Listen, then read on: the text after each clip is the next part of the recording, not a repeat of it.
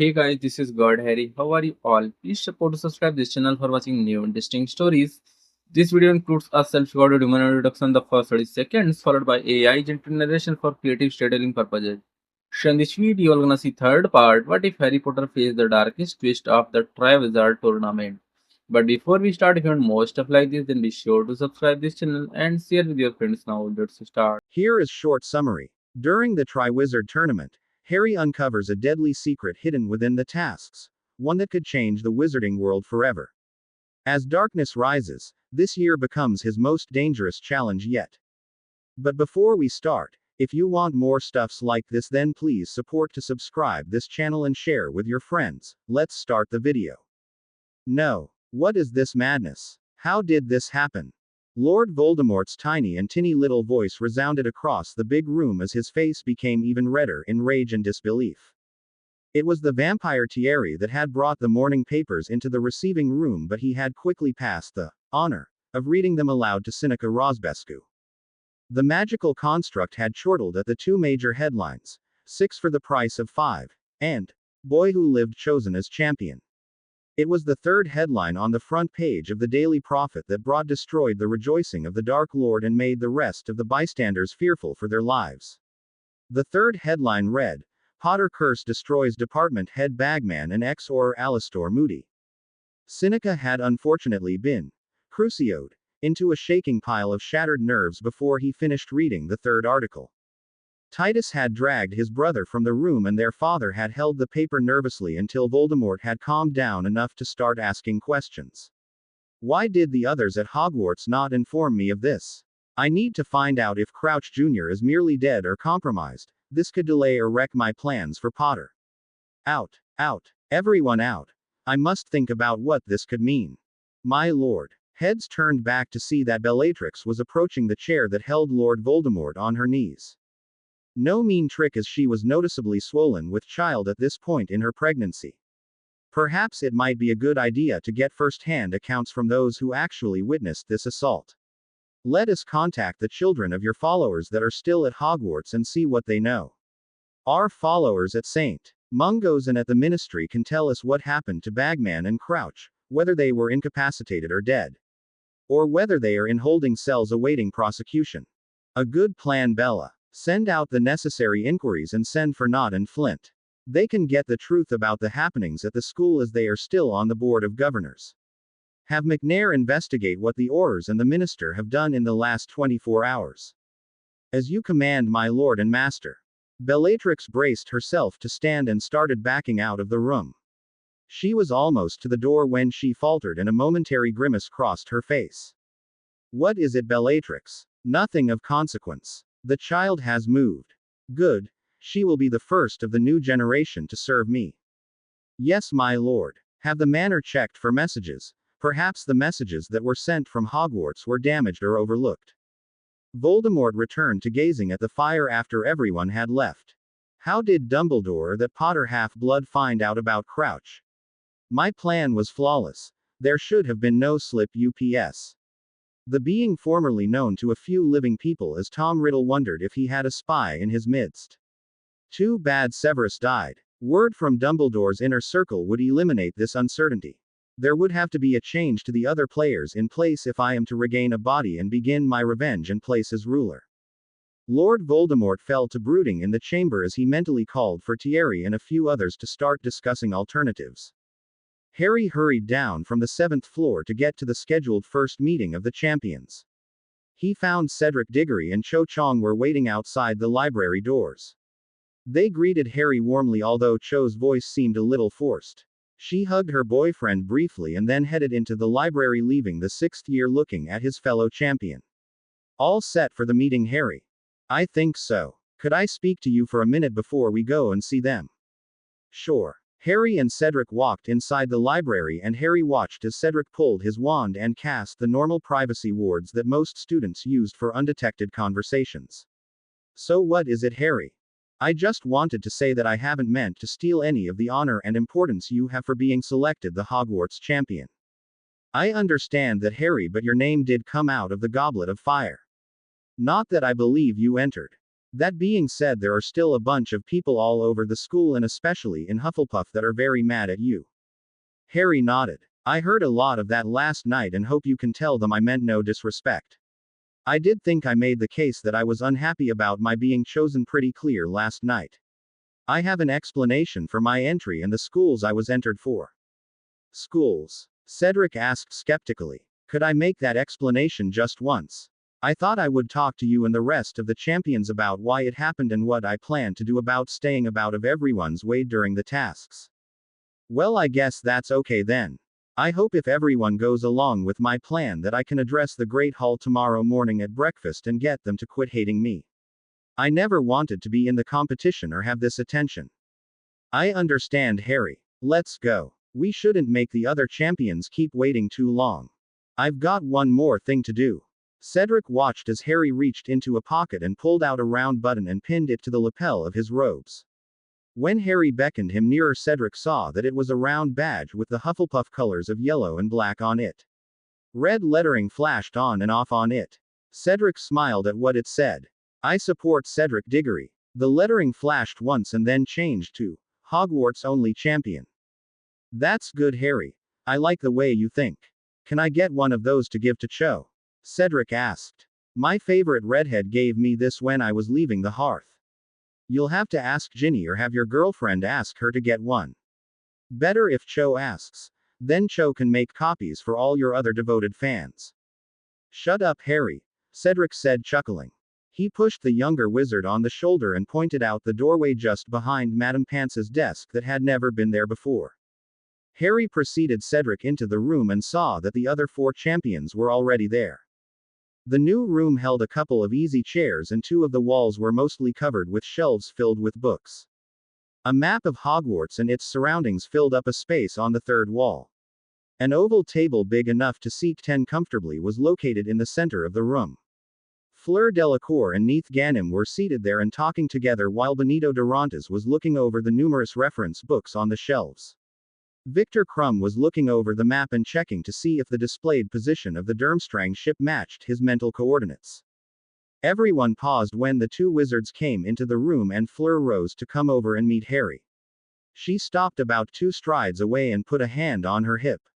I do not think I should hug you now since you are wearing that. Harry looked at where she was pointing and laughed as the button flashed back to Cedric's name. I won't play favorites, I will charm a button to wear with your name on it, Miss Delacour. All 5 of you are the true champions, not me. Neith came up to tap the button Harry was wearing. If you're going to charm and wear one for her, I'd like to have one with my name on it also, Harry. Harry made a small bow to the Egyptian candidate and wondered if he should tell the twins they might have a pretty good payday ahead if they wanted to make some fan gear or merchandise for the international challenge. He was still thinking about stopping and seeing them later when Victor clapped him on the back. So our extra champion finally arrives. My press agent is probably very jealous with all the pictures and stories about you that got printed. Even my hometown paper, the Dobrich Decrier, had both our pictures on the front page this morning. Harry shook his head sadly and then rolled his eyes. Sorry, I must have missed that one. Hopefully that will be the last time that I get any attention instead of the 5 that actually deserve it. Lord Potter. Harry looked over to see a smiling Benito. Haven't we talked about this lordship thing before, Mr. Durantes? Don't force to make a formal complaint to Director Madrigal. Harry received a raspberry for his mock anger and everyone laughed. Cedric went over and stood by the table forever. Harry said he had a tale to tell us about his selection. There wasn't an outcry of surprise, but suddenly Harry found himself being pushed to the closest chair. He quickly found himself seated with the other 5 staring at him expectantly. No pressure, Harry. Just we can't figure out how it happened with the age line and all the other safeguards that Dumbledore set up. The goblet was tampered with, obviously. Confunded to allow more than the 5 schools to be chosen from. Who would have done that to Harry? Neith turned and slapped her neighbor Benito on the arm. How about the 2 that got struck down when Harry cast that curse? Isn't that really obvious? Even to you. Benito pointed a finger at the Egyptian girl. Quit that. You must have been talking to my sister. Maybe I should make a point of doing that. She's taking 4th year classes, right? Would you 2 mind flirting on your own time? Cedric stopped the two from the good-natured bickering and turned back to Harry. You said that you were entered for other schools. Harry dug in his pocket and produced a ragged scrap of paper. Dumbledore gave this to me this morning. Said it was evidence, but I should have a souvenir of my unofficial transfers. He made a copy to give to Madame Bones. Harry gave the scrap to Fleur and told her to look at it and pass it around. She read the face of it and then flipped it over to examine it closer. There's actually two pieces of paper fused together and writing on each piece. Yeah, my name, twice. Dumbledore said that the goblet melded the two pieces together in its confusion. Victor looked at both sides with a curious expression. You must be an exceptional scholar to be taking classes at 3 separate schools at the same time. No, I'm not a student of those other schools. Fleur nodded. I've heard of the Mount Fuji Conservatory for Untraditional Learning, but I've never heard of the other. The Chinookan Mystical Arts Training School. Western United States. I looked it up. Harry responded. You don't suppose those two schools have been notified that you have been entered in the challenge in their names, do you, Harry? Harry's head dropped to the table with a loud thunk. Please no. I'm not sure I could deal with 2 additional headmasters looking over my shoulder and advising me. There was a round of laughter from around the table. So why did those 2 enter your name? Came the sudden question from Crumb. Harry looked at the door and cast a privacy ward around the room. As long as this doesn't go any further than you and your headmasters, I can tell you that Bagman entered my name with the express idea of making a pile of money betting on me winning the challenge. He owed a lot of money to the goblins and wanted to make it back up with a longshot. And the other? Professor Moody. Harry looked directly in Neith's eyes and hoped she couldn't tell he was telling a bold-faced lie. I don't know. Dumbledore found out was that he was under the Imperious Curse and entered my name for reasons and persons unknown. What is going to happen to them? Minister Marshall told my wife that Bagman would be fired from his position at the ministry and prosecuted for his crimes. And your professor? Crumb asked curiously. He's been deemed guiltless of deliberate sabotage, and I've already apologized for my curse hitting him instead of who put him under the unforgivable. He'll probably be back in the classroom on Monday. Please don't mention the Imperious in his presence though, he's very embarrassed he was used like that. The other champions readily agreed to that, as almost all of the champions were 7th years and in Moody's Dada class. The group grew silent as they contemplated the injustices done to the youngest of the chosen. Are all your school years as convoluted as this, Harry? I was magically married to 2 different witches at the age of 12, Neith. What do you think? You lead a strange life, Harry Potter. You don't know the half of that statement, Victor. As much as I hate bringing this up, Harry, Cedric said, you said something about removing yourself some way. Not exactly removing myself, but making my inclusion less of a threat and embarrassment to you in the competition. Explain. Fleur asked with a silent apology for the rough manner of the directive. Does everyone have their copy of the rules? 3 champions nodded, but the other 2 looked a little embarrassed. Crumb apologized. The commandant still has mine. He says he's looking for advantages I can use to get ahead. Madame Maxine is still reading through mine to see how the rules will be enforced so that everyone has a fair chance. Not a problem. Harry laid his copy on the table before him on the table and pulled his wand. Duplico duus. Harry smiled at the flash and handed 2 copies across the table. There you go, your own copies. Turn 2. Harry had a sudden flashback to Professor Snape's. Turned to page 394 feet but continued on, page 19. What I'm talking about is the rule about 2/3 down the page. A champion who dies during a task will still be scored as long as the individual completes the task before he or she expires. No, Benito. I certainly have no intention of dying during this stupid competition. The rule 2 below that one. All judges' scores are final and not subject to review or appeal under any circumstances. That's the one I am talking about. I'm appealing to your and your headmaster's sense of fair play to grant me an accommodation.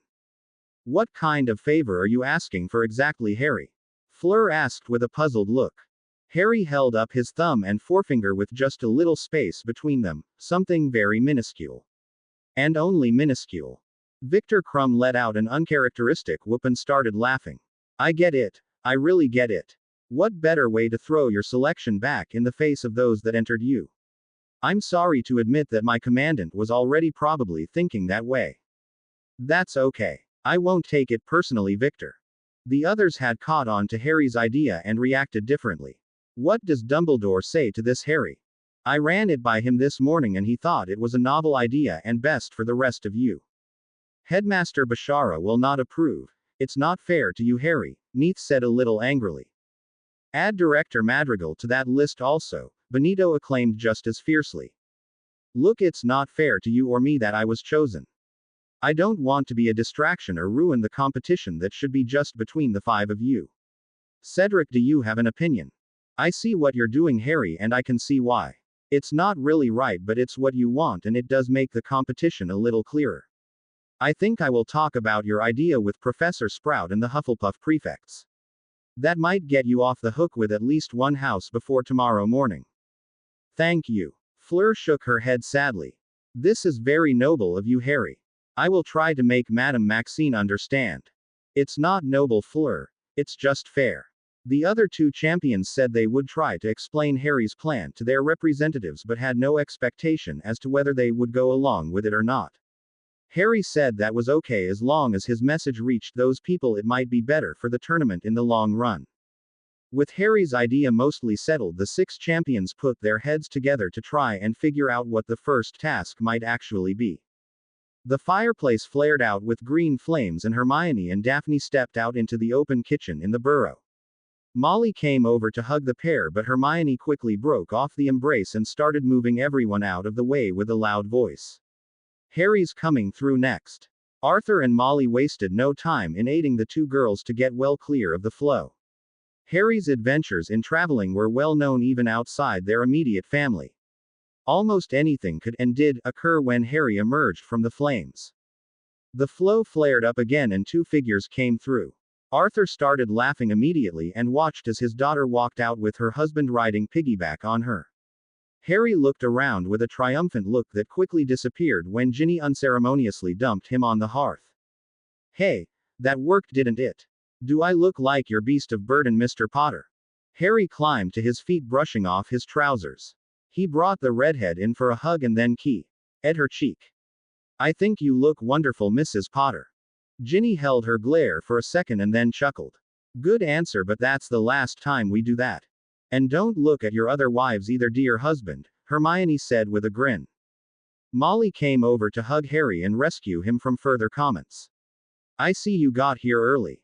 Maybe you should just do that apparating thing you do instead of putting yourself in harm's way, Harry. And miss contact with any of these lovely ladies. Harry said impishly. He looked at the scowls on the three girls' faces and changed his mind. Okay, I get it. We'll do it the easy way. We have to train Daphne anyway on how we transpose ourselves. Has the ministry ever got after you for moving around like that? Arthur asked a little nervously. No, they don't seem to be able to detect it, Arthur. We've set up an appointment for the four of us to test our legal apparition license next Friday during lunch. Good, good. That way you're all legal if anyone asks when and if you turn up somewhere unexpected. There's a small change of plans, Molly said. Arthur has something to show Harry and Ginny, so I thought that maybe Hermione and Daphne wouldn't mind taking a walk with me into town for some food shopping for supper. Hermione and Daphne threw a confused look at Ginny, who just shrugged. I'd like that, Mrs. Weiss. Sorry, Molly. Daphne corrected herself in mid-sentence as she received a raised eyebrow from her new mother-in-law. I'll go with you also, Arthur said. Just give me a few minutes alone with these two and I'll catch up. The three women left and Arthur locked the door after them and asked Harry and Ginny to sit down at the kitchen table. They did and watched as Arthur walked over to the grandfather clock that displayed the location of all the Weasleys, and Harry with its hands. Arthur muttered something under his breath and made a pass with wand, and the clock slid aside to reveal a couple of shelves in a hidden space in the wall. Arthur grabbed something that was wrapped up in a bundle on the middle shelf and brought it back to the table. When he set the bundle down, Harry smiled as he saw two more magical clock hands lying on top of the pile. We were going to do the official ceremony after dinner and let Hermione and Daphne add their own hands to our family clock. They'll love that. Thanks, Dad, Ginny said as she rose to hug her father. As for the rest, Arthur said as he opened the bundle, Molly and I had a long talk after the events of the World Quidditch final and made a decision. I had to talk to your uncles Algernon and Mycroft Ginny about doing this and get their permission even if I am the head of the family. This sounds important, Harry said. It's very important to Molly and I. Arthur picked up a large book out of the middle of the wrappings and placed it on the table before Harry and Ginny. The covers and spine seemed to be made up of red dragon scales and the book was closed in brown leather straps. Ginny drew in a deep breath when she saw it. As that? The Weasley family grimoire. Molly and I thought with the reappearance of the Death Eaters, the possibility of you-know-who showing up again and now your entrance into that competition, it would only make sense to have you as well prepared as can be. But Dad, Arthur, Bill and Charlie got to go through it when they graduated. The twins and Ron will read it when they finish Hogwarts. You would have waited also Ginny, but the circumstances are different now. You are considered an adult magically and legally now as is Harry. Molly wishes she had the Pruitt grimoire for you to go through, but its location was lost during the war against the Death Eaters a decade ago. Harry saw a bit of sadness pass over Ginny's face and he remembered her tale of Molly's brothers Gideon and Fabian who took down a number of Voldemort's followers before they were killed themselves. Harry wiped away Ginny's tears and looked up at his father-in-law. I don't really know what to say about this, Arthur. It's a tremendous amount of support and trust you have in me. Thank you for doing this. It's Molly's idea as much as it is mine. She's looking forward to grandkids. Someday, Ginny, not soon. Don't blush, Harry. That's none of my business except for the promise that you'll wait until after graduation. Yes, sir, Harry said. Ginny recovered and threw an elbow in Harry's side. Do we have a time limit to look over this? Until you go back to school after supper. If you decide to share what you've learned with Hermione and Daphne, I will have to get a vow from them that anything they know will not be used against any member of the Weasley family. I'm sure they will have no problem doing that, Arthur. I have one more thing to do before you open it. A small matter of bloodletting.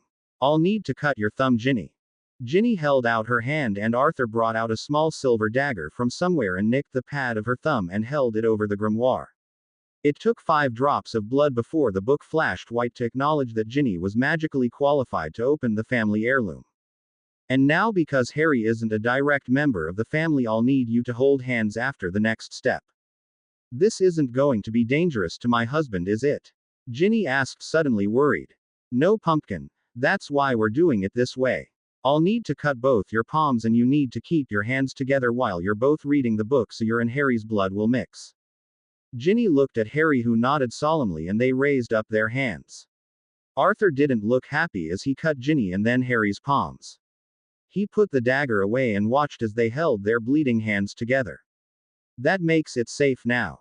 I'll put an imperturbable charm on the front door that only I can remove until we get back from town. Arthur came over and dropped key on the top of Ginny's head and bent down to give Harry a hurried hug. Please don't practice any of those nastier spells around here, okay? Save them for the Death Eaters. You have our promise, Ginny said. Arthur nodded but then smiled at them before he exited the house. Harry and Ginny watched as they saw the door flash with a familiar blue glow and then they turned back to the red book that lay before them. Ginny leaned over and eyed her husband softly. Would it be okay if I looked through the family history first before we get to the spell section? I was going to ask you if you wanted to do that first, seeing as we're not in a total rush. I'd like to know about some of the ancestors that produced such an awesome family. Ginny's grin went from ear to ear and she brought up their joined hands and at the back of Harry's before she excitedly opened the cover of the Weasley grimoire. Report. Tell me what you have found out. Voldemort's angry voice rose and silenced the followers who had been sent out on fact-finding missions. There is no report of anyone, much less Bagman or Moody, showing up at St. Mungo's, said Rosier. Bagman is in a cell at the Ministry and is being charged with a number of crimes including attempted line theft. No word or sight of Moody or Crouch Jr. Where is he? Walden McNair's face grew noticeably whiter as the gaze of the Dark Lord fell on him. I also made a midnight check in the Hall of Records. There was no recent death certificate for Crouch Jr. or Moody. You fools are worthless. What are the reports from Hogwarts? Professor Moody was last seen being carried into the Hogwarts infirmary. He was not seen coming out in either Crouch Jr.'s or the professor's forms. The staff are not giving out any information about the matter other than the guilty parties will be further punished. That is no help not. That is all I could find out, my lord. Go back and check again. I must have answers. I will have answers to this mystery.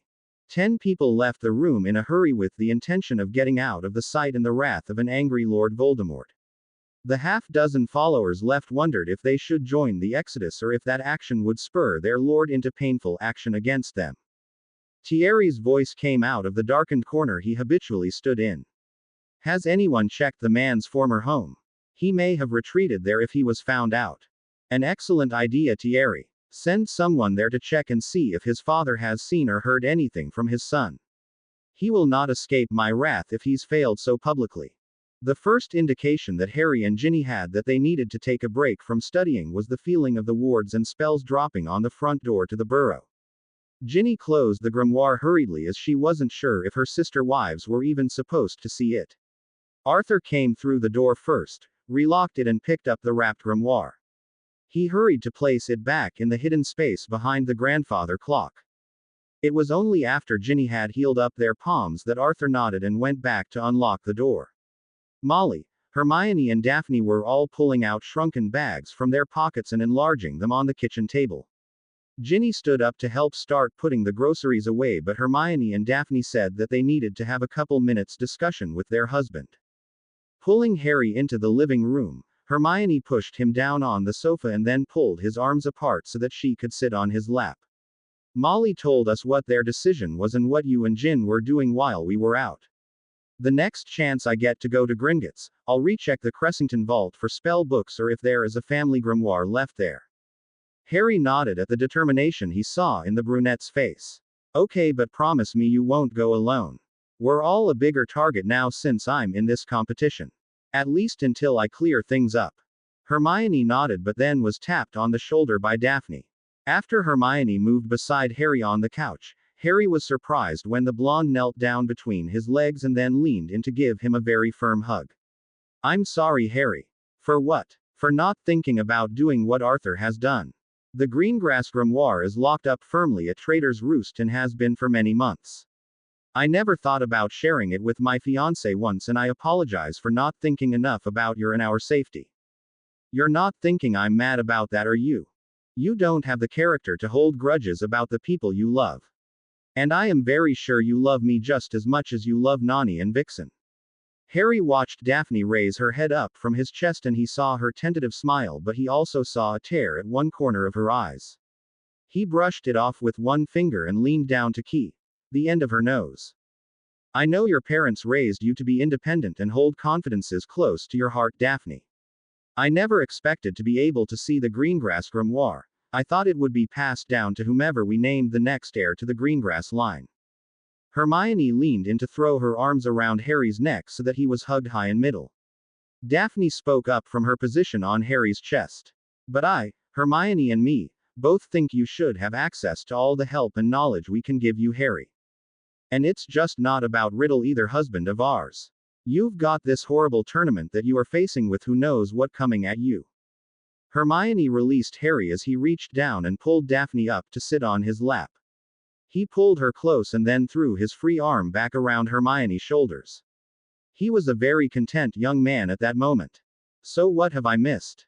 The trio looked up to see Ginny standing in the archway with her hands on her hips. You aren't thinking of taking advantage of my husband while my mother is right in the next room, are you? Daphne, eep. Eden hopped up quickly from Harry's lap as she tried looking around to see if Molly was still in the kitchen or somewhere else. Hermione, however, rose slowly and helped Harry stand up. She touched the blonde on the shoulder and just shook her head as Daphne jumped in surprise. Pay no attention to the redhead with the smirk, sweetums, she's just trying to get your goat. Molly and Arthur are fine with hugs and lap sitting as long as the snogging is kept a minimum. Ginny, I was just coming in to tell everyone that supper is almost ready so you can go wash up now. What did you think I was doing? Harry and Hermione laughed and headed up the stairs to wash up. Ginny's smile faded a little as Daphne got closer to her, but she was relieved when the blonde threw her arms around Ginny's neck. That was sneaky. I know. Want to know what else I know? Red. I'm not sure I do, Ginny said cautiously. Daphne smiled and pulled Ginny in for a full-bodied hug. I like you, Ginny Weasley Potter, but you can be a handful at times. I could say the same about you. That's also true. Daphne lowered her voice to a whisper. My secret is that I know exactly what Molly told Harry and later Hermione. Ginny's eyes furrowed in thought, but then she saw the little smile on Daphne's face. She tried getting away, but then it was too late. Thwack. Wow. They were told they could apply some judicial slaps to your bum if you got too far out of line. I'm guessing that applies to me also. This means war, Greengrass. Daphne winked at her friend. Sorry, my last name is Potter now. Have you forgotten already, Ginny? Applause and laughter erupted from two places. Harry and Hermione were standing on the bottom steps of the stairs, and Arthur and Molly were holding each other up in the kitchen. Ginny tried to look mad but then had to lean into Daphne as she erupted in giggles. I'm really glad the twins didn't come visiting with us, Molly. The burrow may not have stood much longer. Molly brushed the tears from her eyes with her apron. Come on, you lot. Supper's ready. And no fighting over who gets to sit next to Harry, or you three girls will eat out on the picnic table.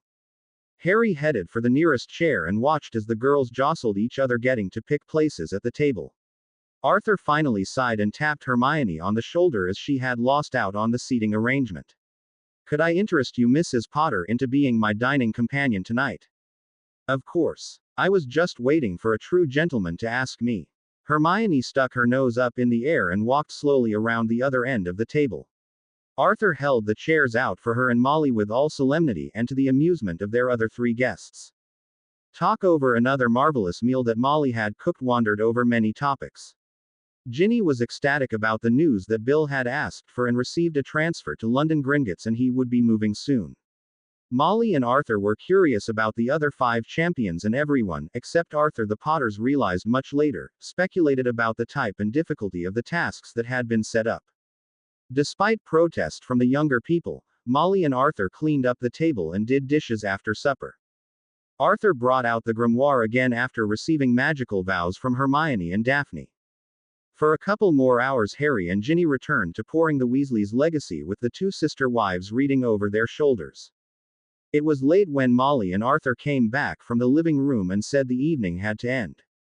It was almost 10 p.m. when the Potter family returned to the gates of Hogwarts, and Harry walked Daphne back to her suite. He spent a few minutes trading barbs with Astoria before getting a key. Good night from the older blonde. Daphne sighed as she closed the door after Harry's departure, but thought of the discussions she was going to have with her younger sister and the portraits of her parents. Harry's head swam with all the spells and knowledge he had seen that night, but hoped a good night's rest would help clear his mind.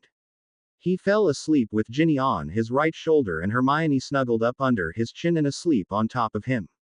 Daphne Pav. My sister went right to bed after Harry left, so I had to just retire without a relaxing conversation. I tossed and turned a bit before finding a comfortable position to go asleep. It's never the same as sleeping with Harry or the other girls. And it's not even about the say. I wish sometimes that I hadn't forced Harry and the others to agree to me only staying over at the hearth twice a week. I'm sure Tori suspects Harry stays over here with me once in a while, but she hasn't said anything even moderately against the idea. It probably has something to do with the marriage ceremony, but we've not gone to discuss that subject at all. The alarm spell sounded at 6 and I decided to just run stairs this morning instead of joining Harry and the others for their run around Black Lake. A determined assault on the astronomy tower had my blood rushing and my legs a little tired by the time I made the top the 3rd time around. I could see that Harry and Hermione had finished their second lap around the lake and were walking around to wait for the rest of the runners and to cool off a little before heading back inside. I wished my mates a mental good morning and walked back down to the 5th floor and our lodgings. A few of the early rising portraits bid me good day, and I felt a little relieved that Dumbledore and Vita had ordered the portraits and the spectral inhabitants to keep referring me as Lady Greengrass. I kicked open the door to Tori's room and shoved her a few times to wake her up and to get ready for the day. I laid out my underwear on my bed while she was in the loo and then slipped in after her she was done to take a nice quick shower. Baths are great for soaking on the weekends, but this was Monday. I applied the drying charm to my hair after I finished toweling off and opened up my wardrobe to pick out what else I was going to wear for classes. Inside the door to the wardrobe was a very important list that I had posted that reminded me every day of what my husband Harry and his wives had done for me and everyone else in magical England. I looked at the names on the first line and thanked Merlin for the circumstances that allowed me to become a part of their dangerous but adventurous life. October 31, 1981. James and Lily Potter provide the sacrifice of love that protected Harry from the killing curse and destroyed the body, but not the spirit, of Voldemort. Tom Riddle, first defeat. Which ended up possessing Professor Quirinus Quirrell, who taught Dada for the 1991-1992 school year. June 4, 1992. Harry Potter, with Ginny and Hermione, run the gauntlet protecting the Philosopher's Stone, and Harry destroys the body of Quirrell and forces the spirit of Voldemort to flee Hogwarts again, second defeat. May 29, 1993. Battle in the Chamber of Secrets after Tom Riddle's diary possesses Ginny and she and Hermione are kidnapped to give Riddle a new body. Harry kills Basilisk, 58 featuring 2.5 inches. And destroys the diary, first Horcrux. With Fang from the King of Snakes. Combination of basilisk venom and phoenix tears forces Riddle's soul piece out of Harry's scar. The soul piece tried to possess Hermione but was defeated by the combination of Harry, Ginny and Hermione. Second Horcrux. And third defeat of Lord Voldemort. Soul bond finalizes between Harry, Hermione and Ginny, causing marriage to be actuated and recognized by Ministry. Third defeat of Voldemort causes title of Lord Slytherin to pass to Harry Potter by right of conquest. January 3, 1994. Discovery of Hufflepuff's cup in Bellatrix Lestrange's vault. Destroyed by Harry wielding the sword of Godric Gryffindor. Dumbledore. Rotkill, Ginny and Harry using Fiendfire and other flame spells. Third Horcrux. May 28, 1994. Salazar Slytherin's locket discovered while cleaning out Grimmauld Place. Destroyed by Harry, Ginny and Hermione. Fourth Horcrux. August 16, 1994. Gaunt ring retrieved by Dumbledore, Sirius Black and Remus Lupin. Destroyed at Gringotts by Harry, Dumbledore and Rotkill. Fifth Horcrux. Witnessed by Daphne Greengrass, who was slightly injured. September 19, 1994. Scavenger hunt on Hermione's birthday in Room of Lost Things finds diadem of Rowena Ravenclaw. Destroyed by Harry, Ginny and Dumbledore. Sixth Horcrux. The list had one more line written under the list. Where is the piece of Voldemort's soul that survived the attack on Harry's parents? Underneath that, Daphne had written the question that everyone dared not speak aloud. How many more Horcruxes are there, and where, or what, are they? Daphne leaned her head into the door next to the list and wished she could be granted a vision answering those last two questions. Harry had done so much and almost no one knew how many lives had already been saved by his actions. Daphne, you very busy? No, Harry. What do you need? I can't decide what to wear for this morning's plea. Hermione said to wear my regular school robes, but Ginny's opinion is to get all gussied up with all the house badges to impress the masses. What do you think I should wear?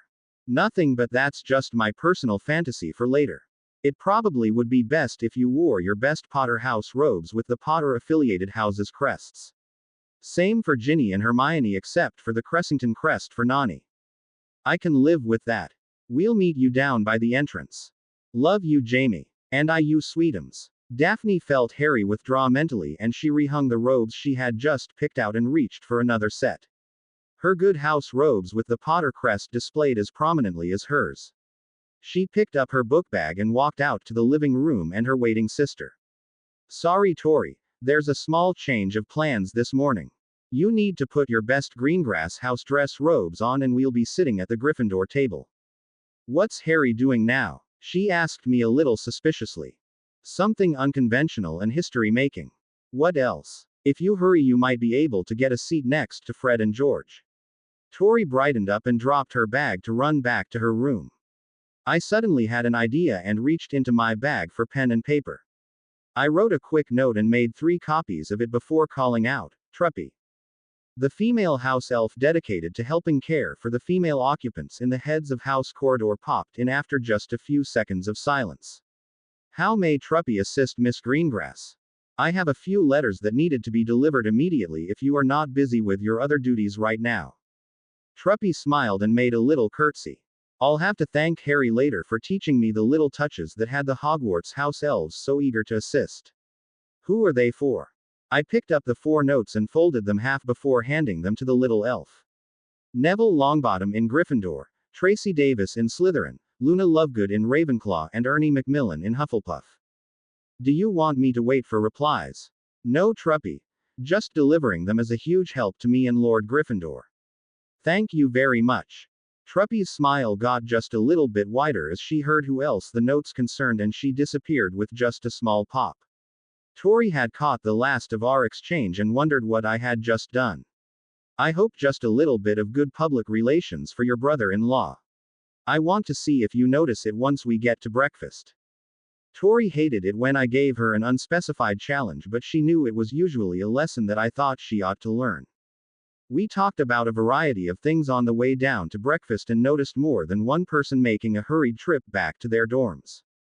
We arrived and waited for about 5 minutes outside the great doors for the Potters' arrival. A number of witches and wizards from Hogwarts and the other schools called out greetings, and my sister had to fight down a blush when Victor and Peter stopped on their way in and made some friendly chatter with us. A voice from the stairway called out a greeting, and we all turned to see Harry, Ginny, and Hermione stepping off the first flight of stairs. They came over to say hi, and exchanged handshakes and hugs with the 2 Durmstrang wizards. Ginny tried pushing Tori at Peter for a possible hug, but she just slid by him to hug Harry instead. Some other Durmstrangers pulled Victor and Peter along with them as they headed in for breakfast, and Harry turned a teasing eye to M's sister. You do know there's a function this Friday evening, right? I could probably put in a good word with Peter if you wanted a dance or 2 with him. Thank you, Mr. Potter, but I don't need favors of that sort. Tori turned on her heel and walked purposely into the Great Hall and sat down next to the Weasley twins at the Gryffindor table. We all watched as she calmly picked up George's, or was it Fred's, plate and put it down in front of her and began eating from it. That's going to deserve a prank back, Hermione said. No, they've already adopted Tori as a little sister just like they took to Gracie. She's mostly safe unless she gets between them and their girlfriends. We all chuckled at Ginny remarks, and Harry moved closer to me as we headed for our own seats. Did I do something wrong by offering? No, it's just Tori would like to get asked to dance on her own merits instead of somebody being put up to it. Harry winced just a little bit, and I told him not to worry about Tori's feeling. He could just embarrass her by asking for a slow dance of his own on Friday. Well, as long as it's okay with my gorgeous wives. We'll negotiate that, Jamie. We all sat down and began eating, but I kept a nonchalant eye on the students' and headmaster's table. When I thought the hall was as full as it was going to get, Hermione and I mentally nudged Harry, and he checked his robes before he rose. As Harry stood and began making his way to the front of the hall, the various conversations became hushed, and soon the only sounds that could be heard were the steady footsteps of our husband. He reached the front of the room and made a sweeping bow that encompassed not only the Hogwarts staff but the visiting headmasters and the other people sitting at the table. He stepped forward to talk to Dumbledore for a few seconds, and then the headmaster stood up to make an announcement. Lord Potter has asked to address not only his schoolmates but the visiting students, their leaders and members of the ministry and press for a few moments. In light of certain recent events, I think he has a right to be heard. I'm sure he will be brief and not disturb your breakfast unduly. Dumbledore sat down, and Harry bowed his head to him and turned around. As he drew breath to begin speaking, Neville stood up. Harry frowned and then appeared puzzled as Gracie, Luna, Tracy Davis, and a couple of dozen other Hogwarts students stood up also. What? Hermione caught it first. Check their collars, Harry. All the people you granted status as friends of the Potter family wore their robes with the Potter insignia on it. Who would? This has all the makings of a Greengrass plot. I guess thank yous are in order, Daphne. Harry heard Ginny and Hermione echoing his mental gratitude and saw that Ginny had put an arm around Daphne's waist as they stood also. Harry smiled. I want to thank all my official friends of the Potter family for standing and giving me this support. I have not done anything at this time to deserve it, so I am asking you to regain your seats and honor a request I'm making of all of you at this time. The official Hogwarts champion was chosen before me and is sitting over there at the Hufflepuff table. I am supporting Cedric Diggory with all my strength and conviction and ask that you cheer as loud for him as you would for me because he is our representative in this competition. I was entered through nefarious methods and means, and I apologize to everyone for losing my self-control the other night and casting an ancient family curse that should not have been done in public. The curse erroneously struck one individual instead of another, and I have already apologized to Professor Moody, and he has given me enough detentions that I may lose whatever tan I developed over the summer. There was a bit of good-natured laughter at Harry's statement, and everyone turned to look and see that Professor Moody was leaning against the back wall and had pointed his walking stick in Harry's direction. Harry shrugged his shoulders and turned back to address the hall. I am entered, and I will make an attempt to complete the tasks as they are set out. I do not have the years of experience and knowledge that the other champions have, and have no desire to either lose my magic or win eternal glory by taking home the prize. These other 5 are more deserving than me for having the courage and self-assurance to enter such an imposing competition. The panel judging all the champions' attempts, failures and successes is composed of the 5 headmasters and 2 Ministry of Magic personnel. Mr. Percival Weasley will be standing in for Mr. Crouch on occasion, as I have learned that he is experiencing some intermittent health problems. Replacing Mr. Bagman on the panel is Mrs. Barbara Gordon, a person I have not the pleasure of meeting as yet, but a witch of highly commendable experience and judgment. I want to applaud the other champions and wish them the best of luck in this tournament, as my only personal desire is to get through it alive. With that in mind, and in an effort to minimize my impact on the competition itself, I have submitted a written letter to the ICW and each member of the judging panel asking that I not be scored at all for any effort I do make. The real competition is for the 5 school champions, and I hope you understand my reasoning and suggestion for keeping the competition as it should be. Thank you for listening. There was an outbreak of shouting and conversations as Harry turned and gave another sweeping bow to the headmaster's dais and then started walking back to his seat with us. The conversations died, although as Harry walked further and further away from the front of the room, and soon it was quiet in the hall again. Just as Harry reached his seat again, Astoria stood up and began clapping. Fleur and her friend Marie were the next to rise, and then Madame Maxine and Headmaster Bashara started applauding. Cedric leapt to his feet and most of Hufflepuff House rose with him to salute Harry. In no time at all the other champions and the friends of Potter were standing and applauding Harry's decision. Harry eventually had to stand to wave and thank everyone again. Hermione and Ginny each gave their husband a lingering kiss to the cheek, and I was proud to clasp Harry's hand in mine and raise it up in triumph. No. What is this madness? How did this happen? Lord Voldemort's tiny and tinny little voice resounded across the big room as his face became even redder in rage and disbelief. It was the vampire Thierry that had brought the morning papers into the receiving room, but he had quickly passed the honor of reading them aloud to Seneca Rosbescu. The magical construct had chortled at the 2 major headlines, 6 for the price of 5, and Boy Who Lived chosen as champion.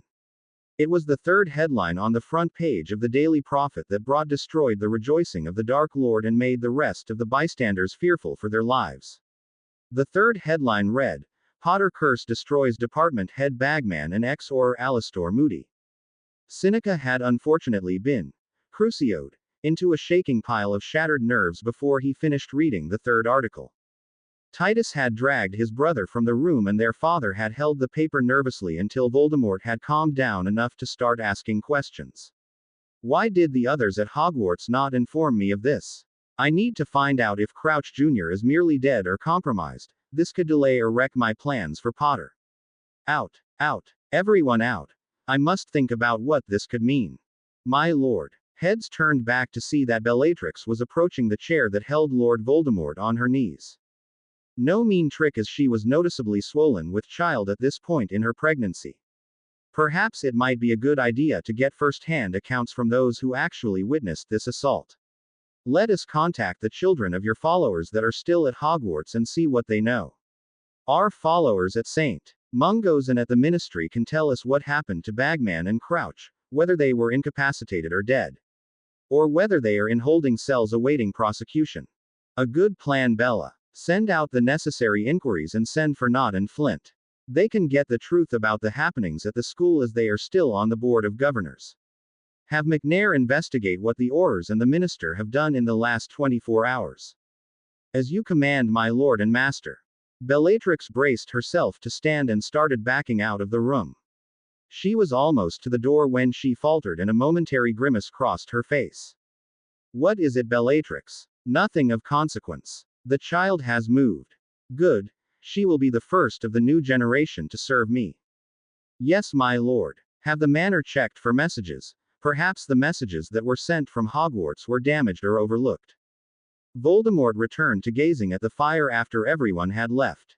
How did Dumbledore, that Potter half-blood, find out about Crouch? My plan was flawless. There should have been no slip UPS. The being formerly known to a few living people as Tom Riddle wondered if he had a spy in his midst. Too bad Severus died. Word from Dumbledore's inner circle would eliminate this uncertainty. There would have to be a change to the other players in place if I am to regain a body and begin my revenge and place as ruler. Lord Voldemort fell to brooding in the chamber as he mentally called for Thierry and a few others to start discussing alternatives. Harry hurried down from the 7th floor to get to the scheduled first meeting of the champions. He found Cedric Diggory and Cho Chang were waiting outside the library doors. They greeted Harry warmly, although Cho's voice seemed a little forced. She hugged her boyfriend briefly and then headed into the library, leaving the 6th year looking at his fellow champion. All set for the meeting, Harry? I think so. Could I speak to you for a minute before we go and see them? Sure. Harry and Cedric walked inside the library and Harry watched as Cedric pulled his wand and cast the normal privacy wards that most students used for undetected conversations. So what is it, Harry? I just wanted to say that I haven't meant to steal any of the honor and importance you have for being selected the Hogwarts champion. I understand that, Harry, but your name did come out of the Goblet of Fire. Not that I believe you entered. That being said, there are still a bunch of people all over the school and especially in Hufflepuff that are very mad at you. Harry nodded. I heard a lot of that last night and hope you can tell them I meant no disrespect. I did think I made the case that I was unhappy about my being chosen pretty clear last night. I have an explanation for my entry and the schools I was entered for. Schools? Cedric asked skeptically. Could I make that explanation just once? I thought I would talk to you and the rest of the champions about why it happened and what I plan to do about staying out of everyone's way during the tasks. Well, I guess that's okay then. I hope if everyone goes along with my plan that I can address the Great Hall tomorrow morning at breakfast and get them to quit hating me. I never wanted to be in the competition or have this attention. I understand, Harry. Let's go. We shouldn't make the other champions keep waiting too long. I've got one more thing to do. Cedric watched as Harry reached into a pocket and pulled out a round button and pinned it to the lapel of his robes. When Harry beckoned him nearer, Cedric saw that it was a round badge with the Hufflepuff colors of yellow and black on it. Red lettering flashed on and off on it. Cedric smiled at what it said. I support Cedric Diggory. The lettering flashed once and then changed to Hogwarts only champion. That's good, Harry. I like the way you think. Can I get one of those to give to Cho? Cedric asked. My favorite redhead gave me this when I was leaving the hearth. You'll have to ask Ginny or have your girlfriend ask her to get one. Better if Cho asks. Then Cho can make copies for all your other devoted fans. Shut up, Harry, Cedric said, chuckling. He pushed the younger wizard on the shoulder and pointed out the doorway just behind Madame Pance's desk that had never been there before. Harry preceded Cedric into the room and saw that the other 4 champions were already there. The new room held a couple of easy chairs and 2 of the walls were mostly covered with shelves filled with books. A map of Hogwarts and its surroundings filled up a space on the 3rd wall. An oval table big enough to seat 10 comfortably was located in the center of the room. Fleur Delacour and Neith Ganem were seated there and talking together while Benito Durantes was looking over the numerous reference books on the shelves. Victor Krum was looking over the map and checking to see if the displayed position of the Durmstrang ship matched his mental coordinates. Everyone paused when the 2 wizards came into the room and Fleur rose to come over and meet Harry. She stopped about 2 strides away and put a hand on her hip. I do not think I should hug you now since you are wearing that. Harry looked at where she was pointing and laughed as the button flashed back to Cedric's name. I won't play favorites, I will charm a button to wear with your name on it, Miss Delacour. All 5 of you are the true champions, not me. Neith came up to tap the button Harry was wearing. If you're going to charm and wear one for her, I'd like to have one with my name on it also, Harry. Harry made a small bow to the Egyptian candidate and wondered if he should tell the twins they might have a pretty good payday ahead if they wanted to make some fan gear or merchandise for the international challenge. He was still thinking about stopping and seeing them later when Victor clapped him on the back. So our extra champion finally arrives. My press agent is probably very jealous with all the pictures and stories about you that got printed. Even my hometown paper, the Dobrich Decrier, had both our pictures on the front page this morning. Harry shook his head sadly and then rolled his eyes. Sorry, I must have missed that one. Hopefully that will be the last time that I get any attention instead of the 5 that actually deserve it. Lord Potter. Harry looked over to see a smiling Benito. Haven't we talked about this lordship thing before, Mr. Durantes? Don't force to make a formal complaint to Director Madrigal. Harry received a raspberry for his mock anger and everyone laughed. Cedric went over and stood by the table forever. Harry said he had a tale to tell us about his selection. There wasn't an outcry of surprise, but suddenly Harry found himself being pushed to the closest chair. He quickly found himself seated with the other 5 staring at him expectantly. No pressure, Harry. Just we can't figure out how it happened with the age line and all the other safeguards that Dumbledore set up. The goblet was tampered with, obviously. Confunded to allow more than the 5 schools to be chosen from. Who would have done that to Harry? Neith turned and slapped her neighbor Benito on the arm. How about the 2 that got struck down when Harry cast that curse? Isn't that really obvious? Even to you. Benito pointed a finger at the Egyptian girl. Quit that. You must have been talking to my sister. Maybe I should make a point of doing that. She's taking 4th year classes, right? Would you 2 mind flirting on your own time? Cedric stopped the 2 from the good-natured bickering and turned back to Harry. You said that you were entered for other schools. Harry dug in his pocket and produced a ragged scrap of paper. Dumbledore gave this to me this morning. Said it was evidence, but I should have a souvenir of my unofficial transfers. He made a copy to give to Madame Bones. Harry gave the scrap to Fleur and told her to look at it and pass it around. She read the face of it and then flipped it over to examine it closer. There's actually 2 pieces of paper fused together and writing on each piece. Yeah, my name, twice. Dumbledore said that the goblet melded the 2 pieces together in its confusion. Victor looked at both sides with a curious expression. You must be an exceptional scholar to be taking classes at 3 separate schools at the same time. No, I'm not a student of those other schools. Fleur nodded. I've heard of the Mount Fuji Conservatory for Untraditional Learning, but I've never heard of the other. The Chinookan Mystical Arts Training School. Western United States. I looked it up. Harry responded. You don't suppose those 2 schools have been notified that you have been entered in the challenge in their names, do you, Harry? Harry's head dropped to the table with a loud thunk. Please no. I'm not sure I could deal with 2 additional headmasters looking over my shoulder and advising me. There was a round of laughter from around the table. So why did those 2 enter your name? Came the sudden question from Crumb. Harry looked at the door and cast a privacy ward around the room. As long as this doesn't go any further than you and your headmasters, I can tell you that Bagman entered my name with the express idea of making a pile of money betting on me winning the challenge. He owed a lot of money to the goblins and wanted to make it back up with a longshot. And the other? Professor Moody. Harry looked directly in Neith's eyes and hoped she couldn't tell he was telling a bold-faced lie. I don't know. Dumbledore found out was that he was under the Imperious Curse and entered my name for reasons and persons unknown. What is going to happen to them? Minister Marshall told my wife that Bagman would be fired from his position at the ministry and prosecuted for his crimes. And your professor? Crumb asked curiously. He's been deemed guiltless of deliberate sabotage, and I've already apologized for my curse hitting him instead of who put him under the unforgivable. He'll probably be back in the classroom on Monday. Please don't mention the Imperious in his presence though, he's very embarrassed he was used like that. The other champions readily agreed to that, as almost all of the champions were 7th years and in Moody's Dada class. The group grew silent as they contemplated the injustices done to the youngest of the chosen. Are all your school years as convoluted as this, Harry? I was magically married to 2 different witches at the age of 12, Neith. What do you think? You lead a strange life, Harry Potter. You don't know the half of that statement, Victor. As much as I hate bringing this up, Harry, Cedric said, you said something about removing yourself some way. Not exactly removing myself, but making my inclusion less of a threat and embarrassment to you in the competition. Explain.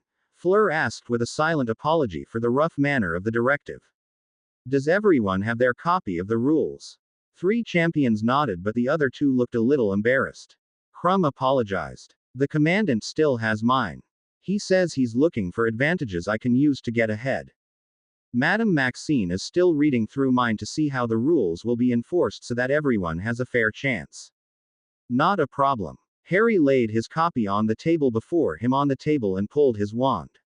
Duplico duus. Harry smiled at the flash and handed 2 copies across the table. There you go, your own copies. Turn 2. Harry had a sudden flashback to Professor Snape's.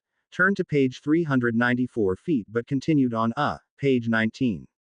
What I'm talking about is the rule about 2/3 down the page. A champion who dies during a task will still be scored as long as the individual completes the task before he or she expires. No, Benito. I certainly have no intention of dying during this stupid competition. The rule 2 below that one. All judges' scores are final and not subject to review or appeal under any circumstances. That's the one I am talking about. I'm appealing to your and your headmaster's sense of fair play to grant me an accommodation.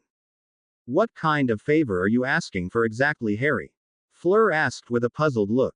Harry held up his thumb and forefinger with just a little space between them, something very minuscule. And only minuscule. Victor Crumb let out an uncharacteristic whoop and started laughing. I get it. I really get it. What better way to throw your selection back in the face of those that entered you? I'm sorry to admit that my commandant was already probably thinking that way. That's okay. I won't take it personally, Victor. The others had caught on to Harry's idea and reacted differently. What does Dumbledore say to this, Harry? I ran it by him this morning and he thought it was a novel idea and best for the rest of you. Headmaster Bashara will not approve. It's not fair to you, Harry, Neath said a little angrily. Add Director Madrigal to that list also, Benito acclaimed just as fiercely. Look, it's not fair to you or me that I was chosen. I don't want to be a distraction or ruin the competition that should be just between the 5 of you. Cedric, do you have an opinion? I see what you're doing, Harry, and I can see why. It's not really right, but it's what you want and it does make the competition a little clearer. I think I will talk about your idea with Professor Sprout and the Hufflepuff prefects. That might get you off the hook with at least one house before tomorrow morning. Thank you. Fleur shook her head sadly. This is very noble of you, Harry. I will try to make Madame Maxine understand. It's not noble, Fleur. It's just fair. The other 2 champions said they would try to explain Harry's plan to their representatives but had no expectation as to whether they would go along with it or not. Harry said that was okay as long as his message reached those people. It might be better for the tournament in the long run. With Harry's idea mostly settled, the 6 champions put their heads together to try and figure out what the first task might actually be. The fireplace flared out with green flames and Hermione and Daphne stepped out into the open kitchen in the burrow. Molly came over to hug the pair, but Hermione quickly broke off the embrace and started moving everyone out of the way with a loud voice. Harry's coming through next. Arthur and Molly wasted no time in aiding the 2 girls to get well clear of the flow. Harry's adventures in traveling were well known even outside their immediate family. Almost anything could and did occur when Harry emerged from the flames. The flow flared up again and 2 figures came through. Arthur started laughing immediately and watched as his daughter walked out with her husband riding piggyback on her. Harry looked around with a triumphant look that quickly disappeared when Ginny unceremoniously dumped him on the hearth. Hey, that worked, didn't it? Do I look like your beast of burden, Mr. Potter? Harry climbed to his feet, brushing off his trousers. He brought the redhead in for a hug and then kissed her cheek.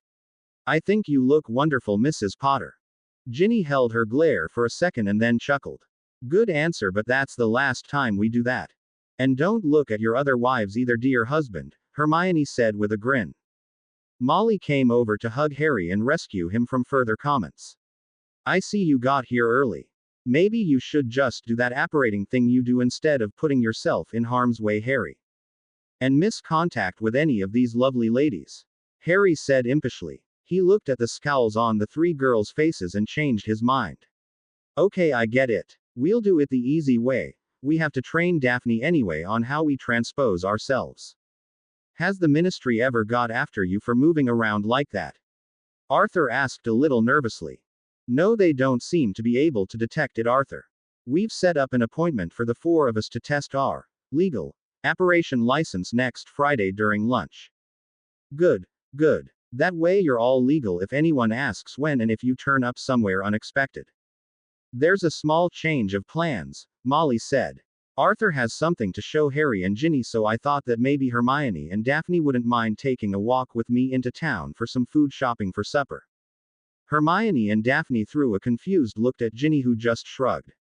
I'd like that, Mrs. Weiss. Sorry, Molly. Daphne corrected herself in mid-sentence as she received a raised eyebrow from her new mother-in-law. I'll go with you also, Arthur said. Just give me a few minutes alone with these two and I'll catch up.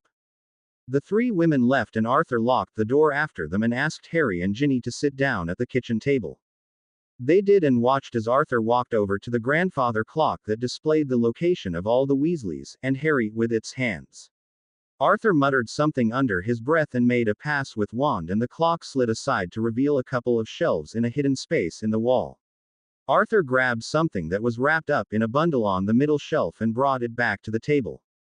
When he set the bundle down, Harry smiled as he saw two more magical clock hands lying on top of the pile. We were going to do the official ceremony after dinner and let Hermione and Daphne add their own hands to our family clock.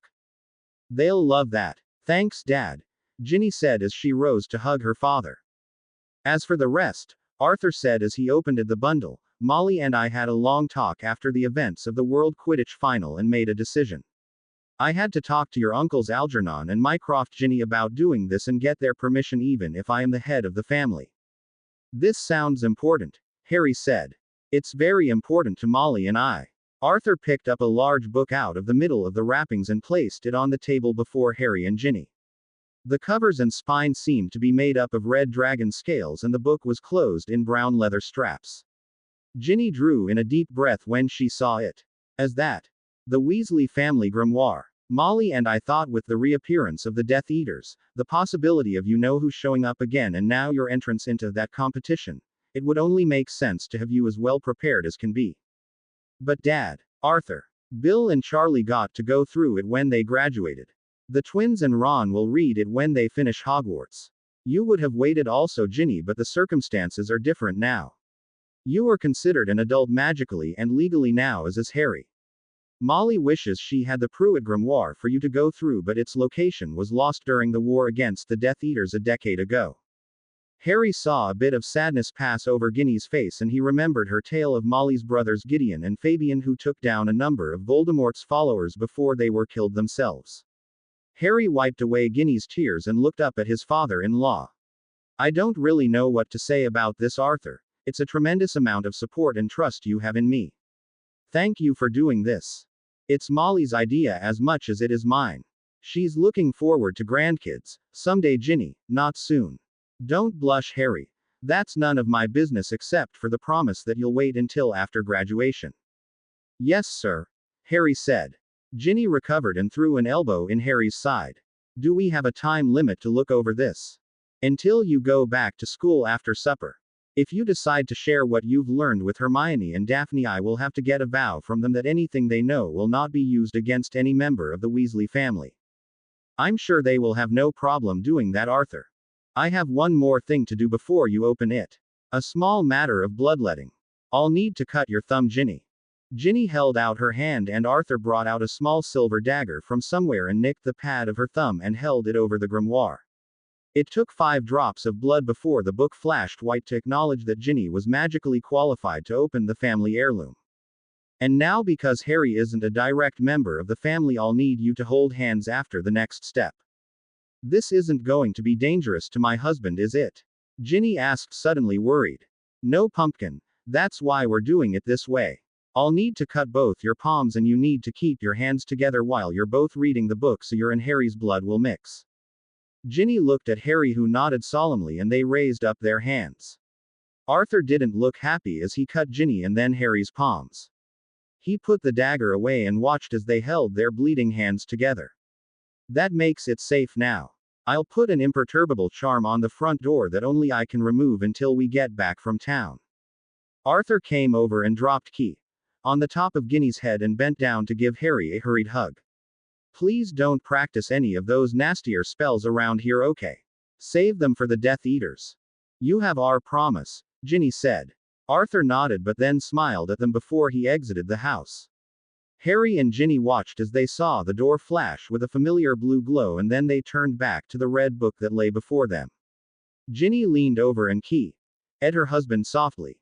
Would it be okay if I looked through the family history first before we get to the spell section? I was going to ask you if you wanted to do that first, seeing as we're not in a total rush. I'd like to know about some of the ancestors that produced such an awesome family. Ginny's grin went from ear to ear and she brought up their joined hands and at the back of Harry's before she excitedly opened the cover of the Weasley grimoire. Report. Tell me what you have found out. Voldemort's angry voice rose and silenced the followers who had been sent out on fact-finding missions. There is no report of anyone, much less Bagman or Moody, showing up at St. Mungo's, said Rosier.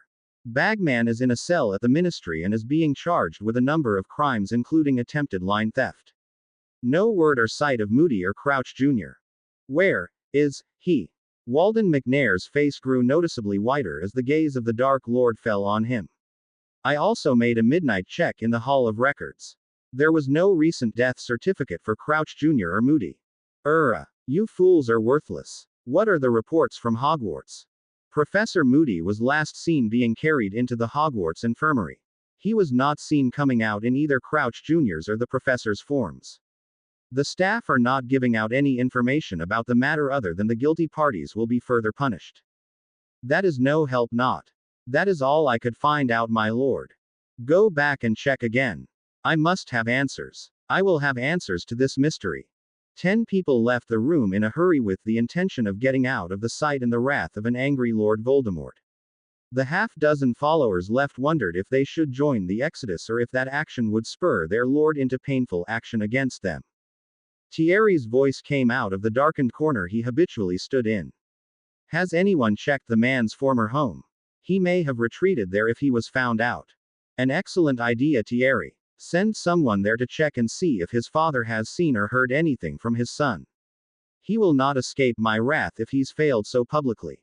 The first indication that Harry and Ginny had that they needed to take a break from studying was the feeling of the wards and spells dropping on the front door to the burrow. Ginny closed the grimoire hurriedly as she wasn't sure if her sister wives were even supposed to see it. Arthur came through the door first, relocked it and picked up the wrapped grimoire. He hurried to place it back in the hidden space behind the grandfather clock. It was only after Ginny had healed up their palms that Arthur nodded and went back to unlock the door. Molly, Hermione and Daphne were all pulling out shrunken bags from their pockets and enlarging them on the kitchen table. Ginny stood up to help start putting the groceries away, but Hermione and Daphne said that they needed to have a couple minutes discussion with their husband. Pulling Harry into the living room, Hermione pushed him down on the sofa and then pulled his arms apart so that she could sit on his lap. Molly told us what their decision was and what you and Gin were doing while we were out. The next chance I get to go to Gringotts, I'll recheck the Cressington vault for spell books or if there is a family grimoire left there. Harry nodded at the determination he saw in the brunette's face. Okay, but promise me you won't go alone. We're all a bigger target now since I'm in this competition. At least until I clear things up. Hermione nodded but then was tapped on the shoulder by Daphne. After Hermione moved beside Harry on the couch, Harry was surprised when the blonde knelt down between his legs and then leaned in to give him a very firm hug. I'm sorry, Harry. For what? For not thinking about doing what Arthur has done. The Greengrass grimoire is locked up firmly at Trader's Roost and has been for many months. I never thought about sharing it with my fiancé once and I apologize for not thinking enough about your and our safety. You're not thinking I'm mad about that, are you? You don't have the character to hold grudges about the people you love. And I am very sure you love me just as much as you love Nani and Vixen. Harry watched Daphne raise her head up from his chest and he saw her tentative smile, but he also saw a tear at one corner of her eyes. He brushed it off with one finger and leaned down to The end of her nose. I know your parents raised you to be independent and hold confidences close to your heart, Daphne. I never expected to be able to see the Greengrass grimoire. I thought it would be passed down to whomever we named the next heir to the Greengrass line. Hermione leaned in to throw her arms around Harry's neck so that he was hugged high and middle. Daphne spoke up from her position on Harry's chest. But I, Hermione and me, both think you should have access to all the help and knowledge we can give you, Harry. And it's just not about Riddle either, husband of ours. You've got this horrible tournament that you are facing with who knows what coming at you. Hermione released Harry as he reached down and pulled Daphne up to sit on his lap. He pulled her close and then threw his free arm back around Hermione's shoulders. He was a very content young man at that moment. So what have I missed? The trio looked up to see Ginny standing in the archway with her hands on her hips. You aren't thinking of taking advantage of my husband while my mother is right in the next room, are you? Daphne. Eep. Eden hopped up quickly from Harry's lap as she tried looking around to see if Molly was still in the kitchen or somewhere else. Hermione, however, rose slowly and helped Harry stand up. She touched the blonde on the shoulder and just shook her head as Daphne jumped in surprise. Pay no attention to the redhead with the smirk, Sweetums, she's just trying to get your goat. Molly and Arthur are fine with hugs and lap sitting as long as the snogging is kept a minimum. Ginny. I was just coming in to tell everyone that supper is almost ready so you can go wash up now. What did you think I was doing? Harry and Hermione laughed and headed up the stairs to wash up. Ginny's smile faded a little as Daphne got closer to her, but she was relieved when the blonde threw her arms around Ginny's neck. That was sneaky. I know. Want to know what else I know, Red? I'm not sure I do, Ginny said cautiously. Daphne smiled and pulled Ginny in for a full-bodied hug. I like you, Ginny Weasley Potter, but you can be a handful at times. I could say the same about you. That's also true. Daphne lowered her voice to a whisper. My secret is that I know exactly what Molly told Harry and later Hermione. Ginny's eyes furrowed in thought, but then she saw the little smile on Daphne's face. She tried getting away, but then it was too late. Thwack. Wow. They were told they could apply some judicial slaps to your bum if you got too far out of line. I'm guessing that applies to me also. This means war, Greengrass. Daphne winked at her friend. Sorry, my last name is Potter now. Have you forgotten already, Ginny? Applause and laughter erupted from two places. Harry and Hermione were standing on the bottom steps of the stairs and Arthur and Molly were holding each other up in the kitchen. Ginny tried to look mad but then had to lean into Daphne as she erupted in giggles. I'm really glad the twins didn't come visiting with us, Molly. The burrow may not have stood much longer. Molly brushed the tears from her eyes with her apron. Come on, you lot. Supper's ready. And no fighting over who gets to sit next to Harry, or you three girls will eat out on the picnic table. Harry headed for the nearest chair and watched as the girls jostled each other, getting to pick places at the table. Arthur finally sighed and tapped Hermione on the shoulder as she had lost out on the seating arrangement. Could I interest you, Mrs. Potter, into being my dining companion tonight? Of course. I was just waiting for a true gentleman to ask me. Hermione stuck her nose up in the air and walked slowly around the other end of the table. Arthur held the chairs out for her and Molly with all solemnity and to the amusement of their other three guests. Talk over another marvelous meal that Molly had cooked wandered over many topics. Ginny was ecstatic about the news that Bill had asked for and received a transfer to London Gringotts and he would be moving soon. Molly and Arthur were curious about the other 5 champions, and everyone, except Arthur the Potters, realized much later, speculated about the type and difficulty of the tasks that had been set up. Despite protest from the younger people, Molly and Arthur cleaned up the table and did dishes after supper. Arthur brought out the grimoire again after receiving magical vows from Hermione and Daphne. For a couple more hours, Harry and Ginny returned to pouring the Weasleys' legacy with the 2 sister wives reading over their shoulders. It was late when Molly and Arthur came back from the living room and said the evening had to end. It was almost 10 p.m. when the Potter family returned to the gates of Hogwarts and Harry walked Daphne back to her suite. He spent a few minutes trading barbs with Astoria before getting a key. Good night from the older blonde. Daphne sighed as she closed the door after Harry's departure, but thought of the discussions she was going to have with her younger sister and the portraits of her parents. Harry's head swam with all the spells and knowledge he had seen that night, but hoped a good night's rest would help clear his mind. He fell asleep with Ginny on his right shoulder and Hermione snuggled up under his chin and asleep on top of him. Daphne Pav. My sister went right to bed after Harry left, so I had to just retire without a relaxing conversation. I tossed and turned a bit before finding a comfortable position to go asleep. It's never the same as sleeping with Harry or the other girls. And it's not even about the say. I wish sometimes that I hadn't forced Harry and the others to agree to me only staying over at the hearth twice a week. I'm sure Tori suspects Harry stays over here with me once in a while, but she hasn't said anything even moderately against the idea. It probably has something to do with the marriage ceremony, but we've not gone to discuss that subject at all. The alarm spell sounded at 6 and I decided to just run stairs this morning instead of joining Harry and the others for their run around Black Lake. A determined assault on the astronomy tower had my blood rushing and my legs a little tired by the time I made the top the third time around. I could see that Harry and Hermione had finished their second lap around the lake and were walking around to wait for the rest of the runners and to cool off a little before heading back inside. I wished my mates a mental good morning and walked back down to the 5th floor and our lodgings. A few of the early rising portraits bid me good day and I felt a little relieved that Dumbledore and Vita had ordered the portraits and the spectral inhabitants to keep referring me as Lady Greengrass. I kicked open the door to Tori's room and shoved her a few times to wake her up and to get ready for the day. I laid out my underwear on my bed while she was in the loo and then slipped in after her she was done to take a nice quick shower. Baths are great for soaking on the weekends, but this was Monday. I applied the drying charm to my hair after I finished toweling off and opened up my wardrobe to pick out what else I was going to wear for classes. Inside the door to the wardrobe was a very important list that I had posted that reminded me every day of what my husband Harry and his wives had done for me and everyone else in magical England. I looked at the names on the first line and thanked Merlin for the circumstances that allowed me to become a part of their dangerous but adventurous life. October 31, 1981. James and Lily Potter provide the sacrifice of love that protected Harry from the killing curse and destroyed the body, but not the spirit, of Voldemort. Tom Riddle, first defeat.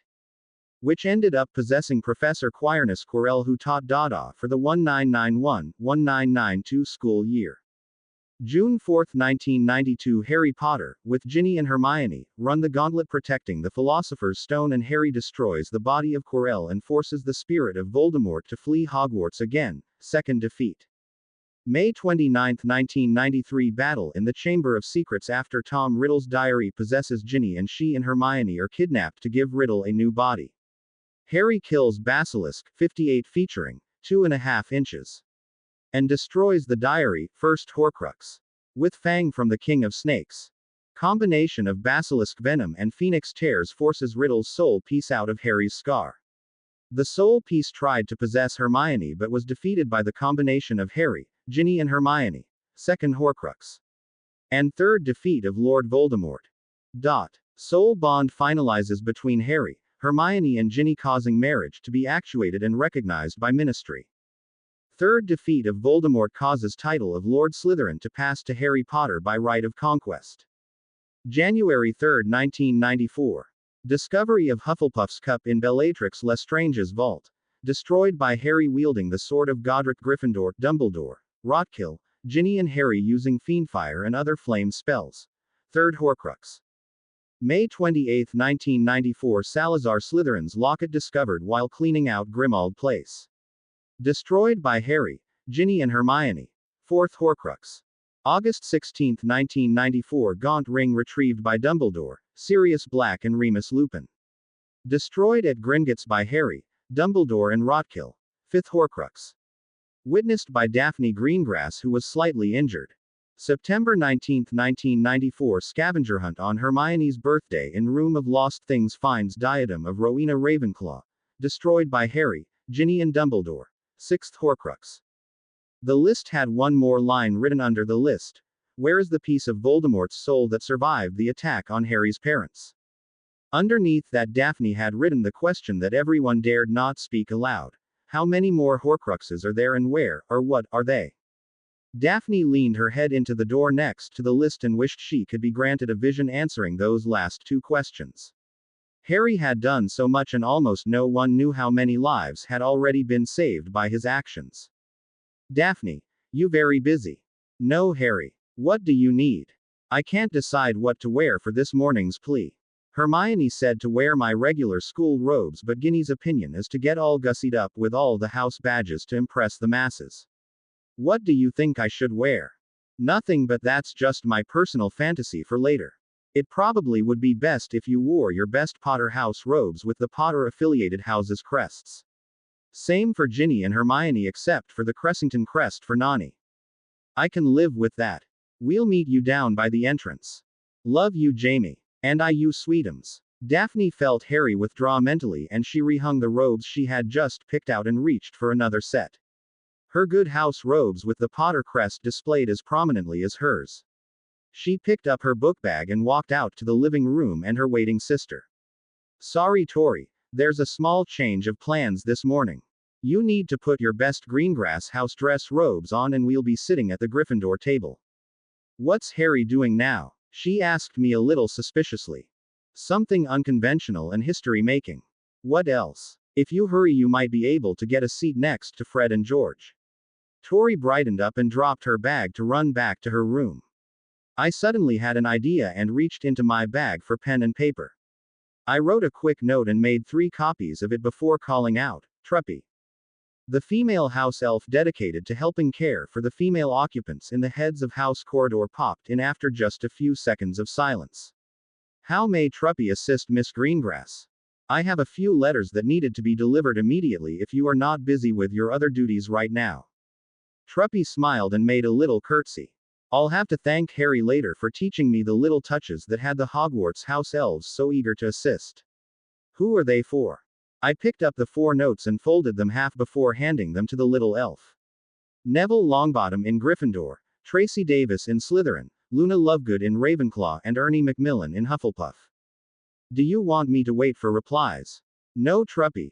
Just delivering them is a huge help to me and Lord Gryffindor. Thank you very much. Truppy's smile got just a little bit wider as she heard who else the notes concerned and she disappeared with just a small pop.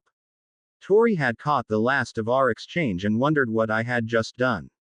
I hope just a little bit of good public relations for your brother-in-law. I want to see if you notice it once we get to breakfast. Tori hated it when I gave her an unspecified challenge, but she knew it was usually a lesson that I thought she ought to learn.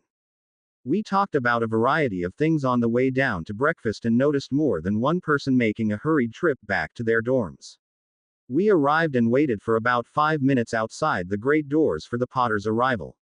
A number of witches and wizards from Hogwarts and the other schools called out greetings and my sister had to fight down a blush when Victor and Peter stopped on their way in and made some friendly chatter with us. A voice from the stairway called out a greeting and we all turned to see Harry, Ginny and Hermione stepping off the first flight of stairs. They came over to say hi, and exchanged handshakes and hugs with the 2 Durmstrang wizards. Ginny tried pushing Tori at Peter for a possible hug but she just slid by him to hug Harry instead. Some other Durmstrangers pulled Victor and Peter along with them as they headed in for breakfast and Harry turned a teasing eye to M's sister. You do know there's a function this Friday evening, right? I could probably put in a good word with Peter if you wanted a dance or 2 with him. Thank you, Mr. Potter, but I don't need favors of that sort. Tori turned on her heel and walked purposely into the Great Hall and sat down next to the Weasley twins at the Gryffindor table. We all watched as she calmly picked up George's, or was it Fred's, plate and put it down in front of her and began eating from it. That's going to deserve a prank back, Hermione said. No, they've already adopted Tori as a little sister just like they took to Gracie. She's mostly safe unless she gets between them and their girlfriends. We all chuckled at Ginny remarks and Harry moved closer to me as we headed for our own seats. Did I do something wrong by offering? No, it's just Tori would like to get asked to dance on her own merits instead of somebody being put up to it. Harry winced just a little bit and I told him not to worry about Tori's feeling. He could just embarrass her by asking for a slow dance of his own on Friday. Well, as long as it's okay with my gorgeous wives. We'll negotiate that, Jamie. We all sat down and began eating, but I kept a nonchalant eye on the students and headmaster's table. When I thought the hall was as full as it was going to get, Hermione and I mentally nudged Harry and he checked his robes before he rose. As Harry stood and began making his way to the front of the hall, the various conversations became hushed, and soon the only sounds that could be heard were the steady footsteps of our husband.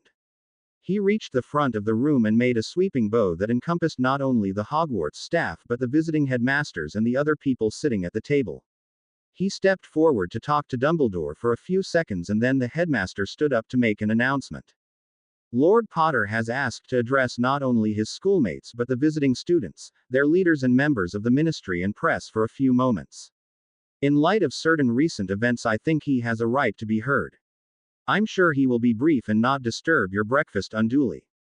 Dumbledore sat down and Harry bowed his head to him and turned around. As he drew breath to begin speaking, Neville stood up. Harry frowned and then appeared puzzled as Gracie, Luna, Tracy Davis and a couple of dozen other Hogwarts students stood up also. What? Hermione caught it first. Check their collars, Harry. All the people you granted status as friends of the Potter family wore their robes with the Potter insignia on it. Who would? This has all the makings of a Greengrass plot. I guess thank yous are in order, Daphne. Harry heard Ginny and Hermione echoing his mental gratitude and saw that Ginny had put an arm around Daphne's waist as they stood also. Harry smiled. I want to thank all my official friends of the Potter family for standing and giving me this support.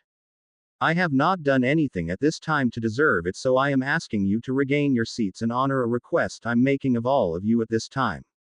The official Hogwarts champion was chosen before me and is sitting over there at the Hufflepuff table. I am supporting Cedric Diggory with all my strength and conviction and ask that you cheer as loud for him as you would for me, because he is our representative in this competition. I was entered through nefarious methods and means, and I apologize to everyone for losing my self-control the other night and casting an ancient family curse that should not have been done in public. The curse erroneously struck one individual instead of another, and I have already apologized to Professor Moody, and he has given me enough detentions that I may lose whatever tan I developed over the summer.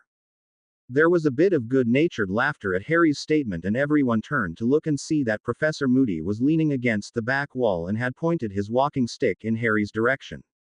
Harry shrugged his shoulders and turned back to address the hall. I am entered and I will make an attempt to complete the tasks as they are set out. I do not have the years of experience and knowledge that the other champions have, and have no desire to either lose my magic or win eternal glory by taking home the prize. These other 5 are more deserving than me for having the courage and self-assurance to enter such an imposing competition. The panel judging all the champions' attempts, failures and successes is composed of the 5 headmasters and 2 Ministry of Magic personnel. Mr. Percival Weasley will be standing in for Mr. Crouch on occasion, as I have learned that he is experiencing some intermittent health problems. Replacing Mr. Bagman on the panel is Mrs. Barbara Gordon, a person I have not the pleasure of meeting as yet, but a witch of highly commendable experience and judgment. I want to applaud the other champions and wish them the best of luck in this tournament, as my only personal desire is to get through it alive. With that in mind, and in an effort to minimize my impact on the competition itself, I have submitted a written letter to the ICW and each member of the judging panel asking that I not be scored at all for any effort I do make. The real competition is for the 5 school champions, and I hope you understand my reasoning and suggestion for keeping the competition as it should be. Thank you for listening. There was an outbreak of shouting and conversations as Harry turned and gave another sweeping bow to the headmaster's dais and then started walking back to his seat with us. The conversations died, although as Harry walked further and further away from the front of the room, and soon it was quiet in the hall again. Just as Harry reached his seat again, Astoria stood up and began clapping. Fleur and her friend Marie were the next to rise, and then Madame Maxine and Headmaster Bashara started applauding. Cedric leapt to his feet and most of Hufflepuff House rose with him to salute Harry. In no time at all, the other champions and the friends of Potter were standing and applauding Harry's decision. Harry eventually had to stand to wave and thank everyone again. Hermione and Ginny each gave their husband a lingering key to the cheek, and I was proud to clasp Harry's hand in mine and raise it up in triumph. There was quite a stir of controversy inside and outside of Hogwarts about Harry's public appeal for nominal grading. The majority of students, including those unaligned with one side or the other in Slytherin, realized what a selfless gesture Harry had made in keeping the international challenge a little more respectable and competitive. Some students thought that Harry was throwing away a historic opportunity, but his real friends and classmates knew the truth that the messy-haired wizard neither wanted the notoriety or the galleons involved with winning the competition. The majority of people who read the papers, both local and internationally, didn't seem to have a good opinion of the boy who lived's desire to step aside for the betterment of the other 5 champions.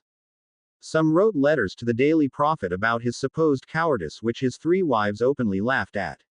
While the Minister of Magic could not have an official opinion about Harry's decision, he did write a letter applauding the steps that had been taken to ensure a fair and honest competition. Meanwhile, at Riddle Manor, uncertainty and confusion were the order of the day. Lord Voldemort had a daily struggle finding any clue as to the position and status of Barty Crouch Jr. His servants had trouble finding out anything from his father, as Bartemius Crouch Sr. was in and out of St. Mungo's with assorted physical maladies and frequent migraine headaches which no healer seemed to have the ability to cure. Professor Moody's picture was seen in the papers the day after Harry Potter amazingly petitioned to be given scores of 0 for his tasks, whatever the results were. The problem that the Dark Lord and his followers had was that nobody was sure if it was the real Alastor Moody being shown in the Great Hall or Barty Jr. continuing on with his masquerade. There had been no covert owls or any other type of message from the Death Eater, and it was the opinion of some of his inner circle that the impostor was being watched closely by Dumbledore or some of his other staff. The other spies in Hogwarts had not forwarded any facts or opinions either, so the uncertainty kept mounting. Despite the questions that were being discussed in Little Hangleton, normal activities continued on at Hogwarts. Students continued to go to classes, homework was still assigned, and the champions tried to prepare themselves for whatever the first task might be. Most wizards and witches at Hogwarts were relieved that November 6th had finally arrived. Not only was it a Friday after a very eventful week, but the weather was cooperating for a long-anticipated meeting. The Quidditch team from Durmstrang was going to flying against the Gryffindor team that had held the school trophy for the last couple of years. To add to this anticipation, there was the start of a Hogsmeade weekend the next day and a Saturday night dance to top off the day. Harry Potter, however, was one of exemptions to those people eagerly looking forward to the Quidditch match. His classmates and friends were commenting about how nonchalant Harry seemed to be about the upcoming match against Victor Crumb. Harry tried explaining again to those who were leaving Ancient Runes class with him. It doesn't count for much of anything in the whole scheme of things. Victor is one of, if not the best seekers in the world. He has years of experience on me, and it hasn't been that much of a layoff since the World Quidditch Finals. His broom is just as good as my firebolt. It's just one game and a practice one at that. I just hope not to embarrass myself against him. I'm sure everyone expects Crumb to win. Not everyone, Scarhead. Draco threw in. At least if everyone is to believe the rumors of the betting pool that the Weasleys are running. Harry stopped in the middle of the corridor and threw up his hands. Great. Just great. Now I have a reason to start getting anxious about the match instead of just going out and flying. Hermione tugged on Harry's hand to get him moving again. Don't listen to him, Harry. He's obviously got a few sickles bet on Crumb catching the snitch. Actually, I've got money on him putting you into the turf at the end of a Wronski feint before an hour is up. Thank you, Draco, for your continuing faith in my skills. Most of the Slytherins in the pack laughed as Draco attempted to put Harry in his place. They didn't notice the wink Draco threw at the Potters as the group separated and the Slytherins headed back to the dungeons. They were still laughing at him when they disappeared around a corner and Harry finally let a smile form on his face. That went well, Ginny said. It's probably a good thing that Draco's has the Slytherins focused just on humiliating me instead of anything more dangerous. The foursome had talked as they were walking and Harry stopped as it was their usual place to part company with Daphne as she was headed to her usual Friday morning tutoring session with Professor Vector. Today, however, it seemed things were going to be a little different. Hermione and Ginny hugged Daphne goodbye and told Harry it was time he learned what his favorite blonde had been up to. Harry turned a questioning eye to Daphne and found that she had a little redness in her cheeks. It's nothing special, she said. If it's something you sought out to do, I'm all for seeing it, Harry said. I'm doing well in arithmancy, but I won't pretend that I'll understand the formulas you've been studying for your advanced lessons. Hermione leaned into Key. Harry on the cheek. Go ahead and go with her. You might be surprised what she's accomplished. Throwing an arm across Daphne's shoulders, Harry pulled her closer for a sideways hug. I'm already proud of everything you ladies do. Guess it wouldn't hurt to go witness Sweetums being even more brilliant than usual. Daphne's mouth dropped open slightly, but she poked her fiancé in the side. Don't go complimenting me too much, Potter. You'll have to judge how I've been doing. The foursome made plans to meet up together for lunch, and Harry watched as Ginny and Hermione started climbing upwards towards the 7th floor. He turned after they went out of sight and pointed hopefully to the quickest way to classroom 20. Arithmancy classroom. No, Professor Vector's office. I don't think I've ever been there. 3rd floor between the North and Ravenclaw towers. Oh, we've run that way before. How come I never noticed her office? The sign is written in trans-algorithmic script above the door, Daphne said as if it was self-explanatory. Of course. How silly of me not to be able to read equations on the fly. Daphne shook her head in amusement but led Harry up the flight of stairs to the 3rd floor. A couple of turns and passageways later they came to the corridor that held the offices for not only Professor Vector but Mrs. Robinson, the Muggle Studies teacher, and Madame Hooch. The flying instructor was walking by and greeted them as they passed. She apologized for seeming rushed but explained she was on the way to give some flying instructions to the new first years. 3 doors past Madame Hooch's office, Daphne stooped and knocked on a door set a couple of feet down a small niche in the corridor wall. Harry understood now why he hadn't seen the office door before. It was craftily concealed in the vagaries of the stonework corridor and hard to notice. A familiar voice on the other side of the door invited Daphne in after she knocked on it. Harry followed her inside the office but stopped in the doorway to make sure that he was allowed in. Ah, I see you brought your fiancé with you today, Miss Greengrass. Maybe he can help you with those passages you've been having trouble with. Daphne's been attending these lessons for a while. I'm not sure what I can do to help her. Well, come in anyway and we'll get started, the Slim Witch said. Daphne nodded and went to drop her bookbag off on one of the small tables that were in the room as Harry looked around. Professor Vector's outer office was much like Sirius and Narcissus' offices in other parts of the school. There was the wall of books dealing with the subject of her specialty and a desk that held a number of papers and tests that were awaiting inspection or had already been graded. A few easy chairs took up most of the floor space, and Harry noticed a wooden packing crate that was off in one corner of the room. A big blackboard covered most of one wall and was full of lesson plans on one half and advanced equations on the other. Harry walked over to study the equations as Daphne sorted through her bag for the things she needed. Harry was engrossed in trying to follow the second line of the complex formula there, but was surprised when 4 separate notes came from behind him. He pivoted and saw that the object he originally identified as a wooden packing crate was instead the back of a small upright piano. Daphne smiled as she saw that Harry had finally noticed that she had played the signature first notes of Beethoven's Fifth. Professor Vector was standing slightly behind Daphne looking at Harry with a small smile. Daphne looked up from the piano bench and gave Harry a nervous grin as he approached. These are the important lessons you've been taking for over a year? Harry asked. Yes. I'm hoping you aren't mad at me for a little misdirection. Professor Vector spoke up. Miss Greengrass saw that I had a piano the first time she came in for a clarification on her homework. Last fall she came and asked me if I could teach her how to play.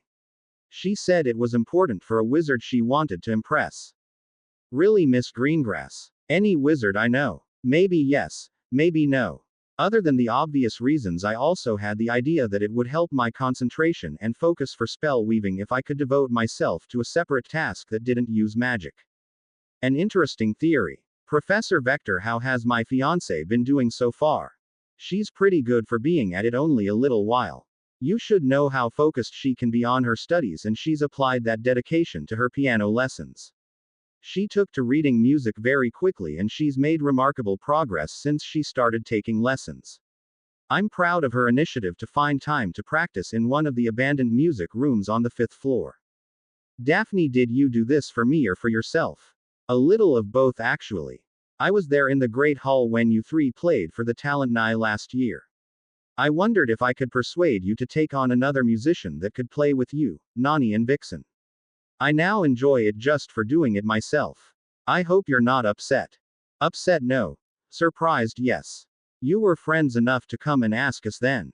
How long have Hermione and Ginny known about this little endeavor of yours? Wives' privilege. Rats. Harry smiled and came around the end of the bench to play 2 or 3 notes on the lower end of the keyboard. This is nice sounding.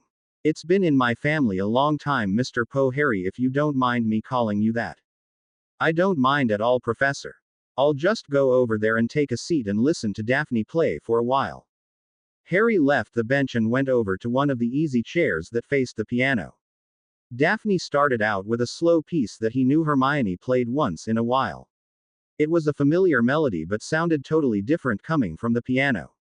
Harry thought maybe Daphne had a great idea of being included with the 3 of them even if they did nothing else but practice together. Harry reflected it was a really nice gesture on her part to try and fit into another part of his family's life. Harry listened to 2 or 3 pieces and then was startled out of his musings when he heard a clunker and a snarl of exasperation from the blonde.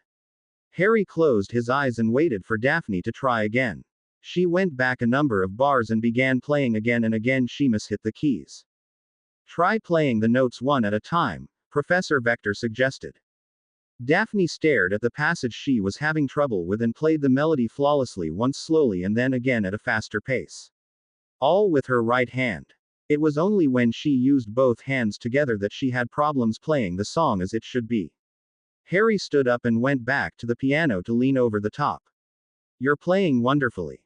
No, I'm not. Professor Vector patted Daphne on the shoulder. She plays wonderfully most of the time, but there's still 2 or 3 chords she can't play consistently. I'll keep practicing them. Harry straightened up and came around the end of the piano to look over Daphne's shoulder. Could you show me where you're having the trouble? Daphne pointed at a particularly crowded section of notes on the sheet music and Harry asked her to play the left-hand parts slowly. Daphne looked at him but complied with his request. There was a split second of hesitation that Harry heard in the middle of her chording and Harry thought he knew what the problem was. I'm going to try something if you don't mind, Lady Greengrass. Daphne looked up into Harry's face and saw the helpful look he was trying to convey. She nodded once and felt a little nervous when Harry moved directly behind her and rested his hands on the top of her shoulders. Back up and try again, Harry said. When Daphne went back and started the passage again, she felt a small wave of magic passing into her shoulders and pass through down to her arms and then fingers. This time when she got to troublesome section, her hands went through it flawlessly. She continued to play the piece and came to the next repeat of the tricky section. Again she played it flawlessly and lifted her hands from the keyboard. She turned in her hands briefly and then glanced over her shoulder to look up at the messy-haired wizard. What did you do? A teeny bit of bond magic.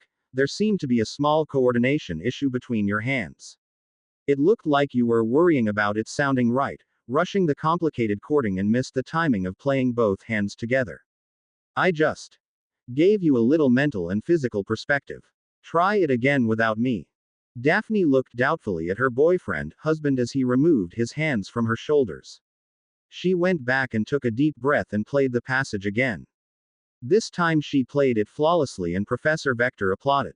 Daphne jumped up to hug Harry and then apologized to her instructor. Sorry, Professor. I didn't mean. It's quite all right, Miss Greengrass. I certainly can understand celebrating overcoming a hurdle.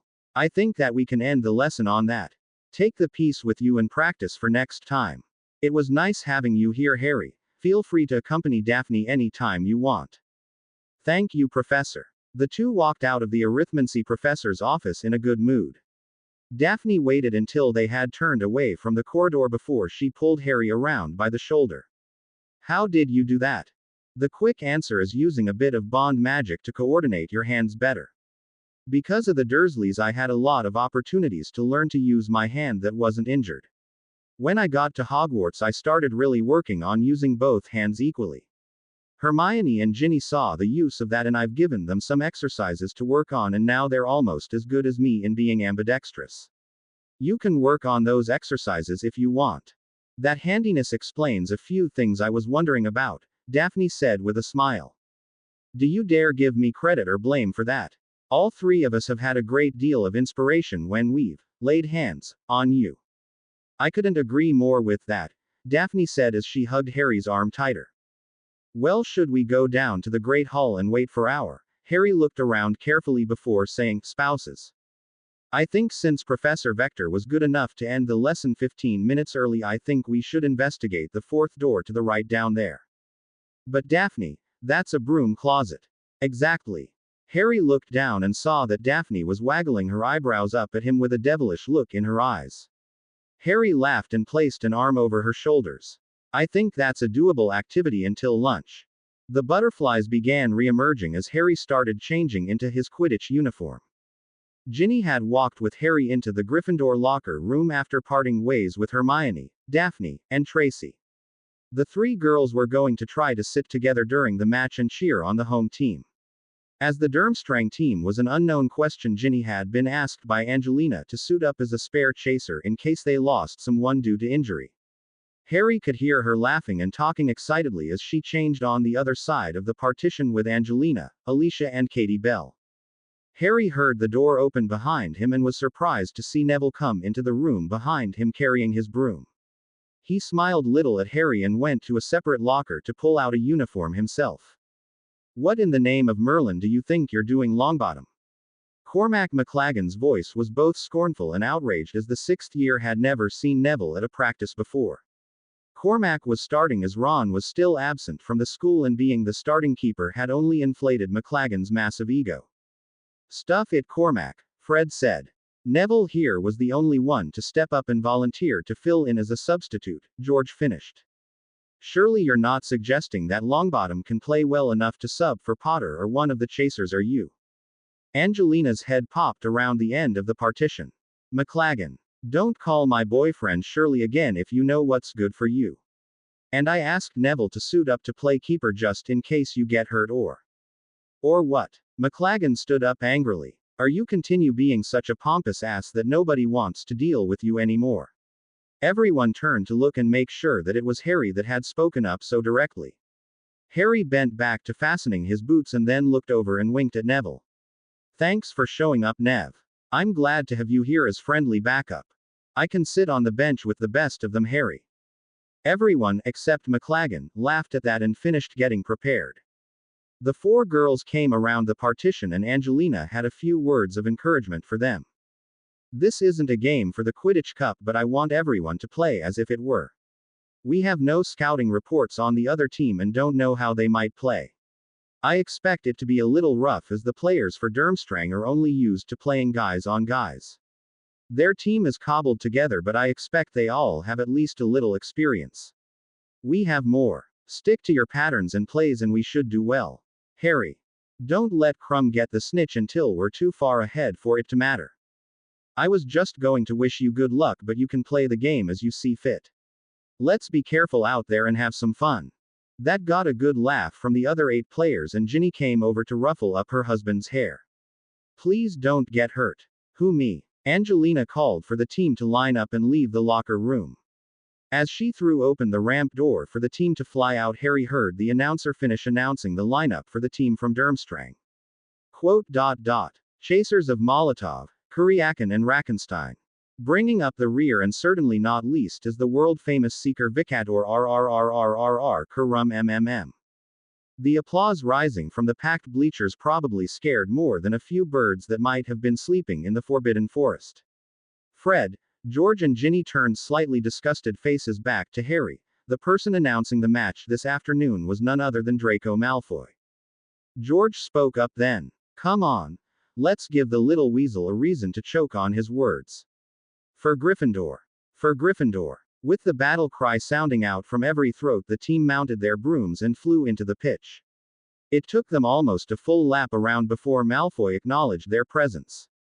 With their only good players lost to graduation last year, this is what Gryffindor has found to fly against Durmstrang this afternoon. Weasley, Bell, Spinnet, Johnson, McLagan and Potter. Why are Potterhead and Longbottom flying out there? They don't know any Quidditch. Mr. Malfoy. Sorry, Madam Black. Madam Hooch has called the captains together for the pre-match briefing. Captain Dietrich Milky extends his hand and Johnson shakes it briefly as they get their instructions. The two captains bow to the ref and remount their brooms. Harry was hovering a little uneasily in place as he waited for the kickoff whistle. He heard a shout from across the way and looked over to see Crumb waving at him. Good luck, Potter. Harry did a barrel roll in place and then yelled back. You too, Crumb. That was the only opportunity the two had to speak before the whistle sounded and Madam Hooch released the balls to fly free. Katie grabbed the quaffle first and wheeled around to head toward the goal to her left as Victor Crumb made a frantic dive as if he already had seen where the snitch was. Harry didn't believe the fake and saw that Dietrich had immediately aimed a bludger to the point where Harry would have been if he had followed the other seeker. He nodded back to Victor's friend and made a pass by him at high speed, wagging his finger. Diet laughed but then went off to chase down another bludger. Harry started his usual search pattern of a climbing spiral but kept a cautious eye out for the opposing seeker's movement.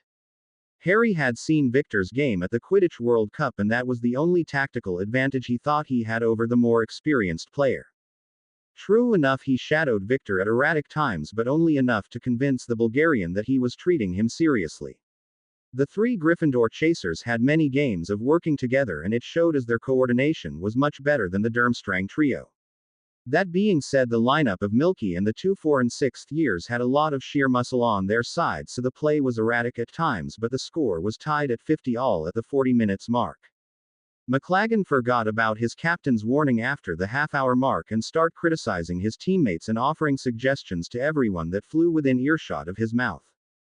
Harry saw Fred and George getting more and more upset as the keeper kept blaming them for every Durmstrang shot that got by him. Angelina called for a timeout after McLaggen had actually grabbed Katie Bell's arm as she flew by him. While the Gryffindor captain was trying to get Cormac to quite kibitzing and paying more attention to his keeper duties, Victor drifted up to Harry. Is he like that all the time? The stocky wizard asked. This is his first time actually starting.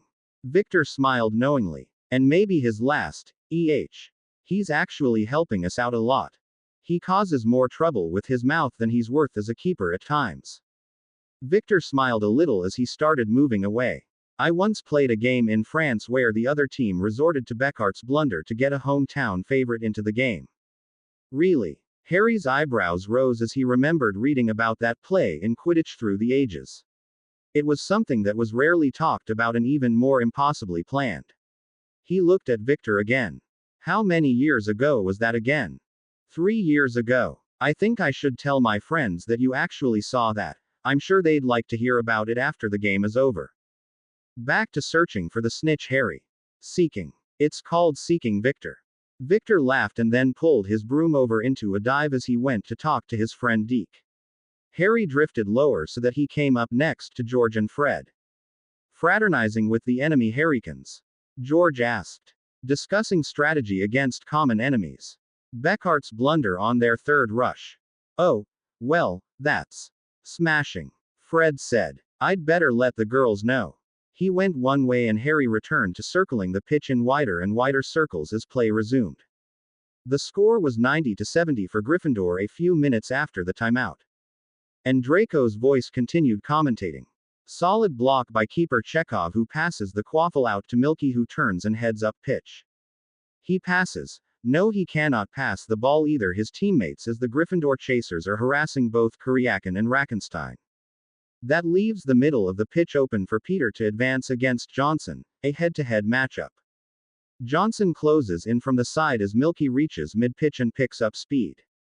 Yes, Crumb and Potter rocket through the space chasing down the as yet unseen snitch and they blow Johnson out of the way. Possible interference foul, but the referee allows play to continue. Both seekers turn and head up the far sideline about 3 feet off the pitch as Michaels's rush heads for the goals. McLaggen comes out of the goals to try to cut down the angle of attack. Wait, the Weasley twins are flying in from the sides with both bludgers at the ready. I see a possible double attack hampering the Durmstrang chaser advance. Again there's a clearing push by his Crumb rockets underneath and then forward of Milky's broom. No sign of Potter near the attack. There's the snitch in back of the center goal, but now it's gone again, and Potter slows down to get his bearings and see if he can find the snitch with his poor eyesight. Hey. Game going on, Ginny. Sorry, Harry. I didn't see which way the snitch went. Crumb loops up and over after escorting his chaser through the Gryffindor beaters. Weasleys hit their bludgers after the lone chaser, and it looks like they're actually going to impact on the back of the Durmstrang player. Milky slows down and rears back to throw. McLaggen. Watch out. Cormac looked up for a split second as Harry yelled at him and didn't see the quaffle being thrown by him through the left side goal. He also didn't see Peter Milky dive down and right turn to avoid a collision. He did look back just in time to see a jet black ball pass over the front of his broom and obscure most of his vision as it made a direct hit on his forehead. The second bludger hit the side of his face a half second later, and he leaned backwards and almost lost his grip on his broom. For the balls, Harry whispered as he caught McLaggen as he sagged downward into unconsciousness. Madam Hooch signaled for the goal and also for an injury timeout. The twins helped Harry lower their keeper to the ground as the rest of the team came over to check on his status. Harry stepped aside as Ginny rushed over to diagnose the fallen sixth year. There's nothing broken, but his skull has been rung. Enervate. McLaggen's eyes took a long time to come into focus as he looked up into the redhead's worried face. Hello, Mummy. Is it time for breakfast now? Madam Hooch had come over to monitor the player's injury. Should he be heading for the infirmary, Lady Ginny? No, but he obviously can't go back in the game now. I'll make him sit on the bench with me and monitor him. If he doesn't show any improvement in the next 20 minutes, I'll take him up to see Madame Pomfrey. There was an Ike from the edge of the group, and everybody turned to look at a white-faced Neville Longbottom. He looked up at the goals and then the broom he was holding in his hand. Substitution, Madam Hooch. Longbottom in for McLaggen, Angelina said calmly. Harry and Ginny helped walk a woozy Cormac McLaggen to the bench, and Ginny spared a second to give a quick hug to her husband. Go get him, Harry. Harry nodded and mounted his broom and took back to the air. Neville was blocking some slow shots from the chasers as he warmed up. Harry hovered by him for a second as he got ready to start again. You can do this, Neville. Greg and Forge will help you out as much as possible.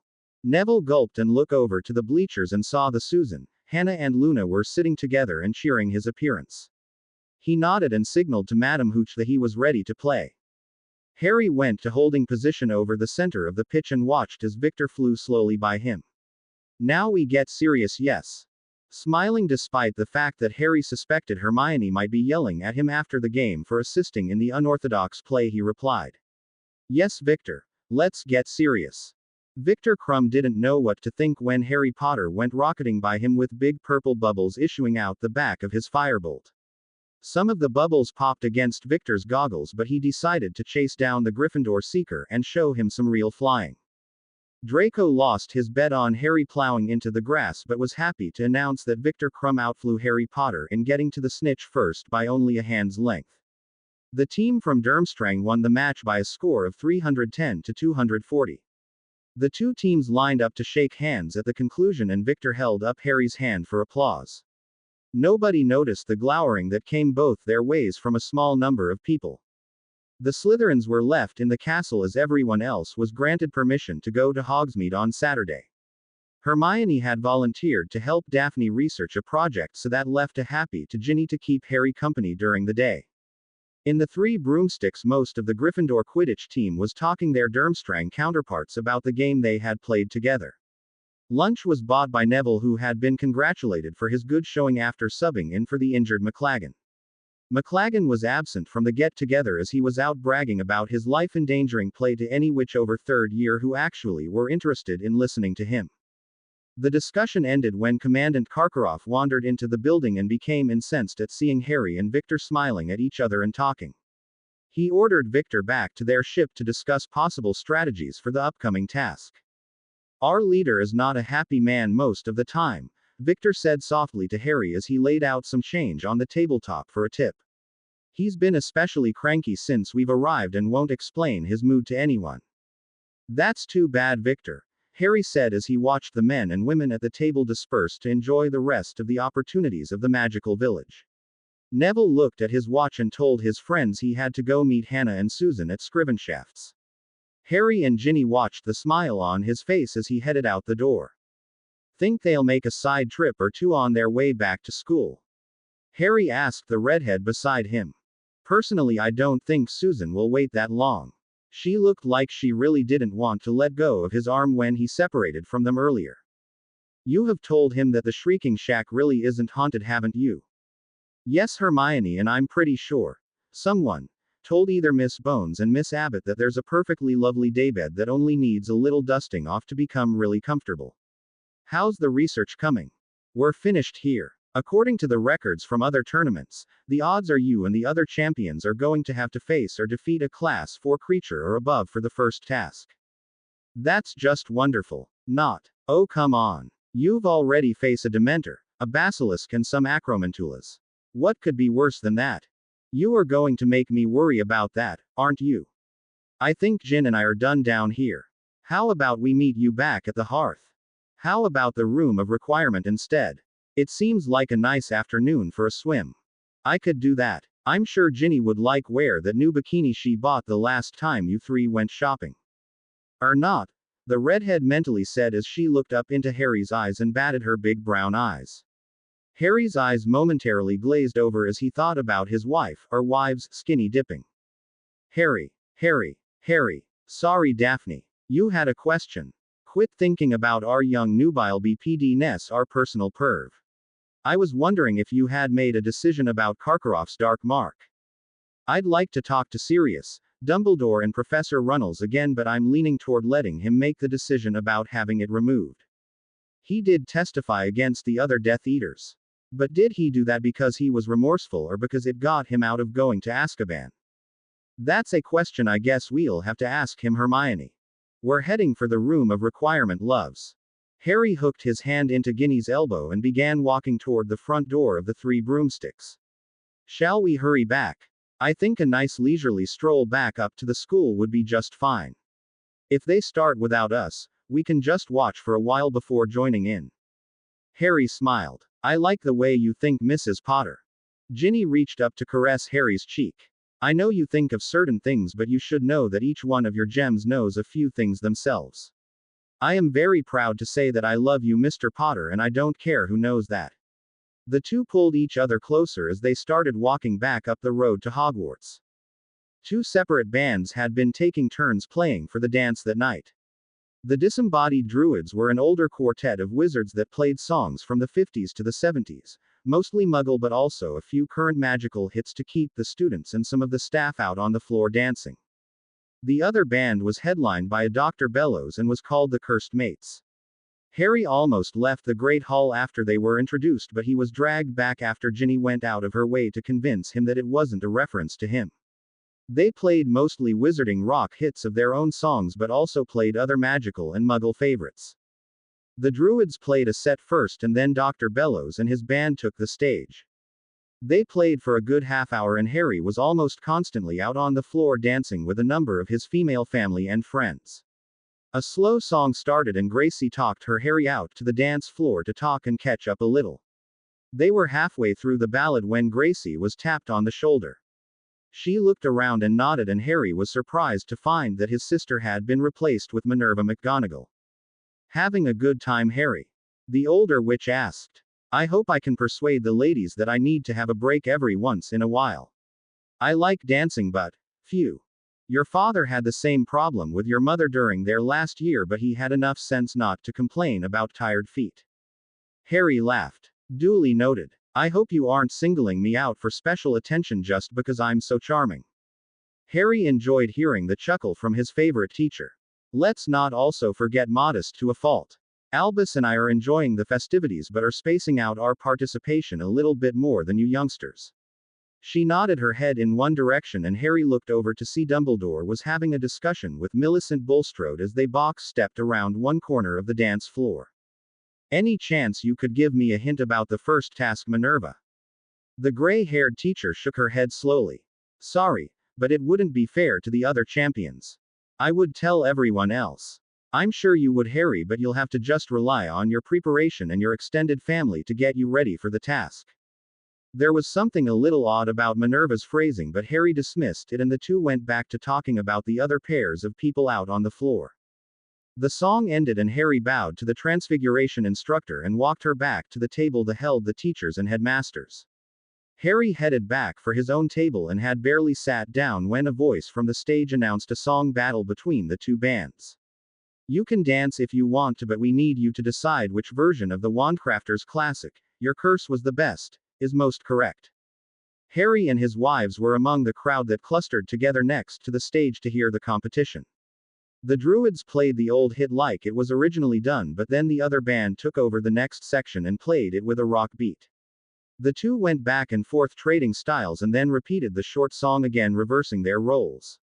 It was really fabulous and the crowd cheered both bands when they finished and called the performance a draw.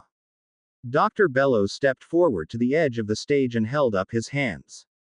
We're both taking a well-deserved break now, but I have an idea to continue the entertainment. We played a gig with the Weird Sisters a couple of weeks ago and they told us about what happened the last time they came here. Oh. Do you suppose the students from 5 schools and all these teachers and headmasters can ask and embarrass Harry Potter and his wives to give us all a few songs?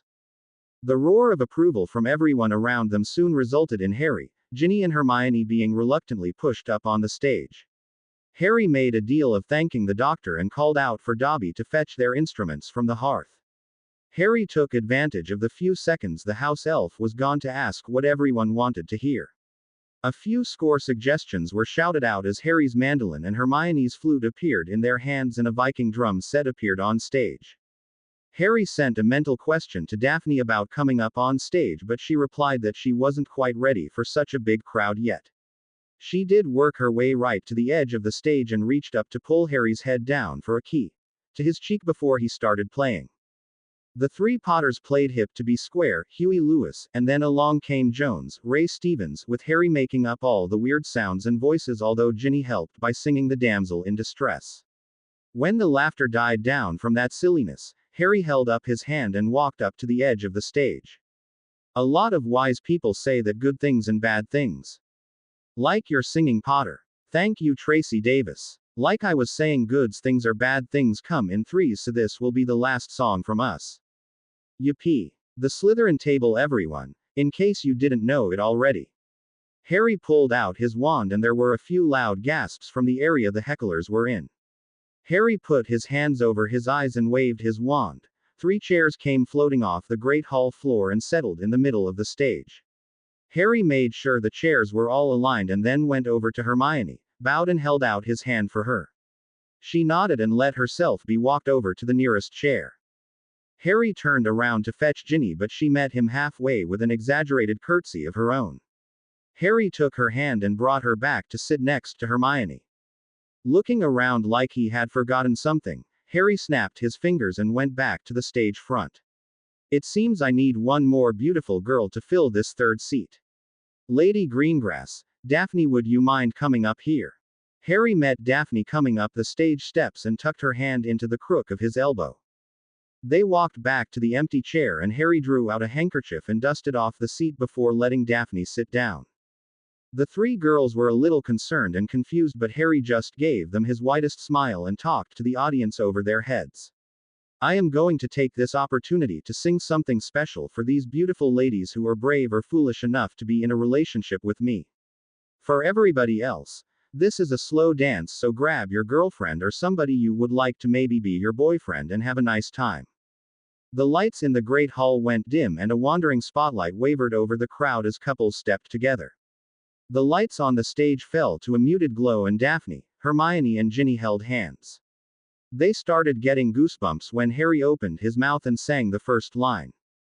And I will only state the obvious warning that if you get too close to the beast, that its paws can break your back with one swipe or its claws can disembowel you faster than you can say, OOPS. Even an immature sphinx of only 2 or 3 years old is strong enough to take on a fully grown hippogriff. Thank you, Neith, Fleur said. I hope that if the first task is facing a sphinx, then our wits will be sufficient to get past it. The Ravenclaws have to answer riddles to gain entry into their common room. Maybe I can talk to their prefects or Professor Flitwick to get a list of some of them. Thanks, Cedric. My sister Gracie and a few other friends are claws, Harry added. I'm sure they wouldn't mind contributing to help us get through the tournament. I won't tell Commandant Karkaroff about this help. He fails to grasp the concept of friendship and cooperation. We won't hold his attitude against you, Victor. Harry looked at the notes he had taken and wondered if anybody else had had enough for one night. The champions had thought that talking about the possible Class 4 and above creatures that they might face was a good idea. Each of the 6 had volunteered to research a possible opponent a few days ago and met today to start making their presentations. Cedric had gone over the strengths and possible weaknesses of manticores. Even though intelligent and capable of speech, manticores were often too bloodthirsty to be reasoned with and had only a few known weaknesses. Cedric had reluctantly included what he knew of the blast-ended scroots which Hagrid had bred and began to raise. Cedric admitted he didn't know how fast the creatures grew, so he didn't know what size they might be in the 2 weeks they had before the first task. Harry had talked about what he knew of acromantulas, and nobody was happy that there was a colony of unknown numbers in the Forbidden Forest. Harry had said that it was against the odds that they would have to go against more than one of the fearsome-looking giant spiders. Harry told them that he had fought against some acromantulas and that blasting, cutting, flame and freezing attacks were methods that he found effective. Fleur smiled at that and said she knew at least a few of that type of spells and could teach anyone who didn't know them. Benito spoke up and asked how many Harry had faced. Any count that is greater than 2 is way too many in my book. He shuddered as he thought about the waves and masses that had tried to attack the Centaur village, and the rest of the champions saw the look of revulsion that came over his face at that. Neith had knowledge of sphinxes as she was from Egypt, and Harry and the others took a lot of notes during her talk. That had provoked a lot of questions about beasts in general, and it was a somber group that looked at each other for the upcoming task. Harry had looked back at all his notes and hoped he would get as informed by the talks of the remaining 3 champions. Victor had volunteered to talk about vampires as there were still a number of active clans in Bulgaria.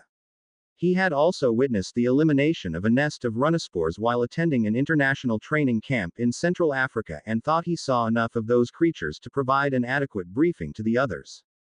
Benito said he had traveled with his family to some of the different countries of the Mediterranean and was going to talk on minotaurs and hippocampi. The idea that it might be a water monster as the first obstacle had caused Fleur's face to whiten, and she admitted that she was more a person of heat and flames than cold and wet. Harry had seen the Vila that had transformed during the World Cup match produce fireballs that they were capable of launching in their transformed state. He also remembered that while Fleur and Gabrielle went swimming on their vacation, it was in water that was warm 24 hours a day. Harry wondered how she might do in Black Lake, as it was cold at best and really frigid during the winter. He thought he should try and talk to her about the subject. It would be just an unlucky break if she had to go into the foreboding lake that fronted the school. Fleur was resolved to talk about trolls as she had studied them as part of her lessons at Beauxbatons. Harry would be happy to contribute a few facts to that discussion, as he had been put in the position of dealing with a mountain troll during his first year. He was still recalling the incident when a few of the other champions stood up front the table. Benito said he had had enough bad ideas for the afternoon and was going to head back to the Ferdinand to relax for a bit before supper commenced. Neith and Fleur agreed with calling their session done for the way and were going to head out for a walk around the lake. Harry was packing up his own notes with the others when Fleur opened the door and almost had her nose punched as a tall man was in the act of knocking. Harry looked over with worry until he saw who the person was that had intended to interrupt their study session. He hurried to the door as the tall redhead stuttered out his apologies. Harry was careful as he wrapped a cautious arm around Fleur's wrist, as it was in the process of bringing up her wand to defend herself if she had to. I apologize, Fleur, but I'm pretty sure this man didn't mean to try and hit you. May I at least introduce you my untimely brother-in-law, Fleur Delacour. This is Bill Weasley, eldest brother to Ginny. Bill, this lovely lady you startled as Fleur Delacour, champion from Beauxbatons Academy du Magique and the French Minister of Magic's eldest daughter. Bill's eyes had flared open during the introduction, and Harry couldn't tell if it was caused by his embarrassment or his surprise. He recovered faster than Fleur did and reached out and bent over, keying the back of her hand. Bonjour, mademoiselle. Je suis vraiment désolé. Votre français est très bien, monsieur. I'm afraid that's about all the conversational French I know, Mademoiselle Delacour. Enough to say hello and apologize for what I've done wrong. Fleur chuckled. Then thank you for the apology and effort to speak my native tongue. He's much more fluent in Arabic, Harry said as the rest of the champions gathered behind Harry and Fleur. Bill is a curse breaker working for Gringotts in Egypt. Bill corrected that statement. No, I was a curse breaker working for Gringotts in Egypt. My transfer came through and I'm working in London now. Congratulations then, came from Harry and he was tapped on the shoulder by Victor. Harry excused himself and then stepped to the side and introduced Bill to the rest of the champions. Everybody shook hands with the redhead, and it might have been Harry's imagination, but it seemed like Neith wanted to keep holding onto Bill's hand longer than was necessary. Benito slowly pushed her out of the doorway and then grabbed her elbow and walked out of the library with the Egyptian girl waving goodbye. Fleur discovered that Bill Weasley had the same smile on his face that she did. I think there is a small romance going on there, she said to the redhead. But do either of them know it? Fleur looked a little intrigued as she looked back at Bill. A surprising statement, Mr. Weasley. Only an observation, and please, I would consider it a favor if you would just call me Bill. The only Mr. Weasley I know is my father. It shall be as you say then. I'm sorry, but I must go back and report to Madame Maxine on our progress. I have some family business with Harry anyway. Perhaps we shall meet another time, Mademoiselle Delacour. If I am to address you as Bill, then you must call me Fleur. I insist, in fact. An apt name for such a lovely lady. Harry thought he saw a small blush grace Fleur's cheeks, but she dropped her face to check her book bag's contents. She straightened up and then walked away after bidding the two males good night. Harry noticed that Bill was trying to avoid staring at the retreating form, and he sighed just a little bit. Fleur, Harry called out. When the girl in the lavender dress turned back to look at Harry, he issued her an invitation. How about you and Marie come to the hearth tonight for supper, about 7:30? Okay. Thank you, Harry. We'll try to be there. The girl disappeared out the door of the library, and Harry turned to Bill and poked him with one finger. You're invited also, I guess. It will give Ginny a chance to catch up with you. And what? Nothing, Bill. Nothing. Now what's this family matter we have to talk about? It's Ron. He's in the infirmary. Harry wasted no time in heading out of the library with Bill right at his heels. Bill pulled on Harry's shoulder to slow him down. There's no hurry, you know. Ron's sleeping. Okay, explain. Bill rubbed his head and then indicated the way to get them moving again. I returned to the Burrow 3 days ago after reporting into Gringotts. I talked to Mum and Dad about what has been getting on and tried to figure out what the deal was with my youngest brother. It didn't sound like he was acting normally, and I went back to Gringotts and talked to Master Rotkill. We have a theory.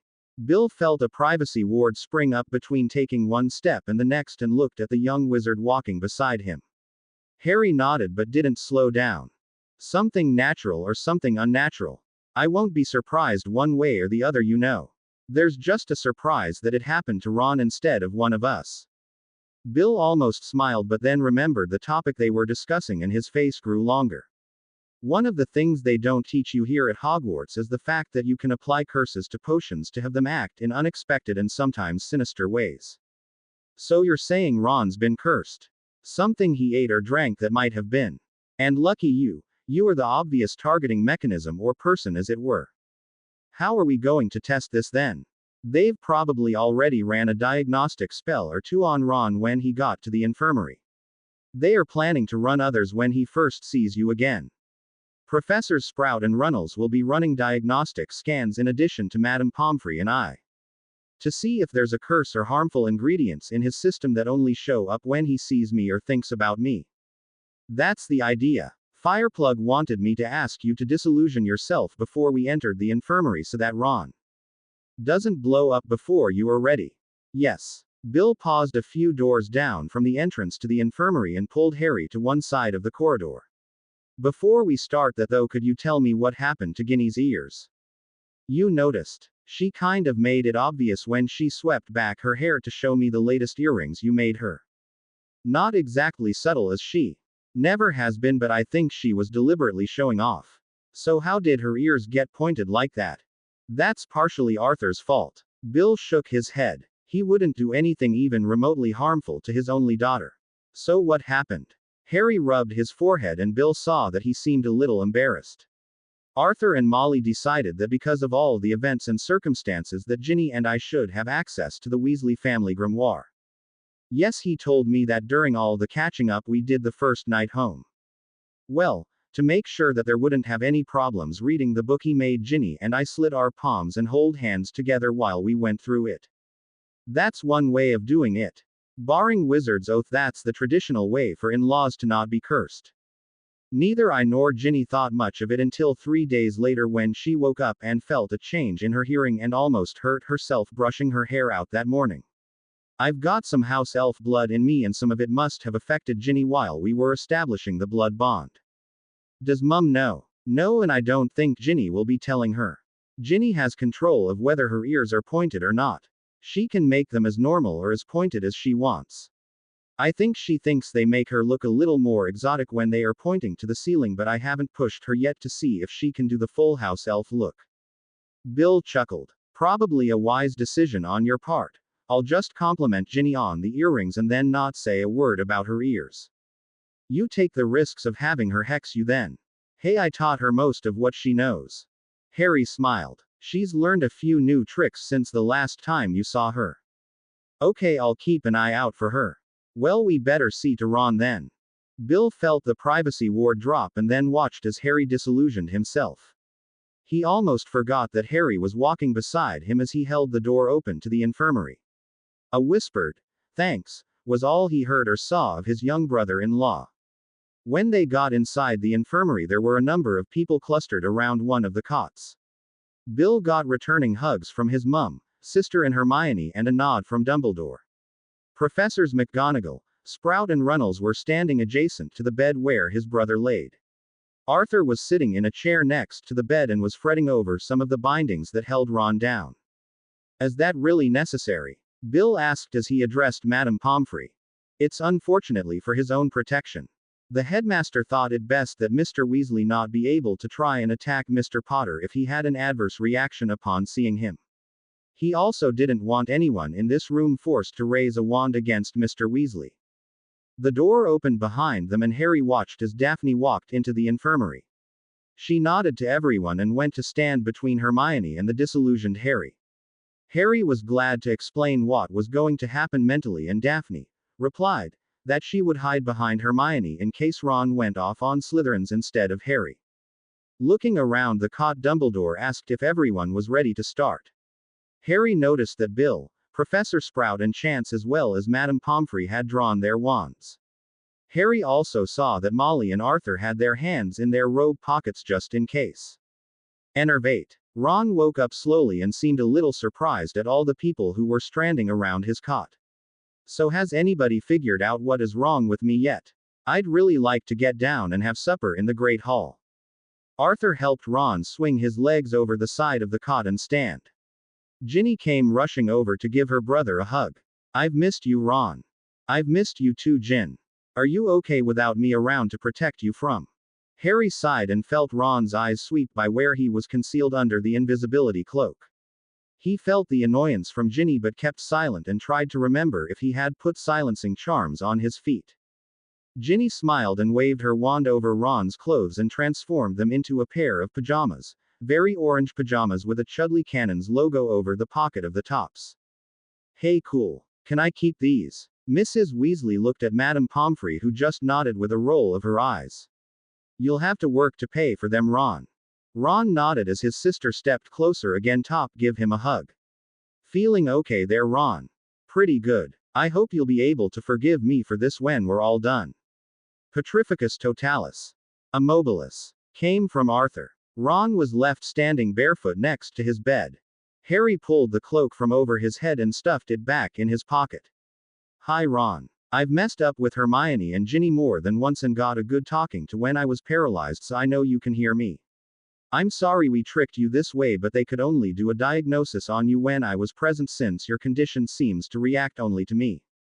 There was a muffled shout from Ron's mouth, but since he couldn't move his throat muscles or his lips, all anyone heard was a garbled, "Humph." Professor Sprout coughed. I hate to ask this, Mr. Potter, but could you do something to raise Mr. Weasley's reaction to your presence? Is that really necessary? If we could get the strongest reaction, it would help with the diagnosis, Harry. Thanks, Bill. Just remember everyone else asked for this. Daphne. The blonde kept her eyes on Harry as she walked up to him. Harry took up her hand and turned both of them to face Ron. I'm not sure if you've kept up reading the Daily Prophet or the Quibbler since you've been back at the Burrow, Ron, but you should know that there is a marriage contract between House Potter and House Greengrass that was created 4 generations ago. Daphne and I are engaged and will be married soon. Everyone heard what a muffled scream sounded like from one Ronald Weasley, and Molly ducked her head in both embarrassment and concern for her youngest son. Harry leaned over to key Daphne's cheek. Thank you, Daphne. I think you can cast those diagnostic spells now. I'm not sure I could get Ron more upset without removing some of Ginny's clothing. Pratt, Hermione said as she lightly boxed the back of her husband's head. Do you want us to record your findings for you, Madame Pomfrey? That would be appreciated, Lady Hermione, answered the Meadowitch. Lady Greengrass. Right with you, Professor Runnels. Everyone waited as the two girls conjured up some paper and pens as Ginny retreated to Harry's comforting embrace. The group watched as Professors Runnels and Sprout, Madame Pomfrey and Bill Weasley cast their diagnostic spells on the frozen redhead. Runes began emanating from various locations of Ron's body and the two professors began shouting out findings. Antimony. Yew sprouts. Chinese alligator bile. Scurvy grass. Fanged geranium pollen. Shi Chong poo.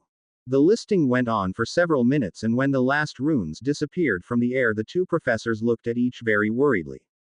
Ron had been levitated into the cot he had been standing by, and a sleeping spell aimed at him by Dumbledore and the petrifying curse lifted by Ginny. Arthur was the first to find his voice after the worrisome diagnosis. So what is it? Can anyone tell me what has happened to my son? Bill responded first. There's a babbling curse that's been cast at Ron. That's not a problem to remove. There's a second spell there in addition to the potion. The Parosis. Oh no. Everyone's eyes turned to Hermione and she blushed for a second as all the eyes in the room turned toward her. Dumbledore smiled at the eldest wife of Harry Potter. Perhaps you could explain exactly what the Parosis is to the people in the room that are unfamiliar with the spell, Hermione. The Parosis spell was probably one of the most insidious spells that came out of the early Goblin Wars. It's basically a hate compulsion that was cast by the various battlemasters on their troops to drive them into a frenzy against the opposing forces. Was it a goblin spell or a wizard spell? Asked Harry as Ginny tried to curtail her fear for her brother. Nobody knows who used it first, but both sides eventually used it against the other. It's particularly devastating since it was meant as a do or die provocation. The person or persons it was cast on would continue to get more and more rabid in their attempts to end the life of their opponent or opponents. Molly cried out in shock and then broke down in sobs. Arthur tried to console her as Ginny raced across the infirmary to get to her mother's side. You can break the spell, can't you, Bill? I think so, but without knowing the antidote to the potion it might not take. Eyes turned to Madame Pomfrey and Professor Runnels. The short-haired potions professor shook his head. Knowing the ingredients alone isn't a guarantee we can brew an antidote. The portions and brewing formula would have to be known to concoct a counteragent. I'll have to consult my books. It seems to be a potion of Chinese or Far Eastern origin, Madame Pomfrey said. I'll need to go to St. Mungo's and consult with the healers there. May I leave now to research in the restricted section, Headmaster?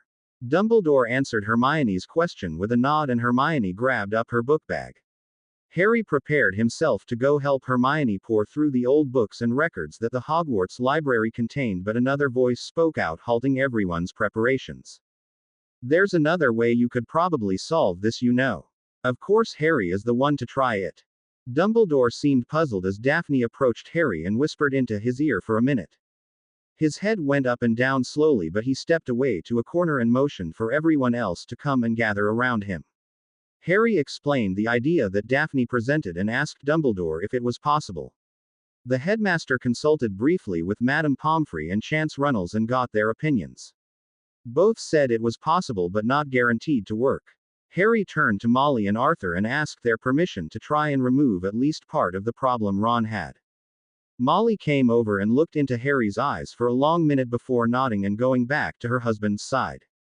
Hermione and Daphne stepped up to give Harry a brief hug, and Ginny was the one to take up his hand and led him back to stand at the foot of cot Ron was in. He took a deep breath before casting the silencing charm on his one-time friend. Vika, I've been listening, Harry. Do you need my help? I'm not sure. Could you stand by just in case this doesn't work out like we think it should? The embodiment of Hogwarts magic appeared and stepped to Harry's shoulder and waved her hand at the cot. Ron floated up off the mattress and seemed to become a little more rigid as he floated. Body bind spell. Mine. Came back from Hermione. Okay, let's try this now. Enervate. Ron, I know you can hear me and we're doing this for your own good before you end up hurting somebody else in your family or causing yourself harm. Harry's normal voice dropped a half octave and he brought as much authority and power into it as he could. I, Lord Harry James Potter, call in the life debt owed to me by Ronald Bilious Weasley by saving his life on August 18, 1993 from an Acromantula attack in a tomb in Egypt. I order the magic within my friend and family member to expel the corrupting potion that has poisoned his mind, heart and spirit. I command this as my right as the debtor to happen now. Nothing happened for a number of seconds and Harry felt his heart sink in his chest and felt the despair coming from those behind him. His three girls had stepped up behind him as he began speaking and he felt their hopes sink with his. He had half turned to draw Ginny into his arms when Vika grabbed his hand and pointed at Ron's position. Something's happening. A wave of pale white light flashed over Ron and then disappeared.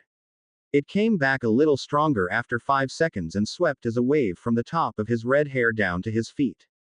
It did it again. On the third pass, Harry's keen eyes noticed something dripping from Ron onto the cot below him. He wasn't sure who had cast it, but a shield came to surrounded both Ron and the bed and mattress underneath him.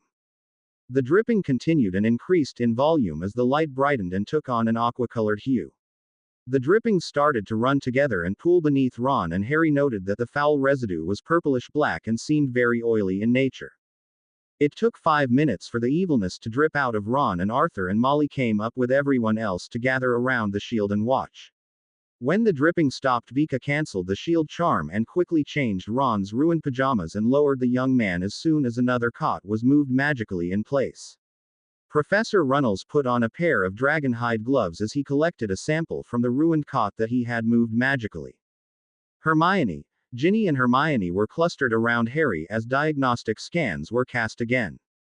When Madame Pomfrey looked up and smiled, Harry let go a sigh he hadn't known he was holding, and clapping sounded throughout infirmary. The Medowitch spoke up rather quickly though. Shish. Mr. Weasley needs his rest. His magical core has been severely depleted and he will probably sleep until tomorrow morning. I'm staying here, Poppy. I expected as much, Molly. Why don't you and Arthur come into my office for some tea and we'll talk about your son's probable recovery? The three people disappeared into Madame Pomfrey's office as the headmaster and the other professors left to return their own offices. Bill came over and almost stuck out his hand to shake Harry's, but abruptly pulled the younger wizard into a hug. Great job, Harry. The curses will be easier to remove now. We'll let him sleep through the night and get back to my business in the morning. Great. I hope he won't remember too much about how he's acted. That we won't find out until he wakes up. Curses like that are understandably hard to predict. Okay. Don't forget about supper though. 7:30. I'll be there. This isn't just a setup attempt, is it? Ginny slipped an arm around her brother's waist. Of course not. Would we do something like that? Bill chuckled and messed up Ginny's hair with one hand. Of course not. I'm coming just to catch up with you and your boring family. We'll have think of something to spice up our everyday humdrum life. Bill roared with laughter and Ginny clapped a hand over his mouth. You did not want Madame Pomfrey coming out of that office, Bill. Bill looked properly chastised at the admonishment, but then called out softly to the young lady that was preparing to leave the infirmary. Lady Greengrass. Daphne turned with a slightly nervous smile as the tall wizard approached her. I just wanted to say thank you for the idea you provided. It probably saved at least a few weeks of research and trial and error in helping my brother. That's quite all right. After all the times Ginny, Harry and Hermione have helped me out, it's the least I could do. And you did just make a small mistake. My name amongst our family is Daphne. Mrs. Daphne Potter. We'll see you later, Bill. Harry clapped the gobstopped wizard on the shoulder as he and his other wives hurried to catch up to the blonde. Like you said, you have a little catching up to do. See you later, Bill. Bill watched the quartet leave out the infirmary doors, picked his jaw up off the floor and went back to sit next to the bed his brother was snoring in. It was exactly 5:48 local time when Potions Master Cal Loic stumbled from his position next to the chair that held Lord Voldemort and fell to the floor. Under the surprised and shocked looks of the assorted followers of the Dark Lord, Master Loic started coughing up blood and died despite the frantic efforts of Master Bocto and a few other wizards. When questioned about the demise of the man, all thought Bocto would admit to anyone, including Lord Voldemort, that a special potion he had prepared had been counteracted upon and the magical backlash had attacked him. His body was removed and Voldemort questioned the remaining Eastern Potion Master and Thierry about replacing the Potion Master. Bellatrix was privately glad that she would get at least a little reprieve from her constant supply of growth and stabilizing potions that the old man had been forcing her to take. Nobody at Riddle Manor ever knew or became aware that 5:48 was the exact time that Harry Potter called in the life dead of one Ronald Weasley. Bill Weasley wondered why his brother was smiling in his sleep for a long time. Mr. Finnegan. Yes, Professor McGonagall. Please repeat back today's lesson objective for me. Seamus knew he had a number of eyes turned on him and looked at the mess atop his desk. He probably should have expected some attention, but he had faltered just for a second in canceling the spell, and it was then Professor McGonagall had come up to his place. McGonagall cleared her throat and Dean dug an elbow into his side, reminding Seamus he had been asked a question. Ah, switching spells cause the characteristics of one thing being transferred to another. We were given inanimate objects to start out with today. You chose an apple and a banana, I believe. Yes, ma'am. So you had many things to pick to switch shape, color, taste, smell, etc. And what do you have now on your desk? It could be a mango, I suppose. If one were to close one's eyes and imagine really hard what a mango actually is. You, Mr. Finnegan, did a merging spell instead of a switching spell. I suppose we could call your result a Bantley. Or an Aponanana, Dean said, looking over Seamus' shoulder. Professor McGonagall pointed her wand at the oddly shaped and colored amalgamation. Finite incantatum. Seamus breathed a sigh of relief as he once again had two separate fruits again. Please try again, Mr. Finnegan. Intent, intent, intent. If you do not have completed a successful switch by the end of the class, there will be 4 inches added to your homework essay. Yes, Professor. I'll reread the wand movement first before I try again. Carry on then, Mr. Finnegan. Before Professor McGonagall could move along to the next student that was apparently having some difficulty, there came a hesitant knock on the door. It opened slowly and the head girl's face appeared. Excuse me, Professor McGonagall. Yes, Miss Gale. Headmaster Dumbledore needs to see Mr. Potter in the storm room immediately. It's related to the competition, ma'am. Very well. Thank you, Miss Gale. Mr. Potter will be right along. You may go back to what you were doing. Dorothy Gale nodded and closed the door carefully. Professor McGonagall went over to check on the wizard's work. He and Hermione were sharing a spot today and both looked like they had successfully completed the assignment. Harry had transformed the shape of the objects he had. The block of wood he had taken out of the box was now shaped like a small horseshoe, while the iron horseshoe now appeared to be squared off on all sides. Hermione had chosen to switch the look of her 2 objects. Her tomato had a thick yellow skin that looked like it could be peeled off, while her banana had a glossy red sheen to its outside. Very good work, the 2 of you. Take 2 points apiece for successful switching spells. Mr. Potter, pack up your bag and report to the storm room. Yes, ma'am. Lady Hermione, you might as well accompany him along the way. Merlin knows what trouble he could get into between here and there if left to himself. You both are excused for the rest of the class and you can get the homework assignment from Lady Ginny. Thank you, Professor McGonagall. The 2 Potters made their way from the Transfiguration classroom, wondering why Harry was asked to meet Dumbledore during class hours. They found out part of the answer as they got closer to the storm room. Harry's face broke out in a grin when he saw Arthur close to the door and talking to Jacques O'Brien and a tall brunette who was wearing robes with a ministerial badge at her shoulder. Harry called out a greeting and the three people turned to see them coming down the hall. Hermione went over to greet her father-in-law while Harry exchanged handshakes with the exuberant photographer. Arthur released Hermione from a small hug and motioned Harry over to meet the lady that was with them. Your last judge wanted to meet the champions before the wand weighing and press conference that's to be held now. Barbara Gordon, may I present Harry Potter and his brilliant wife Hermione. Mrs. Gordon is soon to be promoted to Director of Magical Games and Sports. Both Harry and Hermione shook the lady's hand and Harry only protested a little as Jacques took a picture of them greeting each other. Jacques laughed at the pretend scowl on Harry's face and picked up his equipment bag and entered the storm room. I hope you're not too camera shy, Mr. Potter. There's a number of photographers and journalists inside waiting to get all the important facts about the champions. Arthur has been telling me a little of your history and accomplishments. Interviews. Harry said with a shudder. You don't have to say a thing if you don't want to, Harry. Thank you, Mrs. Gordon. Don't believe everything my father-in-law says. I'm sure he's painted a much better picture of me than I actually am. Otherwise my daughter and his wife Ginny would get on my case, Arthur said with a small laugh. All I've heard from Arthur is that you're an exceptional seeker and have a huge knack for finding luck, both good and bad. I have looked at some of the back issues of the Daily Prophet to form my own opinion though. That should be fair enough, I suppose, Hermione said. I'm looking forward to your performance in each of the tasks even if you were unfairly entered. Let's go in, shall we? You were the last of the participants to show up. Arthur held the door for Mrs. Gordon, Hermione and patted Harry on the back as he passed through.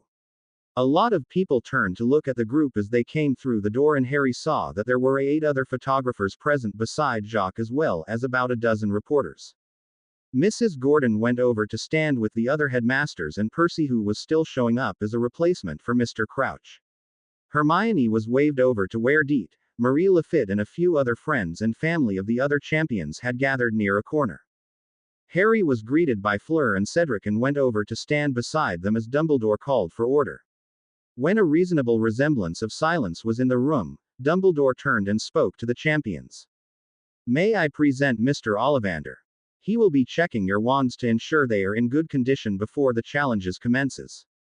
The old wizard stepped forward as cameras began flashing and sat down before a small table up on the raised platform at the front of the room. Mademoiselle Delacour, could we have you first, please? Fleur walked forward and handed her wand to Mr. Ollivander with a small flourish. Mr. Ollivander held it for a moment and then twirled it between his fingers like a baton and it emitted a number of gold and pink sparks. He then brought it nearer to his eyes for a closer examination. Yes, he said quietly, 9.5 inches inflexible, rosewood, and containing, oh dear, a hair from the head of Avila, Fleur said proudly. One of my own grandmothers. Not a core I use myself, but I will say that having a core provided by a family member would make it more attuned for your use. Orchideus. Miss Ganem, you are next. Neath passed Fleur on the way to the front of the room and Harry smiled and they nodded respectfully to each other in passing. She handed Mr. Ollivander her wand and waited patiently for his appraisal. A very well-crafted wand, Miss Ganem. 10 inches blue Hesper palm, Ashwinder fang, very supple and is probably excellent for transformation spells. Farilla. Neath nodded and made a curtsy for Mr. Ollivander after he cancelled the spell he cast and returned her wand. The other champions were called up in turn to the desk and everyone heard the descriptions that the wand maker made on their wands. Mr. Durantas, 11.5 inches, Grecian laurel, most unusual, a scale from a Romanian longhorn dragon. Aguamenti. Mr. Diggory, pleasantly springy, 12.25 inches, single hair from the tail of a particularly fine male unicorn. Avis. Mr. Crumb, hornbeam, 10.25 inches, quite rigid, dragon heartstring made by Grigorovich, I believe. Lumos. Harry was the last to walk forward and hand his regular wand to Mr. Ollivander. Yes, I remember the difficulty we had finding this wand for you, Mr. Potter. Holly, 11 inches, supple, core of a single phoenix tail feather. Evanesco. Mr. Ollivander vanished his desk with that last spell and handed Harry's wand back with a small nod of his head. He turned to face Dumbledore and the other headmasters and judges. All the contestants' wands are fully functional and free from enhancing or compulsive spells. Thank you, Mr. Ollivander. The old wizard bowed to Dumbledore and then to the group of champions before leaving the storm room. Harry was going to follow the wand maker on the pretext of escorting him to Professor McGonagall's office in her flow, but Madame Maxine saw him edging toward the door and called out to him. Not quite yet, Mr. Potter. Your shyness will have to hold off for a few minutes, as this is the time that the official pictures are taken by the photographers.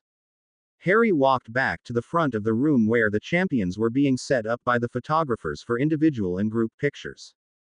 A nice try, Jamie. They would have noted your absence rather quickly, though. I knew I should have brought the invisibility cloak with me, Hermione. Harry heard mental laughter coming from his 3 gems and knew that the transfiguration class had ended. Daphne and Ginny said they were on the way up to the storm room to view the lineups, and Harry just rolled his eyes as he tried hiding behind Cedric or Victor. That effort was also unsuccessful, as the photographers had no intention of leaving the famous Harry Potter out of any of their photos. Harry was placed in such a variety of poses with one or more of the other champions that he got confused more than once and thought he was going to have to take a picture with everyone in the room.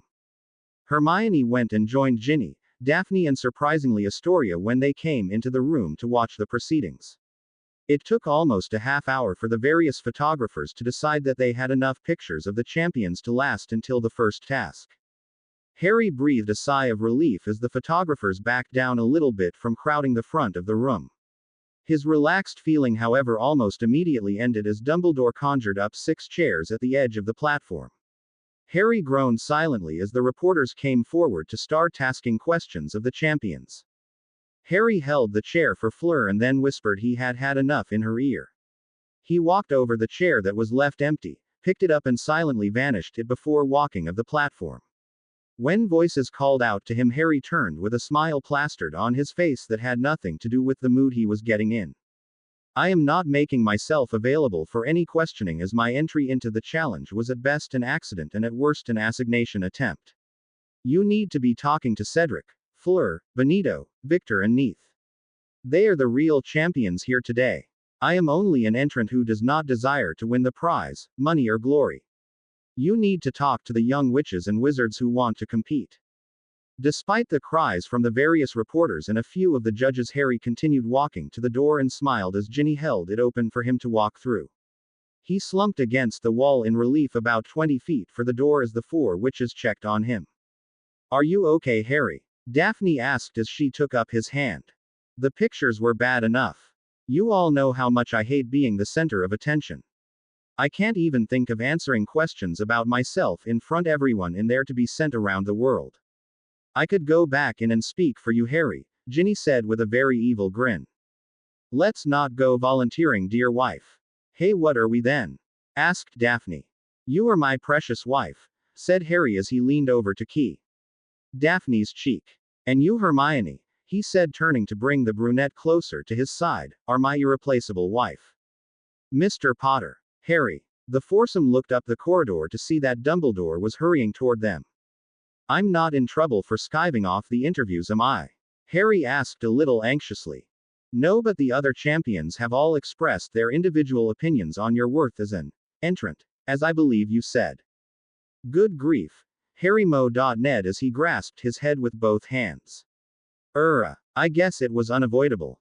Ginny smiled and pulled Harry's hands down. They won't say anything bad about you, Harry. You had something you had to talk to Harry about, Headmaster.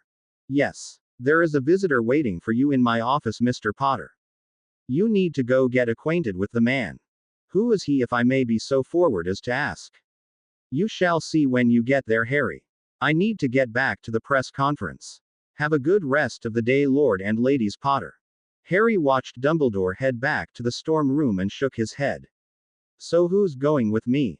I hope it's not another ministry flunky here over something I've neglected to do.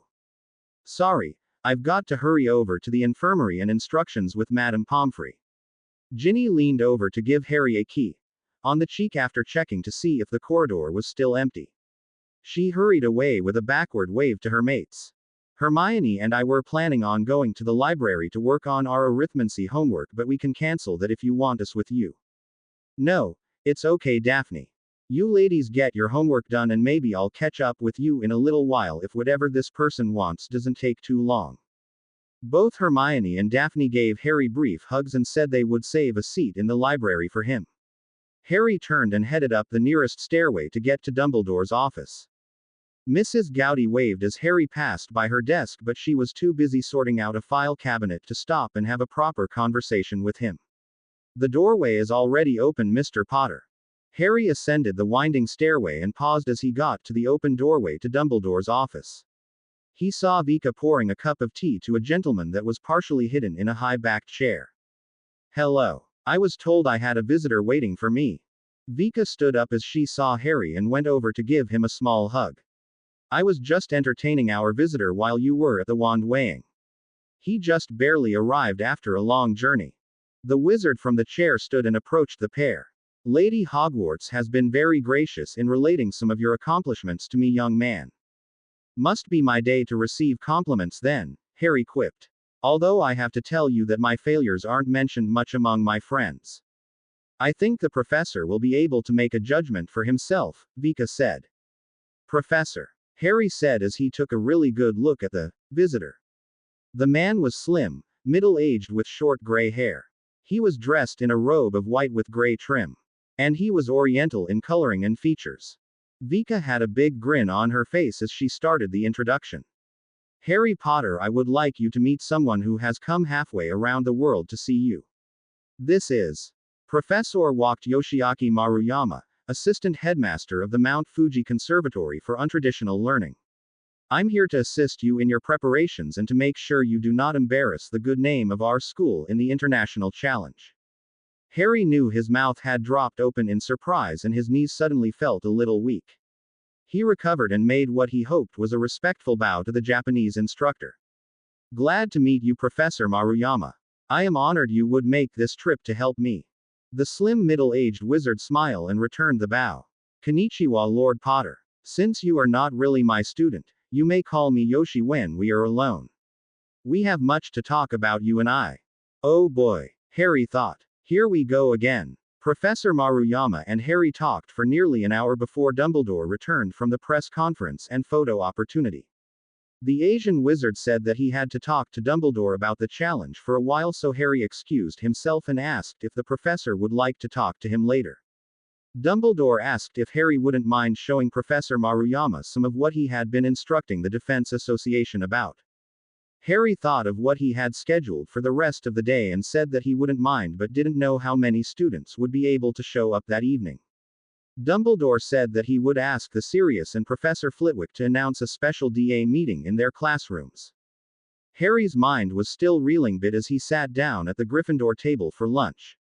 Hermione and Daphne had caught snatches of the conversations that he had with the new advisor, but he had to explain to Ginny about the extra person who was seated at the head table. The girls were just as puzzled by Professor Maruyama's sudden appearance and asked Harry what they had talked about. A little about my schoolwork and how I felt about being the challenge. It seemed like a bit of an interview now that I think about it, but he wasn't pushy or angry that I was suddenly representing his school. We talked about that. His school, I mean. The MT. Fuji Conservatory has about 250 students total and spends as much time on the mental magics as well as the physical aspects of magic. Mental aspects? Ginny asked. Occlumency. Legilimency. Projectional magic. Oh, like that griffin illusion you cast at the Cave of Souls in our Patroni. Right, Hermione, but he said there were other types of magical disciplines, yes he did say disciplines, that wizards could perform. Like what? Asked Daphne. Well, that's when Dumbledore came back and the conversation ended. Maybe I can restart it later during the DA demonstration tonight. He did ask me two significant questions before I left the headmaster's office. Do we want to know what they were? Asked Ginny with a small smirk. You know I won't hide most things from you three. Most things. Harry disregarded Daphne's comment and went right back to the original question. Professor Maruyama asked if my wives were helping me or distracting me from being fully prepared for the first task. And you said. Harry shook his head. Really? You doubt that I didn't say you each were doing everything you could do to support me? No, but I wasn't sure what exactly you would tell this new advisor that's shown up. Harry lowered his voice as he bent closer to Daphne. 2 points from the newest Mrs. Potter. You'll have to think of something to gain those points back, Sweetums. Daphne indignantly turned to Ginny. He can't do that, can he? Obviously he just did. Ginny touched her temple with a finger and suddenly Daphne started smiling. Harry wasn't sure if he should ask or not but had a sudden chill run up his spine. Harry resigned himself to getting another surprise in the next day or two. Whether it would be good or bad for him might be something to worry about later. So what was Professor Maruyama's second question? Asked Hermione, tugging on Harry's sleeve. He asked if he would get to the point that I was trust him enough to reveal my true form. That's perceptive of him. Or do you think he's just guessing? I'm not exactly sure. I think he suspects something but respects my reasons for the deception. I guess we'll have to get to know him better then, Daphne stated. I'm actually looking forward to introducing you all to him later. It will be interesting to see what he thinks of you three. And whether he might be impressed as I am every morning I wake up with you three. Nice save, Harry, Ginny said as she refilled her cup with water. Ron just came in, Ginny. Everyone turned to watch the redhead come into the hall and walk over to the Hufflepuff table and sit down between Ernie Macmillan and Cedric Diggory. It had surprised everyone that when Ron came awake in the infirmary he had asked Dumbledore and Professors Sprout and McGonagall for a transfer to Hufflepuff for at least the duration of the current year. Ron had said that he wanted and needed a clean slate to start over again and gain a new perspective on his life. Ginny had been very upset at first, but after talking to her mates she went and congratulated Ron for standing up for himself and told her brother that he was still always welcome to spend time with them and visit the hearth. So far he hadn't made any effort to do so but seemed content to get to know his new housemates. It just seemed very odd to see Ron in the yellow and black trimmed robes of another house. Harry stood and called across the hall and got Ron's attention. He gave him a smile and a thumbs up and Ron just chuckled a little and waved back. Harry sat down and then he grimaced and laid his head down on the table. Harry, are you okay? Looking up at the worried faces of the three girls, Harry had a rueful grin. Sorry. I'm fine. I just remembered something that had been bugging me since I left Dumbledore's office. What? Professor Yoshiaki Maruyama said it was okay for me to call him Yoshi in private. There was a few seconds of silence and then Ginny pulled Harry sideways a small bit. And? Sorry again. None of the three of you would know. It's a Muggle thing and not in Hermione's area of expertise. Yoshi is the name of an animated dinosaur that showed up on some of Dudley's Nintendo games. Nintendo? Asked Daphne. It's a Muggle electronic game that you play on a television set. I've heard of Nintendo but I'm not familiar with the games they have, Hermione admitted. No way, you should have known, Hermione. You've been too busy turning into my favorite lovely bookworm. Hermione pouted as she tried to decide if she had been insulted or complimented. Harry put a quick key to her cheek and reached into his book bag to bring up a book. He propped the book up on its end and opened it up to conceal what he wanted to show them. Yoshi looked a little like this. Harry thought for a bit, and a 4-inch high green and white figure with a big nose and orange boots looked up at the clustered girls and waved at them. He hopped around for about 10 seconds and then stretched out his neck to look over the top of the book.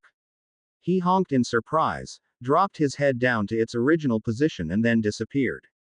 Ginny giggled. That was cute, Harry. Can we? I suppose when the manor gets wired up for electricity we can get a game system for you to play, Ginny.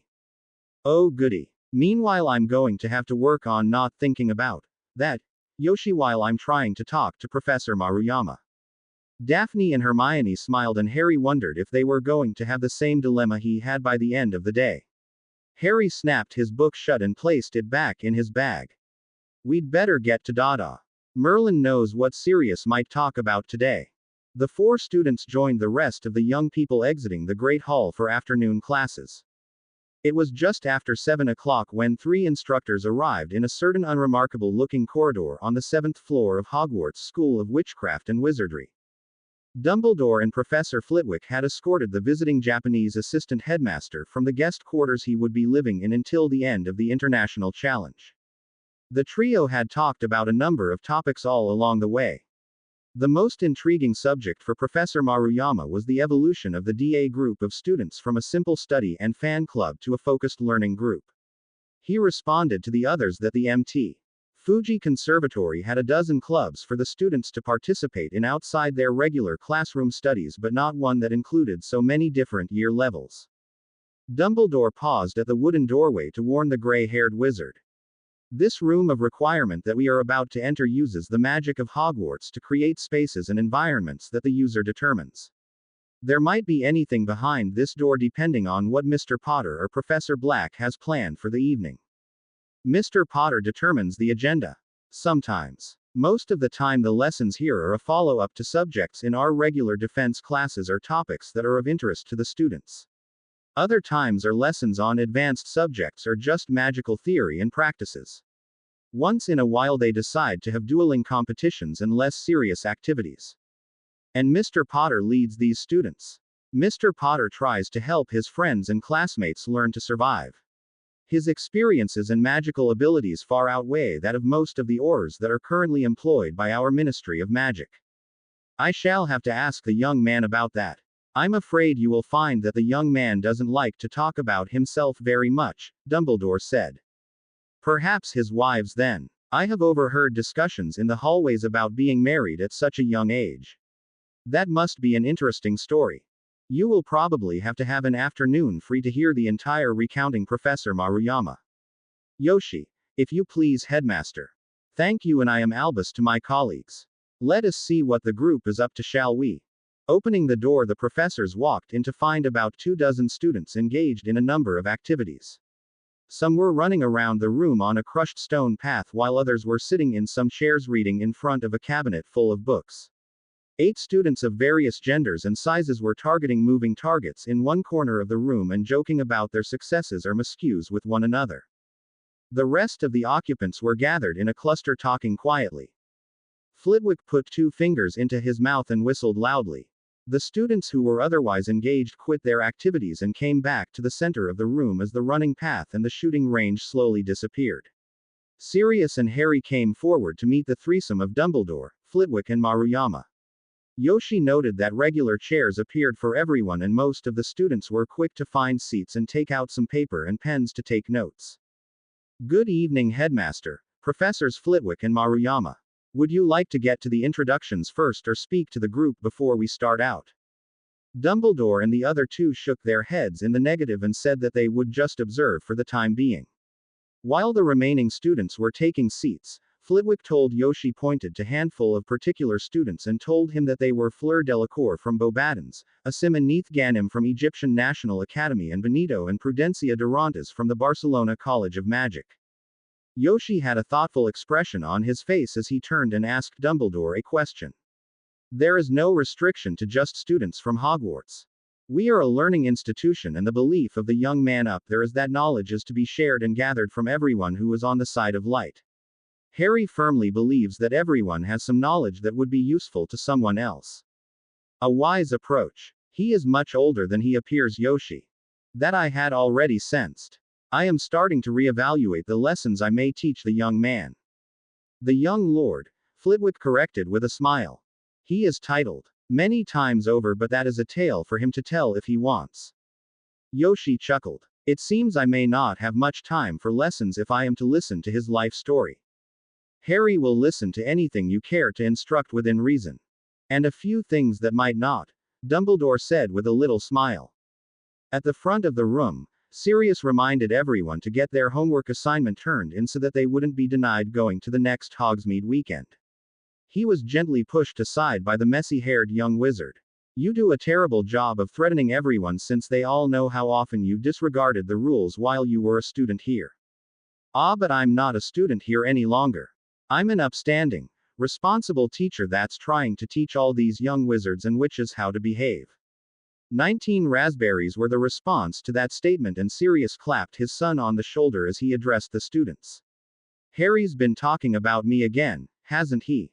No comment, Professor Dad. Ooh, that hurt. I'll be over there in case you need help. Thank you. Harry turned to the class and smiled. Thanks for coming. I appreciate the fact that you've all turned up at the last minute for this session. There is no formal agenda tonight, but I wanted to check on everyone's progress on certain matters. Anyone made any progress on their Patronus since the last session? Two hands went up and Harry smiled as he called for a slim bee, on which to stand. Any time you're ready, Luna. Luna stood but kept her free hand on Ron's shoulder. Thanks, Harry, for rescuing Ron. He's very free of the frog wamples that made him so disagreeable. Ron covered his eyes at Luna's statement but didn't shrink down too much in his seat. Harry just nodded to Luna to go ahead and she brandished her wand in the air. Expecto Patronum. There were excited whispers all around the witch as a silver mist shot out of her wand and formed, something only one person in the room admitted to have seen before. It was a rabbit, of sorts. 4 times the size of a normal bunny, the silver Patronus hopped around in midair mostly on its giant back paws. The fur was patchy gray and white and some spots of invisibility that seemed to wander around from the tip of its fluffy powder-puff tail to the tips of the 2 upright ears. There were 3 orange horns on the head of this apparition, 2 that curved backwards from the top of its head and a third smaller one right in the middle of its forehead. The third horn was small but wide as if someone had squashed it down with a large thumb. The Patronus hopped around Luna twice more and then jumped back into her wand. Harry started the applause and it was slowly picked up by about half of the students. Gracie was the first to leave her seat to go over and hug her friend, and Harry was surprised to see that Professor Maruyama came up to the 3rd year and bowed to her. Congratulations, Miss Luna Lovegood, Professor. I did not expect to see the legendary Bakemono Usagi here so far from its home in the lofty mountains in the Yukyu Island chain. Bakemondo Usami? Asked Harry, who had come up on the duo as the rest of the class was discussing the surprising Patronus.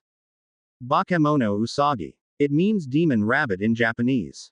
It is a rare and seldom seen magical creature that is very fierce in defending its home and young. I consider myself blessed to have seen one in person. Or, said a humored voice from that came from Harry's side, it could be just the first time any of us here have seen a crumpled horned Snorak. Harry looked from Ginny to Luna and then looked at Ron, who was trying to stop the laughter in reaction to Harry's bollocksed expression. Thank you, Miss Luna. You have done well. With that compliment, Professor Maruyama turned and walked back to where Dumbledore, Flitwick and Sirius were standing. Harry got a mental nudge from his wives and also bowed down to the silver-blonde Ravenclaw. Congratulations, Luna. If you produce that in a duel, you'll definitely have an advantage over almost everyone else. And the Dementors will never know what hit them. Harry turned around and headed back to the front of the class. Well, your turn next, Justin. Justin stood nervously and got some encouraging shouts from the students around him. He smiled and brandished his wand. His Patronus, while less surprising than Luna's, was a seagull that flew around the room twice before disappearing. Can I suggest he name it Jonathan Harry? Huh. Later, husband. Everyone gave Justin a round of applause after he cancelled the spell and he slumped back in his chair a little tiredly. Good work, the both of you. Everybody else keep practicing and focusing your happy memories. Anyone have any new jinxes to share? Again, George. Okay. Give us a demonstration. You mind being the target, Mr. Potter? Just remember the usual caution. Anything permanent on me will be subject to review and punishment by the current Mrs. Potters. George got prodded by his brother. All chance it. We've still got at least 2 or 3 things on our little sister. Harry moved away from the front of the room off to the side so that everyone could see what George's spell would be. Yoshi noted that 3 girls had stood up together and were watching the demonstration with a mixture of interest and concern. Standing relaxed, all by himself, Harry had to consciously remind himself not to dodge out of way of the upcoming spell. Raising his own wand, Harry nodded to George to proceed. Clavisaggio. An orange spell hit Harry's arm. Some of the people gasped as they saw Harry's wand dip as his fingernails grew about 10 inches longer and began curling inward towards his palms. That didn't surprise everyone as much as what Harry did next. The boy who lived shouted out in pain, yelled out for Hermione to catch the wand that he threw towards her and fell to the floor. He frantically pulled on his laces and shoes trying to get them off his feet. He finally got rid of his footwear and shredded socks and stood. Harry's face was a mixture of embarrassment and relief, and he raised his foot up off the ground to show that his toenails had gone through the same transformation as his fingernails. George and Fred had come over to check on their brother-in-law and looked very worried at the scowl on Harry's face. He raised a single finger and pointed it right at George's face. That was painful. And totally unexpected. And you guys are brilliant. George breathed a sigh of quick relief as he cancelled the spell on Harry. Ginny had come over to slap George's arm, but Harry pulled her away with one arm and looked over at the professors. Sirius was still bent over laughing, but the other three seemed to be deep in thought. Professor Flitwick, Harry asked, your evaluation? An excellent adaptation of the teeth-growing spell and would hardly be expected in a formal duel or running battle. 3 points for Gryffindor. As some of the group came forward to congratulate George and get the pronunciation and wand movement for the spell, Harry did a quick reparo on his socks and donned them in his trainers. He reassured everyone he was okay and went back to the front of the room. I would have just banished my trainers, but I just got these broke in and comfortable. I guess you can practice this new spell on your own time as long as your partner knows exactly try what's going to happen to them. And we don't want Madame Pomfrey being overwhelmed with a batch of broken toes or turned ankles. Or her assistant, came the call from the red-headed girl. Harry laughed at Ginny, who was still glaring at the twins. Daphne mentally reminded her that the twins had to have practiced that jinx on each other before they brought it to the DA. Ginny smiled a little and replied that they might experience it again before too long. The blonde just nodded and requested that she be present when it occurred. The meeting lasted another half hour as the professors from Hogwarts got involved answering questions and giving small demonstrations. Sirius finally dismissed everyone and warned a blushing Ron that he might have occasion to check on the broom closets on the way back to the Ravenclaw dorms. Oi, Harry, control your dad. Sorry, I can't do that. I'm busy enough with my own ladies. I'll forward your request to Madame Bones though. Ron laughed and left with his arm across Luna's shoulders. That left Harry, his 3 girls, Sirius and Professor Maruyama in the room of requirement. Hermione, Ginny and Daphne were just a little nervous as Harry introduced them to the Japanese professor. It is always a pleasure to meet 3 such lovely young witches. He is indeed a fortunate young man to have such love in his life. But I have a question for you, Mrs. Daphne Potter. Daphne Greengrass, Professor. Maybe publicly Daphne Greengrass, but you certainly have the ties to Mr. Potter that the other 2 have. My question is, why do you have your wedding band under such a potent invisibility glamour? Harry was shocked that the slim man could detect the spell that covered Daphne's ring. Hermione spoke up to answer the question. It was cast as a measure of protection for Daphne and her sister. Harry has some powerful enemies, some of which may be students here at school. Daphne then explained further. It was my idea, Professor Maruyama. My husband is neither ashamed nor gloating about being married to me, but I sought to shelter both him and my younger sister from increased attention. He has enough scrutiny being in this challenge. I'll respect your family's decision on this secret, Mr. Potter, as you have a better understanding of the situation here than I. Harry nodded, understanding that Daphne's status would remain secret. Thank you, Professor, and I prefer to be called Harry. At least in private. I do not think I will be able to call you Yoshi, though. It's that little cartoon figure, isn't it? I should have suspected that there would be some knowledge of that here. Harry, do you mind undergoing a few tests so that I may judge your abilities? Harry looked over to see Sirius smirking at him. As long as they don't take too long. I still have my potions homework to write and more revising for the first task. He also gets up at 6 so we can all go running, Ginny added. A wise practice. A conditioned body is just as important as a conditioned mind for the strength and focus of your magic. How do I access the inventiveness of this room? You simply state or think of what you want to see. With the rest of the students gone, the restriction on individual desires has been cancelled. We just can't have everyone thinking of different things while we try to teach. Yoshi nodded at Sirius and the desks and bookcases disappeared. Pointing to a section of the room, Harry saw 2 3-foot-high pedestals appear about 25 feet apart with a rope strung tautly between them. The rope appeared to be made of sound fiber and was about an inch thick. Tight rope walking, Professor. A test of balance and nerve. It is not too great a distance, nor is the fall too far if you slip. Harry took his trainers off again and walked over to the nearest pedestal in his socks and hopped up on it. Sirius cleared his throat as he came up closer with everyone, and Harry glanced at him.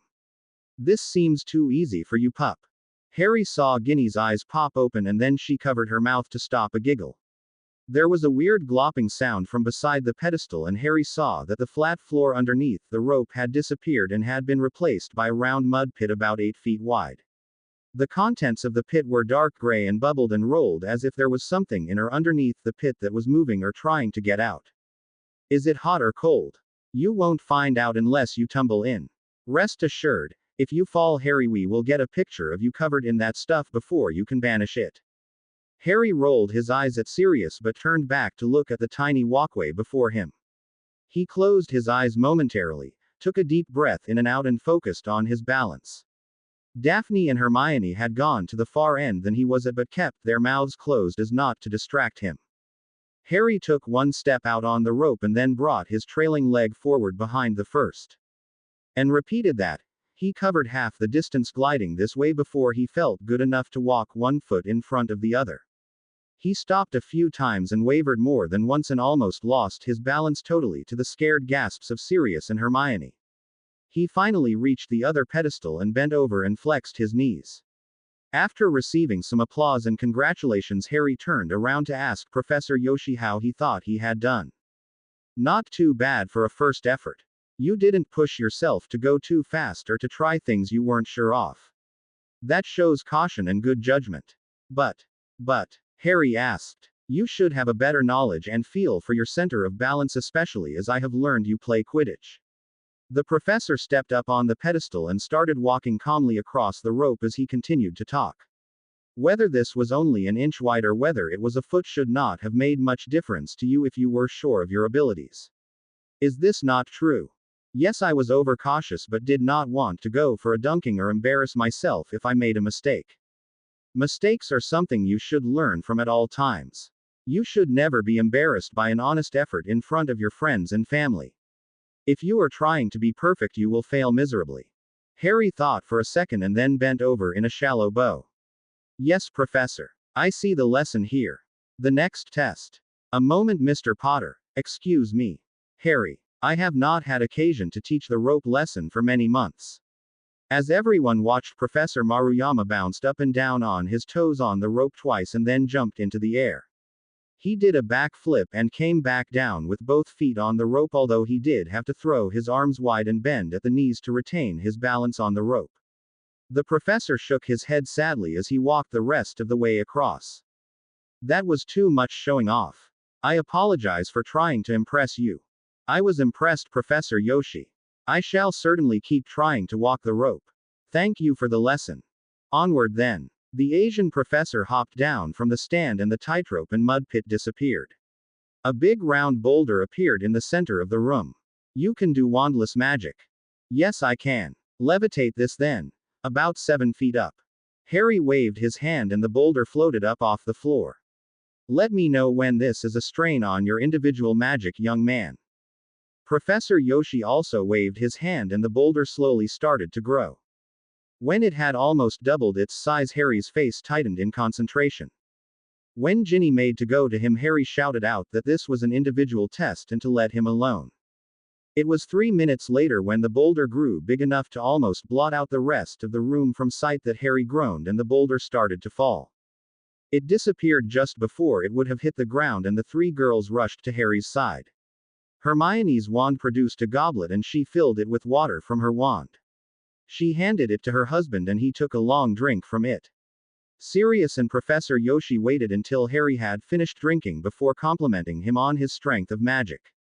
You stopped your wife from aiding you. Why? They worry that I push myself too much. We share a soul bond amongst the 4 of us, and the magic that can be called forth through that bond is truly amazing. I couldn't allow Ginny to help me because this was supposed to be a test of my individual magic. Do you intend to use this bond magic for the challenge, young man? Only as a last resort to save my own life or the lives of the other competitors if needed. It would give me an unfair advantage over the other champions otherwise. Professor Yoshi cocked his head to the side in thought but then nodded. You are a most unusual wizard, Harry Potter. Most would use any advantage they would have to ensure a victory. Harry shook his head. If I had any intention to try and win the competition, and if I were a less honorable wizard, I would consider it.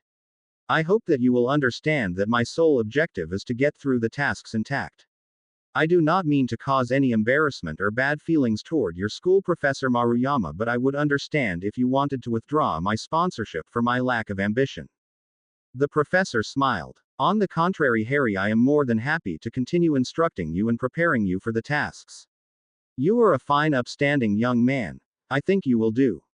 You will do very well in the CM petition and representing the ideals that we try to impart at the MT Fuji Conservatory.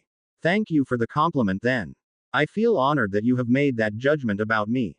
It is I who am pleased to have met you. And your wives. But I have taken enough of your valuable time for one evening. You should be getting back to your quarters and we will talk some more tomorrow. Where does the running start? Next to Black Lake on the main pathway down from school. Then I shall meet you and your companions down there a little after 6. Yes. Good evening then, Professor Yoshi. Night, serious. The 4 Potters walked out of the door and the room of requirement reverted to a plain empty room with a few lit sconces providing light and heat. Turning to his companion, Professor Yoshi smiled. If you have the time available, I would like to learn a little bit more of that remarkable young man.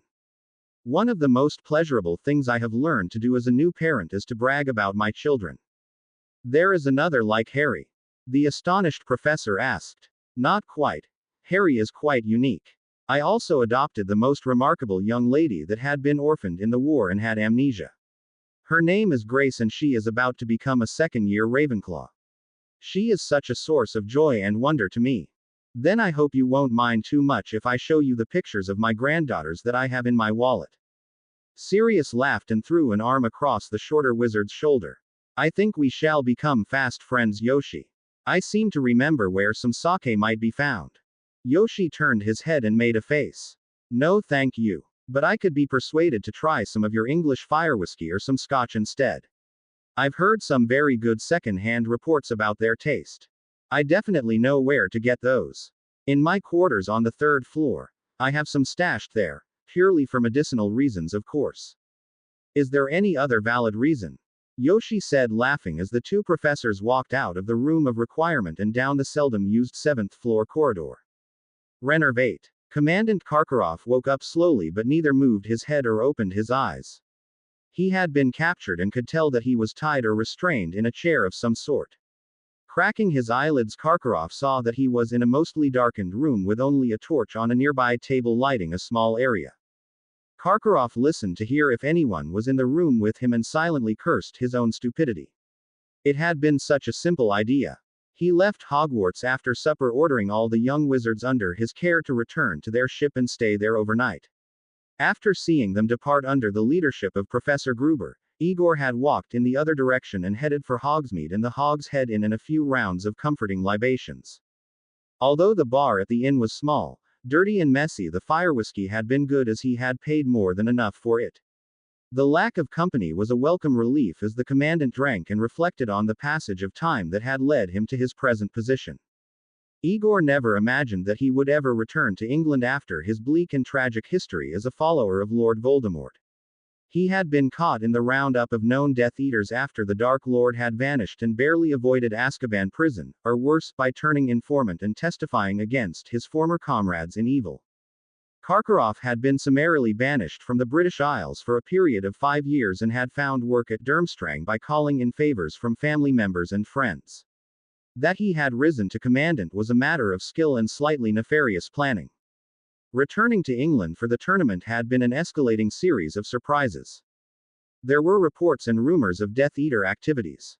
He had heard of the sudden death of Lord Voldemort's right-hand man Lucius Malfoy, but to discover that the Dark Lord's spy Severus Snape had died at the same time was a shock.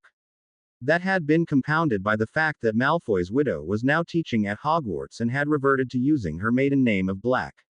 She did not acknowledge any previous meeting with him to Karkaroff's relief, but there was a sense of approaching trouble. He had come to the Hog's Head to try and forget his latest problem.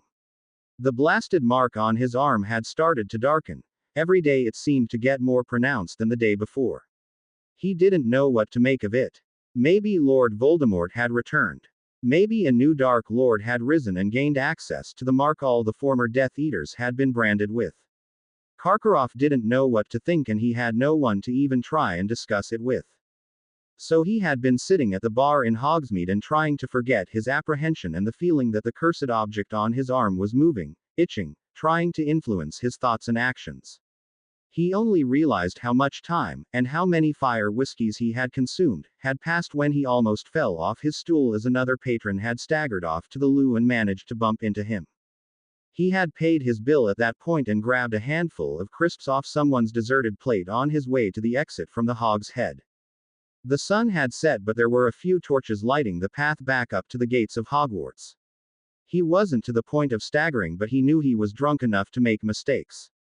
Karkaroff wasn't halfway back up the path when he heard the spell cast and only half turned in time to see the stupefy come out of the woods adjacent to the path. He fell down, and the last thing he remembered was someone trying to reach out and catch him. Not knowing how much time had passed since the incident or his present location, Karkaroff pretended to stay unconscious. That the idea that he might gain an advantage somehow was quickly dispersed after a few more seconds. That should have woken you up, Commandant. I guess we'll have to resort to a bucket of ice water instead. Pity, it was chilling the wine ever so wonderfully too. Oh well, beggars can't be choosers, as they say. Although I could just take you down to Black Lake and hold your head underwater for a while. You were still breathing after all. Something that somebody else who came across a documented Death Eater might not have allowed. Unbind me at once. Where am I? Show yourself. Dumbledore will come looking for me eventually. He might. But this isn't the first night you've gone out and gotten a few drinks away from the castle, is it? And you've sometimes stayed out all night drinking. Dumbledore might not miss you until after breakfast. Karkaroff grew frustrated. Who are you? Why are you doing this? If you're just going to kill me, just go ahead and do it instead of blathering on and on. Ah, good.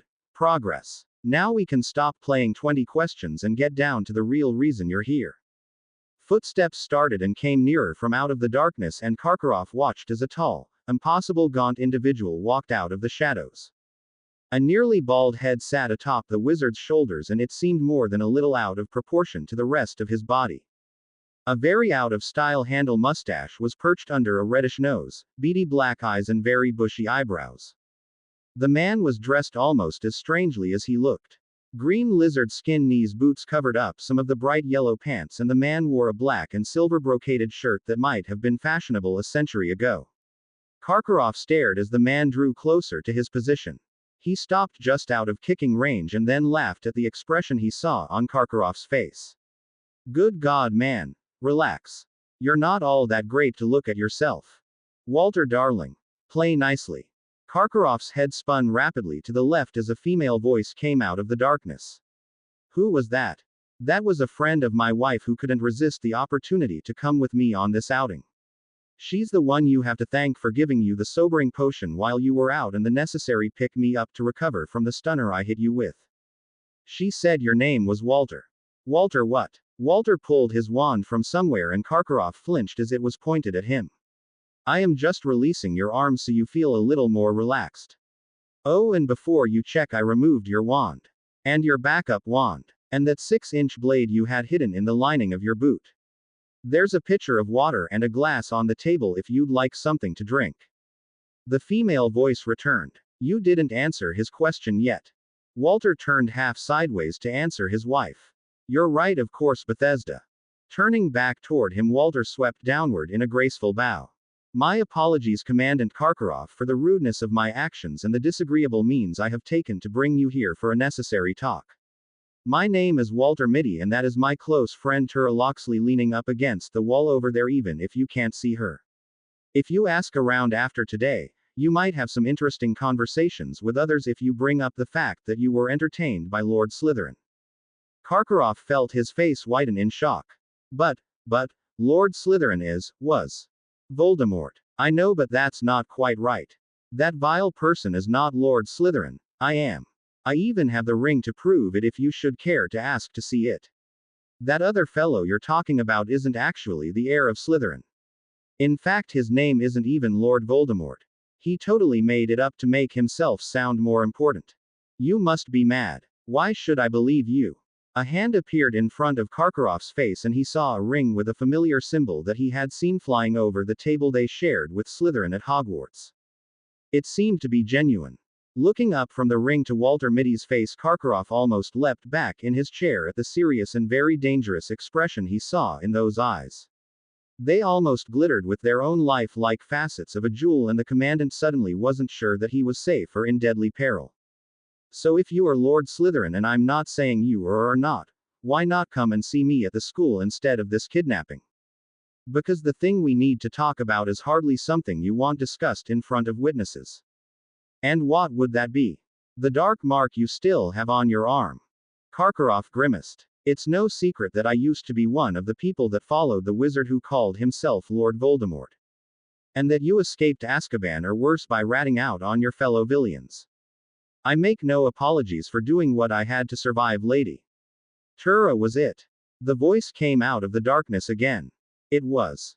Walter Mitty cleared his throat and Karkaroff turned and spoke out. If you want to know about any other Death Eaters or their activities, then you are going to be very disappointed.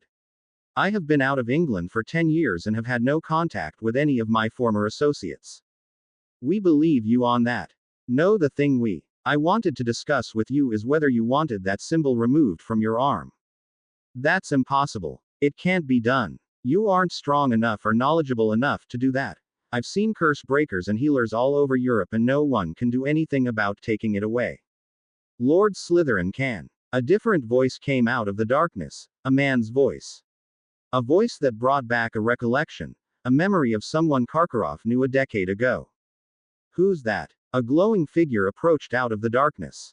It did not walk. The man glided further into the light and Karkaroff swore as he saw a long-forgotten face. Snape. They told me you were dead. The familiar sneer and tone was there as the glowing figure looked haughtily at the semi-bound guest, still in the chair. And whatever makes you think they are wrong. Severus Snape no longer occupies the living world. I have made this journey back to help you, although I wonder if you are worth the bother. Harry, excuse me, Walter almost broke character and laughed at the truly dumbfounded expression on Karkaroff's face. Whether it had been Severus or Narcissa who had thought ahead for the extreme possibilities, some hair had been clipped from his head before the potion's master had reinvented himself as Chance Runnels. A little polyjuice potion, a simple levitation spell and some glowing charms courtesy of the twins and Daphne made an appearance by a dead man into a believable ghostly visit.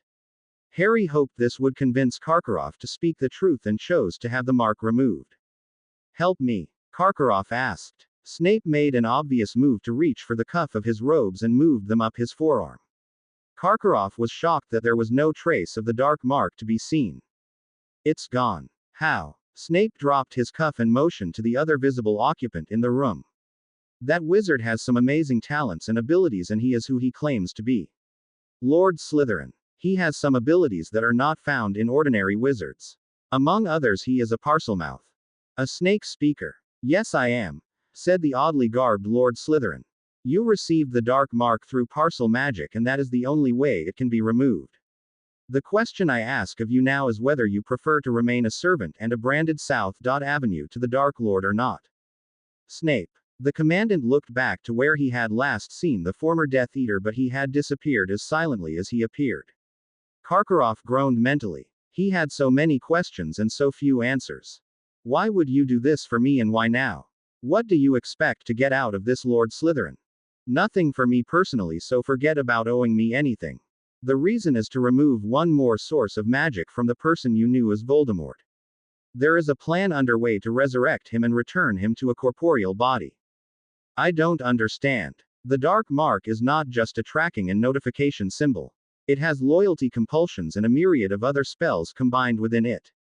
Amongst all the others is a magical siphon that steals knowledge, power and magic from an individual and gives it to Riddle. That's one of the reasons he appeared all-powerful.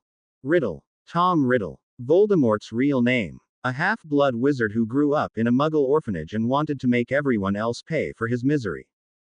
Does he want the mark removed or not? The feminine voice was touched with just a little bit of impatience and annoyance.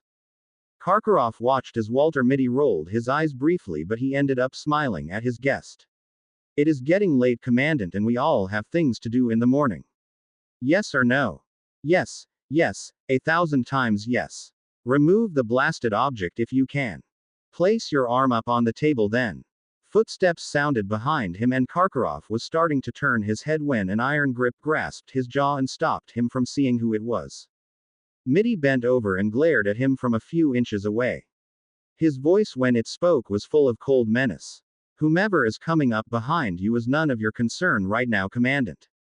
My friend is going to lay her hands on your shoulders to monitor your health and well-being as I remove the mark.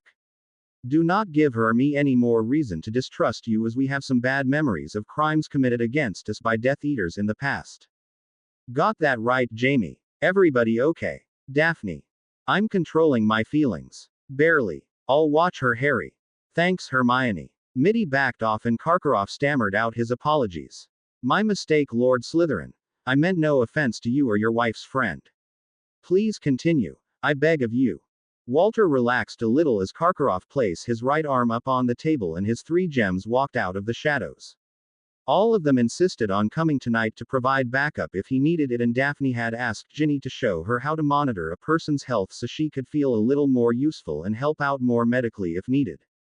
The commandant only flinched a little when hands were laid on his shoulders. He closed his eyes and everyone could see him fighting the urge to flee or fight. But he managed to control his apprehensions and nodded to the only other person he could see. Lord Slytherin approached the desk and laid his hands above and below the dark mark. Karkaroff watched intently as his rescuer gathered his magic and hissed out some commands that he barely recognized as Parseltongue. His gaze switched from Mitty's face to his arm as he saw the dark mark swirl, compress and then almost explode off of his arm in a flash of black particles. Hissing again, the remnants of the mark vanished and Karkaroff stared at his unblemished arm. That is incredible. What can I ever do to repay you and your wife, Lord Slytherin? You will speak of this to no one except for Headmaster Dumbledore, and you will report to him about any Death Eaters that come in contact with you while you are at Hogwarts. Gladly agreed to. And lighten up a little, came the female voice from behind him as she removed her hands. I just might be able to do that now without the direct threat of the dark mark at me. Congratulations then, Commandant Karkaroff. Live long and prosper. Stupefy. There was a pause for about 5 seconds before a different voice spoke out. Did you really have to say that, Harry? Sorry. It did seem appropriate, Hermione. What do you want to do with our sleeping commandant now? ... Commandant Igor Karkaroff woke up in Dumbledore's office just in time to accompany him to breakfast. They had a very interesting talk walking down from the 7th floor. 4 days later, after a surprisingly smiling Karkaroff returned to Hogwarts, the Potters were eating breakfast at the Ravenclaw table with Luna, Gracie, Fleur and her friend Marie.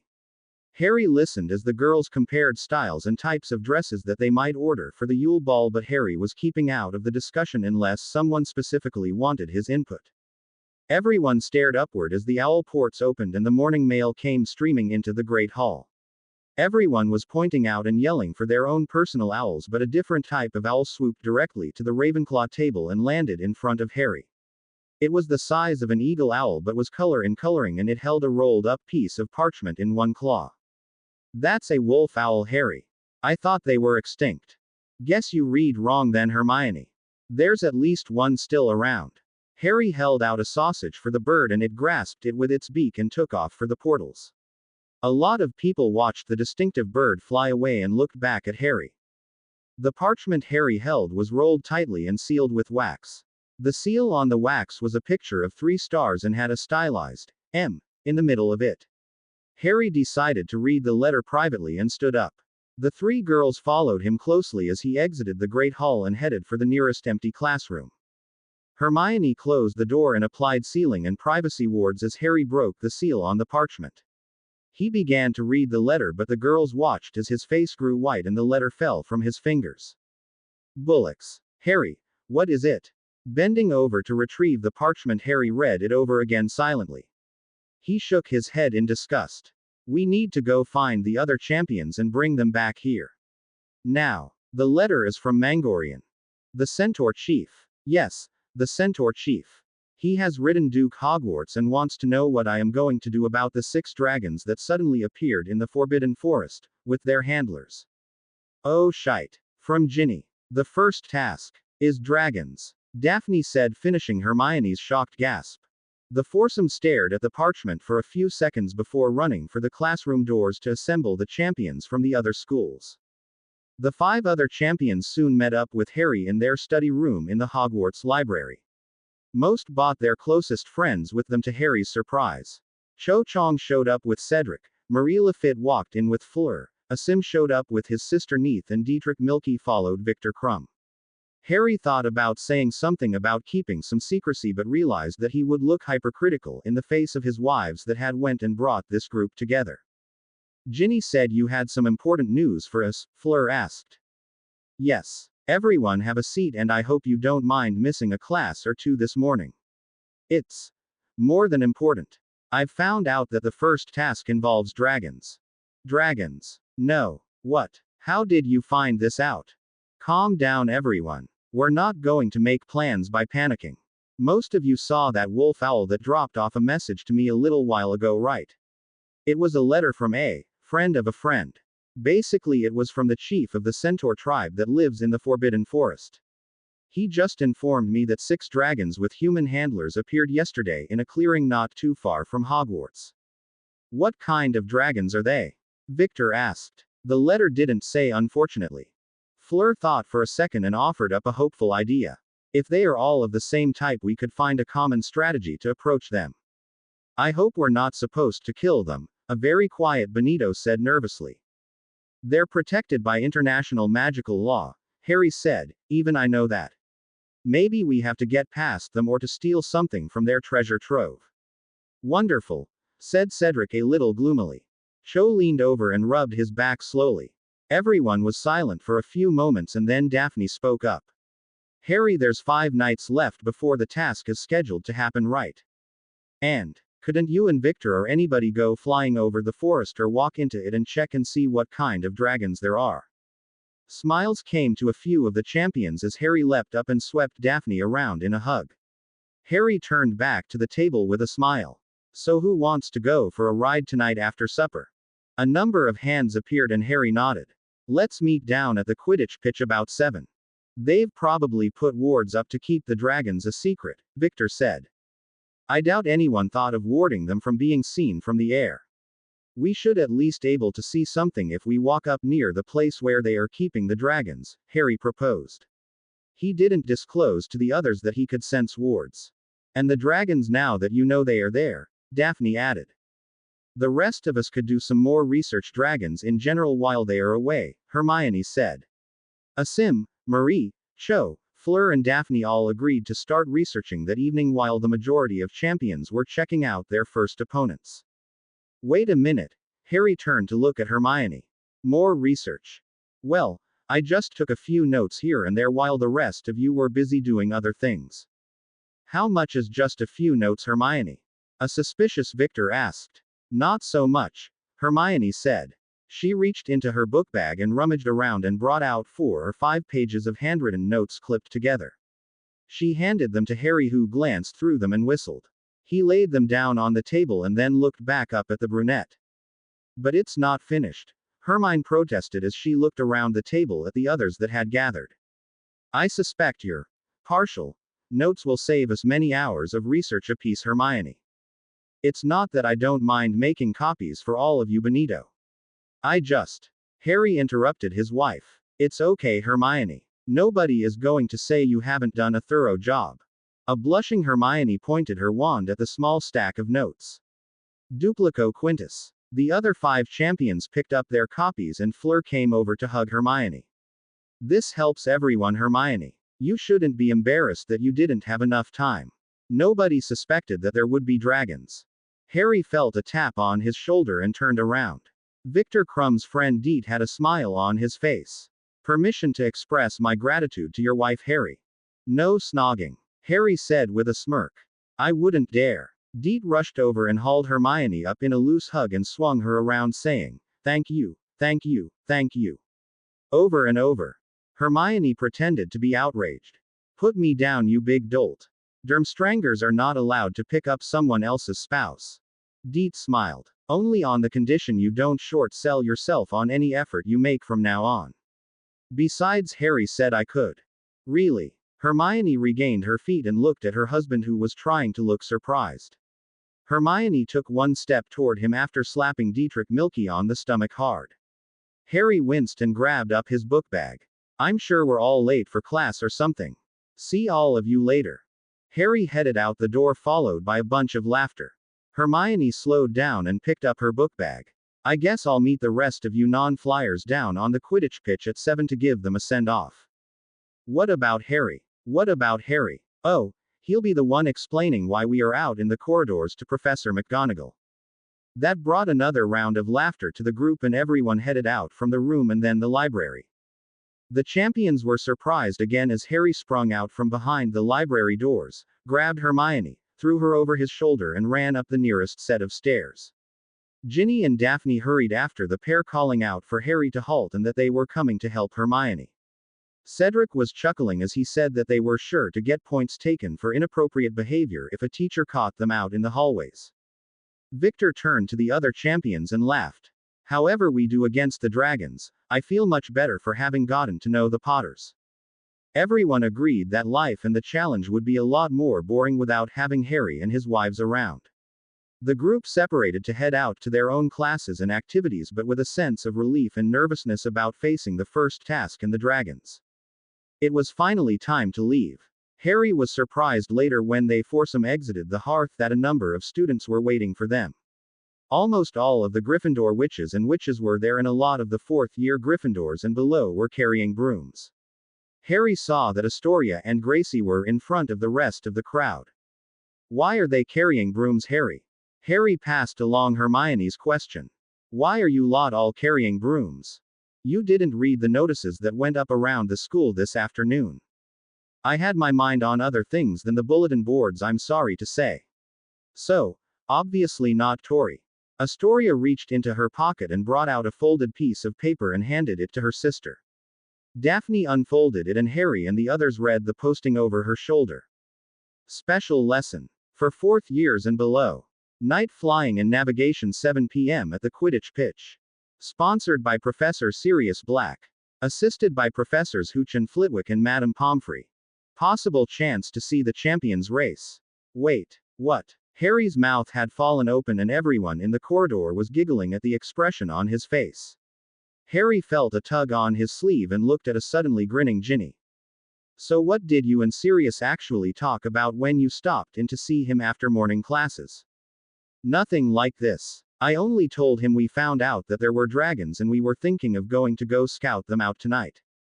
Guess he thought of a nice diversion so we could slip away. Yeah, but so are you and Victor going to race? Harry shook his head. I don't know, Neville. I'm not sure if Victor's going to be there or not. I think some of the other champions have a research project going on in the library. Guess we'll have to see who shows up then. You must have shrunk your brooms down then, right? Right, Neville. Harry looked at Ginny. She was planning on flying with the champions over the Forbidden Forest, but she was having a hard time keeping a straight face in light of the situation her husband found herself in. So which if the other champions brought brooms, Harry? I know Victor has his Nimbus 2000 and Fleur. Benito and Neith had their brooms with them as I've seen them flying around. Sirius said that anybody that didn't have any brooms of their own could borrow a Hogwarts broom since someone bought 24 clean sweep 7s to replace the old ratty ones they used for flying lessons. Good idea, that Mr. Husband. Harry flashed a small smile at Daphne but wondered about the possible upcoming race. He knew Victor was a superb flyer but had no idea about the others. Whether they wanted to race or had even spent much time on their brooms was a question that had to be determined when they showed up at the pitch. The crowd of Gryffindors ended up joining the Hufflepuffs as they walked down to the Quidditch pitch. Harry soon found himself walking with Luna and Ron to his delight. Ron thanked Harry for helping him again and asked if he should bet on his friend or not for the upcoming race. Harry replied he wasn't sure there would be a race, and Ron was quick to say that the twins had already started a betting pool and were holding off closing it until they got the final count of participants.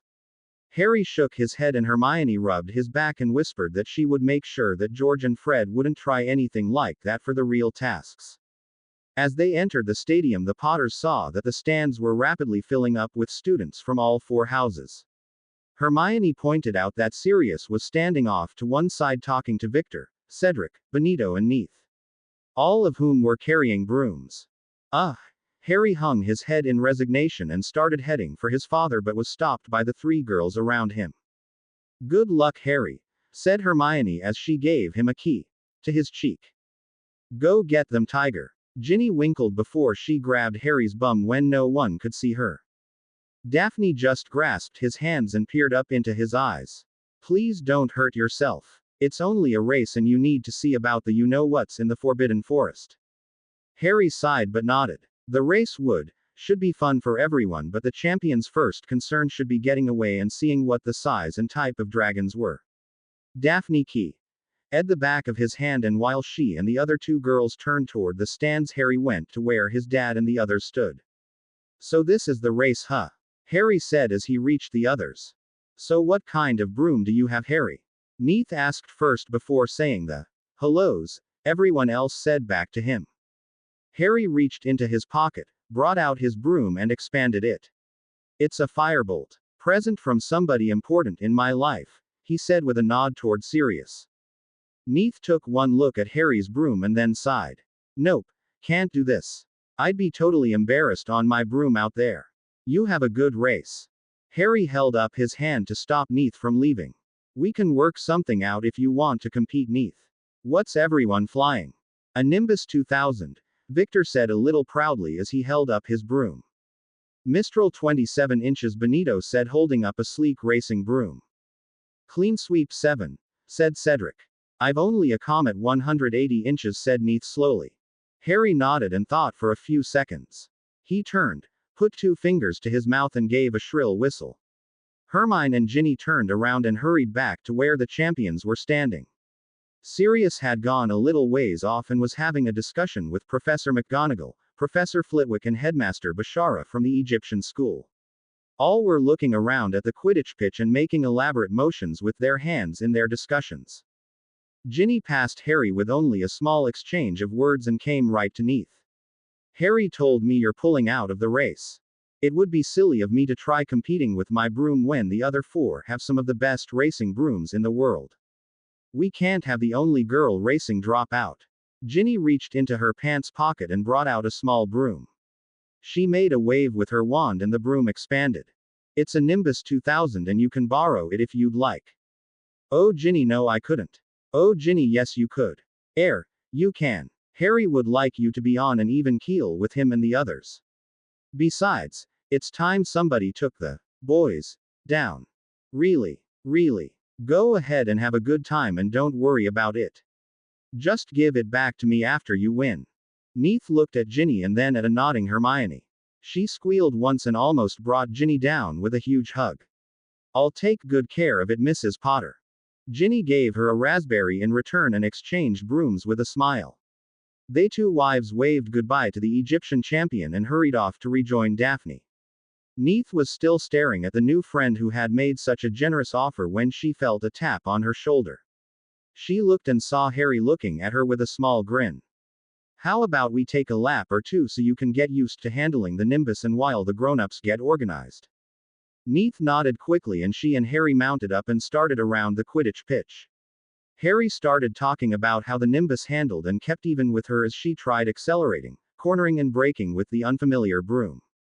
They did 2 slow laps together and then Harry urged her to go for it. Neith whooped loudly as her broom took off down the long side of the pitch and the pigeons and crows on the ground took off in alarm. Harry watched as she broke off in a tight overhead turn and floated back beside him. This is fabulous. If I needed any other incentive to win the entire challenge, this is it. A new broom. Yes, and a chance to thumb my nose at my brother. You wouldn't share with a sim. Your nice supportive brother a sim. Well, I wouldn't charge him too much for a turn on something like this. Harry laughed and started to tell Neith that she sounded just like Ginny with that comment, but a loud whistle rang out over the pitch. The two flyers looked to see that they were being waved down to land next to McGonagall as the crowds in the stands were being told to settle. They landed just in time to see Sirius move his wand at his throat and hear his magnified voice as a result of the sonorous spell.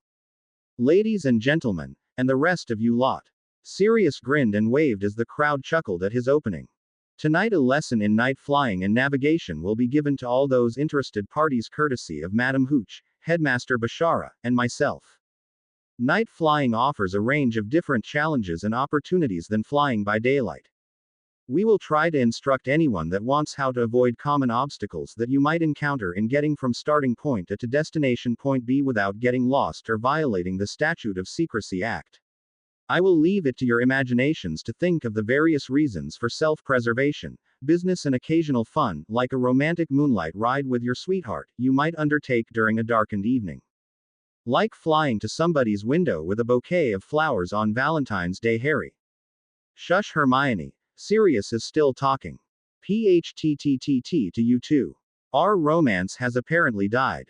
Feeling a bit peckish this morning, Mrs. Potter. Did you not get any of EM recently, Nani? Harry smiled as he felt Hermione turn and slap both Daphne and Ginny to get the smirks off their faces. Sirius was looking back at the Quidditch pitch and the champions saw that both Professors McGonagall and Flitwick were waving their wands and structures were being created. I've managed to talk, beg, intimidate and threaten withholding weekly allowances from a certain messy-haired fourth year, a grimace from Harry at that, into getting some of the champions to put on a little exhibition tonight. I'll let Headmaster Bashara explain the race and the course that is being set up. Fasir Bashara cast the same charm on his voice that Sirius did and took over. Ginny told Harry that the other headmasters and Dumbledore had just arrived at the teacher's box in the stands. Harry elbowed Victor and Cedric and pointed up. Dumbledore and Kemina Madrigal waved to their respective representatives, but Karkaroff just nodded a little at Victor but uncharacteristically brought his hands up to his waist and gave him 2 thumbs up. Victor seemed a little surprised but nodded back. This is a relatively simple competition for a little fun and excitement to get the champions out of the library for a bit. This will be a 5-lap race around the Quidditch pitch. Professor McGonagall has set up the turning poles even as I speak. Harry and the others turned and looked as 6 white and red striped masts appeared at the 4 corners of the pitch and one placed about 30 feet behind each of the goals to make an oval circuit. This race will not be one of just speed. The competitors will be tested on balance, maneuverability and crowding to get the best position coming into and exiting the corners of the racecourse. In addition, oh rats, there's always an addition. We are placing a few obstacles in the course to test their thinking abilities, coordination and nerves. Professor Flitwick. The tiny professor bowed to the stands and turned back to the pitch. He waved his wand twice and 2 sets of 12-foot poles appeared. One was set vertically and the other horizontal. Each one of the poles was set up about 15 feet from the other in the set. The horizontal ones were set up in the middle of the back straight and the vertical pair was set up just before entering the first turn. They were long or tall enough for 3 flyers to pass through together comfortably or 4 in a pinch. In the tradition of some earlier tasks from previous tournaments and some mundane downhill skiing races, we are creating some gates to fly though. In the first gate the competitors will have a choice of flying inside or outside the first standing pole. They must however fly on the other side of the matching pole in the set. For example, if Mr. Diggory flies inside the first pole, he must go outside the second pole to successfully pass the obstacle. Those that fail to comply with the rule will have a 3-second penalty added to their time. A competitor also has the option of reversing their course and entering the gate and passing it in the correct order instead of taking the penalty. That would be about the same amount of time, I think, Victor said thoughtfully. For the second gate there is no option. The racers must fly under the first bar and over the second. Failure to do so will result in a similar 3-second penalty or the option of flying back and traversing the gate successfully. For a little added excitement, a pair of additional gates will be created after the completion of the third lap by the leading competitor. We won't be announcing exactly where the additional hurdles will be, but they will not be within 25 feet of the start and finish line. Lovely. And all at racing speed too. Sounds like it favors you and Victor. Harry. Let's not forget Cedric has been playing Seeker also, and Neith and Benito are unknowns for the most part. Daphne. We are letting the champions take 1 practice lap to see the course and set up their strategies. I guess it's show time then, Benito said as he mounted up and started flying slowly to the first obstacle along with Victor. Harry nodded at Bento and Neith and they joined the others in looking at the first obstacle. Victor and Benito were riding slowly around the second corner after making the pass through the obstacle. Cedric did a slow pass through the gate and then looped back around to make the run at a higher speed. Harry and Neith had slowed to a hover as they watched the Hufflepuff figure out his angle of attack. I guess the conventional wisdom would be to go outside the first bar so you could go inside the second part of the gate to cut the corner as close as possible, Neith said mostly to herself. That's right, but a case could be made for going at it the opposite way, as the outside position might give you a better angle for the second corner of the pitch and entering the backstretch. Thank goodness the gates are tall and wide enough for 3 or 4 of us to go through at the same time. Neith thought about for a second and then nodded. That's right about the course choice. So what are you planning on doing, Harry? I have no idea yet.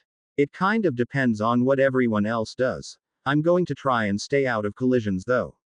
But we better get going. We don't want to get the others too far ahead or too much time to plan their strategy. Harry rushed through the first gate going the preferred course and ducked under the first part of the second horizontal gate and was watching the turn ahead when a laughing Neith passed him going over the second bar. Harry leaned into his broom and the two flew around the last corner side by side with Harry trying to edge ahead of the girl. The 3 other champions were waiting at the finish line and the voice of Headmaster Bashara was heard again as Harry and Neith drifted to a stop. The lane assignments such as they are will be in the order of the champions' choosing. That means that Mr. Diggory cheers from the stands. From Hogwarts will have lane number 1 on the inside. The rest of the placements are this. Miss Ganem from Egypt in lane number 2, more cheers, Harry Potter representing the MT. Fuji Academy will be in the 3rd lane, choice spot Jamie, Mr. Durantes from the Barcelona School and finally Mr. Crumb from the Durmstrang Academy. The flyers moved around and went to their assigned lanes as the crowd cheering rose higher and higher. Bashara raised his wand as the contestants lined up and he got nods from the competitors. On your marks. Get set. Go. A cannon blast shot from the Egyptian headmaster's wand and the champions' brooms accelerated toward the first gate that was located in the 3rd lane. Pigeons and other birds were startled off their roosts in the Olary and on the Quidditch goals. Cedric and Neith started moving over towards the center of the course as did Benito. Harry pressed forward even as he saw that Victor hadn't adjusted his direction much at all. There was no time to think about that strategy as 3 other racers were crowding closer to Harry's lane. Cedric moved higher and Harry could see that he was planning to enter the gate at the highest position to avoid crowding the middle. Harry kept his firebolt and his eyes on the middle of the gate as he had a slight lead as they got closer. He sensed rather than saw Neith drop a little lower as she took a trailing position a few feet just below his right knee. The 4 brooms were separated by about a dozen feet when Harry saw Benito dip under him and swing back a little to his right. Harry shut down the screaming that was coming over his connection from the 3 girls and concentrated on his turn through the gate. Just as he passed the first pole to his right, Benito ducked underneath and around the other side of the pole and headed for the outside edge of the second. Harry slowed down as he heard a yell from the girl and it was at that time that Victor took the extreme angle from the right and cut left across the front of Harry's broom and headed directly at the first turn pole. Cutting almost diagonally through the first gate saved Victor some important time and distance and he passed the first marker clearly in the lead. The rest of the field was strung out in a loose pack just behind him. Cedric has managed to avoid the other flyers by sticking to his high line and he was a half dozen feet behind the Bulgarian. Harry and Neith were racing almost side by side in 3rd and 4th while Benito had misjudged his speed in his opposite traverse of the gate and swung too wide to take advantage of the distraction. The 5 passed the second pole and headed down the backstretch with Harry urging the firebolt to catch up to the 2 flyers in front of him. He had almost caught up to Cedric as they came to the second gate. Harry was just a couple of feet behind him when he tucked down to barely brush under the first pole and rise to go over the second. Cedric had taken a slightly lower approach and he had further vertical to climb to pass over the second pole. That small difference was just enough for Harry to draw almost even with the older boy as they leaned into to enter the second and last turn. Cedric had the inside position but glanced over his shoulder once to see who was behind him. Harry smiled back at him and ducked his body closer to the firebolt to encourage a little more speed. The 2 had almost completed the curve when Neith and Benito appeared. The girl had taken an outside course from Harry and Cedric, but Benito was right on her heels and in a position to take what little advantage he could in drafting after her. The pair was closing a little on Harry despite their wider position. The 5 competitors crossed the starting line with Victor having a 20-foot lead over the other 4. The other 2 were coupled up with Harry and Cedric, and then Neith and Benito flying almost neck and neck down the front straightaway. Victor took the first gate the second time like Harry and most of the others had done. The other flyers gained a few feet on his lead as he slowed down to maneuver through the gate, but he rocketed off again as the others jockeyed for position to pass by the obstacle. Harry was next to Cedric when they passed the pole but dipped down underneath him to cut the corner closer. Harry had no idea where Neith and Benito were, but somehow Benito showed up next to Harry as they started the back straight again. Harry would have to ask how he had gotten closer after the race. They flew side by side under then over the second gate, but the Spaniard managed to cut down in front of Harry to get an inside position going into the turn. He misjudged his speed though, and his course carried him a little wide. Harry leaned into the corner and almost brushed his shoulder against the pole as he started the turn. He came out of the turn leading Benito and now 15 feet behind Crumb. The second and third laps were almost a repeat of the first, with Victor's lead not increasing nor decreasing as the other racers pushed their brooms and their bodies as much as they could. The jockeying continued for the second through fifth positions, with everyone taking over second place at one point or another. Victor still had a lead, but the foursome behind him were bunched a lot closer together and racing side by side or tried to get some vertical advantage as they tried to catch up with the leader. As Victor crossed the starting line completing the third lap, 2 new gates appeared. The first was another vertical gate that appeared about 40 feet closer to the starting line. But the new gate appeared in another lane and at a different height. Victor adjusted his course flawlessly. Cedric, on the outside of the trailing 4, didn't have much time to react to the new positioning heading down right side of the straight, so he had to brake a little and make an extreme cut to the left to position himself to enter. The other 3 flying with him saw the new obstacle and shifted over to where the gate was in lane 2. Cedric had to cut across and reacted badly to the change in the course. He passed by the first pole of the new gate before realizing he had to make an extreme cut to the left to pass by on the inside of the second pole. He cut over, but he was going too fast and passed the second pole on his left instead of his right. A number of the people in the stands groaned when they saw Cedric hesitate for a split second in deciding whether to refley the gate or take the penalty. That minuscule hesitation let the threesome of Harry, Benito and Neith gain a few precious yards over him. Cedric gritted his teeth and flew off after them, neglecting to re-enter the gate with as much speed as he could get his clean sweep to fly. Harry gained ground on Victor on the back straight and had a chance to see where the new horizontal gate was. It had been placed right after the first gate, making the exit right of the beginning of the curve. Harry fleetingly thought of a roller coaster as he prepared to go through the consecutive dips and climbs.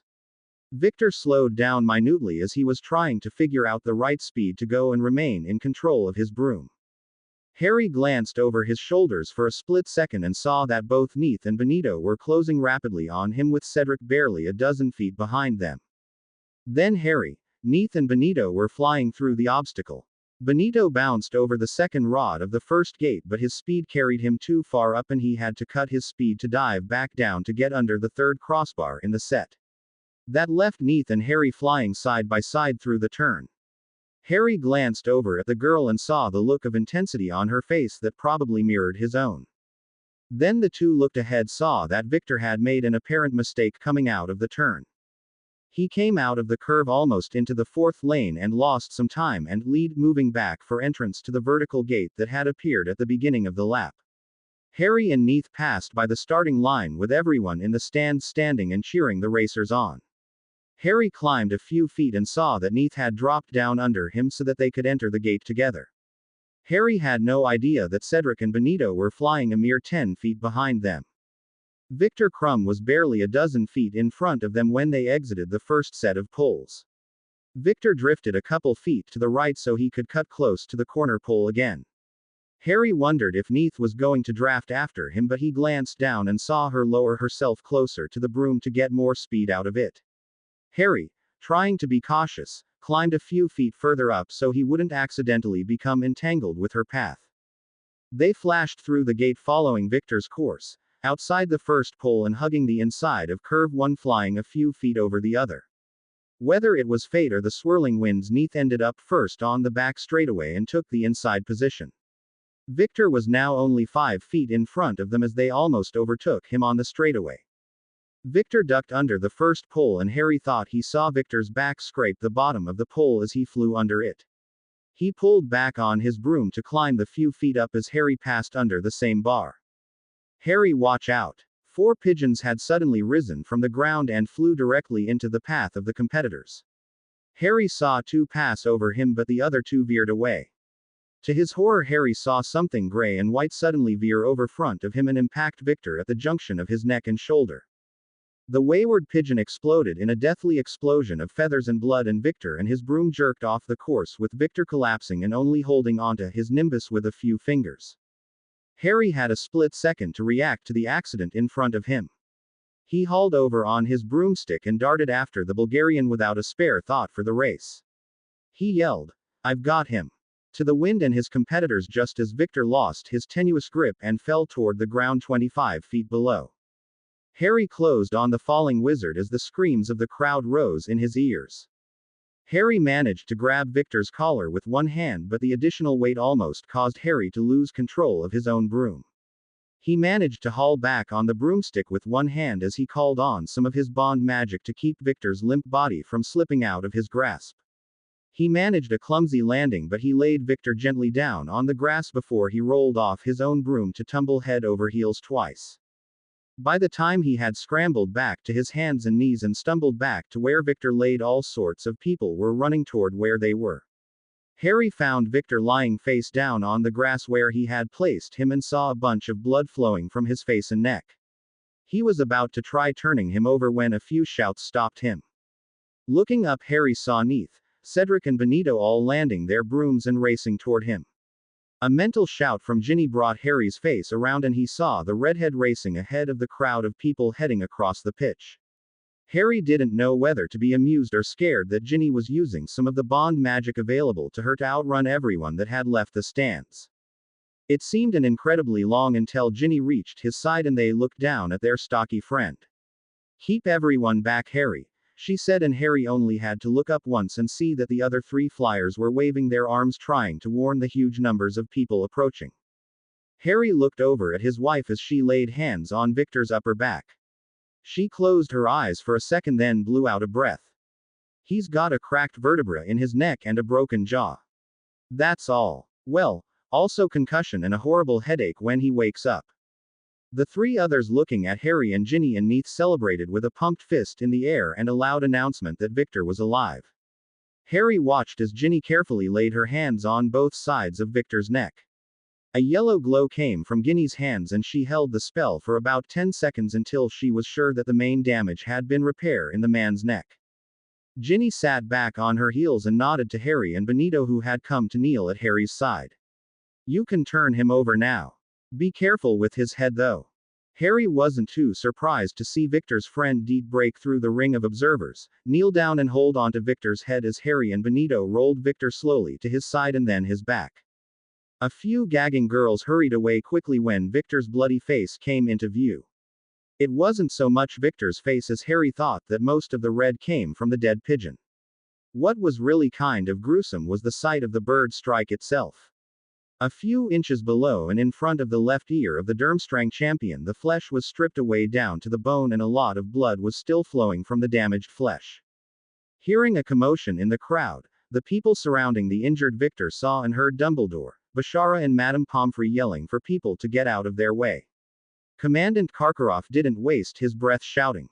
He simply shoved people out of the way until he broke through the crowd.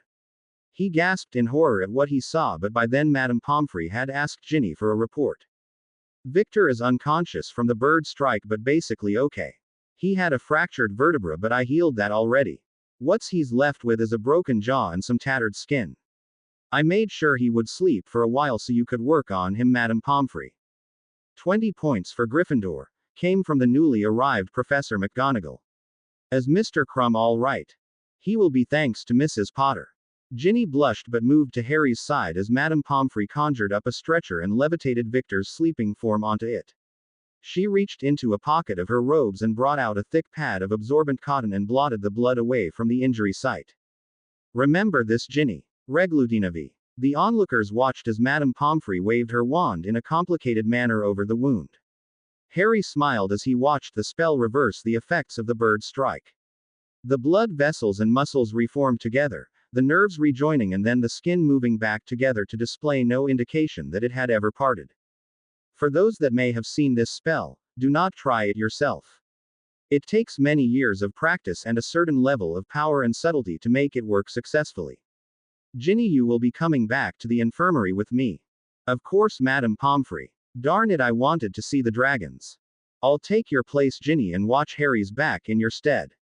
We let you see what we find, of course. You don't have to do this, Daphne. The glare Harry received from three girls convinced him his protests were being ignored. He watched as Ginny walked away with Madame Pomfrey with the stretcher between them. Commandant Karkaroff was trailing a few feet behind them and still looked to be in shock.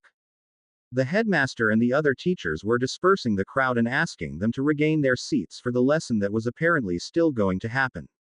Pretty soon the only people left in the area were the four champions, Daphne and Professor Flitwick.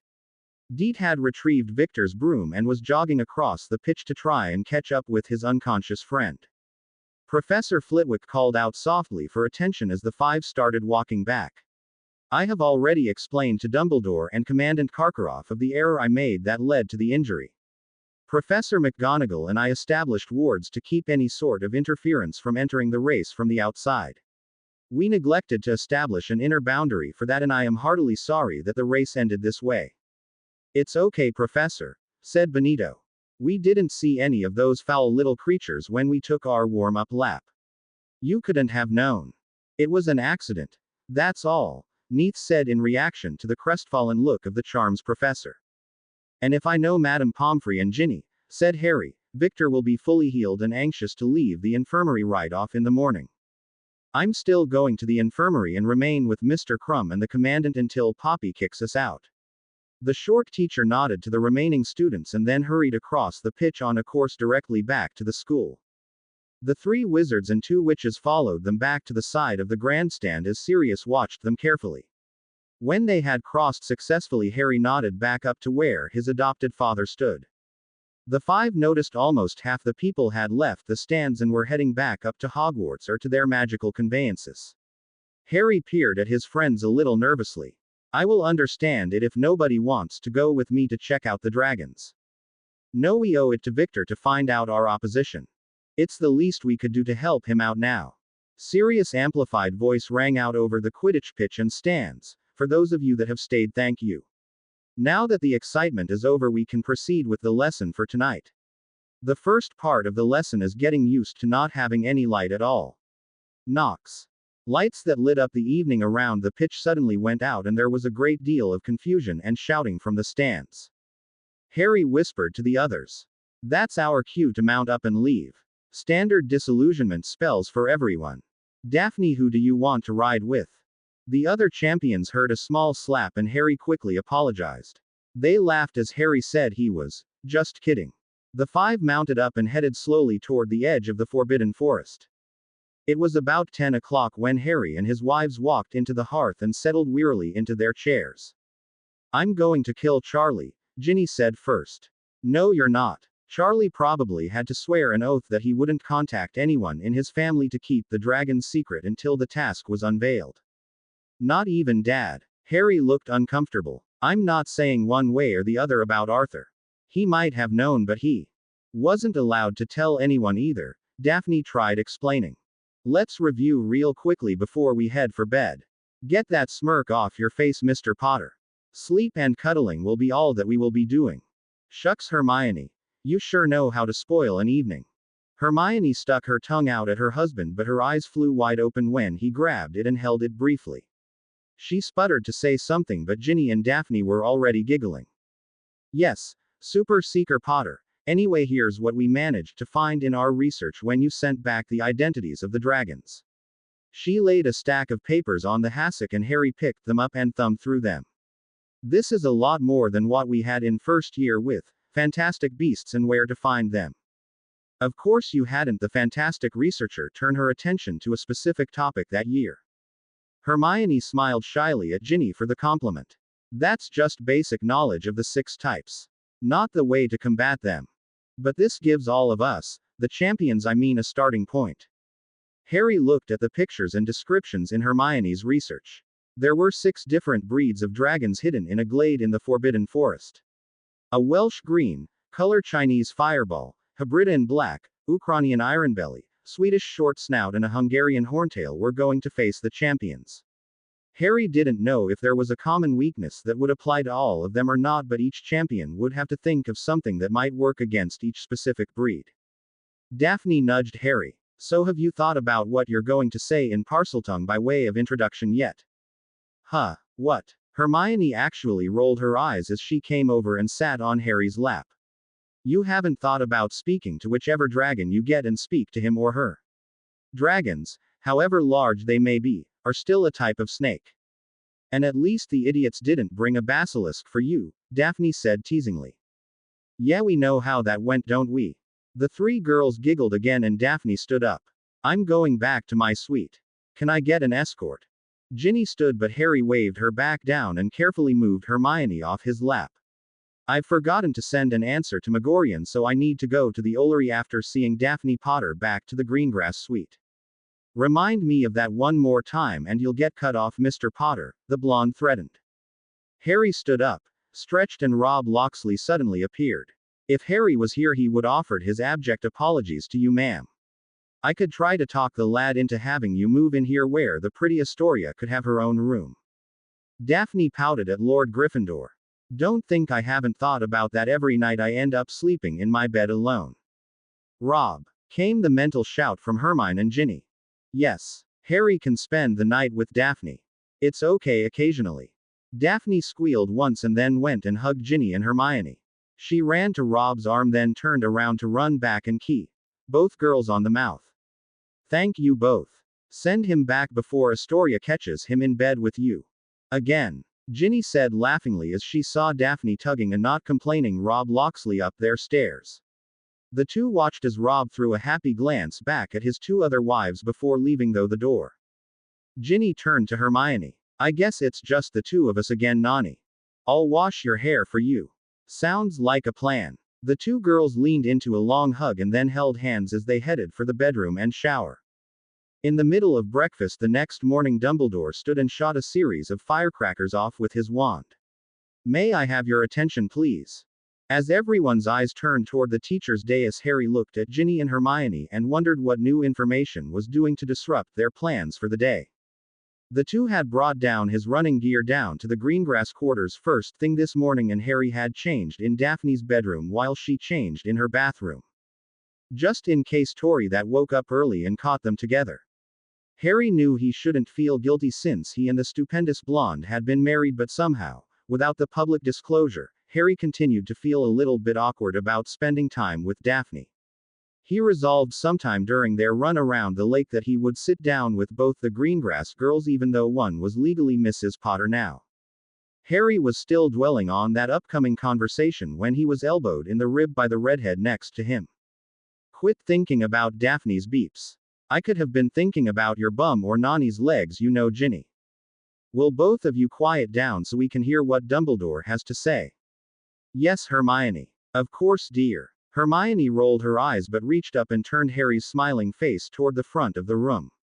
The Hogwarts headmaster looked around the great room to see if there were any remaining ongoing conversations. Satisfied that he had everyone's attention, Dumbledore smiled. I am quite happy to see that everyone showed up for the morning meal in light of the late night that some of you had. I had reports from Madam Hooch and Professor Sirius Black that over 3 dozen participants from all 5 schools stayed around for the night flying and navigation session. And only one third-year student got confused and ended up lost over the Forbidden Forest. A Hufflepuff by the name of R.W. Emerson shrank down in his seat to the laughter of his friends. Dumbledore continued. It was such a popular class that it will added to the curriculum starting next year. 2 classes, one to be held in the fall and one in the spring for those students over 3rd year. I also have it on the best authority that Mr. Crumb has recovered from his unfortunate encounter in the race last night and will probably be rejoining his friends and classmates this afternoon at the latest. Or maybe sooner. Everyone turned to locate the gruff voice that came from the great doors and were astonished to see the Durmstrang champion standing there in front of Madame Pomfrey and Commandant Karkaroff. Madame Pomfrey looked a little apprehensive about Victor being out of her infirmary, but Harry felt that the stocky Bulgarian had received plenty of warnings and a long "do not attempt" list from the Hogwarts Medowitch. Victor raised his voice to acknowledge Dumbledore's polite applause at his appearance. I want to thank everyone that came by the infirmary to visit me. I beg your indulgence for a minute, Headmaster, and then I and everyone else can get on with our morning meal. Dumbledore nodded, and then Victor scanned the Gryffindor table trying to locate someone. His face lit up with a broad smile and he walked up to the section that held Harry and his wives. He bowed his head a little when he came across from Harry. What's he up to? Probably something embarrassing for you, Jamie. Victor glanced around the great hall and raised his voice. I'm going to do something that your Mr. Potter absolutely hates. Focus the attention on him for a few moments. Surprisingly, Victor went down to one knee and looked directly at Harry. I wish to publicly thank Lord Harry Potter and Lady Ginny Potter for the actions that they separately and jointly undertook in rescuing me from an unfortunate accident. It is not quite a life debt, but I will declare it a debt of honor that I owe to the Potter family. As a small token of my appreciation, I will be sending you 4 permanent passes to games that the Bulgarian national team will play in the next 2 years. I wish I could promise more, but that is the length of my remaining contract with them. Harry stood and then motioned for Victor to stand. That is more than enough, Victor. I only did what any of the other flyers would have done. That's more than enough speechifying for the moment, though. I'm sure you're ready for a filling breakfast after being in the infirmary all night. I know I've usually worked up an appetite after the many times I've had to stay there. A rumble of chuckling went around the great hall as Harry's frequent visits to Madame Pomfrey's domain were already a minor legend. Victor stood up and leaned across Neville to shake Harry's hand and then the back of Ginny's hand. He turned away to walk over to the Slytherin table when the rest of his schoolmates were eating. Harry called his name after he got there. Oh, Mr. Crumb. Yes, Mr. Potter. I think you've forgotten one small thing. Harry swept his wand upwards and made a circular motion with it. A small streak of blue magic went to Victor and 8 other people in the hall, including the other champions. Victor and the others looked down in surprise as a small crest appeared on their robes. That is a badge labeling you as a friend of the Potter family. If you ever need anything at all, do not hesitate to ask. Thank you, Lord Potter. How many times do I have to say it? It's Harry. You're welcome, Victor. Thanks also go to Fleur, Cedric, Benito and Neith. I can't tell you how grateful I am that you've tried to help a lesser experienced wizard out in preparing for the challenge. Harry sat down and Daphne gave him a key to his cheek for handling the possibly embarrassing moment. Victor had just sat down between his friends Peter and Deet when a very noticeable scraping sound came from the teacher's dais. Harry turned to look as Sirius stood up with a wide grin on his face. He stepped away from the teacher's table and walked confidently down the aisle between the Slytherin and Hufflepuff tables. He stopped and looked around the great hall before he tapped someone on the shoulder. Harry groaned. What do you suppose he's up to now? He asked of the people sitting around him. It's Sirius, Ginny said. Anything could be about to happen. I'm more concerned about what he is hiding behind his back, Hermione pointed out. That worried Harry enough that he stood up and tried to get Sirius' attention, to no avail. Sirius raised his voice as Victor Crumb stood up and looked at him. Yes, Professor Black. On behalf of the headmaster, staff and students of Hogwarts School of Witchcraft and Wizardry, I wish to apologize for our wayward, semi-domesticated and misguided avian fowl. Victor smiled a little evilly. Commandant Karkaroff has already told me that we are feasting on squab tonight for supper. Anyone who really wants to tear a pigeon to pieces besides my friends and I is invited to come to the ship and help us reduce the wild bird population. That got a laugh from most of the male population and a number of disgusting looks from the witches in the hall. Hermione blanched but said she would certainly understand it if Harry wanted to go and attend the retributional meal, but Harry whispered back he would leave it to the Durmstrangers to celebrate killing the pigeons. Sirius patted Victor's shoulder. You also flew an amazing race in light of the competition, obstacles, and sudden ending. You should have some reward for that effort and the injuries you sustained. Since Madame Hooch and I were the organizers for last night's competition, we thought you might like a memento to remember the race by. Oh no, what has he got? Sirius brought out the hand he had been hiding behind his back and whipped off the cloth that was covering the object. Everyone had a good look at it as he held it up before handing it to Victor. It was a trophy. It depicted Hogwarts as its base, and there was a slim rod that held a golden-colored broom flying over it. The trophy was very lovely, but everyone held their breath as they waited for Victor to react to the last and highest part of the trophy. The handle of the broom was in the act of impaling a pigeon in flight, and feathers were caught in the midst of exploding outward from the impact. Victor tilted his head one way and then the other as he looked at the trophy. He looked back over at Harry, who returned a hopeful shrug of his shoulders. The Bulgarian began to chuckle as he stared at the top of the trophy. This is wonderful. The inscription reads, First Place Champions Race Hogwarts, November 19, 1995, Sirius announced. Victor held the trophy up with a full laugh and received a standing ovation, starting with Harry and his wives, that spread to the other champions and then the people sitting at the staff table. It was more than a few minutes before the impromptu celebration settled down and Victor could start eating his breakfast in peace. It was November 23rd and the champions were gathered for one last strategy session before the task that was supposed to start the next afternoon.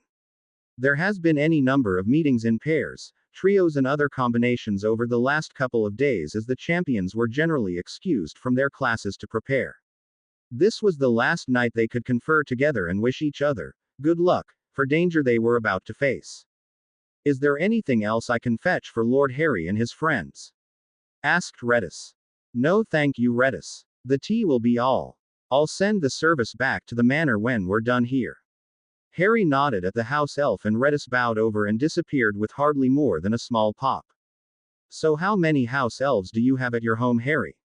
Benito asked. Neith bounced her elbow off Benito's side. That is completely rude, as you well know. I just wanted to try and figure out how big a place the Potters have. It's still rude. Hermione put a hand on Neith's arm. It's okay. It's not that big a deal. We have 22 elves that work the house and the farm.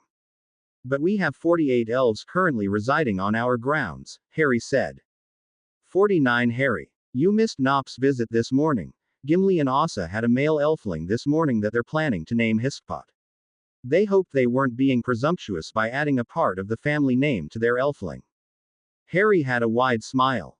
Not at all. I'll send a note back with the tea service asking Nop when Gimli and Asa want to have the protective rite held. You don't bind your elves at birth, Harry. No. All the elves at Potter Manor have the choice to be bound to the House of Potter when they are of age. It seems the kindest method, and so far the house elves seem to really appreciate the consideration. We offer the protection of the house as soon after birth as is feasible. Why do you have almost 30 extra elves, Harry? Fleur asked. We sort of rescue and foster abandoned and hurt house elves until we can find them a proper home and family to be paired up with. It was Hermione and Harry's idea. Ginny had a bit of pride in her voice as she stated one of their unofficial missions after getting married. Daphne patted Harry on the back as he blushed with the compliment. Cedric at least seemed to understand the position and attitude Harry had. They had taken a break for tea after a couple of hours of discussing the relative strengths and weaknesses of the dragons that had appeared in the Forbidden Forest. Unfortunately, the list of strengths was much longer than the few weaknesses they had discovered, and it had only led to a few possible strategies that an individual might be successful with in facing the dragons. Everyone had just about finished their cup of tea when a knock came upon the study room door. Daphne, who was closest to the door, opened it to find Marta Fairfort standing there. I'm sorry to interrupt your planning or study, but Professor McGonagall stopped me in the corridor and sent me on a mission. I'm supposed to tell you that all the champions are required to report to the storm room right away. Did she say why? Sorry. I don't know. I was just told to come and bring you back. Marta looked around the room and smiled. I was also told to extend the invitation to anyone else that was here helping the champions. Everyone reacted to the news and hurried to pack up their notes and book bags to leave their prep room. Harry asked Marta if she wanted to get back to her own work, but she said she would walk with them if they didn't mind.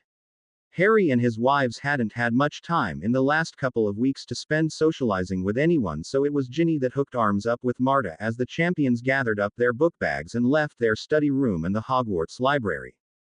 Harry and Neith were walking first in the procession down to the second floor. Marta and Ginny were in the middle of the pack of 15 students and were talking about the upcoming task.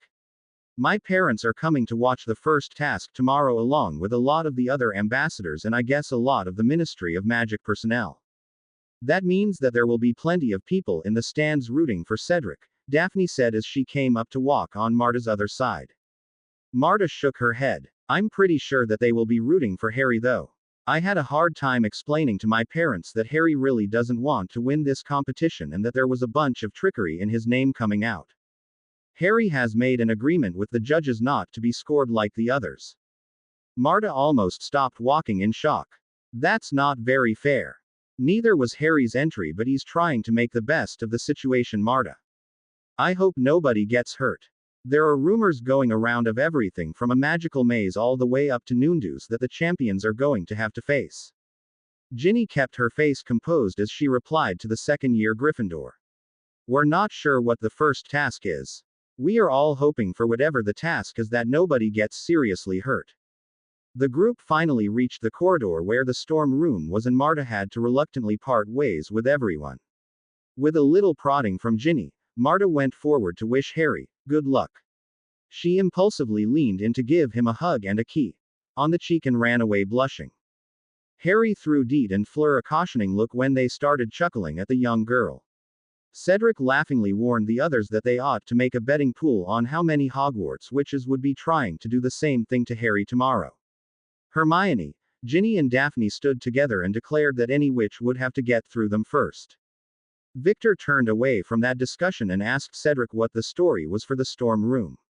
Cedric said nobody knew. It was a normal enough classroom until a few years ago, but now there's always a breeze circulating through the room and sometimes you have a hard time getting the door opened or closed because of the high winds. It might be a prank from Peeves, but none of the professors will comment on the storm room. Harry was examining his shoes rather than looking at the group around him and reached for the door. It's one of those mysteries that come up and never get solved. Hogwarts is a magical castle and many strange things happen. And Harry sometimes finds himself in the middle of the strangeness. The door was pulled open from the inside and Harry saw that Vika was smiling from within. She was dressed in the very finest robes and almost glowed with the magic she held. Harry did the simple introductions as best he could, but everyone was either staring at her or at Harry as they passed through the doors. Fleur, an excited young blonde girl, raced across the room and threw herself at the Beauxbatons champion. Harry looked past the pair hugging and saw that Fleur and Gabrielle's parents Renard and Apolline were quickly moving to hug their daughters. Yells and greetings were hurriedly shouted out as the other champions and their friends came into the room and saw people that they were very familiar with. Sirius came over and clapped Harry on the shoulder. Dumbledore couldn't very well turn down the requests of family and close friends to come to observe the proceedings. Hermione, I'm sorry your parents aren't here, but Molly and Arthur hoped you wouldn't mind that they showed up to show some support for Harry. Harry had turned to say something to the brunette, but she and Ginny were already halfway across the room and greeting Ginny's parents. Daphne had come up to take Harry's hand. Shall we go mingle and go meet all the other parents? Smiling, Harry leaned over and gave the blonde a key on the cheek. I think that's a marvelous idea. Neith and Asim are over by the refreshment table. Let's kill two birds with one stone. Harry and Daphne headed for Mr. and Mrs. Ganem as he saw that Victor was bringing an older couple over to meet Hermione and Ginny and her parents. This is a great idea to help everyone relax before tomorrow, Harry said. But you will still get to bed at a reasonable hour, Mr. Potter, was whispered in his ear. Is that a threat or a promise, Mrs. Potter? Exactly. Harry laughed quietly and held out his hand to greet Neith's father Janum Ganem. Sections designates Parseltongue, Dragonspeak. Classes were dismissed after the first session in the morning and Harry had to resort to donning his invisibility cloak after receiving a flurry of well wishes after Professor Lupin released the Gryffindors from the History of Magic class. He held the Potters for a few minutes after class to hopefully clear the corridors a little bit, but it only gave students time to congregate along the stairs and corridors that led up to the 7th floor and the hearth. Professor McGonagall had made the announcement at breakfast that the lunch service would be curtailed early in order for everyone to get a seat in the viewing stands and to let the champions have some privacy with their family and loved ones before they had to start the task. It was a little disconcerting for Harry and the others to watch the Hogwarts teachers and the other school chaperones clear the Great Hall of students. There were 6 little huddles of people left in the Great Hall to sit for the semi-private meal. They were mostly the people who had met the night before in the storm room, but there were a few absences here and there. Harry had eaten very little and was surrounded by Sirius, Remus, Professor Yoshi and Ginny. Hermione and Daphne had declared themselves too nervous to be any sort of company for Harry and had departed after just a few bites of their own meals to go down to the arena and secure some choice seats. The 6 champions had noticed when the headmasters of the various schools, along with a nervous Percy Weasley and the new head of the Department of Magical Games and Sports, Barbara Billingsley Gordon, left the hall. Harry and his gems had had a few interactions with the ex-Quidditch star and judged her to probably be fair and unbiased. And not the least bit batty. It was 1:30 when Vika appeared in the midst of the Great Hall and announced that it was time for the families and then the champions to leave for the first task. There was a lot of hugging and last-minute advice from the new visitors, and then the champion were left alone with Vika. Ginny touched foreheads with her husband and warned him not to do anything stupid. In the silence of the departed families, Victor Crumb spoke up. "We'll all meet here tomorrow night to go for a round of drinks down at the Three Broomsticks." "Yes." Harry nodded his head. "Here rather than the infirmary, Victor. Madame Pomfrey has a very strict policy against alcohol." That got a good chuckle from Cedric and Victor, who clearly knew the Medawitch's stance on proper care of the magical bodies. Vika cleared her throat a little noisily and stepped forward.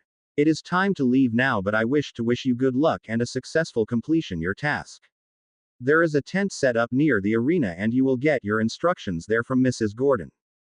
The 6 champions followed along down a path that led to a tent that was set up before the arena that had been raised along the border of the Forbidden Forest. The opening of the tent faced the school so that none of the competitors could get a glimpse of either the layout of the arena or the dragons before they started the task. There was no one in the tent, and Neith and Fleur quickly headed for the farthest stools and sat together holding hands in a sign of mutual support. Benito went to the small table that was set up and poured himself a glass of water. He stared at the pitcher after he put it down for a long time. Cedric started pacing nervously back and forth but finally sat down, lowered his head and shut his eyes in thought. Harry was standing in the middle of the tent and wondering if he should tempt his bladder with a few glasses of water to settle his nerves. A hand fell on his shoulder and he turned his head to see a somber Victor. "No one would fault you, Harry, if you just waited out the encounter and saved yourself for the sake of your young ladies. I do not wish a friend of mine to be injured." Victor looked around at the tent. "I wish for all of you to survive this task without serious injuries." "Thank you," Harry said. The others in the tent quickly echoed that sentiment to each other, and Harry thought that the stated purpose of the competition to make friends and encourage cooperation between the schools had at least succeeded with the representatives. Fleur spoke up from her seat. "I have a small confession to make. I am not proud of her for doing so, but Madame Maxine told me last night after we returned to our carriage that we were to steal something from the dragon's nest." Victor shook his head in apparent disgust. "Commandant Karkaroff also broke the secrecy agreement by informing me last night and tried to give me some hints as how to win." Benito laughed. "Then I think we have to thank our friend Harry for telling all of us and lending his wives out for research so we would be better prepared. I would hope that we aren't so stuck up or stubborn that we would try doing any of this alone." This might have been. Words failed Harry at the thought of facing the dragons one-on-one. "Harry, Percy and Mrs. Gordon just left the judge's table for your tent." "Thanks, Daphne. I think we are about to get our official instructions." The others looked at Harry strangely, but just then Mrs. Gordon threw back the flap to the tent and entered with Percy following a few steps behind her. The slim redhead was holding a purple bag that slightly moved by itself. "Can we listen in?" "Of course. Why would I try and stop you?" "Thanks, Jamie." "Shish. Mrs. Gordon is about to speak." The head of the Department of Magical Games and Sports went around to each champion and shook their hands and wished them good luck. She returned to stand beside Percy as the champions gathered around her. Okay. I imagine you are all very nervous with anticipation.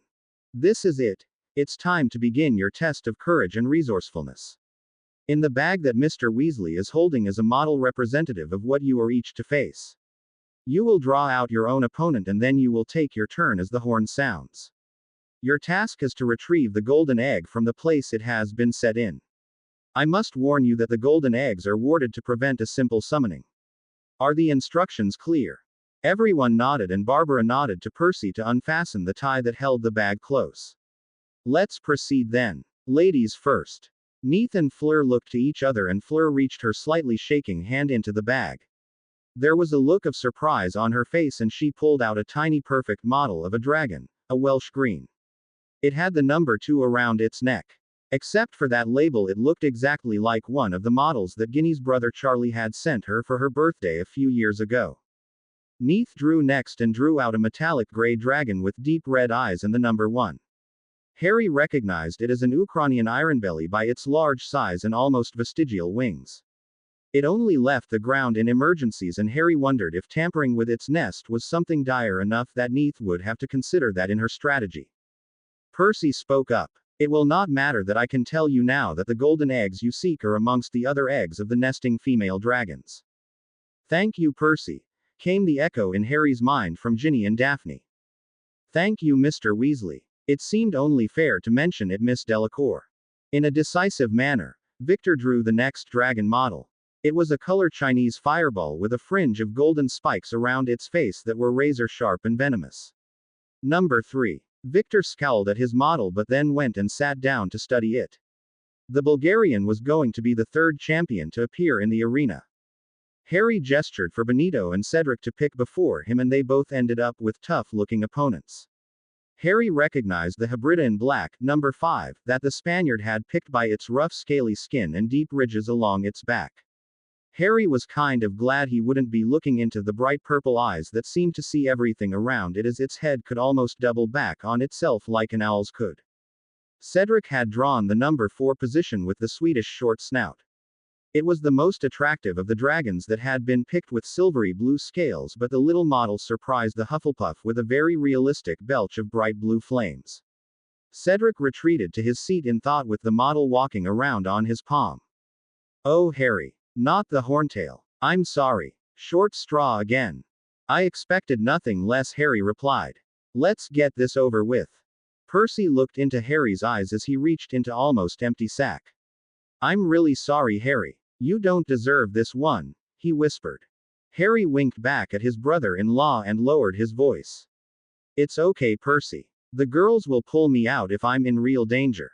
Percy nodded slowly but looked shaken as Harry pulled out the most dangerous of the dragons for the 6th and last position, the Hungarian horntail. He listened as Hermione mentally described the fierce-looking dragon, large black scale, bronze horns and a very solid spiked tail to go along with yellow, vertical slitted eyes. The comment about the eyes caused Harry to think back on the big snake he had met in the London Zoo very many years ago. Hermione was going over possible strategies, but Harry very quietly sent her the fact that he just needed to think and plan now, but that he appreciated the help. Sorry, Harry. Do you want to see how the others do? No, but just tell me what they did after they finish and if they are okay, Ginny. Got it. Good luck, husband. We'll meet you with hugs and keys afterwards. Harry sent back the mental hugs he received, but by then Mrs. Gordon and Percy had left the tent with the warning that Neith had about 15 minutes to get ready. Harry was informed that Minister of Magic Marshall gave a great welcoming speech that included reading a short letter from Queen Elizabeth about magical cooperation. Benito had taken to pacing back and forth and Harry resisted the urge to tell him to sit down as it was just increasing his own nervousness. A magical horn finally sounded and Neith slowly rose to her feet and headed toward the tent flap. She was very surprised when Benito altered his pacing and stopped her before she left. He held her shoulders and then gave her a quick hug. You'll do well, Penkita. Just keep your mind on your plan. Okay. Thank you, Benny. Neith gave Benny a quick hug and left the tent quickly. Madame Pomfrey entered the tent immediately following Neith's exit and quickly transformed most of the chairs into cots with sheets and lines on them. Harry raised a questioning eye as the Medowitch set up potions and bandages next to the refreshments as she looked around exasperatedly. What idiot thought of this? There are dragons out there for Merlin's sake. I am ready to treat any or all of you if you get injured. For more serious injuries, there is a trauma team waiting at St. Mungo's for an emergency portkey. Hopefully you shall all succeed, but I will be prepared just in case. Harry lowered his head in silent prayers for the safety of the others, but noticed that the others were watching the growing pile of medical equipment with very somber expressions. Harry hoped that the supplies would be packed away, unused, after the task was over for everyone. The silencing spell on the tent obviously wasn't able to handle the noise of the crowd as the other champions heard the roar reacting to Neith's probable entrance. The noise level rose and fell over the next period of time, and the champions just stared at the floor or each other as time went on. It was about 20 minutes when Hermione broke into Harry's contemplation. Neith just finished Harry, but she wrenched her knee pretty badly after getting her egg and escaping the Iron Belly. That's all. Great. What did she do? She moved the regular dragon eggs one by one to another place that she had heated up with a warming spell. The poor dragon got almost dizzy trying to protect the regular nest and then the place where her eggs were going to. Neith got a score of 55 from the judges. That's an incredible loophole, thinking of moving the other eggs. The judges probably won't like it if somebody else tries it though. It was another 5 minutes when Neith limped into the tent with an assist by her brother Asim. She was carrying a golden egg and was directed by Madame Pomfrey to lie down on the nearest cot. She lay down gratefully but kept one hand on the egg as Madame Pomfrey started to treat her. Fleur, Benito and the others got as close as Madame Pomfrey allowed, but Neith looked over Madame Pomfrey's shoulder with some pain on her face. They are much larger and faster close up, so be careful everyone. The horn sounded again and Fleur looked up a little startled. I thought it would take more time to change the nests around. This time it was Harry that threw an arm across her shoulders and walked her to the tent entrance. Play to your strengths instead of those of the Welsh Green. I think you will do well. Bonne chance, ma Amy. Merci beaucoup. I'll hopefully. No, I will be back in a bit. Fleur squared her shoulders and held her head up as she left the tent. The rest of the champions returned to Neith's side to get a description of the arena and how the judges' table and dragon nest was set up. 15 minutes later, Harry stood as he got a message. I think it's lucky that the Welsh Green was the smallest dragon of the 6. Fleur started singing a French lullaby of some sort and danced. Somehow she enhanced her Vila allure to target the dragon.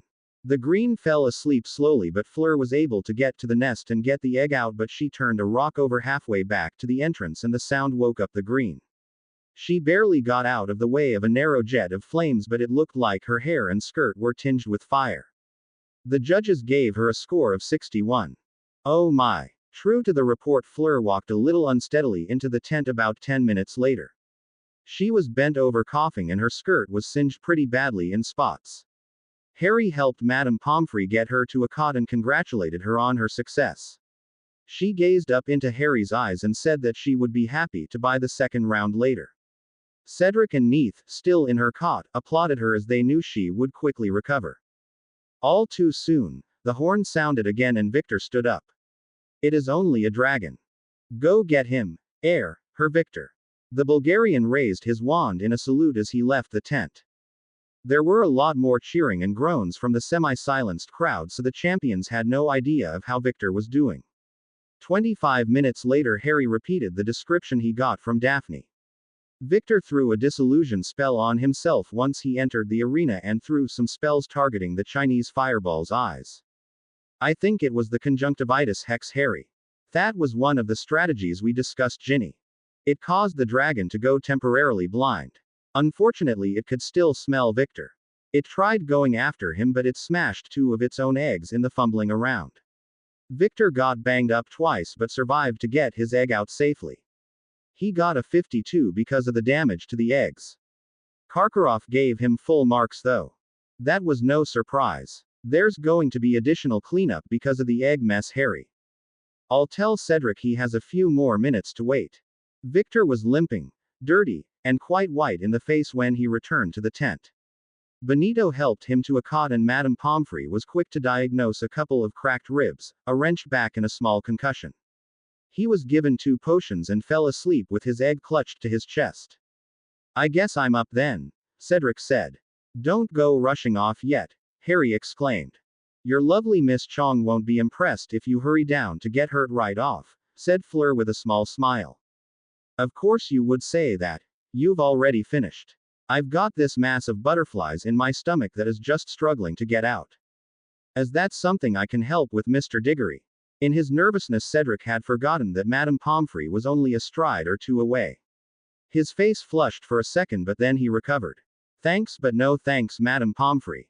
I'm afraid that anything that goes down my throat will just come right back up. Madame Pomfrey looked like she wanted to say something else, but then the horn sounded. Cedric blew out a deep breath and checked his grip on his wand before heading for the tent flap. Cedric. Yes, Harry. Go make Hogwarts proud of their champion. Cedric shook his head ruefully but had a small grin. Only you would find a way to distract me. Thanks, Harry. Harry just shrugged his shoulders but smiled back as the Hufflepuff left the tent. The silencing spell finally failed totally, and the 6 in the tent could hear everything that was going on in the arena, including Mrs. Gordon's call of what Cedric was attempting. He had transformed 2 small rocks into dogs to harass the Swedish short snout. It seemed to work, as the harassment seemed to distract the dragon from staying faithfully near her nest. Harry and the other heard how Cedric dived and hid behind other rocks to evade the bright blue flames that the short snout was emitting. There was a groan when the dragon pounced and caught one of the dogs, but then a ripple of laughter erupted in the arena as the silver dragon had to spit out the rock that it changed back into. It was at this point that Cedric made his run at the nest and snatched up the golden egg. The spell holding the transformed dog failed at that point, and the short snout saw Cedric running away clutching the egg. It seemed between the bobbing, weaving and hiding that Cedric almost made it out of the arena before stumbling. Mrs. Gordon said that he tripped over his own feet at that point, but Harry privately thought that the uneven surface had caught him while he was watching his dragon. It seemed luck favored the young man, because as he fell, a jet of blue flame passed over the space he had been about to occupy. As the short snout tried to take a breath to release another flame, Cedric and his egg rolled away and out the arena, with the door closing behind him and saving him. Cedric made it. We all heard it from here, Daphne. The silencing spell on the tent finally failed. Cedric scored a 61 only because Karkaroff only gave him a 4. Bullocks. Oh, sorry, Hermione. It's okay. Most of the crowd is saying the same around us. I don't know whether Minerva is going to hug Cedric the next time she speaks to him or give him a detention. What? Why? Those dogs he transformed from rocks were Scottish terriers. Harry had to bite his lip to keep from laughing. It was a matter of a few minutes before Cedric came back into the tent escorted by his father. Madame Pomfrey directed the young man to a cot even if he protested that he was perfectly fine. I will be the judge of that young man, Madame Pomfrey said. Amos Diggory looked around the tent at the various levels of pain that the rest of the champions were in and shook his head. I have never, in all my days, seen such an impressive amount of daring and resourcefulness. Those dragons are very, very fierce and protective of their nests. You should all be proud of yourselves. Benito nodded as he heard the latest horn sound for his turn. He was surprised, however, when Neith called him over to her bedside. When he leaned over to talk to her, she reached a hand around his neck and drew him down to place a key on his cheek. For luck. Thank you, Neith. Harry desperately wanted to ask if they were going to be going to the Yule Ball together, but knew this wasn't the time or place to ask that question. Benito needed to focus on the Hebrida in black that was waiting in the arena. The tent occupants heard Benito's arrival in the arena, but then somebody must have renewed the silencing spell on the tent because the sound suddenly cut off. The champions watched in surprise as the water pitcher suddenly floated off the table and exited through the tent flap. Harry could have sworn that it was getting bigger as it departed, but he didn't want to guess why Benito wanted a water pitcher with him. It was 15 minutes later when Harry received the mental call from Ginny. Harry. The silencing spell came back, but I'm listening now. Why are you giggling? Benito summoned and enlarged a water pitcher to use against the Hebridean. It was the one from our tent. What did he do? He filled it up with water and then floated it over the dragon and then he dumped it on her. No way. Way. Right down the gullet. There was so much steam coming out of the mouth of the Hebridean that he used it for cover to get to the golden egg. The dragon cleared off the hot steam with a couple of jets to see her nest once her furnace relit, but then Benito was almost out of the arena. The judges gave him a 60. Good for him then. You're up next, Harry. Please keep yourself safe. That's from all three of us. I love you all too. Harry looked up from his seat as a thoroughly wet and dripping Benito entered the tent. Anyone got a towel? He asked with a smile. 2 drying charms came from different sides of tent and Benito walked over to sit next to Neith's cot with his egg. She gave him a hug and made him explain how he had gotten wet. The explanation gave her the giggles and Cedric went over to shake his hand. Sometimes it's the simplest of ideas that work the best. Can I get you a glass of water, Benito? Benito's head turned very quickly. No, no and no. Thank you for the offer though, Harry. The horn sounded for the 6th and final time. Fleur got off her cot, leaving her egg and went over to hug Harry. It's my turn to encourage and bolster your nerves, Harry. I would risk a good luck key, but I'm not sure that your lovely wives would appreciate it. Harry looked around at the grinning faces at the other champions other than Victor, who was still asleep. He smiled at Fleur. Well, I think it would be okay under the circumstances. I won't tell them if you don't. We'll keep our mouths shut too, Benito said with a little laugh. Fleur held up a warning finger to those behind and then leaned over to give Harry a key on the cheek. Good luck, Harry. I hope you may do better than us. We heard all of that, Harry. She's excused this once husband. Get out here and get this over with. My fingernails are already chewed down to the quick. Yes, dears. I'm coming. Not till later. Ginny.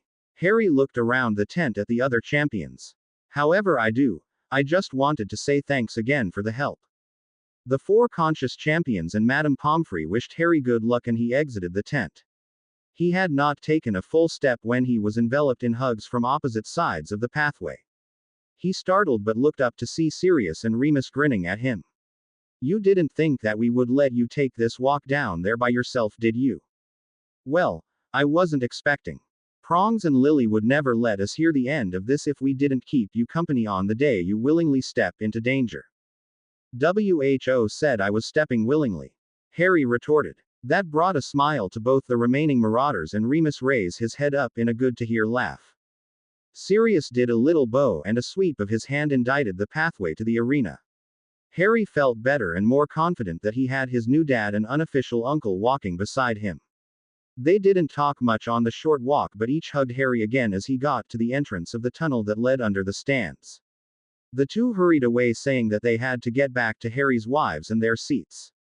Harry watched them go and tried to settle the monster-sized case of nerves he was growing. Streams of water suddenly hit his head and Harry looked up to see all the Weasleys, minus Ginny, leaning over the top edge of the stadium. All of them, except Mrs. Weasley, had their wands pointed downward so Harry knew who had drenched him. Thought you looked a little peaked, George yelled down. Mum wouldn't let us cover you in dragon dung to cover up your smell like we wanted, Fred explained. This should help a little though. Harry brought his free hand up to his nose and sniffed it. What is this? Essence of toadstools, Ron yelled down. The twins had a little left in their supplies and thought you were a worthy recipient. I added some fairy tears to it, Harry. The rotspurts should leave you alone for about 40 minutes now. Harry smiled as he shouted back up. Thank you, Luna. Thank you, everyone. The line of family and friends along the top raised their wands in a salute and then turned around and disappeared out of view. Harry had a quick mental reassurance from his 3 gems and then walked into the tunnel. The end was closed off but Harry could hear the shouting and the stamping of feet of all the spectators that were sitting or standing over his head. The door to the inside opened silently and Harry stepped through the opening and took 2 paces into the arena. His panic rose and warred with all the other emotions that were threatening to freeze him in his tracks. He saw everything in front of him as though it was a very highly colored dream. There were hundreds and hundreds of faces staring down at him and he felt where Hermione, Ginny and Daphne were holding hands in one of the front rows. And there was the Horntail, at the other end of the enclosure, crouched low over her clutch of eggs, her wings half furled, her evil, yellow eyes upon him, a monstrous yet beautiful black lizard. She was thrashing her spiked tail, leaving yard-long gouges in the packed dirt and stone of the arena. The crowd was making a great deal of noise, but whether friendly or not, Harry didn't know or care. It was time to do what he had to do, to focus his mind, entirely and absolutely, upon the thing that he thought was his best chance. He raised his wand. As he did so, the Horntail took a step forward and rose up to confront this intruder that might threaten her nest of eggs. Sections Great Mother Dragon, I mean no harm to your eggs or why, sections. Harry. Hedwig. The amplified voice of Hermione cut through the roar of the crowd and ended Harry's attempt to talk Parseltongue to the Horntail. As he turned his head to see where everyone was pointing, he heard a very familiar screech of a furious snow owl in attack mode. Harry's head leapt up and around, and he saw Hedwig in full dive mode heading for the head or eyes of the mighty dragon. Unfortunately, the Horntail had also turned her head as she heard the loud sound and took in a deep breath, knowing what was probably coming out of that enormously dangerous mouth next. Harry aimed his wand upward and shouted out a spell. Protega Immutare Cuvhere. Everyone held their breath as they watched the race between Harry's spell and the yellow jet of flames that rose out of the Horntail's mouth. Harry felt helpless for the space of 2 incredibly long heartbeats until he saw that his spell had reached Hedwig and surrounded her with a glowing purple sphere a split second before the tongue of flame enveloped the path of the sphere and Hedwig's flight. Harry started running forward when he saw the sphere emerge from the length of the flame that shot out of the Horntail. He had no proper time to form the spell, but he tried to simultaneously protect and summon Hedwig to him. The force and magic of the Horntail's jet of flame had made that hopeful ending a thing of the past. Harry watched helplessly as the magical shell coroned off 2 separate boulders and rolled slowly to a point midway between himself and the huge dragon. Harry knew he was heading directly into danger, but he could not and would not abandon one of his oldest and dearest friends in the magical world. His feet pounded across the arena as shouts sounded around the stands, and he felt the ground shake from the movement of the largest of the dragons. Harry slid to his knees and stopped before touching the purple sphere that contained his owl. It was still mostly the same, but there were black and white streaks flowing across the purple surface, and a number of sparks were shooting out randomly as the sphere rocked and spun slowly. Harry had blotted out everything in his concern for his fallen friend, but a shadow suddenly intruded upon his examination of the protective shell. Harry came to his senses and saw that the Horntail was less than 15 feet away from him and roaring in a manner and amplitude that shook his teeth. Scrambling backward on his hands and heels, Harry finally got enough purchase to stand. He became aware of the screams that were coming from the stands and saw that Charlie Weasley was among the handlers that were racing into the stadium to help him out. The Horntail could take another step forward even with the thick chain that was fastened to her rear ankle. But it roared once more in Harry's direction, backing him up a step. Harry never removed his eyes from the Horntail and was horrified to see that it had opened up its wide mouth and was about to engulf Hedwig, purple sphere and all. Harry lowered his wand a bit and shot a powerful stinging hex that amazingly caught the inside edge of the right ear of the Horntail. She was the one to retreat a step backward in surprise, and Harry recovered and took that step forward. The dragon shook her head in fury, and Harry saw her gather herself together to make a leap forward to try to crush both Harry and Hedwig. Without a split second to think, Harry pointed his wand at the Horntail and shouted out a spell fueled by his desperation and the magic he knew he held. Arhofsa Grimasol Greg. Harry felt drained as the spell left his wand. He wasn't aware that he had also cast the spell with his raised left hand. The result was a blinding pair of silver bolts of light hit the Horntail in different places, its chest and between the eyes. Harry had then shielded his eyes in preparation of receiving a crushing blow. Absolute silence gathered around him as Harry tried to remain standing in his exhaustion, and Harry wondered what had happened to his hearing. It was the movement of Charlie Weasley and the other handlers stopping in shock that caught his attention and made Harry look up. And up. And up again. The fierce Hungarian Horntail had been frozen in mid-leap. One foot was still on the ground, but the body and the 2 forward limbs were stretched out toward him, and the mouth was frozen open in surprise. The eyes seemed desperate and full of shame somehow to Harry's gaze. Sections What has happened? I cannot be bound like this. My eggs. I must protect my eggs. Sections. Harry felt a surge of replenishing energy and magic coming from his wives. Out of the corner of his eye he saw them and a great number of other people who had jumped the walls and were heading for him. Harry cast a hasty sonorous spell to his throat and stopped everyone in their tracks. Get back. This is my task and I'm not sure how long I can hold the spell on this great dragon. Get back. I am fine for now. Dumbledore was the first to stop and follow Harry's instruction. He did walk backwards with his wand pointed at the Horntail, though, as did most of the students and adults that had followed him out. In a matter of minutes there were only a handful of people still on the arena floor. Sirius, Remus, his wives, Ron, Luna and Neville. Harry saw that the other champions, including a groggy Victor, were lined up on the lower railing watching silently. Harry smiled at them. I need to finish this. Otherwise someone might get the wrong idea about dragons and hurt the Horntail or her eggs. Remus shook his head in disbelief but grabbed Sirius' arm and walked him reluctantly backwards. Ron, Neville and Luna slowly turned around next, although Luna was smiling and pointing at her watch. Harry acknowledged her by pointing at his own and then the three young witches were left. That was a Welsh curse, Harry. Yes. We can all thank Godric later for telling me that.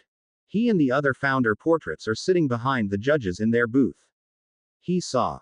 Good. I'd hate to have to describe this to anyone else. You do know that this means you are grounded for quite a while, right? A tumble of chuckles fell about the arena behind the brunette. Yes, Hermione. I will try to do better next time. Hermione reached out for Ginny's and Daphne's hands. Get the egg and get out of here. I have to check on Hedwig first.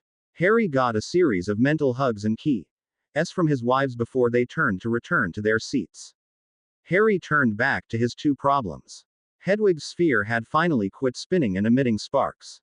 The purple was still shot with black and white streaks, but Harry didn't dare cancel the protective spell until he had dealt with the Horntail. He stood straight and looked the dragon in the eye as best he could. Sections, can you hear me, Great Mother? I repeat that I do not mean you and your eggs any harm. Sections. Sections, you have bested me, mighty speaker. Kill me if you must, but I beg you, if you have any honor at all, to deliver my eggs to the other dragons that were also forced here. They will raise my offspring. Sections. Sections, you will raise your own offspring, Great One. If you promise to retreat to your nest once I release you. I need to check on my companion that attacked you in an effort to defend me. Sections. Sections, it was an honorable attempt if she is really your familiar like I sense. I would know your name, mighty wizard, as you could have killed me and destroyed my clutch of eggs while I am bound. My name is Kyrosage of the Skyreach clan. Sections. Sections, my given name is Harry Potter. I am merely a student at Hogwarts School but have been given the title of Friend of the Griffins. Sections. Sections, you are no mere student. You are a speaker of the high tongue. That is probably what that other trace of power I sense is then. I acknowledge your position and power, Speaker Harry. I will abide by your commands and retreat to my clutch once released. Sections. Sections, thank you, mighty Kyrosage. I will retreat for a bit to check on my familiar. Sections. Harry scooped up the purple sphere and was surprised to feel the amount of magic that was coming out of the sphere. He walked backward carefully a good 30 paces until he felt he would be clear of the dragon's interrupted pounce. Setting the sphere at his feet, Harry kept a careful eye on Kyrosage as he raised his wand. Finite totalum. There were gasps and shouts of horror as the dragon was released, but somehow it flexed its wings in a mighty sweep and turned itself around in midair and flew back to its eggs. It walked around it twice and then settled down, wrapping itself around the nest. With the dragon settled, Harry could finally look down at Hedwig, as the cancellation spell he had used should have removed the protective spell he had cast on his owl. Harry was shocked with who and what he saw. It was Hedwig, but at the same time it wasn't. What had emerged from the purple, black and white sphere was a transformed owl. Feathers of primarily white and black still were the covering of the bird, but she was slightly bigger now. Hedwig now had a longer set of tile feathers, bigger wings, and 4 fully functional legs. The ears stood up a good 4 inches over the crown of her head, but they were lying flat now as Hedwig appeared unconscious. Or worse. Harry knelt down and scooped up his friend. Oh, Hedwig. What have I done? A high-pitched, confused voice sounded in his head. Yes. What have you done, friend Harry? Harry. As that. Hedwig, you can hear me. Not so loud. I have always been able to hear you. Ever since your friend Hagrid brought me to you. I seem to have been your familiar, but it took you years to find me. I'm sorry then. It is nothing to be sorry for. We were not ready for each other before it happened. Harry didn't know what to say or do next. Or if he should apologize for what had happened to his owl. But it was Hedwig that spoke next. I'm sorry for not distracting the dragon for you. Did you end up slaying it? Not quite, but I may have reached a truce with her. Would you like me to take you to Ginny so she might take care of you while I deal with my task? Hedwig struggled to stand, but Harry could tell she was very tired. He thought for a second and then sent a mild healing spell through his hands where he held her. The owl, no, Owl Griffin stretched and then whipped her head around to look at her new rear end. The round face whipped back to gaze at Harry, and Harry couldn't tell if she was amused or mad at him. I was only trying to save you from the Horntail, Harry began. There was a familiar hoot, and Harry felt his tears being carefully wiped off by the feathers of Hedwig's head as she cuddled up closer. You have made me more powerful. And beautiful. Thank you, friend Harry. Hedwig jumped out of Harry's arms to the ground and took a few tentative steps, but then launched herself to the air. She hooted excitedly as she flew around Harry twice, but then flared her wings to find an awkward perch on Harry, shoulder with her 4 feet, paws. Harry smiled as he rubbed the chest feathers of his altered companion. I have to go talk to the dragon now. Why don't you go and stay with my ladies? I am your companion and no one else is here to defend you against that beast. I will stay. Sections. My name is Kairisage Little One and I laud your loyalty to Speaker Harry. You may approach me and I promise not to harm either one of you. Sections. My apologies then, noble Kairisage. The judges and watchers in the stands were amazed to see the final contestant straighten up, walk slowly toward the fiercest of the dragons and calmly sit down a few paces from her huge head.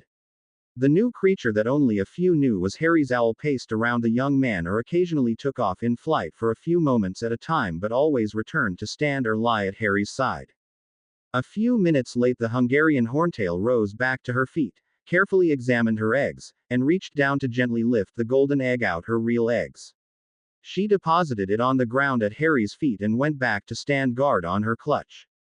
Harry Potter made a graceful bow to the Horntail before picking up the egg and walking carefully backwards toward the entry point.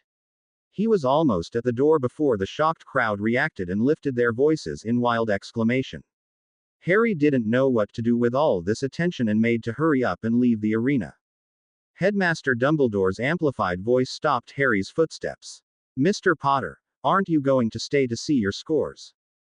I'd rather not. That answer provoked a round of laughter from the stands, and a red-faced Harry finally stopped and faced the judges' stand. Each judge raised a wand to shoot out their scores. Mrs. Gordon 10, Percy Weasley 10, Headmaster Dumbledore, a golden-colored 1, which received a lot of boos from the stands but a smile from the recipient. Commandant Karkaroff .5, he didn't retrieve his egg. Madame Maxine, a silver 1, Headmaster Bashara 1, Headmistress Madrigal 1. Harry Potter receives a total score of 24.5.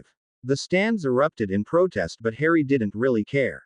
He sensed Hermione, Ginny and Daphne were all headed for the exit of the tunnel, and he hoped they wouldn't be totally mobbed before they got back to Hogwarts. Hedwig launched herself from his shoulder and began an excited lap around the stadium and the reclining Hungarian Horntail that was watching the proceedings with one half-closed eye. Harry gratefully accepted the help of Daphne and Hermione in holding him up after they and Ginny snogged him within an inch of his life after he exited the arena. All Harry wanted to do was head for the hearth with the 3 girls and maybe Hedwig if she wasn't out testing out her new wings and body, but a loud announcement nipped that idea in the bud. The champions all need to return to the preparation tent for further instructions. Dumbledore's voice sounded relieved, and Harry privately thought that he was glad that no one had been seriously injured in their encounters. Speaking of injured, Harry looked further up the trail and saw that Victor was being walked back to the tent between Cedric and Benito. Madame Pomfrey looked torn between watching the Bulgarian and heading for him. Luckily for Harry, the Medowitch turned her attention to the more definitely injured Victor as she looked at Ginny for a nod that her husband was okay. Harry entered the tent after the others and was directed to a cot to be checked out by Madame Pomfrey. She did 2 or 3 diagnostic passes with her wand and declared that Harry was physically and magically sound, although exhausted, but that he should not be allowed outside in public view for a period of 3 weeks for safety's sake. Safety's sake? Asked Harry. Mr. Potter, do you have any idea what your effort did to the people in the stands? Let alone your family, friends, and professors. I personally saw at least a dozen students faint. And 4 of those were males. I'm sure some of the spectators are going to be checking in with their own physicians to see if they really had heart attacks or possible strokes. I'm sure I'm going to exhaust my supply of dreamless sleep potions because of the nightmares the students of the school will have. I wasn't the only one in danger, Madame Pomfrey. I'm sure each of the other champions had scary moments which were witnessed by those in the stands. Give it up, Harry, Cedric said. Compared to what you did out there, all the rest of us, save Victor, had a relative walk in the park. Mrs. Potter's. Yes. It didn't escape anyone's attention that Daphne had answered the question along with Hermione and Ginny. She blushed and held her hand over her mouth, wishing she could take that semi-public confirmation back. Madame Pomfrey turned to look each girl in the eye separately. I am charging you with watching your husband and preventing him from doing anything as reckless as what he just did. We do try, Madame Pomfrey, Ginny declared. But we can't help it if fate or luck thinks Harry should be in the middle of any and everything unusual, Hermione finished. Madame Pomfrey looked as if she wanted to vent some more, but it was at that moment that the judges entered the tent. With them came Minister of Magic Dylan Marshall and the head of the DMLE, Madame Bones. Dumbledore let Minister of Magic Marshall speak first. I won't take much of your time, but I wanted to let you know that I feel very privileged to have watched such a fine exhibition of courage and intelligence. Congratulations all around, and I hope you do as well on the other tasks. The minister walked around the tent shaking the champion's hands and just paused a second to say, unbelievable. When he greeted Harry. As he exited, Madame Bones asked Dumbledore if she could stay for a bit, and she moved toward Harry's cot and stood carefully beside it at the headmaster's permission. Dumbledore waited until Minister Marshall left and looked around the tent. You might want to thank Madame Bones for posting some Auror guards around the tent to keep the press from entering. I dare say most of them have rushed off to send their reports and pictures to their respective newspapers and journals, but you are certainly going to be the center of the magical world's attention for the foreseeable future. A press conference will be held tomorrow on the condition of Madame Pomfrey's medical clearance of the champions. Harry won't be there, came the joint echo from Harry, Ginny, and Hermione. Mr. Potter will have to deal with the press in his own subtle way then, said Dumbledore with a twinkle in his eyes. To recap the scores in case anyone has forgotten for some reason or other in the last hour. Most eyes swiveled to Harry, but he was busy readying his shoe and neglected to catch anyone's eye. In first place we have a tie at 61 with Miss Delacour from Beauxbatons and Mr. Diggory from Hogwarts. Well done the both of you. The other champions' scores are as follows. Mr. Benito Durantes from the Colegio Magico of Barcelona 60. Miss Neetha Sim from Egyptian National Academy 55. Mr. Victor Crumb from Durmstrang 52. And finally Mr. Harry Potter 24.5. A round of applause from the 3 girls caused Harry to blush and temporarily hide behind Hermione. The score of 24.5, however, only reflects the resolution of Mr. Potter to not be an active challenger for the competition. Not his efforts or results. Make no mistake about what the modesty of the young wizard tries to hide. He is a wizard of uncommon and sometimes extraordinary abilities.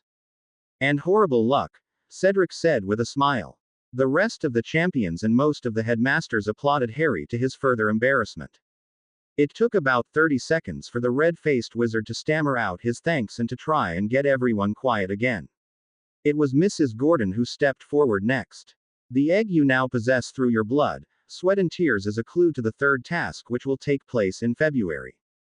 Guard it well and try to think about what you can do with the clue you find. The 2nd task is scheduled for December 12th, but you will only be notified of what it is the day before. Relax and enjoy the rest and achievements you have won. Thank you again for your fine efforts. Back to research then, Neith said. No, came from Victor, Harry, and Fleur. I'm taking a week off and not doing anything, but maybe try opening this egg to see what the clue for the 3rd task is. Madame Pomfrey stepped forward. Mr. Crumb, you will be returning with me to the infirmary. And Mrs. Sim also, so that I can check your knee one more time before releasing you. Since Miss Delacour has stopped her coughing, she is free to return to the Beauxbatons carriage, but I would like her to come in and see me tomorrow before breakfast just to play it safe. I'm sure that there is someone around who can deal with those singe marks in your hair. I believe I shall have that fixed by morning, Madame Pomfrey, but thank you for your concern. Madame Pomfrey nodded at Fleur but then turned to look at Cedric, Benito and Harry. You three will promise to come and see me if there are any complications that arise from your encounter with those creatures. The three wizards looked at each other with a grin of accomplishment of not going to the infirmary and then promised the Medowitch that they would comply with her request. That was not a request on my part, Mr. Durantes. I have already notified your headmasters of my rules. My apologies, Madame Pomfrey. I meant no disrespect. My orders for all of you are a good meal and lots of rest. Mr. Potter. I understand. Lots of rest and no magical hijinks. How about regular hijinks then? Daphne Louise. Madame Pomfrey left the tent with Victor and Neith floating on stretchers before her. Harry felt a tap on his shoulder and turned to look at Madame Bones. Mr. Potter. Yes, Madame Bones. Come here. Harry was crushed within a hug by the head of the DMLE. Don't you dare scare me or your father like that again. We're both getting along in age, you know. Sorry, Amy. I'd like to say it wasn't my fault, but things happen. Only to you, Harry. Only to you. I do believe that Remus, Sirius, Tonks and myself will be knocking back a few fire whiskies tonight at Grimmauld Place in either your honor or your uncanny luck. Harry was surprised by the key that was given to his cheek, but Amelia Bones winked at him, turned on her heel and promptly left the tent. Soon after that, the able-bodied champions left for their respective lodgings after the crowd around the tent had been clear of well-wishers and fans. Harry and his wives had a small meeting along the path back to the school with the Weasleys. Arthur passed along a request he had gotten from Charlie to talk to Harry about the dragons, specifically the Hungarian horntail. Harry wearily said that it would have to wait until tomorrow, and Arthur just nodded as hugs were passed around between Ginny's parent and the four Potters. Harry barely made it up the stairs and into the master bedroom before succumbing to exhaustion and sleep. Hermione removed his shoes and socks, and the three girls made sure Harry stayed warm by cuddling up to him with their warm bodies. Harry had woken up very hungry and found out that Astoria had entered the hearth while the foursome was napping. She had knocked on the bedroom door after a few hours to let them know that they had slept through supper. The summoned Hogwarts elves were more than glad to provide the Potters a meal in their quarters. They were just about finished, about 7:30, when Myrtle poked her head in the room and told them that Professors McGonagall and Flitwick were asking permission to come in. Ginny and Hermione made sure that they were decently covered by dressing gowns before telling the ghost to admit the visitor. The two professors stood at the top of the stairs and watched as a few house elves retrieved the empty dishes and disappeared. Is it all right if we come and visit for a few minutes, Harry? You are always welcome here, Minerva. Come down and grab a comfortable seat. Can I fetch you something to drink, Professor Flitwick? Some tea, perhaps? No, thank you. And I think you and your family have earned the right to call me Phileas, at least in a private setting. Thank you very much, Professor Phileas. Minerva walked over and then bent over to look Harry in the face very closely. Are you all right there, Harry? Just a little tired, more or less. A few days without any magical encounters with anything over the size of Gregory Goyle will be just perfect. Good. The Transfiguration professor retreated to a seat closest to their fireplace and sat down. Albus, Phileas and I were having a small discussion during dinner and wondered if you didn't mind talking about the other interesting event you were involved in today beside the horntail. Harry had a confused look on his face. Other event? Hedwig Harry. Tori's amused voice supplied. Oh, that. You wished to see me, Harry. I think we're about to have a discussion here about your new existence, my friend. I will be there shortly then. Harry was about to excuse himself to go open their window so that Hedwig could fly in when there was a gray flash of light and Hedwig appeared about 3 feet over the couch in the middle of the room. She flared her wings to settle soundlessly on the arm of the chair that Minerva was sitting in. Most impressive, Harry. Harry shook his head. I had nothing to do with that. That was all her doing, Minerva. My apologies then to the both of you. Hedwig, you are a most beautiful bird, animal. I'm sorry, I'm not sure what I should refer to you as. Minerva was grateful that she could have a closer examination of the new Hedwig. Though no good judge of weight, especially in something so amazingly new and real, Minerva judged that Hedwig probably had doubled in size and weight and probably weighed closer to 20 pounds than her previous flying trim of 6 pounds. Her extended wings might be as long as a meter apiece, which would certainly continue her powerful flying ability. While the majority of Hedwig's new frame was covered by the familiar white and occasional black flecked feathers, there were portions that were now fur. The top of the Hedwig's head and elongated stand-up ears were soft white fur, and the rear legs and paws changed over from feathers to white fur. Hedwig's back feet had black pads like a cat, but the talons that were hidden in sheaths were all avian in nature like her front claws. The tail seemed a curious mixture of both fur and feathers, and Minerva watched it flicker back and forth between a rigid set of plumes that could help guide the creature in flight to an almost tail-like appendage that was flexible and rounded. Hedwig hooted softly and stretched her neck out to let Minerva scratch her head lightly. The white and black former snow owl looked around to the rest of the room occupants, and Harry muffled a chuckle. She says that an owl griffin is probably the closest classification to what she is, although she will be thinking of a better species name eventually. Harry paused for a second. She's a lot closer in form to the real griffins that we had visiting us than a bird anymore. She also says that my letters will be getting to their destinations and back a lot quicker now. We've come up with a theory on how your Hedwig became transformed. Everyone's attention turned to the diminutive charms instructor as he had a small smile on his face. That was not a slight against Flitwick's goblin background or stature. All of us in the stands thought that it was a result of Harry's protective spell being overwhelmed by the Horntail's magical flames, Hermione ventured. I'm sure the dragon had some effect of the protective sphere that was cast, but Albus and the two of us think it was more a case of Harry's misspoken spell. Misspoken. Harry was suddenly flustered as he had suddenly realized he might have accidentally harmed his familiar. It was the shortest person in the room that was quick to say some soothing words. Calm down. Nothing dire has happened as a result of your spell. Would you mind telling the rest of us your objectives for saying that spell with that specific wording, Harry? Phileas asked. Harry was suddenly very nervous and started pacing back and forth in front of the couch. It was Ginny that rose and stopped his fretting. You've done nothing wrong, Harry. Everybody likes the new Hedwig. We're just trying to get a good explanation of what happened. Okay then. I was trying to protect Hedwig from the dragon's flames and redirect her out of the line of fire toward me. And the spell you used was Protega Immutare Cuvhere. Phileas smiled and then looked to where the four young girls were seated. And what might be wrong with that incantation, ladies? Hermione's, Ginny's, and Daphne's brows furrowed in thought, and Harry tried to remember what each of the separate words meant separately and together.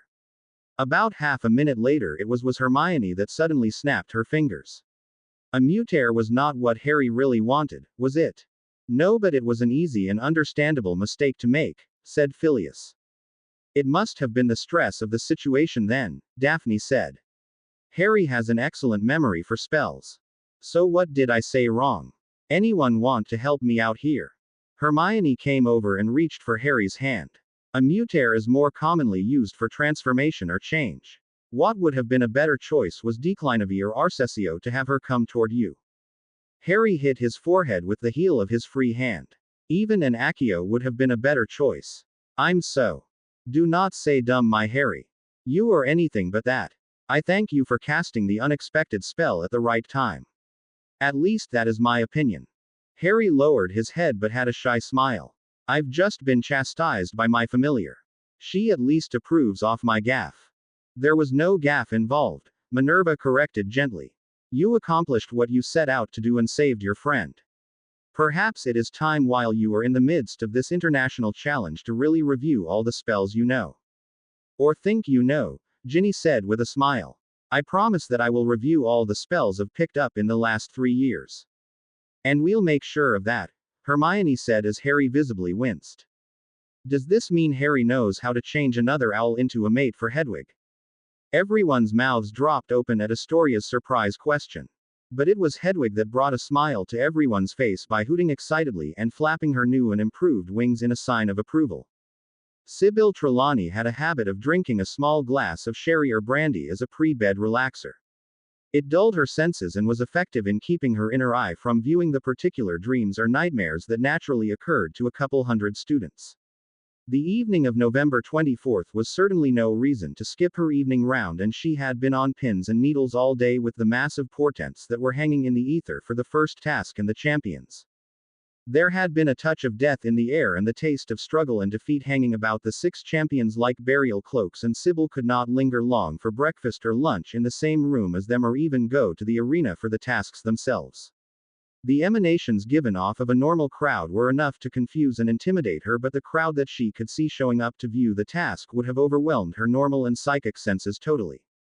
She had learned of the results over supper as she had a long discussion with Professor Clouseau from Beauxbatons. She had almost fainted when she learned of the destruction of 3 dragon eggs during Mr. Crumb's encounter, but she was happy that none of the young wizards and witches had died. She mourned the loss of the future dragons the eggs represented, but privately wondered what sort of peril the remaining tasks would present. Because the peril was still hanging in the air and almost readable for those that had the touch. She had seen the celebrations that the champions in the hall had enjoyed and hoped their high spirits would still be there at the end of the year. She had quickly retreated to her chambers to contemplate the possibilities that still might occur. Finishing the second brandy she had indulged herself with, Sybil stood up to go wash the glass in the small quarters she had adjacent to the divination classroom. As she passed the doorway, she was surprised by a glow that came from her desk. Peering cautiously around the back of the door, she saw that the large crystal ball that occupied a corner of her desk was glowing and pulsing with an increasingly bright white light. "Is anyone there?" she asked with only a slight quaver in her voice. There was no answer forthcoming, so the professor took a few careful steps toward her desk. She pulled the chair out from behind the desk and pushed it before her until she was almost touching the corner of the desk that held the crystal ball. Easing down into the chair sideways, Sybil lowered her head and gazed into her crystal ball. "What do the powers that be mean to show me?" she whispered. She gasped as the white mist swirled around and began forming a picture. Harry Potter walked gingerly into the stadium to the loud and mostly supportive cheers of the spectators in the stands. He glanced right to see where the judges' stand was, but then had to do a diving roll to escape the first jet of flames that came from the Hungarian horntail. Huddling behind a small boulder, the 4th year peeked over the top of his hiding place to see that the dragon had returned to guard her nest and was too far away for shooting more flames at him. Harry stood up slowly and eased himself back into the open area of the arena. It was time to do what he had to do, to focus his mind, entirely and absolutely, upon the thing that was his only chance. Harry raised his wand and shouted, "Accio!" The rest of the phrase went unheard as the huge dragon let loose with a roar that shook the very stands and echoed back from Black Lake and the Forbidden Forest. Harry felt the eyes of the horntail sizing him up and wondered if he was actually big enough to incite the dragon's wrath if he didn't move any closer to her nest. Everyone, including Harry, was looking around and trying to see what Harry had summoned. Some expected his broom, some expected a boulder to come and pin the neck of the dragon to the ground so that the unvolunteer champion might approach the nest and grab the golden egg. What few people actually caught coming rocketing out of the sky was a small round object smaller than Harry's fist. The Gryffindor Seeker had no problem grabbing it out of midair and holding the object up so that everyone could see it. It was a colored ball. Its top half was red and the bottom half white with a black band around the middle that seemed to outline a white button. Harry tapped the ball twice and then heaved it toward the Hungarian horntail, who had stepped forward to further protect her nest. Engorgio. The small ball expanded to the size of a bludger but kept its white, red and black appearance as it rolled to a stop a few feet from the massive clawed foot of the horntail. Just as the horntail had inhaled to take breath and to emit another huge jet of flames, the ball split open and a red light encompassed the dragon and amazingly headed into the ball that closed up again. The stands were speechless as the ball rocked gently back and forth for a few seconds before becoming motionless. Harry calmly walked past the round object and picked the golden egg from the middle of the regular dragon eggs in the nest. On his way back to the exit from the arena, Harry reached down and picked up the red and white ball to carry back with him. Harry set down the golden egg and the other ball and tapped the container that held the horntail twice and it shrunk down to its previous size. Harry picked up the small round object, thumbed the small button again and threw the ball as hard as he could toward the dragon nest. It had almost rolled to the nest when the ball split open again and the red beam emerged again to reveal a very woozy horntail. It wobbled its way back to the nest and laid down, curling itself around the eggs protectively. The stands went wild as Harry picked up the golden egg and headed for the exit. He vaguely heard the judges giving him scores as the crowd jeered or cheered, but he really didn't care how he did in the overall standings. Ginny, Ron, Neville, Daphne and Hermione were the first to meet him and congratulate him on the way back up to the school. Harry ignored Ron's comments as much as he could, but he did stop when Neville pulled on the sleeve of his shirt. "I don't understand, Harry. What was that thing you used?" "It was something I've had hanging around to take care of Malfoy, but this seemed a lot more useful. I ordered it through a wizarding catalog. It's called a poke ball." The scene faded back to the misty white clouds in the crystal ball and Sybil shook her head in wonder. Was this what Harry Potter's plan was to have been all along, or was this just a demonstration of what had happened in another plane of existence? Sybil wasn't sure, but she did know that the Potter boy was very resourceful and smart. It could have happened that way. Maybe. Somewhere else at some other arena. As she gathered herself to stand, the mists in the crystal ball began glowing again and getting brighter. Sybil wondered what she was going to see now. Harry Potter had just plucked his summoned broom out of midair when the first screams erupted from the stands. Harry's head turned to see the students and adults scrambling to get away from their seats, and he dove out of the way of what he expected to be a very hot jet of flames. He couldn't have been more wrong.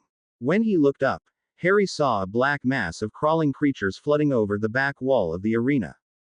Acromatulas. At least 20 of the giant spider species were headed directly for the nest of dragon eggs that were situated only a few yards from the back wall of the arena.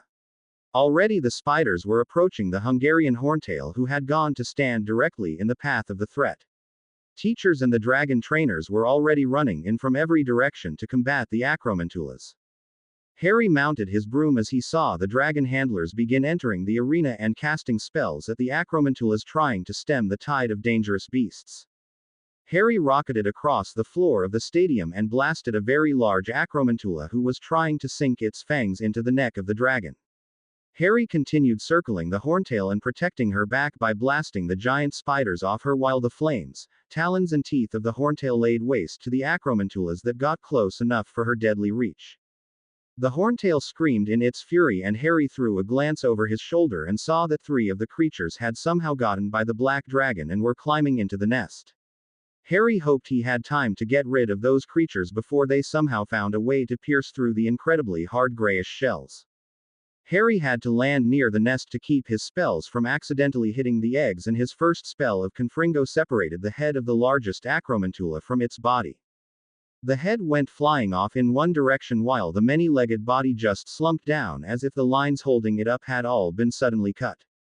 The second acromantula turned away from its initial objective and turned to attack Harry in a flurry of skittering legs and loudly clashing, and horribly looking, dripping fangs. It jumped at Harry, who was paralyzed momentarily but dropped to the ground in a defensive crouch. As the acromantula sailed over his head, Harry yelled out, "Incarcerus," and thick ropes issued from his wand to catch and hold together 5 of the 8 legs of the monster. The acromantula landed awkwardly and rolled a few feet away from the nest. As it struggled to get to its feet and free itself, Harry looked around. The third acromantula had given up on the idea of an easy meal and disappeared in a series of increasingly frantic jumps. Harry turned back to the one he had semi-bound just in time to see a massive black scaled foot come over his head and squash the spider flat into the ground with a disgusting sounding crunch. The Hungarian horntail had its back turned away from Harry as it gazed around the arena for more threats. Harry saw that the attack has ceased and the very last of the many-legged monsters was vanishing back over the wall they had first appeared at. The dragon trainers and the teachers from the schools, led by Hagrid with a huge cudgel, were chasing them all the way back into the Forbidden Forest. The horntail roared in triumph, and Harry suddenly realized that he was standing right in the midst of the nest of dragon eggs. Harry thought fast and reached and shrank the golden egg down and stuffed it into his pocket. A blast of very warm air suddenly removed the sweat that was clinging to Harry's face, and he could not move. When he slowly glanced up, the dragon's snout was a foot from his face and it was sniffing him to determine if he was a foe or threat to the dragon's clutch of eggs. Harry held both hands straight up but carried his wand in his right hand. He took one step and then another one backwards very slowly. The horntail raised its head in another roar of defiance and Harry turned and ran as if the very demons of hell were about to come and seize him. Harry rolled once as he heard a jet of flames coming at him and the scene faded away into the swirling mists of the crystal ball again. Sybil fanned herself with her hand as she had gotten quite excited with the drama that unfolded in front of her. Again she wondered if Harry Potter was a high agent of chaos and death, since turmoil and confusion seemed to always follow him around. The white mist swirled again, but this time a small sign appeared in white lettering with a blue background.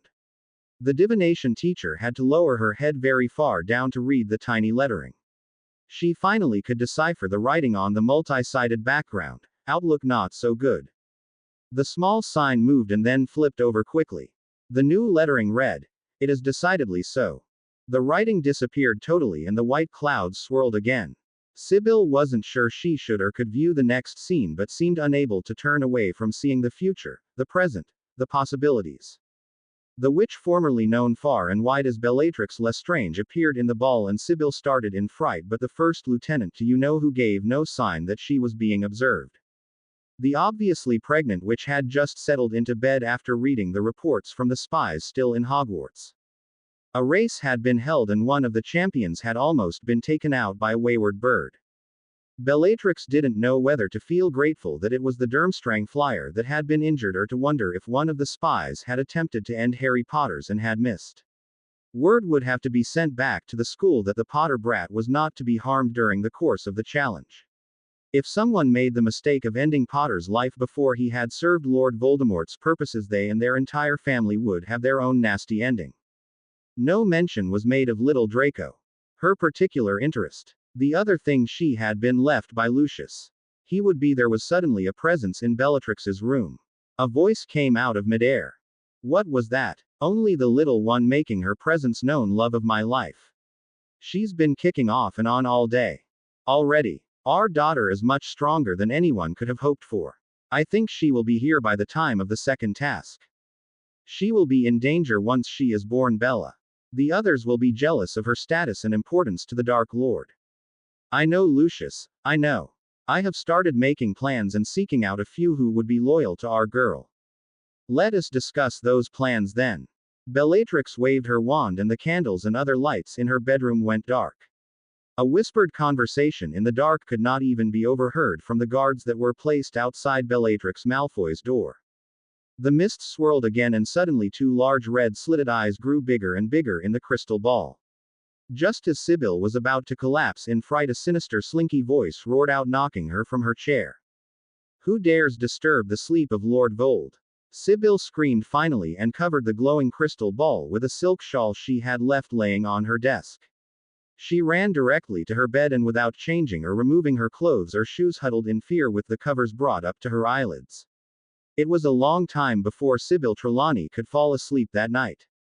There was a trio of people waiting for the Potters the next morning when they exited the hearth.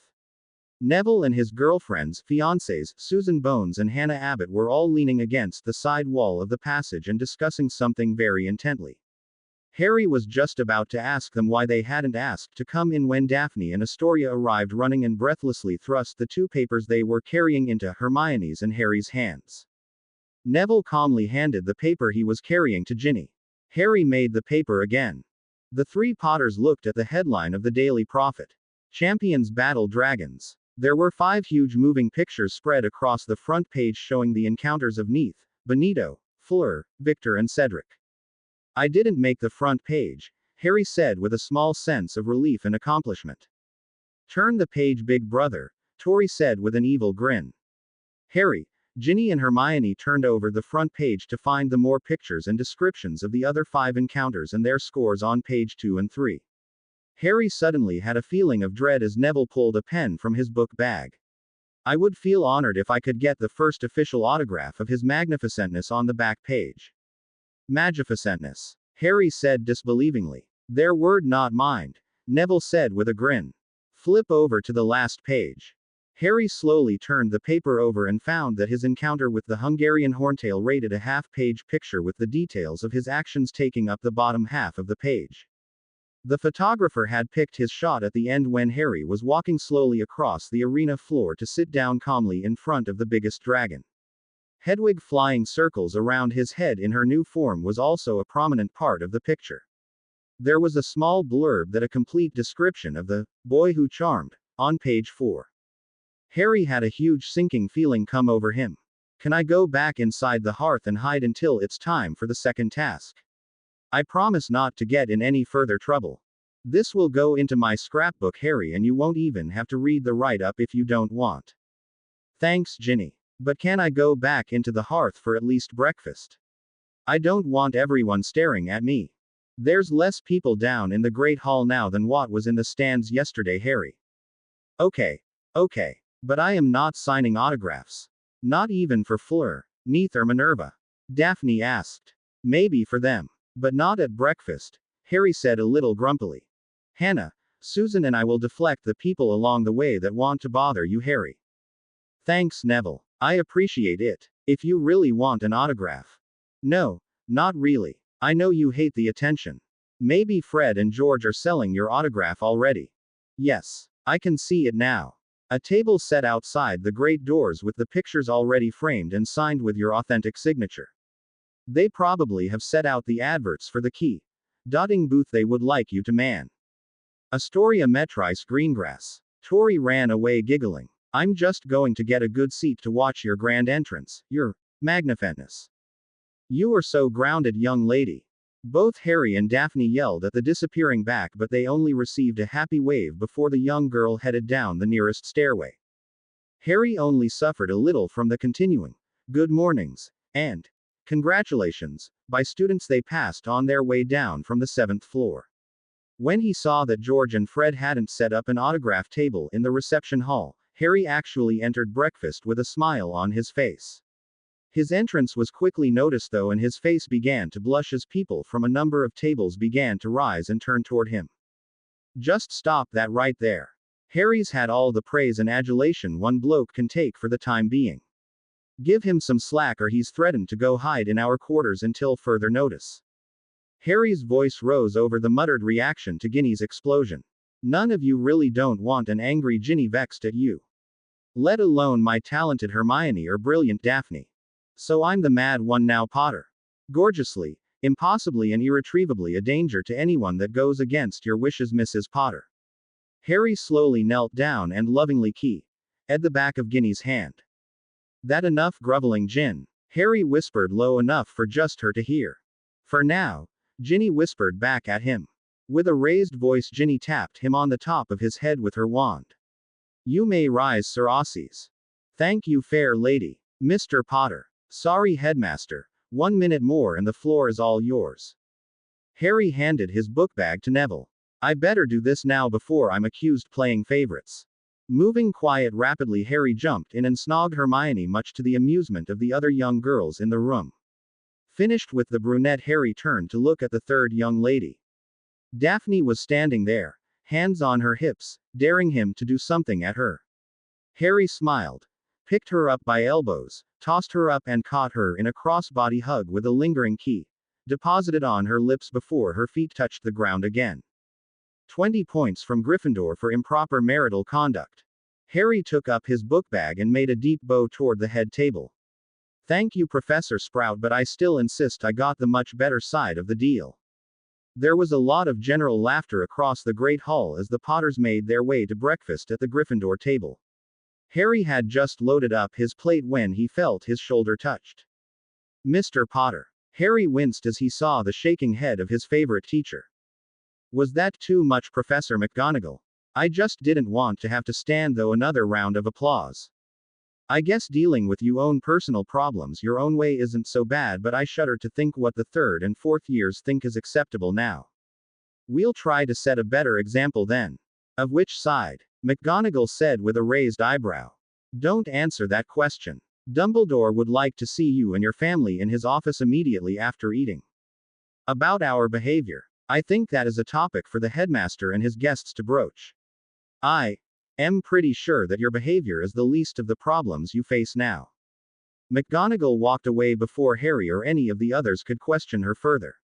Asking around, Harry found out that when the Great Hall opened that morning that there were 2 people from the Ministry of Magic waiting to see the headmaster. Rumor went flying around about the identities of the people, but it was generally agreed upon that one of the 2 descriptions matched Walden McNair. Daphne's face had gotten white at the mention of that name, and she tried to calmly explain that McNair was one of the Death Eaters that had pled the Imperious defense after Voldemort had disappeared after the First War. She also thought that McNair might have been one of the ones that had tried to visit her parents before their deaths. She said he was still employed by the Ministry and was the chief executioner against wayward wizards and creatures deemed dangerous by the Wizengamot. Ginny said he should have been there to help her husband the day before, but Harry just shook his head. I don't think I'll ever need that type of help or any person who used to be a Death Eater. Harry. Yes, Vika. That bigger man waiting to talk to you has the dark mark on his forearm. Thank you for the warning, Lady Hogwarts. Harry smiled suddenly and Ginny asked what was so funny. Harry bent forward and whispered to the 3 girls that Vika had suggested that maybe Mr. McNair might want a closer look at the 5 dragons since he was so interested in dangerous beasts. Ginny had to hide her laughter with a cough or two before she could compose herself enough to continue breakfast. 15 minutes later, the 4 Potters were approaching Dumbledore's office on the 7th floor. Mrs. Gowdy waved them through her office to the revolving stairs but cautioned everyone to keep an eye on the bigger gentleman. What about the other ministry official? Daphne asked. Mrs. Gowdy gave them a half smile. I would think that you might find the encounter entertaining. She waved then on and then returned to her desk and her duties. Dumbledore's office door opened just before Harry raised his hand to knock. Enter. There were 4 empty chairs waiting for Harry and his 3 ladies. Dumbledore was seated behind his massive desk and one other person was seated a few feet away to his left. The second of the ministry visitors stood just behind the seated visitor, and it didn't take much imagination to fit the name of the person to the one they had heard during breakfast. Walden McNair was quite a few inches over 6 feet tall and was almost as wide as one of the house tables in the Great Hall. His face seemed to be in a perpetual scowl and his hair was uncharacteristically cut short on the top and sides of his head but grew longer and fell to his shoulders in the back. He wore stark black robes without sleeves except for some 8-inch wide cuffs that dangled about his wrists. He held an oiled leather bag in his right hand and kept crushing it as if the sound of the material rustling was somehow comforting. Do you suppose those cuffs are long enough to cover a dark mark? Definitely Hermione, but Vika is watching our backs. He still gives me the creeps though. Understandable, but it's okay for now. Dumbledore won't let him try anything against us. The other ministry official cleared his throat and the 4 sets of eyes swiveled to him. He was much better dressed than McNair. In fact, he was way overdressed if that could be possible. His brown and gold over robe had a too highly starched collar that stood up straight and framed his whole head and face. The robe was open to display a ruffled flowery brown shirt with white piping around the bib and front that exactly matched the white cravat that the wizard wore. His pants were creased to within an inch of their life and were held up with a brown belt with a bronze buckle that appeared to be a family crest. Shiny leathery brown boots with silver laces completed the ensemble, and Daphne idly wondered what would the wizard's reaction would be if she could conjure some thestral droppings on them. The ministry official was not happy at seeing the foursome and complained to Dumbledore. I requested to see Mr. Potter alone. Without setting up a prior appointment, you will find it most difficult for Mr. Potter to talk to anyone without the counsel of his wives and fiancé.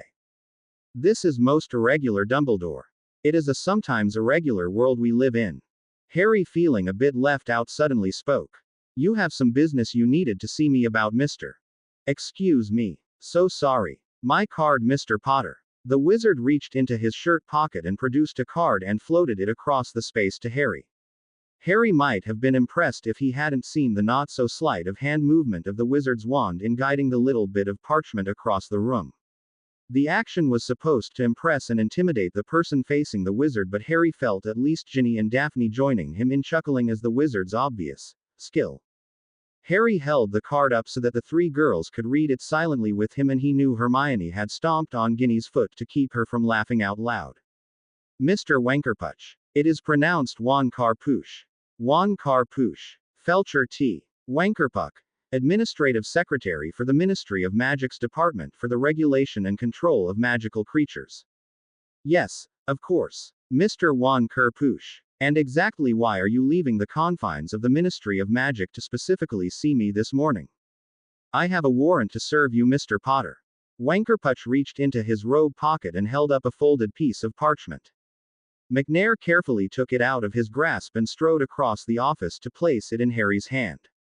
Harry stared into the big man's eyes until McNair slowly retreated backward to his previous spot behind Wankerpuch's chair.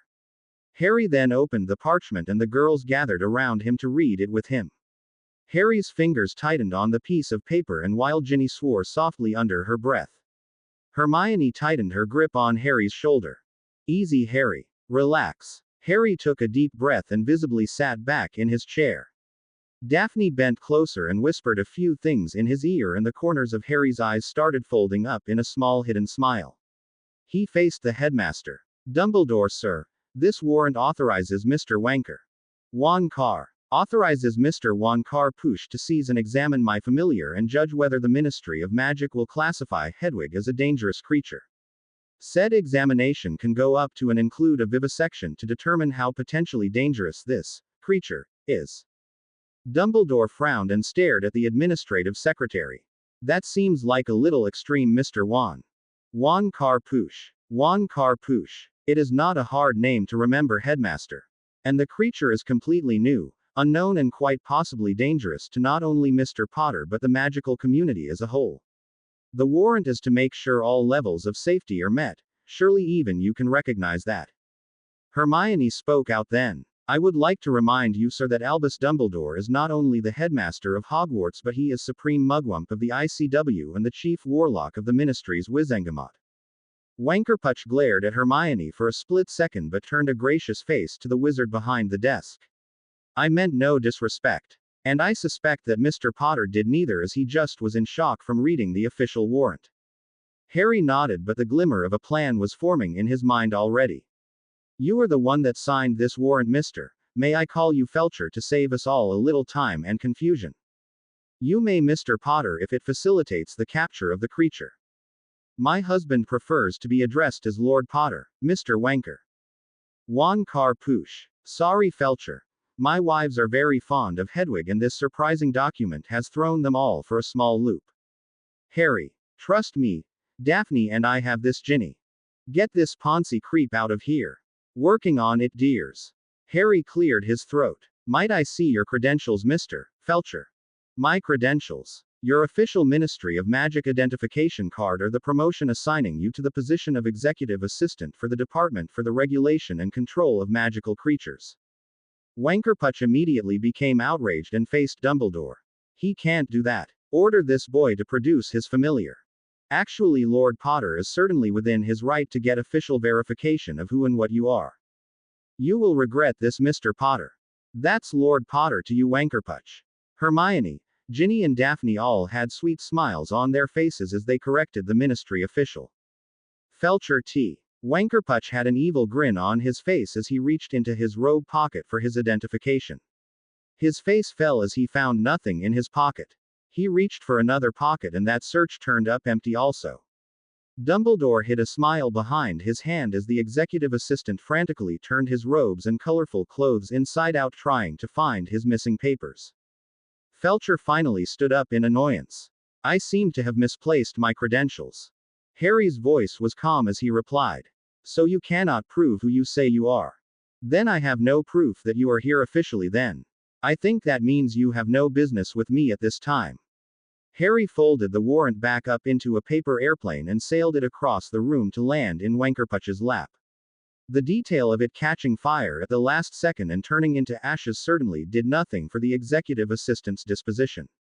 He was literally grinding his teeth in frustration and at the disruption of his carefully laid out morning. When you come back, Mr. Wankerpuch, sorry I mispronounced that, sir.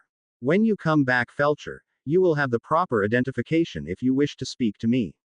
Also, the warrant is unservable as it is written, as it does not reference the specific law that grants you the authority to issue or enforce such a warrant, and also does not specify the law you are trying to enforce by attempting to seize my familiar. Wankerputch's mouth dropped open in shock, and if McNair wasn't so confused by the conversation, he might have made an attempt to come across Dumbledore's office and confront Harry. The door to Dumbledore's office slowly opened and the headmaster spoke to his ministry visitors. The business of the school needs to continue and these students need to get back to their scheduled classes. I believe you have some research to do, Mr. Wankarpoosh, as everything Lord Potter just said is legally sound and correct. I would hurry if I were you to get to Hogsmeade. There is a definite chance of showers and maybe even some lightning during the remaining morning hours. Wankerputch and McNair exited the door at a hurried pace, and Harry wondered for half a second why Dumbledore hadn't offered his personal flow for the ministry officials to use. But then the door was closing behind the two wizards and there was silence in the room. But not for long. Hermione and Daphne screamed in celebration and Ginny was all but falling into Harry's lap as she howled with laughter. Harry smiled and gave Daphne a small key for her suggestions, but then the four heard a sudden rhythmic thumping. Dumbledore had his glasses in one hand while the other was slapping his desk in a rapid beat as he was laughing so hard that tears were running down his cheeks. That caused another round of laughter for the Potters, and it was quite a number of minutes before any of the five could speak coherently. "Oh, Harry. That was very entertaining. May I have you permission to place a memory of this encounter in my pensieve to share with the rest of the staff at our next meeting?" "Of course, sir. I hope we aren't going to receive any more demerits or detentions for disrespecting such honorable members of the ministry." Dumbledore's eyes were in full twinkle mode as he answered Harry's question. "I believe I can safely say that I saw nothing wrong with the way you dealt with Mr. Wankerputch." "That's Wankarpoosh," Ginny and Harry corrected laughingly. "Indeed. I have not seen such a deflation of ego since Alastor Moody was chastised by an armory clerk for getting his basilisk cloak dirty during a Death Eater raid." The four Potters smiled as they imagined what the crusty old Auror might have said and done to somebody that had insulted him and misspoke to him. "You do realize, Harry, that they will return eventually. It may take a while for Mr. Wan, I simply can't say it again. It will take a while for Felcher to find his missing identification papers. And that is because..." Daphne raised her hand slowly and then reached into her pocket and brought out a small, flat pouch. "I seem to have found the executive assistant's identification papers." "You stole from an appointed ministry official." "Stole? No, sir. Mr. Wankerputch was so adamant about the right pronunciation of his name that his papers fell out of his pants pocket when he jumped up to protest how Ginny pronounced it a second time. I was merely safeguarding his property until he asked for it back." "And he never asked for it back, sir," Hermione pointed out with a small smile. "You are right. Indeed, he did not ask, Lady Hermione." "Perhaps you should take the wizard's papers until he returns then," Harry suggested. "I have just enough time to write Madame Bones and verify a fact that Professor Hagrid taught us last year." "And what lesson might that be?" "That the familiars of witches and wizards are exempt from the normal rules governing their regulation because of the special magical bond created. Interfering with or disrupting said bond might create a hazardous situation for both the wizard, witch, and said familiar. To upset such a magical bond is outside the rules and responsibilities of the Ministry of Magic." "Very well said, Mr. Potter. I will have to commend our friend Hagrid for instructing his students on the actual wording and intent of that most basic of laws. But you four should be returning to your studies. I believe Charms is on your schedule this morning." "Yes, sir. Off you go then. If you wish to inform the Misters Weasley of your meeting, it would go a long way toward having erroneous rumors floating around the school about you." Harry stood and picked up his book bag. "That sounds like an excellent suggestion, sir.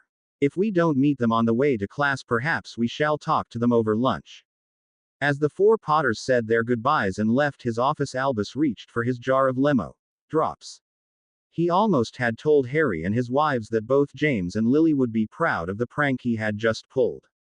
He realized what Minerva might have said about that comment and wisely decided to let her voice her displeasure at Sirius and Remus when they started bragging.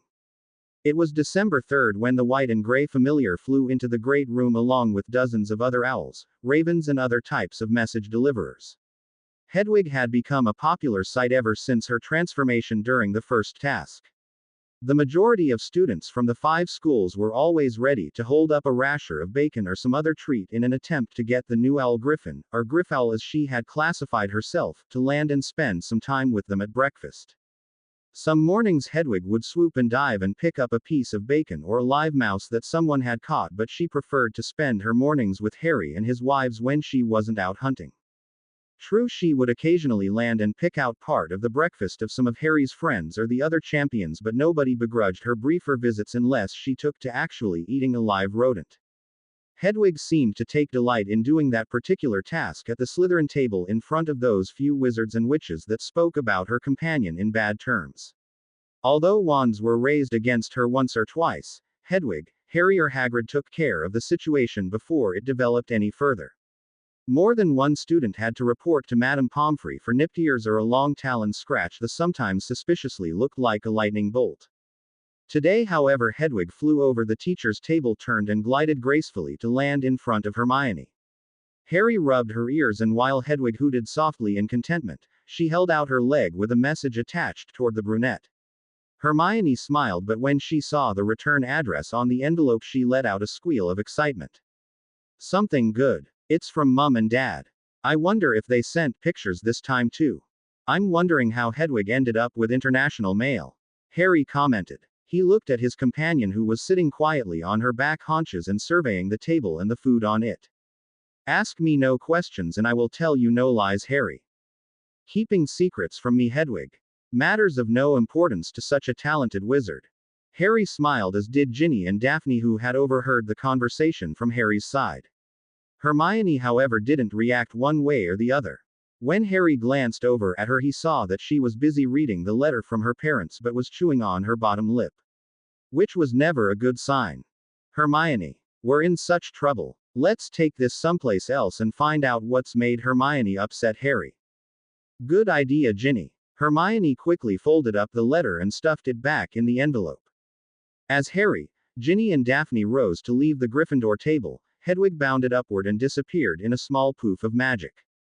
Harry smiled at the now familiar disappearance and suspected that his familiar has disappeared to go visit Hagrid again. The Care of Magical Creatures professor was enamored of the newest special creature to appear at Hogwarts, and he talked to the Owl Griffin at length. His fascination hadn't gone far enough to ask Harry, or Hedwig, if she would mind being the subject of one of his classes, but Harry wanted to see if Hedwig volunteered herself before he asked her to do Hagrid a favor. But that thought was pushed aside as Harry hurried to catch up with Hermione and his other 2 wives. Astoria stood curiously from her place at the Slytherin table, but Harry waved her to sit back down and mouthed, "Later," at her. She settled back down and resumed talking to the friends that were gathered around her. Harry exited the Great Hall to find Daphne waiting for him at the bottom of the main staircase. Ginny had gone upwards with Hermione as she continued to read the letter from her parents. The duo found the first 2 Mrs. Potters in the first unused classroom on the next floor. Harry took one look at Hermione's pale face and locked the door behind him while casting a very secure privacy spell on the whole room. So? Asked Harry very somberly. I'm deciding. Hermione replied slowly as she held the letter loosely in one hand. Deciding what? Daphne asked as she came over to put a comforting arm around Hermione's shoulders. Whether I'm just mortified for all our sakes, or I should be mad or grateful at our headmaster. That's 2 things technically, Hermione, but do you mind if I read the letter myself? Maybe I can help with your decision one way or the other. Oh, go ahead. It's sort of kind for all of us anyway. Hermione handed the letter to Harry and then went and stared out the window. Daphne and Ginny looked between the upset young lady and their husband as if deciding which way to go. I'll read this aloud if you don't mind, Nani. Go ahead. Hermione looked to be deep in thought, staring out the window, and Ginny and Daphne both went over to her to envelope her in hugs. She smiled at the welcome contact and nodded to Harry over Ginny's shoulder. Harry went to the desk and hopped up on it and cleared his throat. November 30th, 1995. Dearest Hermione, and Ginny and Daphne. What in the name of Saint Apollonia were you all thinking when you let Harry walk into that place alone with that huge beast? I swear if Dumbledore hadn't sent a letter with that Daily Prophet and instructed us to read the letter first before we saw those terrifying pictures and descriptions, I think your mother and I would have had heart attacks.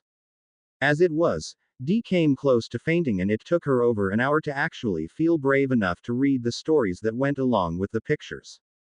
We came very close to packing up everything and heading for the nearest airport with international flight connections so we could come home and yell at you in person.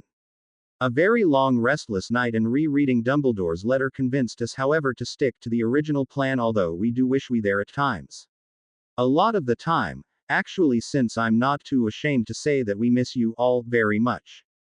Harry, I know you promised to take care of our daughter and your other 2 wives. Congratulations, Daphne, on becoming the 3rd, and hopefully last, Mrs. Potter.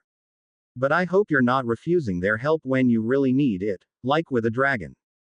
Dumbledore's letter stated that you are only participating but not trying to win this stupid and unnecessary competition. Try a little less, please, at least for the consideration of your in-laws' sanity. We would appreciate some faster updates if you insist upon placing yourself in peril. For the news from our end, we've finished our stops through Wyoming, Idaho and Montana and are heading southward for warmer and drier weather. We haven't processed the pictures we took of Yellowstone National Park yet but hope to send them with the next letter to you. I cannot emphasize enough how much we want you all to take care of yourselves. Please be careful. Love, Tony. Who's this Saint Apollonia? Ginny asked with a puzzled frown. Saint Apollonia, Harry said slowly as he reread that part of the letter. Hermione was sniffing just a little bit and wiped away the tears from one eye before she answered. She was an ancient Egyptian Christian who was persecuted and executed by having her teeth knocked and then burnt to death. Yuck, and double yuck, said Ginny. She's also the patron saint of dentists. Hermione smiled and let go a little chuckle. It's my dad's private code for saying, I love you, even though he's upset. Ah, that's sweet. Ginny laughed. So we'll have to make time to write them more frequently. I never meant to worry them, so I didn't tell them we found out about the dragons early. Harry made a face at Hermione. Probably a mistake now that we've got their reaction. I'll write to and explain what happened and that I did take care of the Hungarian horntail. In your own indisputable style, Daphne said with a smirk. You're going to write them also, Mrs. Potter. My mum will want a full description of the wedding such as it was. Okay. I like Tony and Dee and don't want them mad at any of us. Harry, I just barely started the part of the letter from Mum. Will you continue reading, please? The 3 girls walked away from the window and were going to sit down, but Harry snagged Hermione and brought her close for a full hug and a quick key. That make things a little better, Nani. Always. Well, if 1 key is good, Daphne started. Then 2 more should be great, Ginny finished. Both girls quickly moved over and wrapped their arms around Hermione's waist. Ginny leaned in for a nice long key, which she got a thank you for. Daphne, with dangerous gleam in her eyes, smacked her lips loudly and approached Hermione's mouth with her tongue extended and waving wildly. Hermione giggled but pressed her open mouth to the bones for a brief second. You are incorrigible now, you know, Hermione said with a smile. I've been taught by the best and I'm only incorrigible with you 3, Daphne said, winking. A sort of grumble came from the lone wizard in the room. Fine. Make it so I can't stand up straight. Why ever so, Harry? Came the question from 3 lovely mouths together. I'm not answering that question, as you all know the answer perfectly well. I am going to resume reading now. Harry cleared his throat and made a production of crossing one leg over the other. The girls giggled, but a raised eyebrow from Harry almost had them falling apart with laughter. The Muggle expression is, raising Cain, but I guess we don't have to do too much to get a rise out em. Daphne. I expect that kind of comment from Ginny, but I'm feeling a little mischievous today. What can I say? Oh boy. I'm going to get back to the letter from Dee now. Hermione Jean Granger Potter. Oh. Full names. Not a good start there. Shush, Ginny. Harry started again. Hermione Jean Granger Potter. I hope you can recognize me when you see me next, in spite of all the gray hairs that just sprung up on my head. That Daily Prophet that Dumbledore sent us scared the living heck out of me and my husband. Tony had to resort to using some smelling salts to get me out of the shock. I thought you, Ginny and Daphne were trying to keep Harry from getting into situations like this. Facing a dragon is part of Hogwarts' special competition now. And there are a number of challenges left. Are you under some kind of compulsion or spell of some kind? How did Sirius and/or Dumbledore allow Harry to face this sort of confrontation? Let alone you three. That being my rant for the huge shock your father and I received, I will say Tony and I are very grateful that Harry could walk out of that stadium on his own 2 feet. Harry hasn't decided to ride that dragon like you all did with the Griffins, has he? I can't really scold him, or his 3 wives, properly from here, but I shall be sending a letter to Molly. Oh no, not that. Ginny and almost everyone else in the room thought to each other. To Molly to keep a watchful eye on the 4 of you. And to encourage you all to be more careful. Lots of invitations to the Burrow for supper will be coming by owl now, Ginny said a little sadly. We'll accept some of them but not all, Harry said after he thought about it for a couple of seconds. We do have classes, homework and studying to do still. Dee wrote more. Shall I continue? It can't get much worse, Hermione said. I hope. Harry's eyes fell back to the letter and he continued. I hope someone took pictures of the latest wedding. How did Daphne's parents react to the proceedings? Ooh, blast. Harry slumped over after hitting his forehead with his fist. Daphne, I'm so sorry. In all the rush to get everything together for the chapel I never gave a. Daphne rose from the bench she was on to come over and lift Harry's chin up and give him a hug. Hush, it's okay. I never thought of it either in the excitement. It doesn't matter anyway. We'll have a big public wedding like we've talked about and they will have a place of honor either in the front row of guests or on the stage, altar or wherever we decide to marry. And as for pictures, we can borrow a pensieve and get Colin to take some pictures from the display mode on our memories. Harry looked a little relieved at Daphne's and Hermione's words. Thank you. And thank you for thinking Ginny should have the honor of a formal public wedding before you Sweetums. Although I understand your reasoning for continuing on with the deception and maintaining separate quarters, I wish you would reconsider moving yourself and Tori into the hearth with us. Ditto from the other 2 wives, Ginny added as Daphne returned to sit between her and Ginny. I'm sure Lady Hogwarts could form us another room or a separate room for Tori close to us so she could have some privacy. Or get Tori used to the idea that some of her in-laws occasionally like to lounge around in the altogether. Harry immediately protested. If you ever tell Tori that, would you please inform her that I don't do that? After he was smirked at, Harry amended his statement. Okay. I don't regularly do that. The 3 girls giggled and Ginny let loose with a very inappropriate hum of appreciation. Harry blushed but ended up folding the letter back up and holding it out to Hermione. The rest of the letter seems to be female talk and I refuse to read it aloud. You 3 can go over the rest when I'm not around. The 3 Mrs. Potters rose but Daphne raised her voice. We will have to go to Trader's Rest to talk to my mum and dad soon. Confess our semi-private wedding and ask if they have any ideas or suggestions for the little competition our husband is involved with. Harry blew out a breath at that statement. I hope they'll understand the extra protections you and Tori received by being part of the Potter family. Potter, Gryffindor, Slytherin, Hufflepuff, Ravenclaw, Valcomp, etc., etc. Stop already. I really don't need the reminder. It's bad enough that I have to sign myself with all those family names for the Gringotts paperwork once in a while. I'm glad you got a reliable accounting for all those vaults, Harry. Thank Merlin I only have to check the quarterly reports for an afternoon with my primary business partner.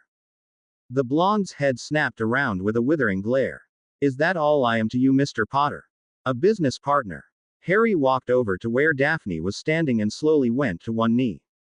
Please forgive your loutish husband for mentioning only one of the important roles you play in his life and family. You are a treasure beyond compare.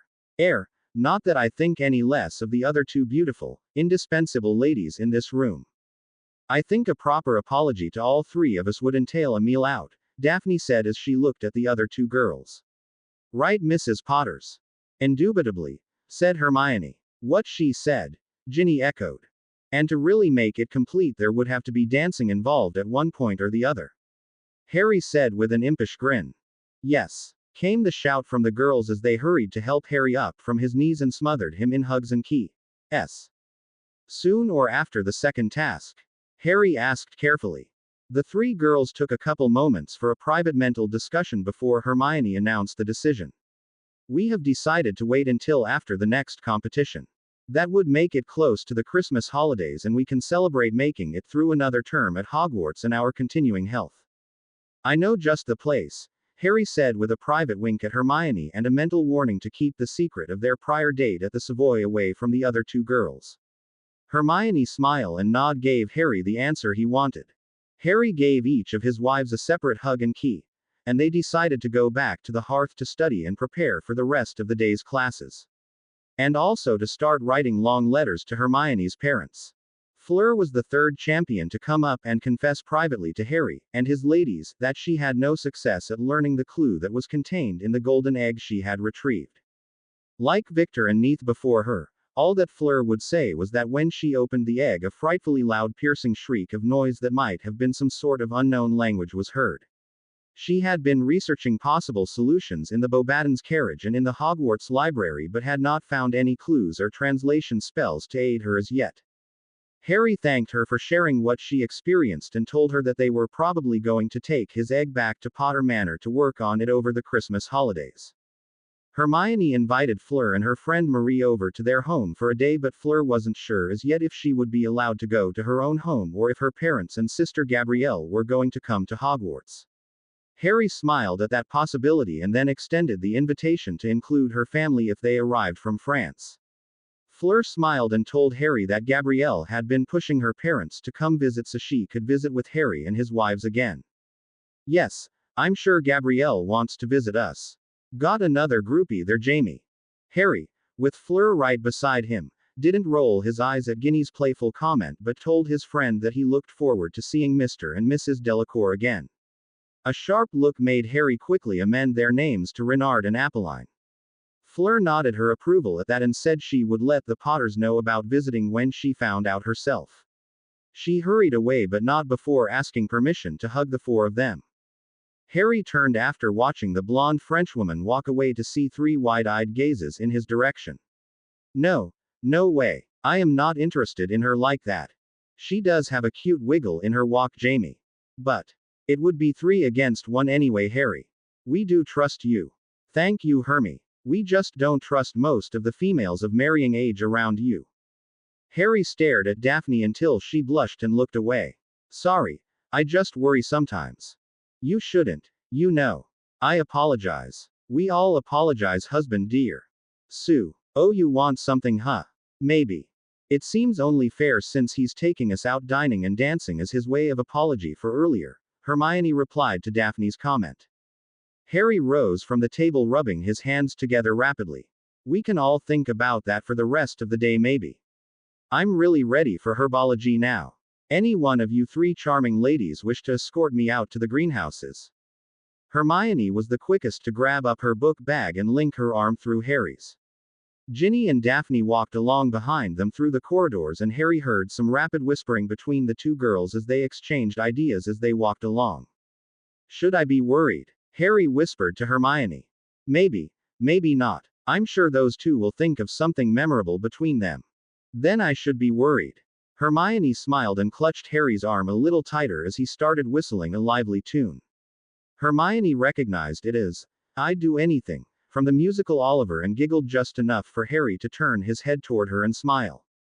The Wednesday after Hermione received the letter from her parents, there was an incident in the 4th-year arithmancy class that had the whole school buzzing by supper time. Right in the middle of Professor Vector's lecture on quadrilateral formulas and rune casting, Daphne shakily rose to her feet. She looked around the room wildly and finally focused on the person sitting 2 rows in front of her. Ginny. Whether it was Harry's normal reflexes or a bond-aided jump, nobody could exactly explain later how Harry had moved so quickly through the intervening feet to catch Daphne as she fainted dead away. Harry lowered her carefully to the ground as the remaining students and the teacher clustered around the pair. Ginny. The redhead had already had her wand out and was casting a few diagnostic spells at the bee-owned. She quit when Daphne started glowing with a faint pink light, and everyone else but the Potters took a step backwards in reaction. Harry looked at the stressed look on Daphne's face and carefully picked her up. Professor Vector, we'll be taking Daphne to the medical wing and have Madame Pomfrey take a look at her. She's breathing okay but seems to be running a slight fever. Go, go. Everyone clear a path for Harry. Ladies Ginny and Hermione, you might as well go with your husband. Thank you, Professor Vector. Could someone gather up our book bags and bring them to the infirmary after class? Tracy and I will take care of that, Hermione. Thanks, Susan. Go catch up with Harry and Daphne. He looked like he was about to break into a run with her. Ginny and Hermione exited the classroom as Professor Vector tried re-establishing order and having everyone else return to their seats. When the two girls exited the arithmancy classroom, they couldn't see Harry or hear Harry's footsteps anywhere. Harry. Already in the infirmary, Ginny and Hermione. Just laying Daphne down in my usual bed. Madame Pomfrey's coming out of her office. How did? I just concentrated on the medical wing corridor and pushed away. You should be able to do the same. Harry's voice in their head shut off as the Medowitch started asking him questions about Daphne's condition. Looking around the corridor to see if they were being observed by anyone, Hermione linked hands with Ginny and they concentrated on the destination Harry had used for a target. With a loud pop on both ends, the girls appeared just 6 feet away from the infirmary doors. They were surprised to see the Hedwig also appear into their area just a few feet away from them. She landed, folded up her wings and ran ahead of the girls to butt her head against the door in front of them. Ginny wished she could find the action amusing, but she was concentrating on the well-being of her sister-wife. Hermione cracked the door open and Hedwig dashed inside. As she finished opening the door, Hermione saw that Hedwig was using a combination of hopping and opening her wings halfway to make her way from bed to bed towards Harry, who was watching Madame Pomfrey start her diagnostic spell. Harry turned as he sensed the two other most important girls in his life approach. He turned and his worried face suddenly turned to panic. Ginny. Hermione turned and saw that the redhead had slumped over the closest chair to the door and looked to about fall to the floor. Hermione heard a poof behind her and watched Harry suddenly appear next to Ginny and scoop her up in his arms. He carried her past the dumbfounded Hermione and set her down in the bed next to Daphne's. Madame Pomfrey turned her head as she saw Harry deposit her apprentice next to the blonde Slytherin. Mr. Potter. I don't know, but Ginny's out like a light now also. Hermione came rushing up and waved her wand, and Harry and the Medowitch were startled when some privacy screens appeared around the beds his two other wives were in. Sorry, but I think there's going to be lots of people trying to get in here to check on Daphne very soon. Madame Pomfrey nodded but switched over to diagnosing the second Mrs. Potter that she suddenly had on her hands.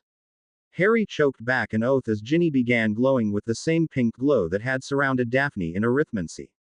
He sat down suddenly on Daphne's bed to hold her hand as Hermione went to wait for Madame Pomfrey to move so she could do the same next to Ginny. Madame Pomfrey straightened up with a perplexed frown. They are both going through some sort of flux in their magical cores, but I can't imagine where that glow is coming from. I'll go call the headmaster, but I imagine he might already be on his way there. They are in no physical danger from I can tell, so there is some good news to report. Harry's and Hermione's eyes followed the Medowitch as she went into her office, but then turned to each other with looks of confusion and not a little bit of worry. Hermione was startled when something jumped up onto her, but she refused to let go of Ginny's hand. A loud purr and the familiar flat nose pushing against her free hand caused Hermione to relax a little as Crookshanks climbed into her lap.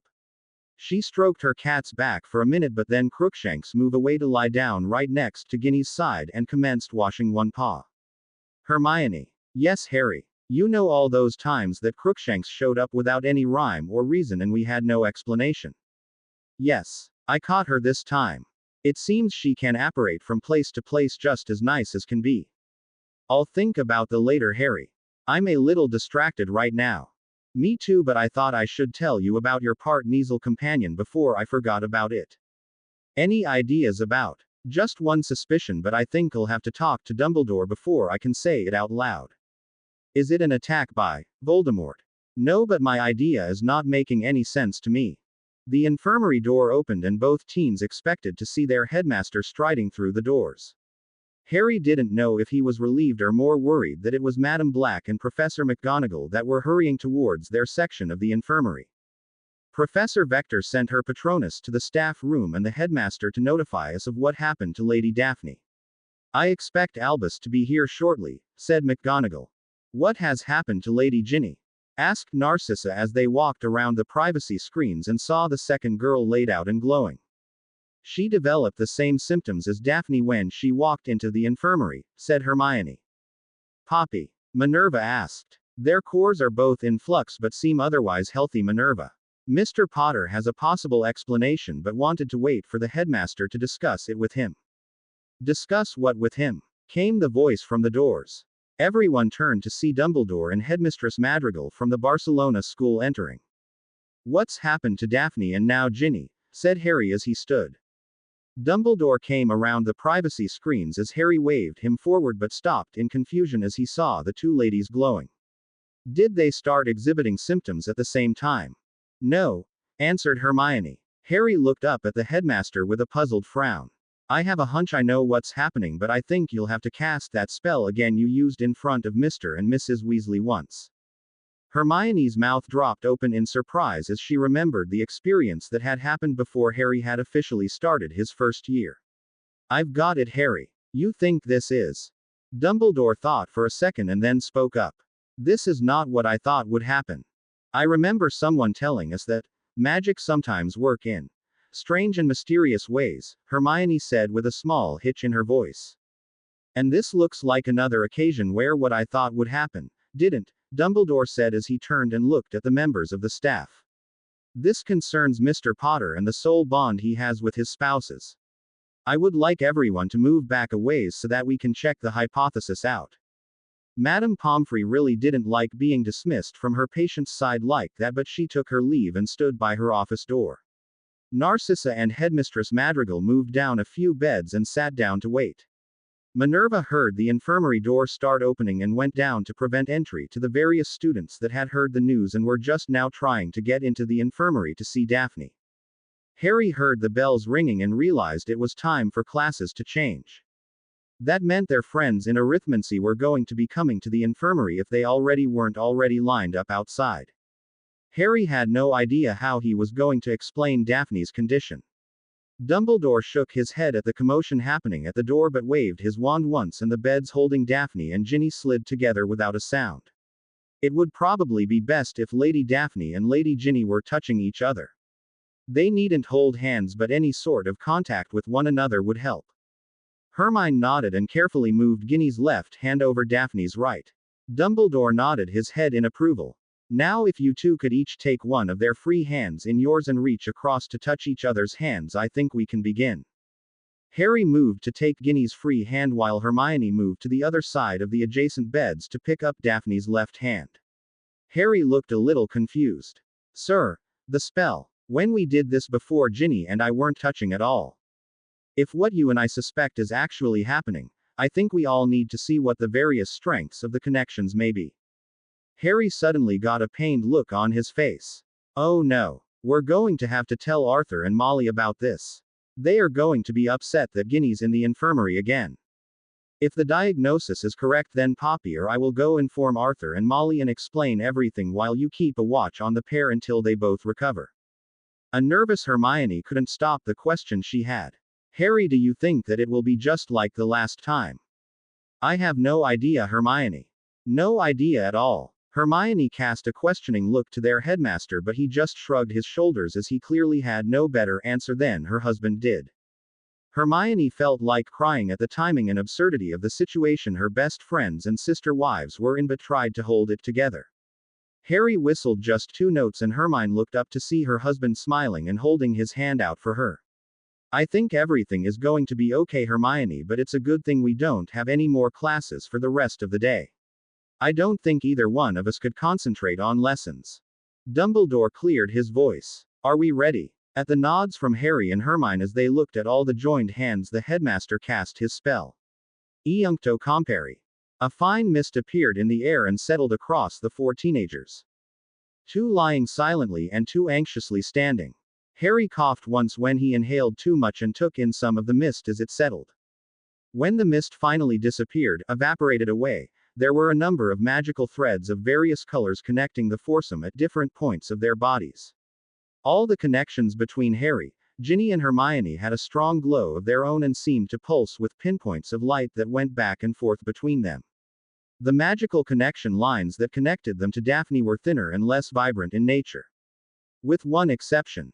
There was one strong magical line of a glowing pink color connecting the heads of Daphne and Ginny.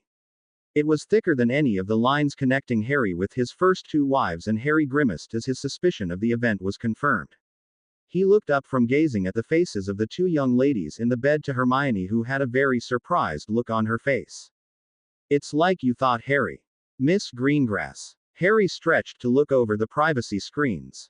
McGonagall's yell did nothing to curtail the frantic running of Astoria as she slipped by the professor into the infirmary. She spotted Harry looking at her and redoubled her speed toward the front of the room. "I heard that Nay." Astoria rounded the corner of the privacy screens and her voice broke off in confusion as she saw the last of the magical connection lines between her sister and Ginny fade away. Hermione let go of Harry's hand and moved to catch the younger girl as she swayed on her feet in horror and surprise. "Let's go sit down on another bed, Tori, and I'll explain what's happening. Daphne's in no real danger as far as we can tell. We just don't know when she or Ginny are going to wake up yet." Harry nodded an okay as Astoria let herself be led away but looked up at Dumbledore after the two girls had moved far enough away. "It unfortunately looks like my guess was right.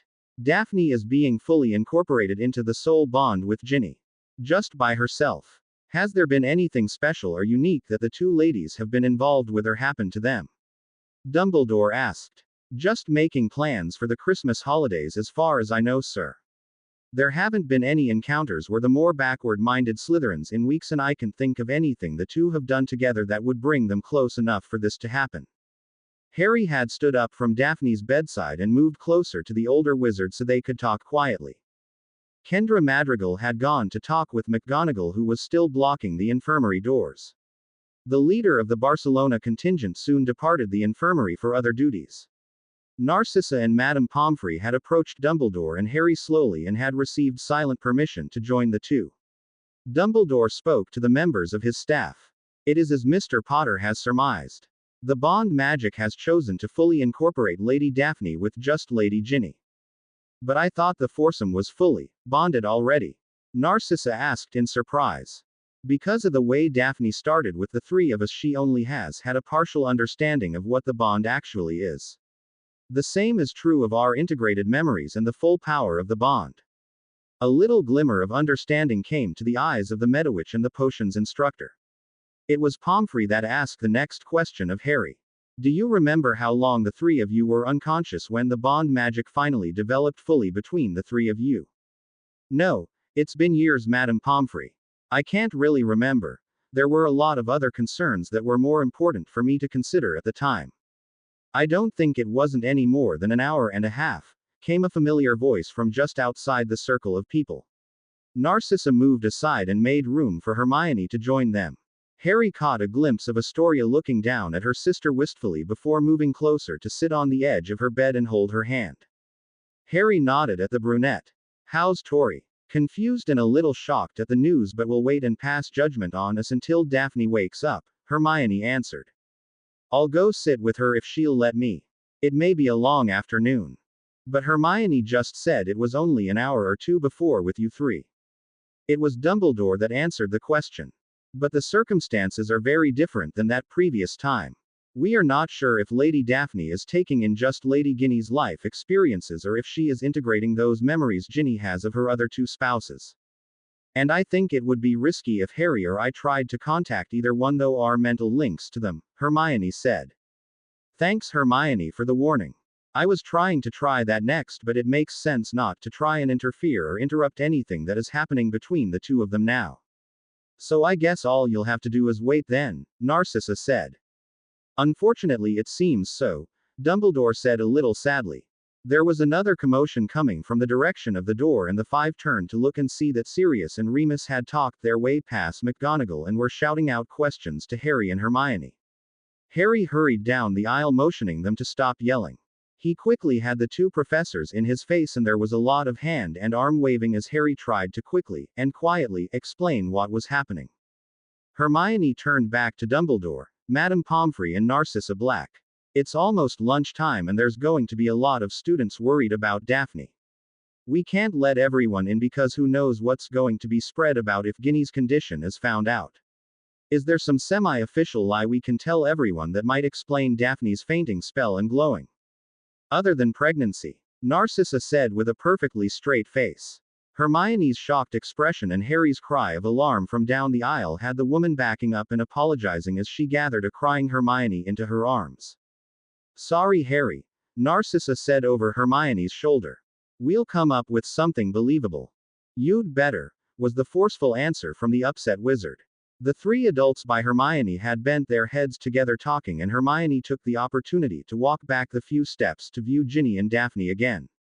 Astoria, as expected, had been holding her sister's free hand and looked up when she heard her sister-in-law. Neither one appears to be in any pain. Should I talk to Daphne or both of them? I think it will be okay. It seemed to get through to Harry when he was in his magical coma. I can't really guarantee that they may or may not hear you. I don't know. I expect I'll be talking to one or the other when it's my turn to watch them. Turns. We're all free for the afternoon, and I expect that Daphne would want you to make your afternoon classes. But, Hermione's face seemed torn between one decision and the other. Tori, I can't make her insist you leave your sister's side. However, there will plenty of us watching out for them if you decide to leave, and we would let you know immediately when Daphne wakes up.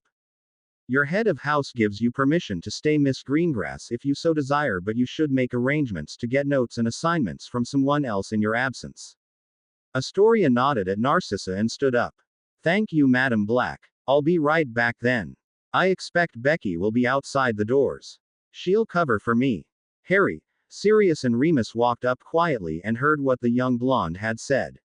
Harry looked at his little sister-in-law and she rushed him to get a hug. Narcissa cleared her throat after Astoria went out the doors and the three wizards got closer. Between Poppy and Albus, they've come up with a couple of rare but appropriate causes for Daphne's symptoms. The first is the cavernous swamp flu, and the second is Cromwell's second curse. Hermione looked over to see if Harry was going to choose one over the other, but caught him staring at all the house rings that were glowing on his fingers. Harry. Looking up, Harry glanced past Hermione to catch Madame Pomfrey's eye. How about the scourge of Palpatine? Would that work as an explanation for Daphne's medical trouble? The school Medowitch's eyebrows rose as she thought about the sickness.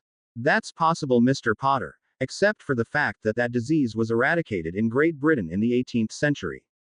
So nobody has been inoculated for that then. And actually, last case was in the 19th century. Lord Silas Horatio Potter was afflicted by it in 1879 but was treated by the family's private healer. No record was ever forwarded to St.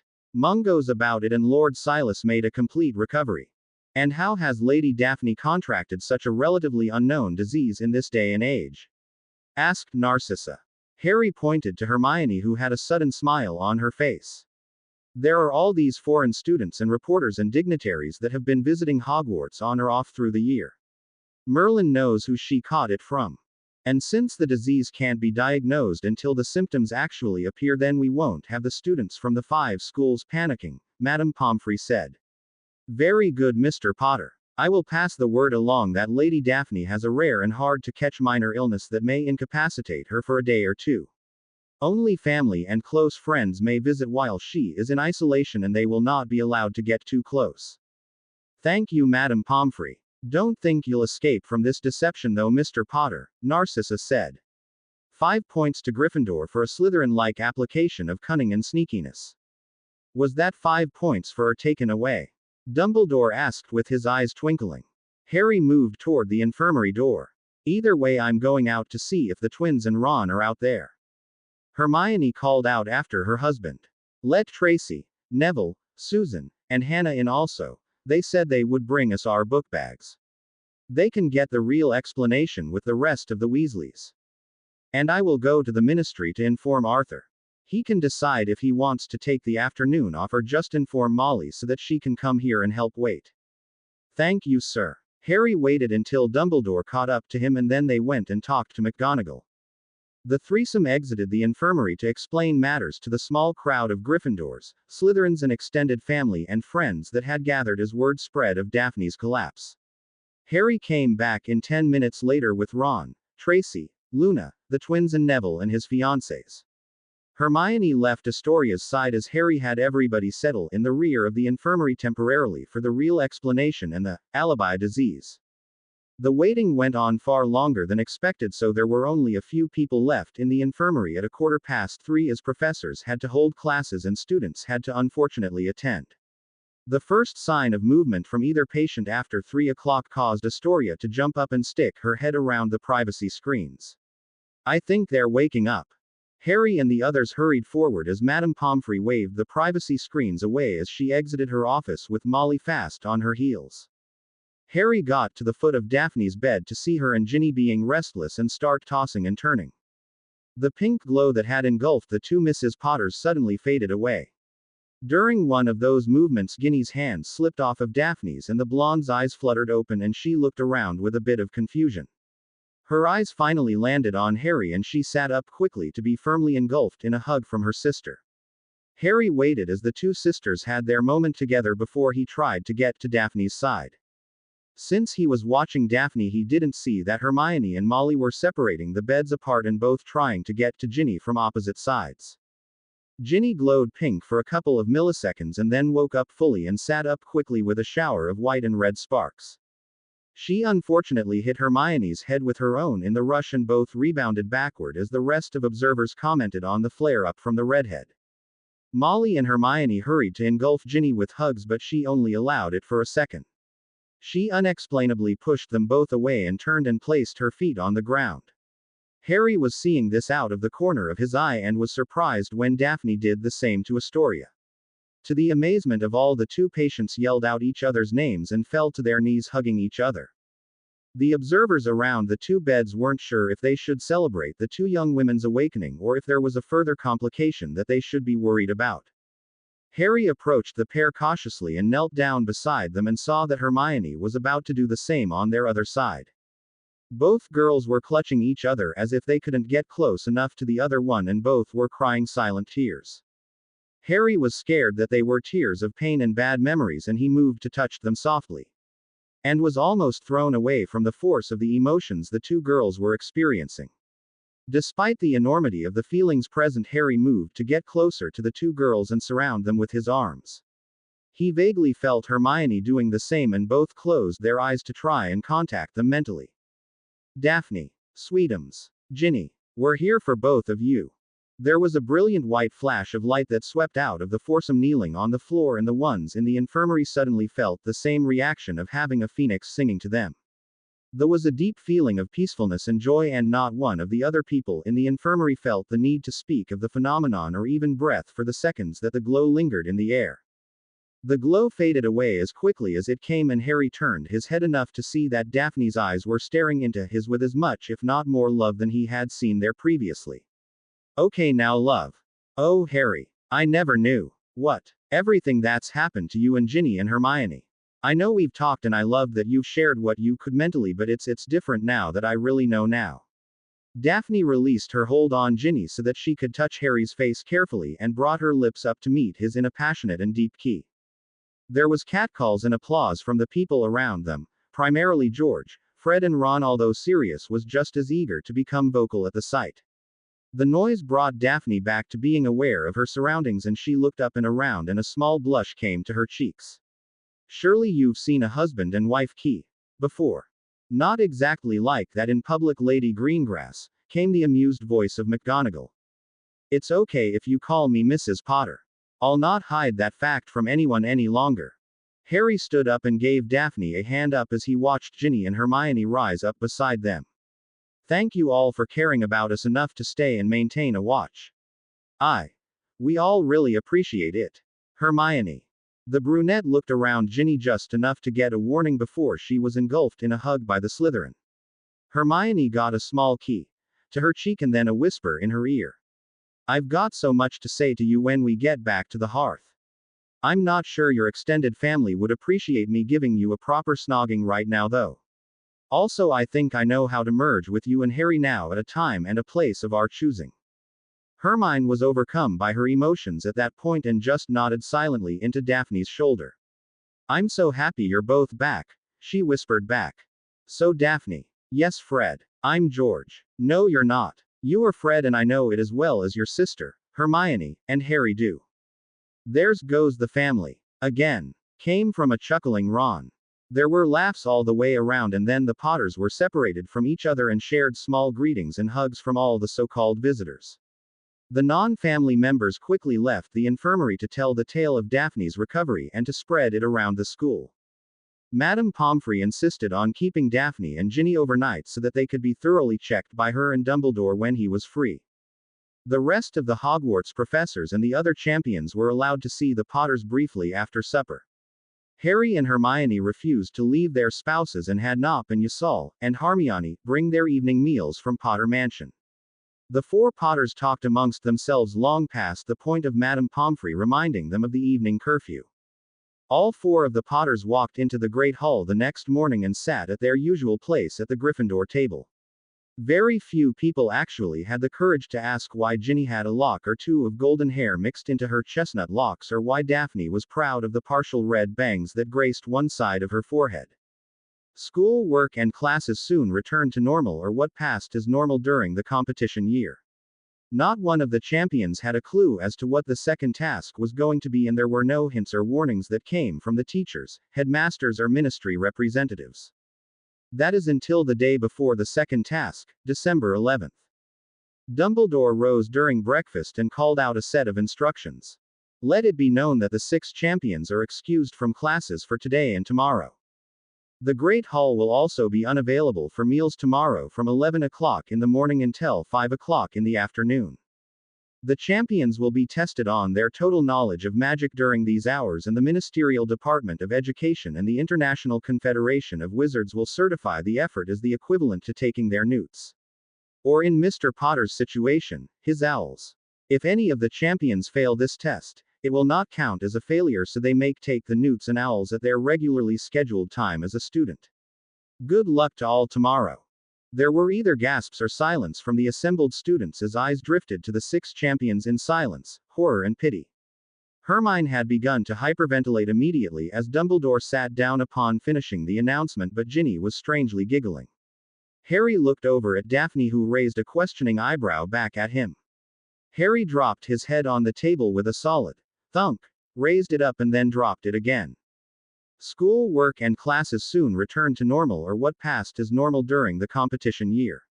Not one of the champions had a clue as to what the second task was going to be, and there were no hints or warnings that came from the teachers, headmasters, or ministry representatives.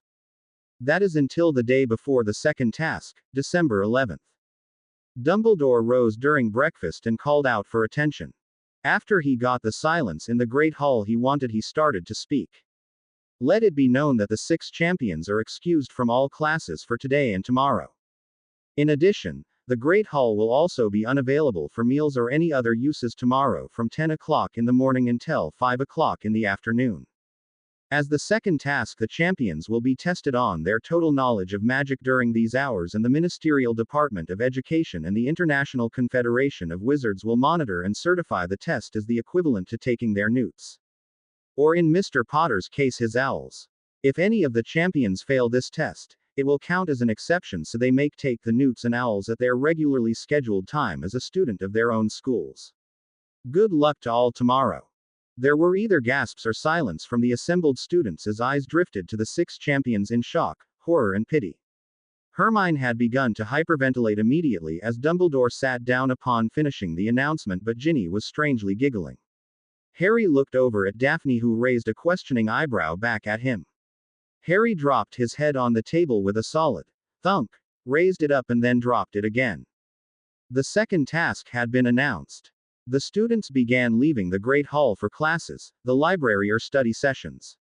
Hermione looked up and saw that the other champions were surrounded by their classmates who were having quick conversations with them. Harry had looked up with a measure of worry but put a smile on his face as some of his favorite Gryffindors came down to where the Potters were seated. We've got some pills that could put you in the care of Madame Pomfrey all day tomorrow, Fred said with a grin. No, but thanks for the thought, a smiling Ginny told the twins. You haven't been giving those to students, have you? Hermione said suspiciously. Of course we haven't. The very idea that we would do something like that to young impressionable students, George huffed. I bet you they've been selling those concoctions, Hermione, Daphne said a little smugly. What? Only for a few sickles apiece to recover the costs of making them, and never before or on the day of any scheduled test. We do some have some scruples. Very few, obviously. You're lucky you haven't been turned into McGonagall or Madame Pomfrey. I should just march over there and tell anyone at the head table now, but I've got a much bigger worry on my mind. I'll not do it, now. Thank you, dearest sister-in-law. But don't make me regret this decision. I may change my mind. At any second, said Hermione with a distinctive stomp of her foot. And a glare that even Harry shuddered at. Both the twins winced at the threat they had just heard. Fred recovered first though. And on that warming note we'll take our leave. And good luck tomorrow, Harry. That we are sincere about. The twins left and Harry looked carefully at his eldest wife. She turned back from watching the twins hurry away and then winked at him. That was fun. And they deserved that for all the pranks they've played on us. There was a chuckle from everyone else around them as they had, at one time or another, been the victims of the Weasley twins' mostly harmless pranks. Seriously though, Harry, Neville said, if you want to borrow my notes from herbology from all our years, you're more than welcome to them. Same from me, Lavender added. I know you four think divination is a total waste of time, but there might be something on the test about it. There were other offers from the most of the other students. Ron and Luna had come over to join the small crowd around the Potters. Are we having a mass study session in the hearth after dinner? Harry stood up and looked around the table. I couldn't ask for a better set of friends. Thank you for all your kind offers, but I have 3 very able ladies that are going to work me to exhaustion after supper and help me prepare for the test tomorrow. And exactly how are we working you into exhaustion, Jamie? Shush, Daphne. I have 4 sets of notes to revise on, but I will take the lovely Miss Brown's offer of her divination notes if she can spare them for an evening, just in case. Now we better get going or Professor McGonagall will be docking us all for being late for class. Yikes. The Gryffindors all gathered up their things and headed for the door. Ron came up to walk beside Harry for a few steps. I've got potions this morning, but do you think there'll be any Quidditch terms or questions on the test? Harry smiled. I don't think so, but if there are, I'll tell anyone that asks that Ron Weasley has always been expanding my knowledge of the sport. Thanks for the offer though. We have to go, Ronald. I've got to get to Charms first thing.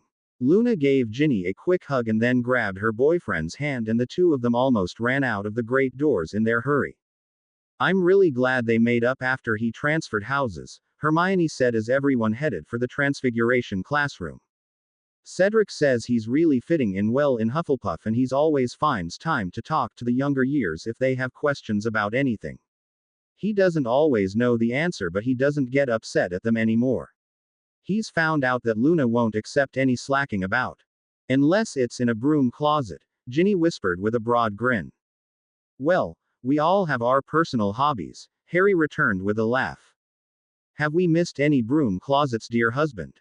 I think we missed all the ones in the second level of the dungeons, but I'm pretty sure I don't want to see what may be lurking in those particular ones. You and me both, Harry, Daphne said with a wink.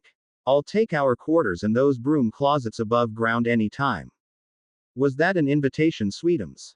It could be Sparky. If you want it to be. Sparky. I thought you hated that nickname, Ginny. A different person saying it makes all the difference, Harry. Okay. I'll have to hear that story later. The four got to the classroom and took their regular seats a few seconds before the bell sounded. Professor McGonagall entered the room just as the sound of the bell was fading away. She went to her desk before turning around to address the students. Today, class, we're going to. Excuse me, Mr. Potter. Harry was prodded to his feet by Ginny to answer McGonagall. Yes, Professor. Did you not hear or understand the headmaster's announcement that the champions were excused from classes today in order to prepare for the test tomorrow? Yes, ma'am, I did hear the announcement. But I was a student long before my name came out of the goblet of fire, so I won't chive off the lessons you or any of my instructors have planned for today. I cannot find any flaws in your logic, Mr. Potter, and I would hate for it to get around that I chased so willing a student from my class. You may sit back down. Yes, ma'am. And good luck tomorrow. Thank you, Professor McGonagall. As I started to say, today's lesson is learning to transfigure candles into knives. A warning to everyone not to handle your candles while you cast the spell. Mr. Finnegan, I'm especially talking to you. Turn to page 195 in your charms book for the description of the spell, Cultellulus, and the wand movement. Harry. Yes, Daphne. Do you remember that Professors McGonagall and Flitwick came to the hearth to talk about Hedwig after the first task? Yes. So what? Do you think her suggestion of reviewing all the spells you knew was a direct tip-off for the test tomorrow? Oh, wow. She wouldn't cheat like that, would she? Minerva likes you a lot, Harry. She might have given an inadvertent suggestion. Or maybe not so accidentally. I'm not going to decide anything one way or the other. And I'm not going to ask her directly. The students worked on the lesson, and although Harry wasn't sitting directly next to Hermione, he got the feeling she was getting more upset and puzzled as the Transfiguration class came to its conclusion. At the end, when McGonagall dismissed the class, Hermione grabbed up her book bag and told Ginny that she was headed directly back to the hearth before exiting the classroom at a very hurried pace. Harry was suspicious of Hermione's thoughts and actions and tried running after her to have her explain why she was upset. He raced up the stairways as fast as he could but never saw her except for some brief glimpses as Hermione rounded corners or hit the tops of one or two moving staircases. Harry was on the 5th floor when a familiar arm suddenly came out from the side and hauled him behind the tapestry depicting the Battle of the Six Magical Armies. So what's got into yo, MMMMPH? Harry's question to Hermione was cut off as his lips were attacked forcefully. Harry's mind went blank for the 30 seconds or so that Hermione keyed him. He had to reach and hold onto her shoulders when she finally backed away from his face as he had gotten a little dizzy from the intensity of the smooch. Hermione reached for his robe lapels and bunched her hands into fists to help keep him from falling.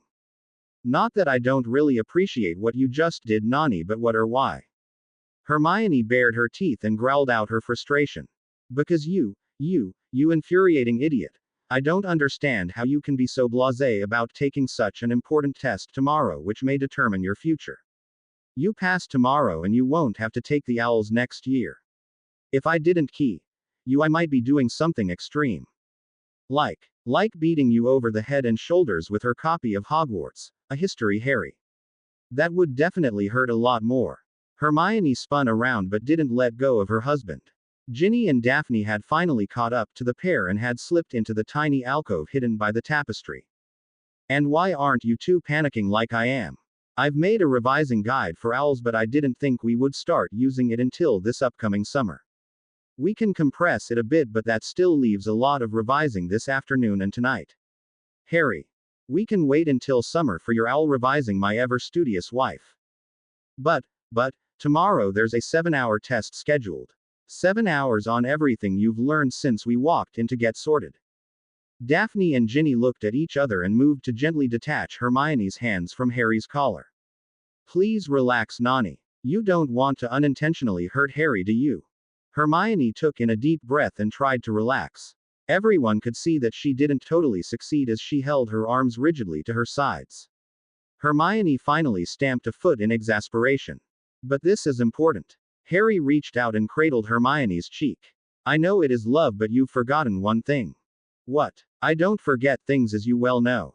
Hermione. Love. I don't want to do well on this competition. But it's a test. You want everyone to think you're stupid. They will if you don't do well tomorrow. No, but this is not the place to have this discussion, no matter how many privacy spells I have thrown up. Could we go back to the hearth and talk about this rationally? Well, okay. Hermione looked like she wanted to say something more, but Harry picked up her hand, raised it and keyed her fingertips. We'll work this out. I promise. Ginny peeked out first to see if the corridor was clear, and then she turned around and hugged everyone and apologized that she had to go for her weekly lesson with Madame Pomfrey. She hurried back to the nearest stairway as the others waited a few seconds until Hermione finished calming down.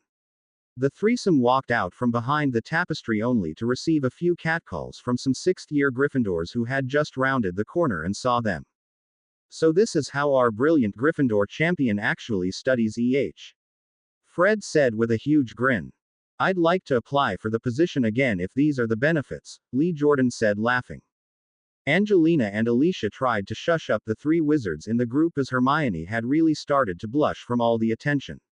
A throat clearing from behind that group had the boys flinching, and they slowly turned to see Harry's official advisor, Professor Yoshiaki Maruyama, staring at them in a most critical manner. Are these students using their valuable time bothering you, Mr. Potter, instead of trying to get to their next class, which starts in about 10 minutes? No, sir, Professor. Sir, we were just, you see, we saw the three of. Harry's calm voice brought an end to Lee's flustered babbling. These are most of my teammates from the Gryffindor Quidditch team, sir. They were just stopping to inform me that I was excused from our regular weekly meeting tonight due to the test tomorrow. Then you should thank them for their courtesy and bid them to slide down the banisters, as I can see no other way for them to reach the lower floors of the school in time. Harry stood aside and pulled Hermione and Daphne with him as their housemates suddenly took to their heels as they realized the time. Harry watched them go and then turned back slowly to his advisor. He bowed from the waist and then straightened up with a small smile. Yoshi, you should not give out suggestions like that, at least to that particular set of students. Two of them are actually batty enough to actually try your suggestion. Professor McGonagall was kind enough to warn me about your twin brothers-in-law, and I have sensed enough to know that there are methods of getting quickly to other floors without resorting to the sometimes capricious stairways here at your school. A little exercise is good for the soul, as you know. Thank you, Professor, for the assistance then, Daphne said. Is there something we may help you with? Hermione came a few steps closer to the slim man and made a slight curtsy. We were about to return to our quarters to organize our thoughts and plan about the test Harry is to take tomorrow. Would you consider joining us? We could offer you some tea or a place to rest and relax for a few minutes. Thank you, Lady Hermione. It is actually about the test that I came seeking you out. Dumbledore and the rest of the headmasters have talked further about the task tomorrow some more and sent everyone out to make some further clarifications to the champions. Hermione smiled and took another step closer to the Oriental. Well, in that case, you are more than welcome to visit our quarters, sir. I hope I am not too presumptuous to ask you to escort me so I may tell you some of the story of how we became a family. It never hurts one's self-worth to be seen with such a pretty woman, Lady Hermione. If you are granting us the courtesy of calling you Yoshi in private, then I must insist you use our first names also without the trappings of all the titles, Hermione said. I am never one to refuse a reasonable request from so lovely a lady. Thank you, Hermione. I would indeed like to hear the details of such a rare confluence of youngsters and magic took place. The professor held out his arm and Hermione seemed more than glad enough to wrap her hand in the crook of his elbow. The two took off in the direction of the nearest stairway upwards without looking back at the other two in the corridor. Harry heard Yoshi laugh as Hermione began telling him something as they turned the corner. Harry and Daphne looked and stared at each other for about 10 seconds, and then Daphne laughed and held out her arm also. I shouldn't be surprised, I guess. I've seen Hermione going from furious to normal in the space of a few seconds before, but it usually involved Ron or some of my housemates. I think we should probably catch up to them instead of leaving Yoshi in Nani's clutches too long. She'll forget her tiff at you by the time we get to the hearth. Harry nodded and reached out to bring Daphne's hand into the crook of his elbow. You're probably right. Do you think she is intentionally buttering him up? I don't think so, Harry, but Hermione can be quite devious when she wants to be. I'm sure she's trying everything she can think of to wring more details about the test out of him. Harry raised an eyebrow back at the blonde as they began walking, and Daphne gave an uncharacteristic giggle and slapped Harry on the arm. Not that you beep. Nani only results to that with you when you try to hide things from her. I know that, but I have reserved the right to have an occasional surprises like Christmas presents and date nights for each of you, Harry muttered defensively. I have no problem with things like that, your Ducanus. But I do have a question about your husbandly rights now that you have mentioned it. Harry had screwed up his face in annoyance as he was addressed by the title. But he answered the suspicious question. Like what? Well, Ginny told me that you also reserved the right to make a tick check on your wives at any time. I haven't received one yet that I know of. Harry shook his head at the smug look on Daphne's face. Well, we should take care of that oversight at the soonest opportunity then.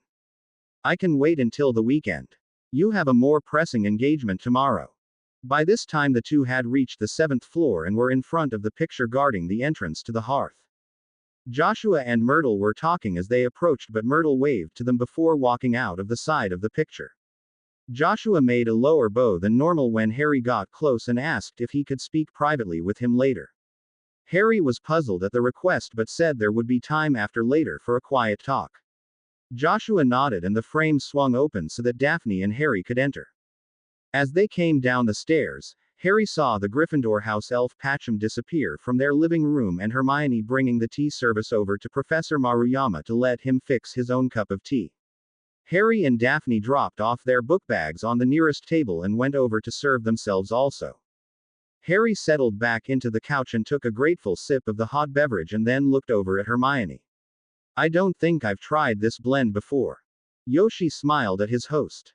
I took the opportunity to suggest a Japanese festival cherry rose tea. Your headmaster was most gracious in asking the house elves to find tea from the home countries of the various schools.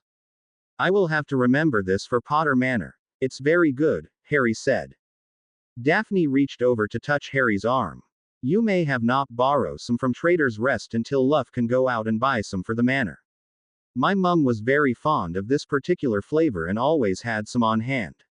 Imperial Imports has a small store in Diagon Alley that carries that. Sorry, I should have remembered that, Harry said. Yoshi dismissed Harry's faulty memory with a wave of his hand. You certainly have a lot on your mind, Harry, so it is excusable you don't remember all the little details from time to time. Excuse me, Professor. I have been walking around the school learning and evaluating the school and the people in it. I have learned some interesting facts and a lot of speculations about you. Not many people are aware of the many hats you wear or all of the school business you have involved yourself with. Considering the veracity of some of my sources, I don't believe that the Mt. Fuji Conservatory could have picked a more fitting representative to the tournament if we were invited to compete. Thank you, sir. So what have you heard about me, Professor? You are certainly a magnet for attention from your fellow students. A lot of talk goes on about you and your wives. A lot of the students and faculty respect you immeasurably and some are very amused at your ongoing type of luck. Some fear your potential for change and, unfortunately, some still hate you with a passion usually reserved for the dregs of society. All four of us have faced one type of prejudice in one form or the other, Hermione said. But it seems you have not let it affect your lives and future, Yoshi said. That's not entirely true, Yoshi. We have been cautious and careful in aspects that are important to us.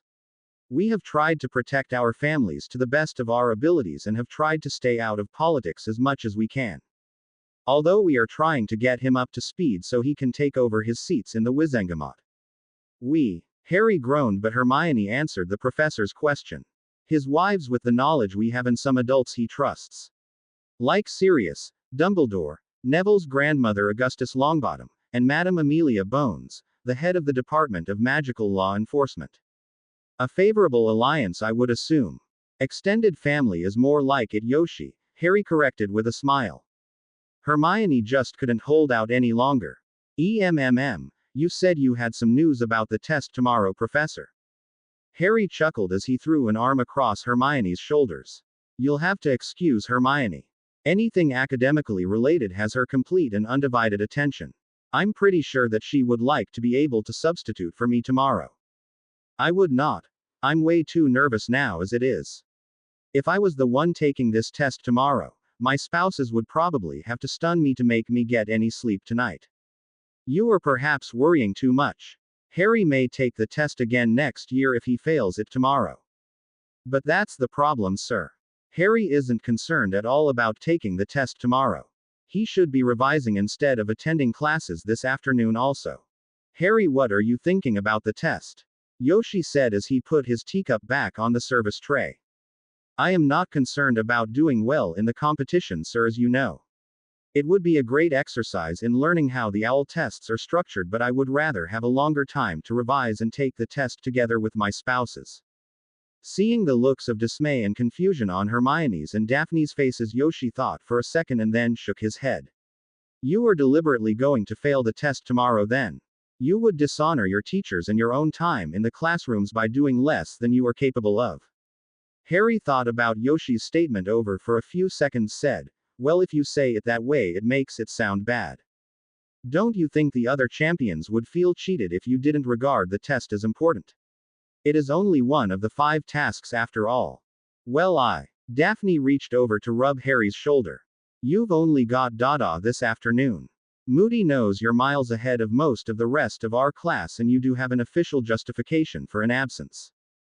He probably will assign me a detention anyway. 1 class today and many tomorrow, Harry pointed out.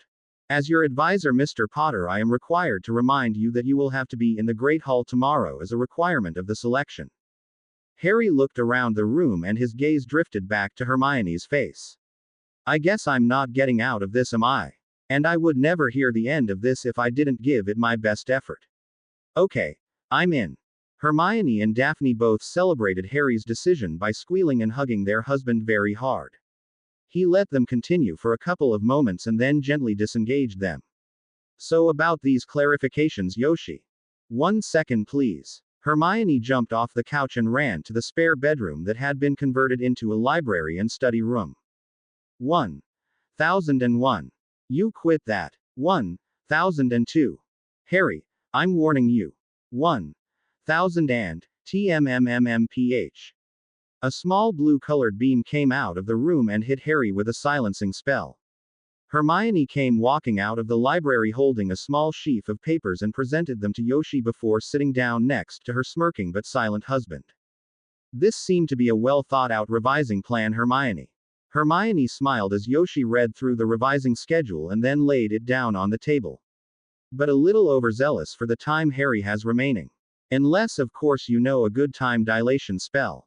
Hermione's face fell just a little bit and she cancelled the spell that held Harry mute. Harry grabbed her across the shoulders in a sideways hug. Well, we still have a great framework for studying anyway. Tonight and next summer. But if you pass tomorrow, there's no reason to study alongside the 3 of us next year. Like I'm not going to help you. You seem to forget the motto. Motto. The unofficial Potter family motto is, we don't do normal, Professor. Yoshi chuckled. After seeing what happened at the first task, I can believe it. Now are all 3 of you ready to listen to the particulars?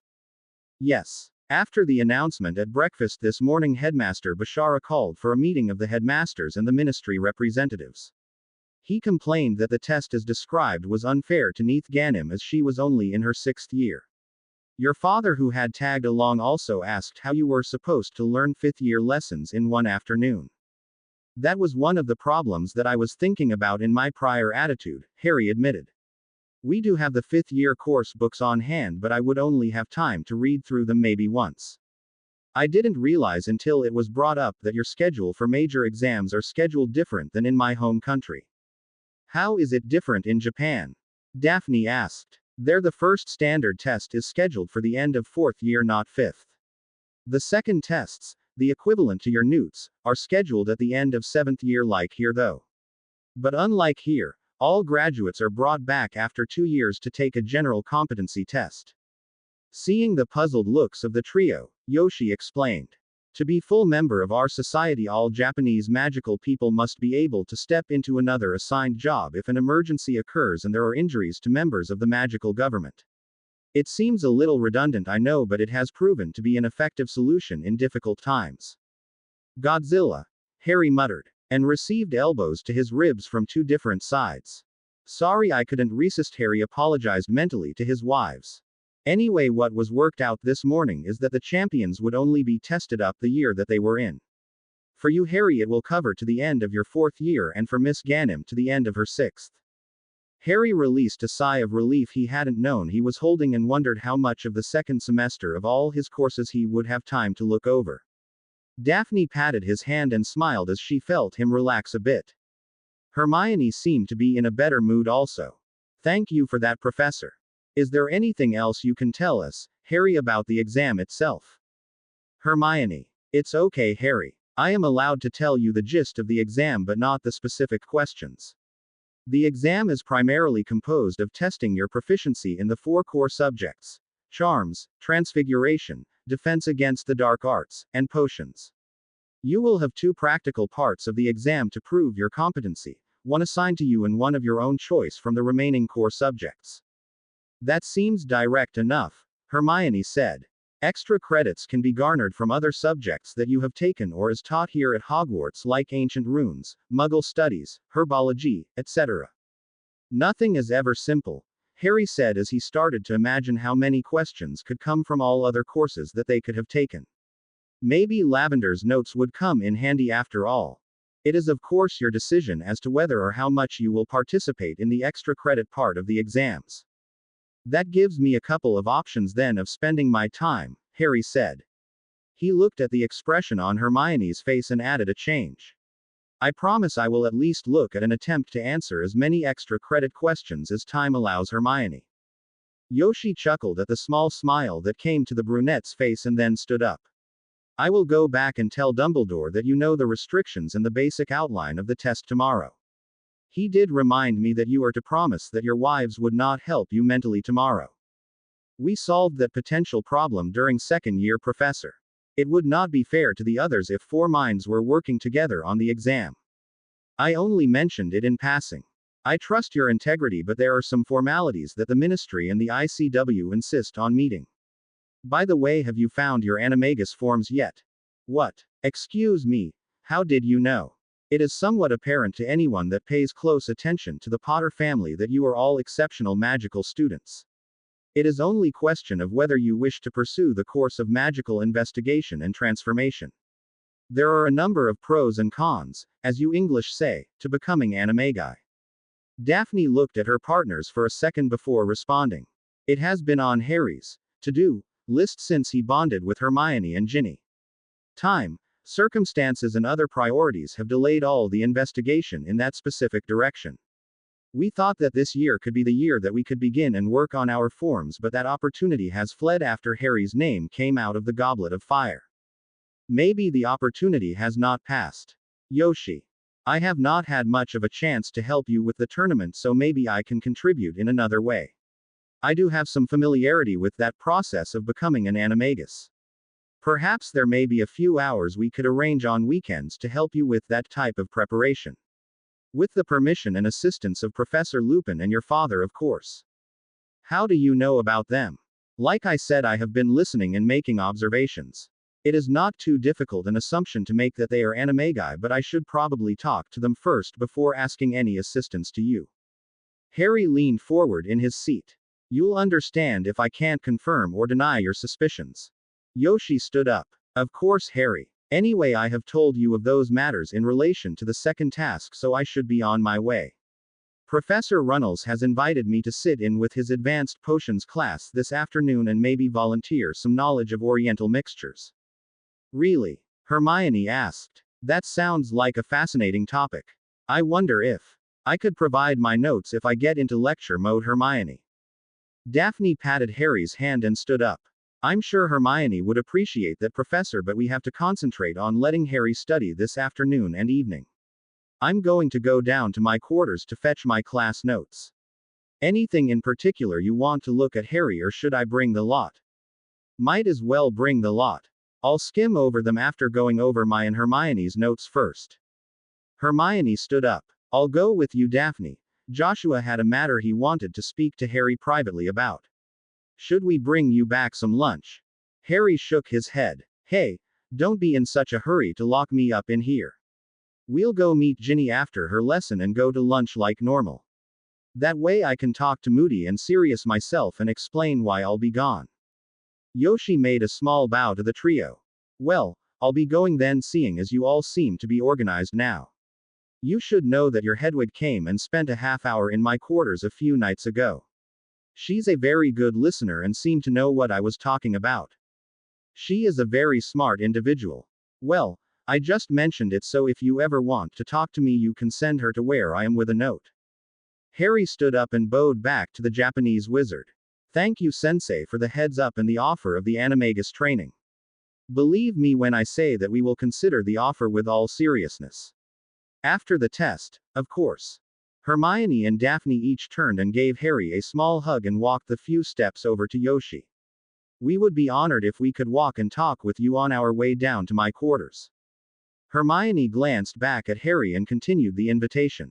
We are always in the mood to hear more observations about our Harry. Who is still in the room, ladies? Daphne rolled her eyes back at Harry as she walked Yoshi over to the stairs out of the hearth living room. We'll send Joshua in and put the door on privacy mode so you won't be disturbed.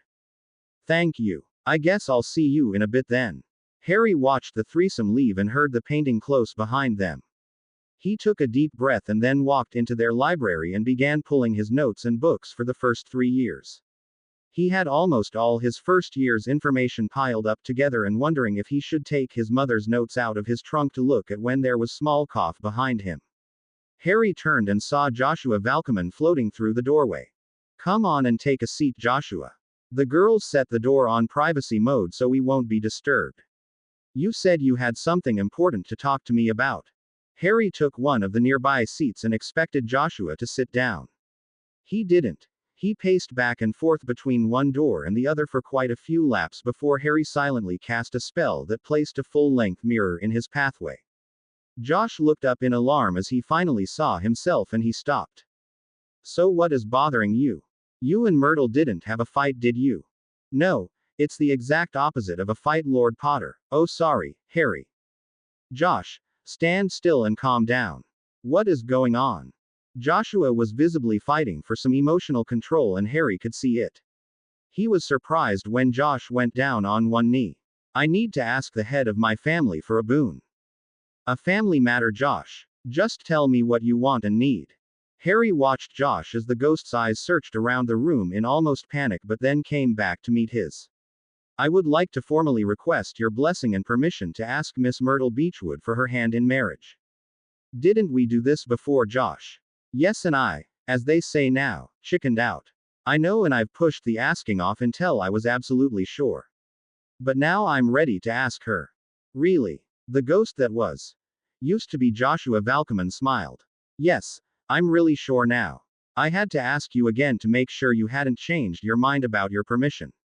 Harry bounced out of the chair and was halfway to reaching out to pull Josh up for a celebratory hug when he remembered he couldn't actually do that with his ghostly friend and pseudo-ancestor.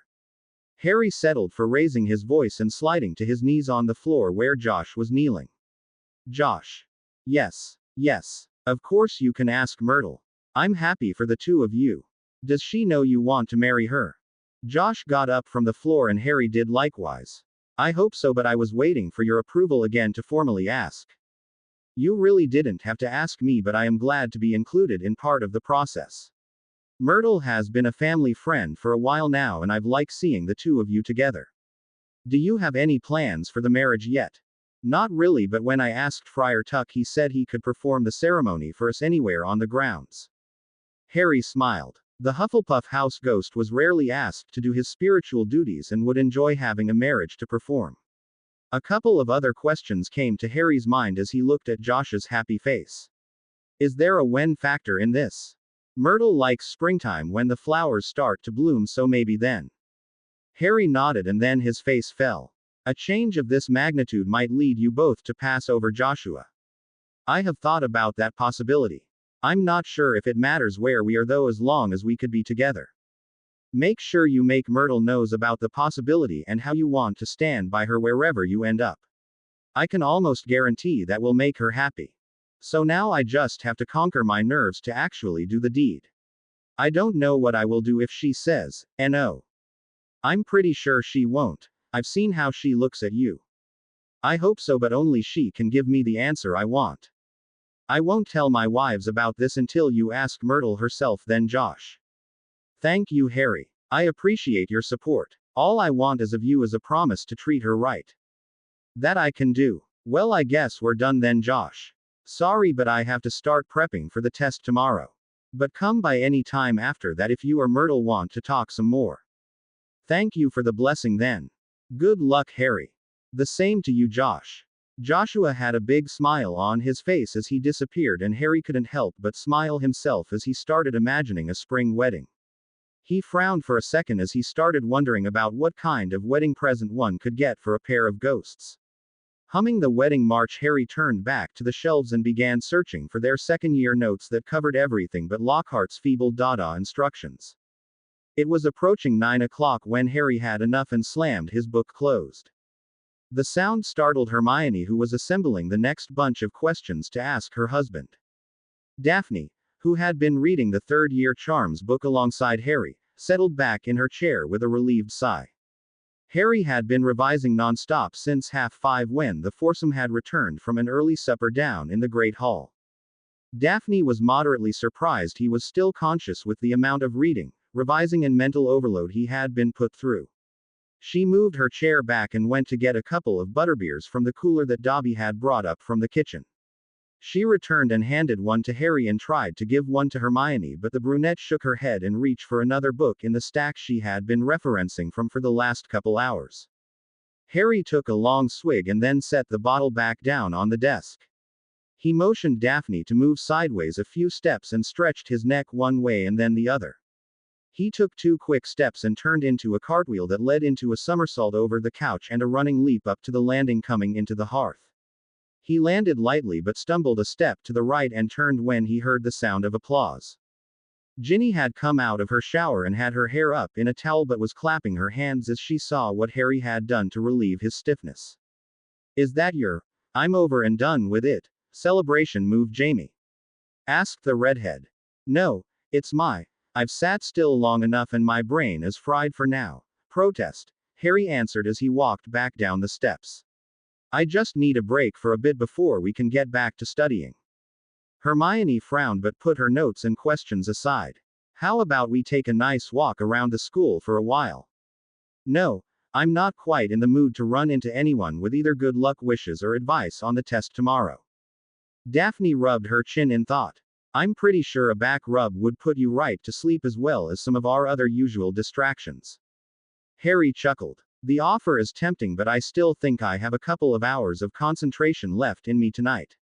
"It's important you get a good amount of sleep too," Hermione said as she came over to give her husband a proper hug. "I'll be okay, Mother Hen. I'm not that sleepy yet." "Well, I never." "Yes, you did, Nani. And I was a witness to it all." Hermione blushed at Ginny's words but did the grown-up thing and stuck her tongue out at the younger girl. Harry laughed, which was Hermione's intention all along. Ginny cleared her throat. "We never really got into the details of Daphne's and my merging. Would anybody like to hear that story now?" Daphne. "Okay. I don't have much to hide from you. And I think it might help with making the merging with you two easier when we get around to it." "Much to hide from us?" Harry said with a gentle smile. "Well, if you really want to hear the details of my toilet training and the lecture I got from my mother about the monthly." Okay. Point taken. I don't need to know everything, I guess." Harry and Hermione settled onto the couch while Ginny sat in one of the overstuffed chairs. Daphne looked at the 2 directions and then went and sat on the arm of the chair Ginny was in. "I'll help with the story and answer if you have any questions then." Ginny finished toweling off her hair and draped the towel across her lap. She then wrapped an arm around Daphne's hips and poked her gently. "It probably would be better if you started with what happened in the charms class, Mrs. Potter." "Thank you, Mrs. Potter. Okay, I was taking notes on Professor Flitwick's lecture, but part of my mind was wondering if I should alter one of my mother's old gowns for the Yule Ball. I thought all you girls were going shopping for new ones together." "Shush, Harry, I'm just getting started." My mind had wandered to colors and coordinating accessories, but all of a sudden I felt a warm flash. It wasn't really a physical thing but more of a mental and magical heat that started welling up in me. I tried to keep calm, but then I saw that everybody started glowing with different colors and brightness. It took a half a second for me to realize that I was starting to see everyone's auras like you told us about. A couple of people were really bright as I looked around the classroom. You, Ginny and Hermione of course, but Professor Flitwick, Neville and Tracy were all very distinct. Then my vision started narrowing down on me. The glowing from you 3 started getting brighter and brighter and I had to squeeze my eyes tighter and tighter. Suddenly there didn't seem to be anybody in focus anymore but Ginny. She was the only one I could see clearly, and her glowing suddenly reached out for me. Her aura was stronger and pulsing, and I could see it expanding in my direction. I looked down and I could see my own aura. There were active connections linking me up to you three. Ginny's aura flared up again, and I saw the string that was attached to Ginny was getting brighter and brighter, and the magical connection between us was enlarging bit by bit.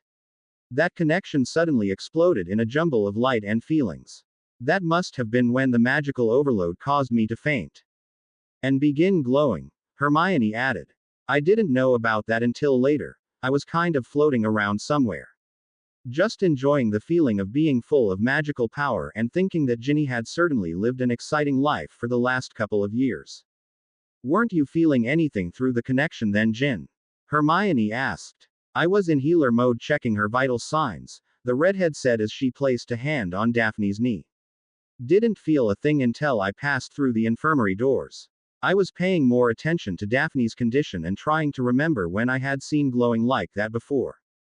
Down in the Chamber of Secrets most likely, Harry said with a rueful smile. That didn't occur to me at all.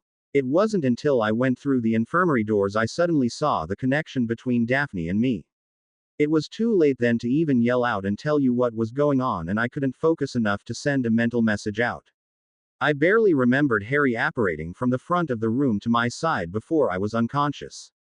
Daphne started again. I didn't know where I was, but I was hearing some voices that I thought I knew. It might have been my dad and mum, but just when I thought I could make out their figures, I saw something else a lot clearer. It was Ginny, and she was flying right at me like she had been dumped off a broom in midair. Daphne will never make a great keeper, but I remember thinking as I hit her that I was grateful that her figure was a little more padded than Harry's. Daphne rolled her eyes but put her hand over Ginny's where it was draped around her waist. Not quite as soft as I once was before I started exercising with you three.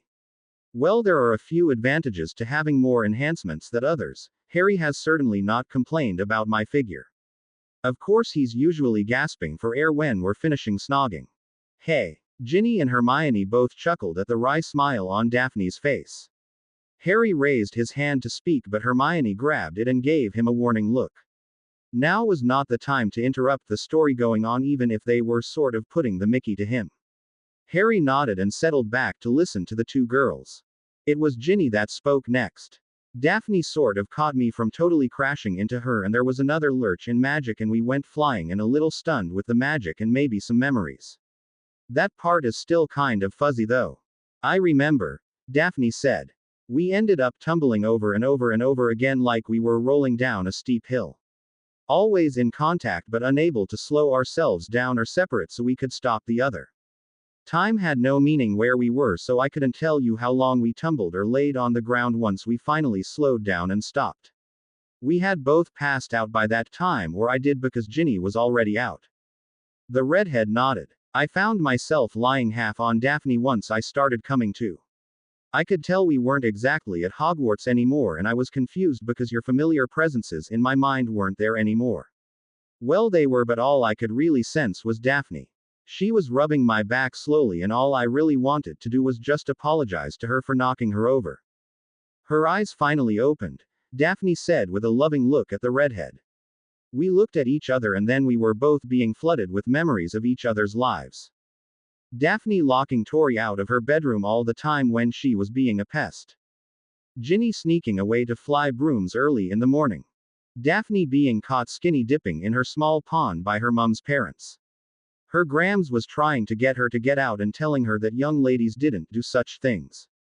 Her grandfather was laughing at the scene and yelling for her to just keep swimming away while she could. I would have liked to have seen that, Harry said with a laugh. I was all of 7 years old, Potter. Nothing interesting to view yet. Not even that cute bum. Harry. Nani, take care of your beep husband. Hermione dutifully slapped her husband on the back of the head and reminded him to mind his manners. But it's just Daphne. Just Daphne. Harry winced. Bad choice of phrase on my part, love. I'm sorry it came out like that. Please excuse my error and continue the story. I got to experience what Ginny went through during your second year. Not my finest moments, Ginny said. On the contrary, I'm very proud of how you tricked Tom all year and how you helped Harry rescue Hermione when he invaded her mind. It was very devious and cunning. And courageous, Harry added. Don't forget courageous. And you hadn't even begun to teach us how to be more Slytherinish yet Sweetums. It's okay. I think the teaching has been going on both ways since we found out about my parents' will.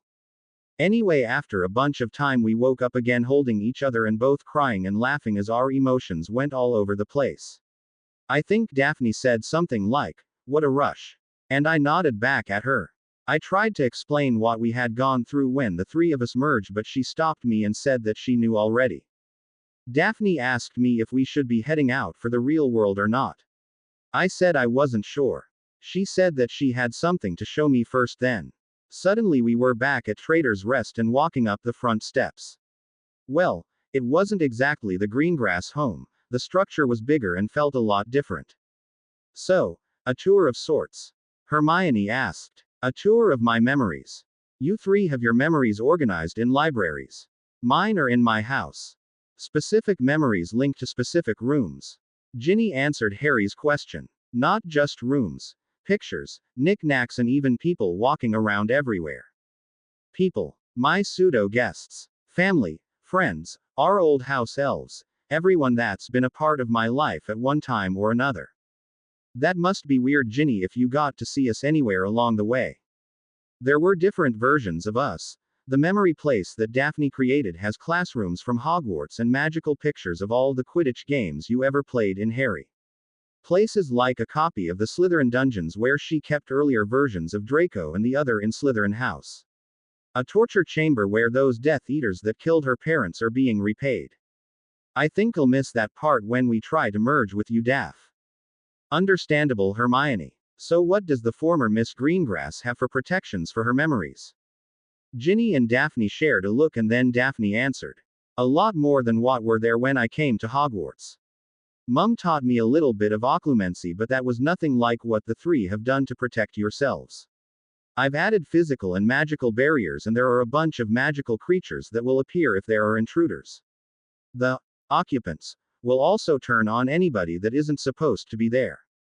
So it would be okay if I or some of the professors tested that defense somewhere along the way. Have at it, Potter. If you dare. Methinks I have been challenged, Harry said menacingly as he linked his hands together and cracked his knuckles. Daphne bowed her head. I'm sorry, Harry. I shouldn't have said that like a dare. Harry stood up and walked over to stand in front of the blonde. I know you didn't mean it. He reached over and patted Ginny's hand where she was sitting. Can I assume that Hermione and I can make it a total soul bond with you using Ginny's link with us? I think that's what Ginny and I thought would happen. We were a little weirded out that you weren't with us when we woke up in that place. Wherever it was. I could still tell you were there, but the bond magic seemed to be enveloping only the two of us. Harry and I decided not to try and contact you while you were unconscious as it seemed a little risky, Hermione said to the pair. So why don't we try to finish up the soul bond between all of us now? You have a test tomorrow, dear husband, Daphne said as she leaned forward to key Harry's cheek. We also need to be wary of the magical backlash that might happen when we try it. We need to be someplace secure and have somebody watching out for us if we stay unconscious for a while. Never thought about that, Harry said. You got too many other things in that head of yours right now. So was that a sufficient diversion for the rest of the evening, dear husband? I suppose so. Let me go the loo first before I open the books and start answering Hermione's questions again. I'm actually done asking questions for now, Harry. I think Ginny had the right idea about taking a shower. If you don't mind, I'll take mine now. While I'm in there. You're objecting to seeing me bathe myself. Woo-hoo. Harry was going to head for the bedroom and through to their bathroom, but Daphne grabbed his hand as Hermione went ahead. I guess that just leaves you and me without an evening shower. How about when you finish studying, I'll join you in the shower before I head back down to my quarters? That sounds wonderful, actually. Harry Ed Daphne on the lips and hugged Ginny before he headed for the loo. Ginny turned to her sister wife with a raised eyebrow. That certainly got rid of any tiredness he might have had. Well, we do have to do the best we can for our husband, right? You are so busted, Mrs. Potter, Ginny said as she turned and hugged Daphne. I have no idea what you mean. Cleaning his back. Right. Well, I just might admit to looking forward to it if he washed mine too. Just the back. Or enjoying EM. The two girls were still giggling but seated at the table a few minutes later when Harry came out to finish studying. I came down to eat early as the champions aren't the only ones to have a test today, Gracie said. Potions. History. You can tell Professor Lupin that the champion for the Mount Fuji Conservatory for Untraditional Learning says it's okay to skip just one test this week in support of your brother. Gracie laughed out loud and pinched Harry's ear ever so gently. He wouldn't let you get away with that, so I don't think it would work for me. I may mention that when we get to class just to see him laugh though. Well, I thought it might be worth a shot, Harry joked. Unfortunately, you really don't have any say in the matter unless you're planning to fall into a school-wide disaster of some sort this morning. Don't say it's not possible, we know better. I'm heading up to the study room so we can get some revising in. I just wanted to see you and wish you good luck today.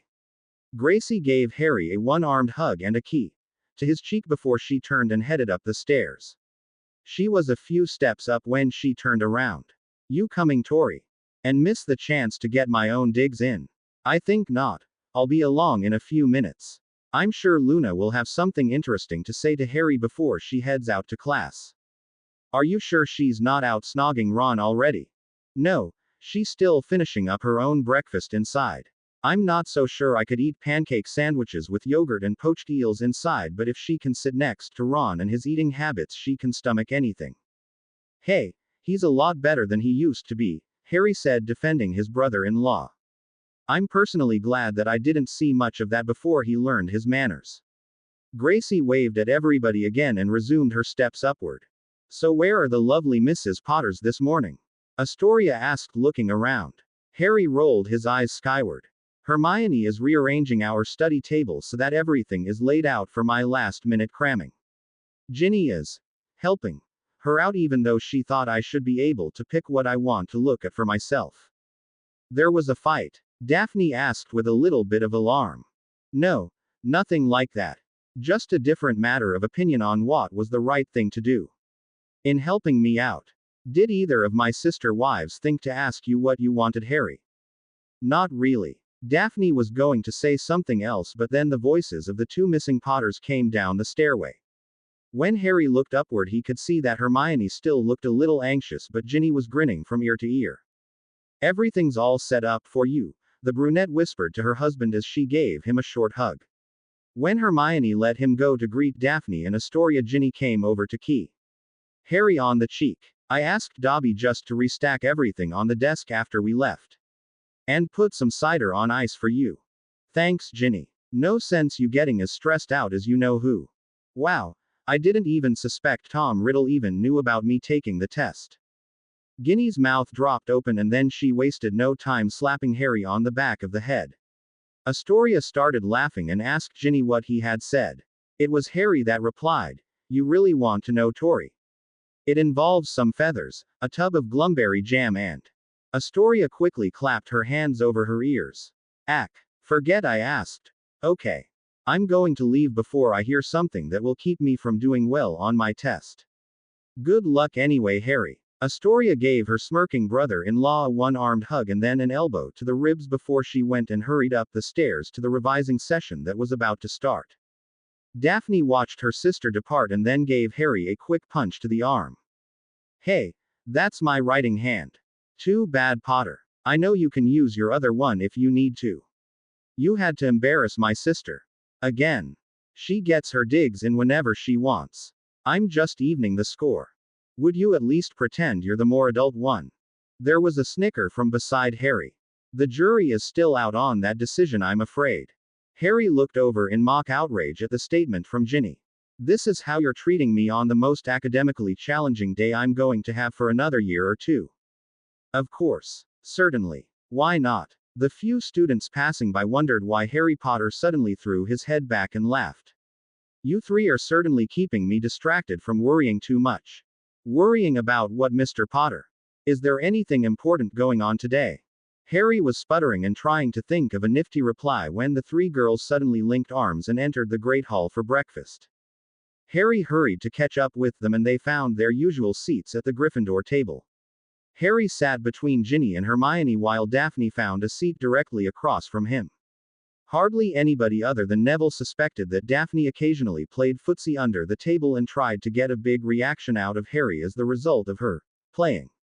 After Harry helped himself to some food, he looked around the hall and found half the champions were still eating.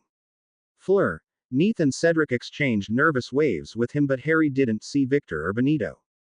He wasn't sure if that pair were too nervous to eat, had eaten already, or were holed up someplace getting in their own last-second reviewing.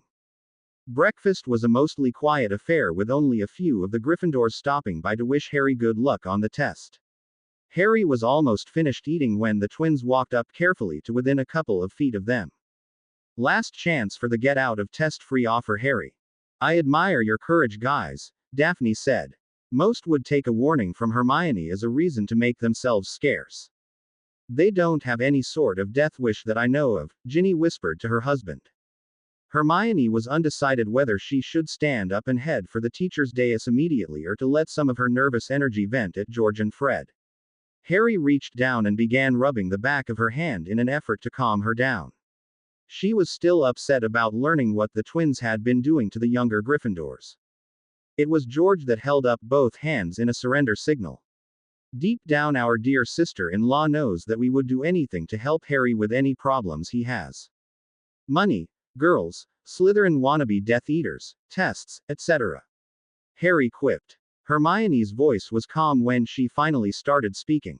The task is not a problem for Harry. It's an opportunity. I would think that someone actually taking an exam like this might be helpful in preparing for your exams next year. She has a valid point, you know, George. Harry could be in for the ones that are taking the Newt equivalent. And who else might also put a good word in with Fleur or the others? The brunette said with a strange gleam in her eye. That would be you, Hermione, Fred said with a gulp. Then you will refrain from selling those skiving boxes, Ginny filled in. Those skiving boxes until after the new year. Harry, help. Sorry guys, but I'm concentrating on the test. Can't assist you today at all. Daphne could have sworn one of the twins muttered, whipped, very softly, but she was watching and didn't see either one's lips move. The two stared at each other and had one of those silent conversations. George said, Okay, but you're not helping us with our business expansion, Mrs. Potter. Hermione grinned just a little evilly. Not part of our agreement as I remember it. Now scoot. The twins rolled their eyes but slung their book bags over the shoulder and left the Great Hall. Harry watched them go and then turned to Hermione. You do realize that they agreed to not sell them until after the holidays. They just might decide to give them away for free until then. I know. You know. Of course I know. They have a right to think that they outfoxed me. Oh, so you're going to string them along and then, bam. Get them later? Ginny asked with a smirk. Naturally. Hermione said. You go, girl. Daphne held a hand up for a high five and Hermione was almost glowing as she slapped it. Before the surprised Harry could say anything else, a huge weight hit Harry on the shoulder and he almost staggered to his knees. Luckily Ginny had seen who had approached them and grabbed the back of Harry's robe and had a good hold on it. I just stopped by on my way to class to wish ya good luck, Ari. Not that I don't think ye'll be needin' it, as ye've always been one of the brighter wizards since ya started here. Harry turned and looked up. Thanks, Hagrid. It means a lot to me coming from you. Well, I'd best be off, but I'll see ya for a bit this afternoon. All the Hogwarts professors are taking a turn helping supervise the champions along with the Ministry Fellows and the other headmasters. They even asked if I would help grade your. Oops, I shouldn't have ought to said that. Wait, we're not going to be dealing with magical creatures during the test, are we? Hagrid tapped the side of his nose with a huge forefinger and smiled. Sorry, I canna tell ya one way or t'other. Good luck, Ari. Harry watched Hagrid walk out and some of the Ravenclaw and Durmstrang students got up and followed him. He turned back to his gems and asked the obvious question. You don't suppose? No, Harry. Yoshi didn't say that there was a practical part on care of magical creatures. With my luck, I would have to go trim out a manticore or something like that. No. You might have to sing a lullaby to Fluffy again, though, Hermione said with a smile. Why do I bother opening my mouth? Harry thought. You don't want to key us above or below. Harry's reaction to that would have Luna questioning the exact shade of his face, but he immediately grabbed up Ginny's book bag and headed out from the room at almost a run. He was almost to the Ancient Runes classroom before the three girls caught up to him and apologized for embarrassing him in front of everybody else in the Great Hall. Harry stepped into the doorway of a nearby empty classroom and the girls clustered around him. He sighed and then smiled at their slightly worried faces. If that's the worst that happens to me today, I guess I'll be fine. Just a little nervous about the test, I suppose. Ginny and Hermione were quick to give their husband a hug apiece and tell him that they understood his state of mind. Harry smiled at them and turned to the blonde. Daphne glanced at the corridor to make sure it was empty and then placed her arms around Harry's neck. Just so you know, we all think you have nothing to worry about. You're a very bright wizard, Harry. Daphne smiled, jumped up and kissed him full on the lips. And a very delectable one. Do I have to mention the rewards we are thinking about bestowing on you when you pass? Well, Mr. Potter, that will be 10 points from Gryffindor for inappropriate marital conduct in the corridors. The foursome turned to see Madame Hooch standing behind them with a small smile on her face. Okay, never mind the points, carry on, without the lady being held in the air if you please. Harry gently placed Daphne back down on the ground. I'm sorry, Madame Hooch. It won't happen again. Who exactly do you think you're trying to fool, Mr. Potter? Me or yourself? Would you at least make sure your ladies get to their classroom on time so they really won't lose some house points this morning? Thank you. Madame Hooch waved goodbye and then resumed her way down the corridor. Harry spread his arms and shepherded the girls back on their way to Ancient Runes. All three of them gave him brief hugs before they entered the classroom and told him that they would be waiting for him outside the Great Hall after the test. Harry turned around and started making his way back to the hearth. He was resigned to the fact that he wouldn't talk or even see his lovelies until after 5, as lunch would be brought into the Great Hall by the Hogwarts elves. Reaching the nearest stairway, Harry paused as he considered the small mountain of books and notes that were laying on the table way above his head. He had no idea where to start the last-minute cramming, and suddenly the idea of looking at any and everything again made him a little dizzy. Making up his mind, Harry decided to head outside. It was a matter of a few minutes walking to get to a rarely used door. Not having his heavy cloak with him, Harry cast a warming charm on himself before opening the door to outside. It opened up to a pathway near the Whomping Willow and to the Egyptian pyramid that had brought the last competitors for the challenge. There was a covered portico right outside the door, and Harry sat down on the small ledge that was built into one side. The air was certainly chilly enough in spite of the warming charm, and Harry noticed that there was more than enough frost on the ground to perhaps go sliding if one was so inclined. Harry was just relaxing and thinking about meditating for a bit when he felt a magical presence appear. Harry smiled and looked as his familiar landed in a silent glide and walked over to rub her head on his pants leg. Harry reached down and scratched and ruffled the fur and feathers on Hedwig's head and heard a small rumble of contentment. May I come with you and keep you company today, friend Harry? I promise I won't bite anyone. It would be nice to have your company, Hedwig, but I'll have to ask Dumbledore and Mr. Weasley about it when we go back to the Great Hall. Harry cast another warming charm, this time on the flagstones, and then sat down next to Hedwig. The two spent a few minutes just enjoying each other's company and viewing the scenery. Hedwig eventually reached over and put one of her front paws on Harry's knee and pushed it gently once and then again. Harry looked down and found himself caught up in the intense blue eyes of his familiar. I sense you have some questions for me. Only if you feel like answering them, Hedwig. You think I have anything to hide from you out of all other people? No, but if there's things that you want to remain private, I'll let you know if it's too personal, Harry. Okay, let's start easy then. Are you happy with your new life now? That's a very wide question. I can do a lot more things and can help you better. Are the other regular owls still talking to you? Some do, some don't. Some are more intimidated by my looks now. Well, that's understandable. I haven't mentioned it because I hoped you knew that you are always welcome to roost in the hearth when you want if the Ollery isn't as comfortable now. Should I let you know? Or just come in early enough to make sure none of your mates are surprised by my appearance? How about we set you up with a sleeping mat close to the fireplace and you can set your own schedule? That sounds good, as the Ollery is very drafty and keeping myself warm is sometimes a difficulty. Is this something you should tell someone about? I told Hagrid about the exposure to the elements in the Ollery and the short professor. Flitwick. Yes, Phileas cast some better warding spells on the tower to help hold in the heat better.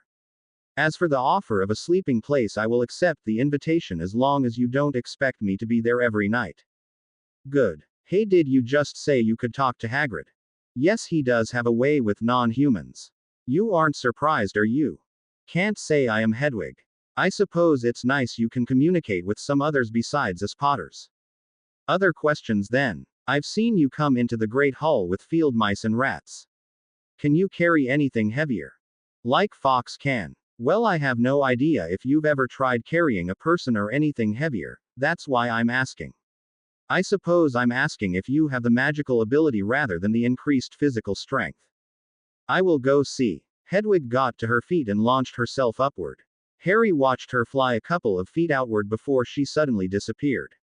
Harry sat for a bit and was just about to go back and sit on the ledge and wait Hedwig's return when he saw and felt her reappear.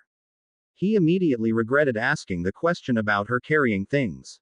A 20-kilo bundle of green, covered sporadically by fur, was dropped in his lap and Harry struggled to grasp the slick skin of what Hedwig had brought back.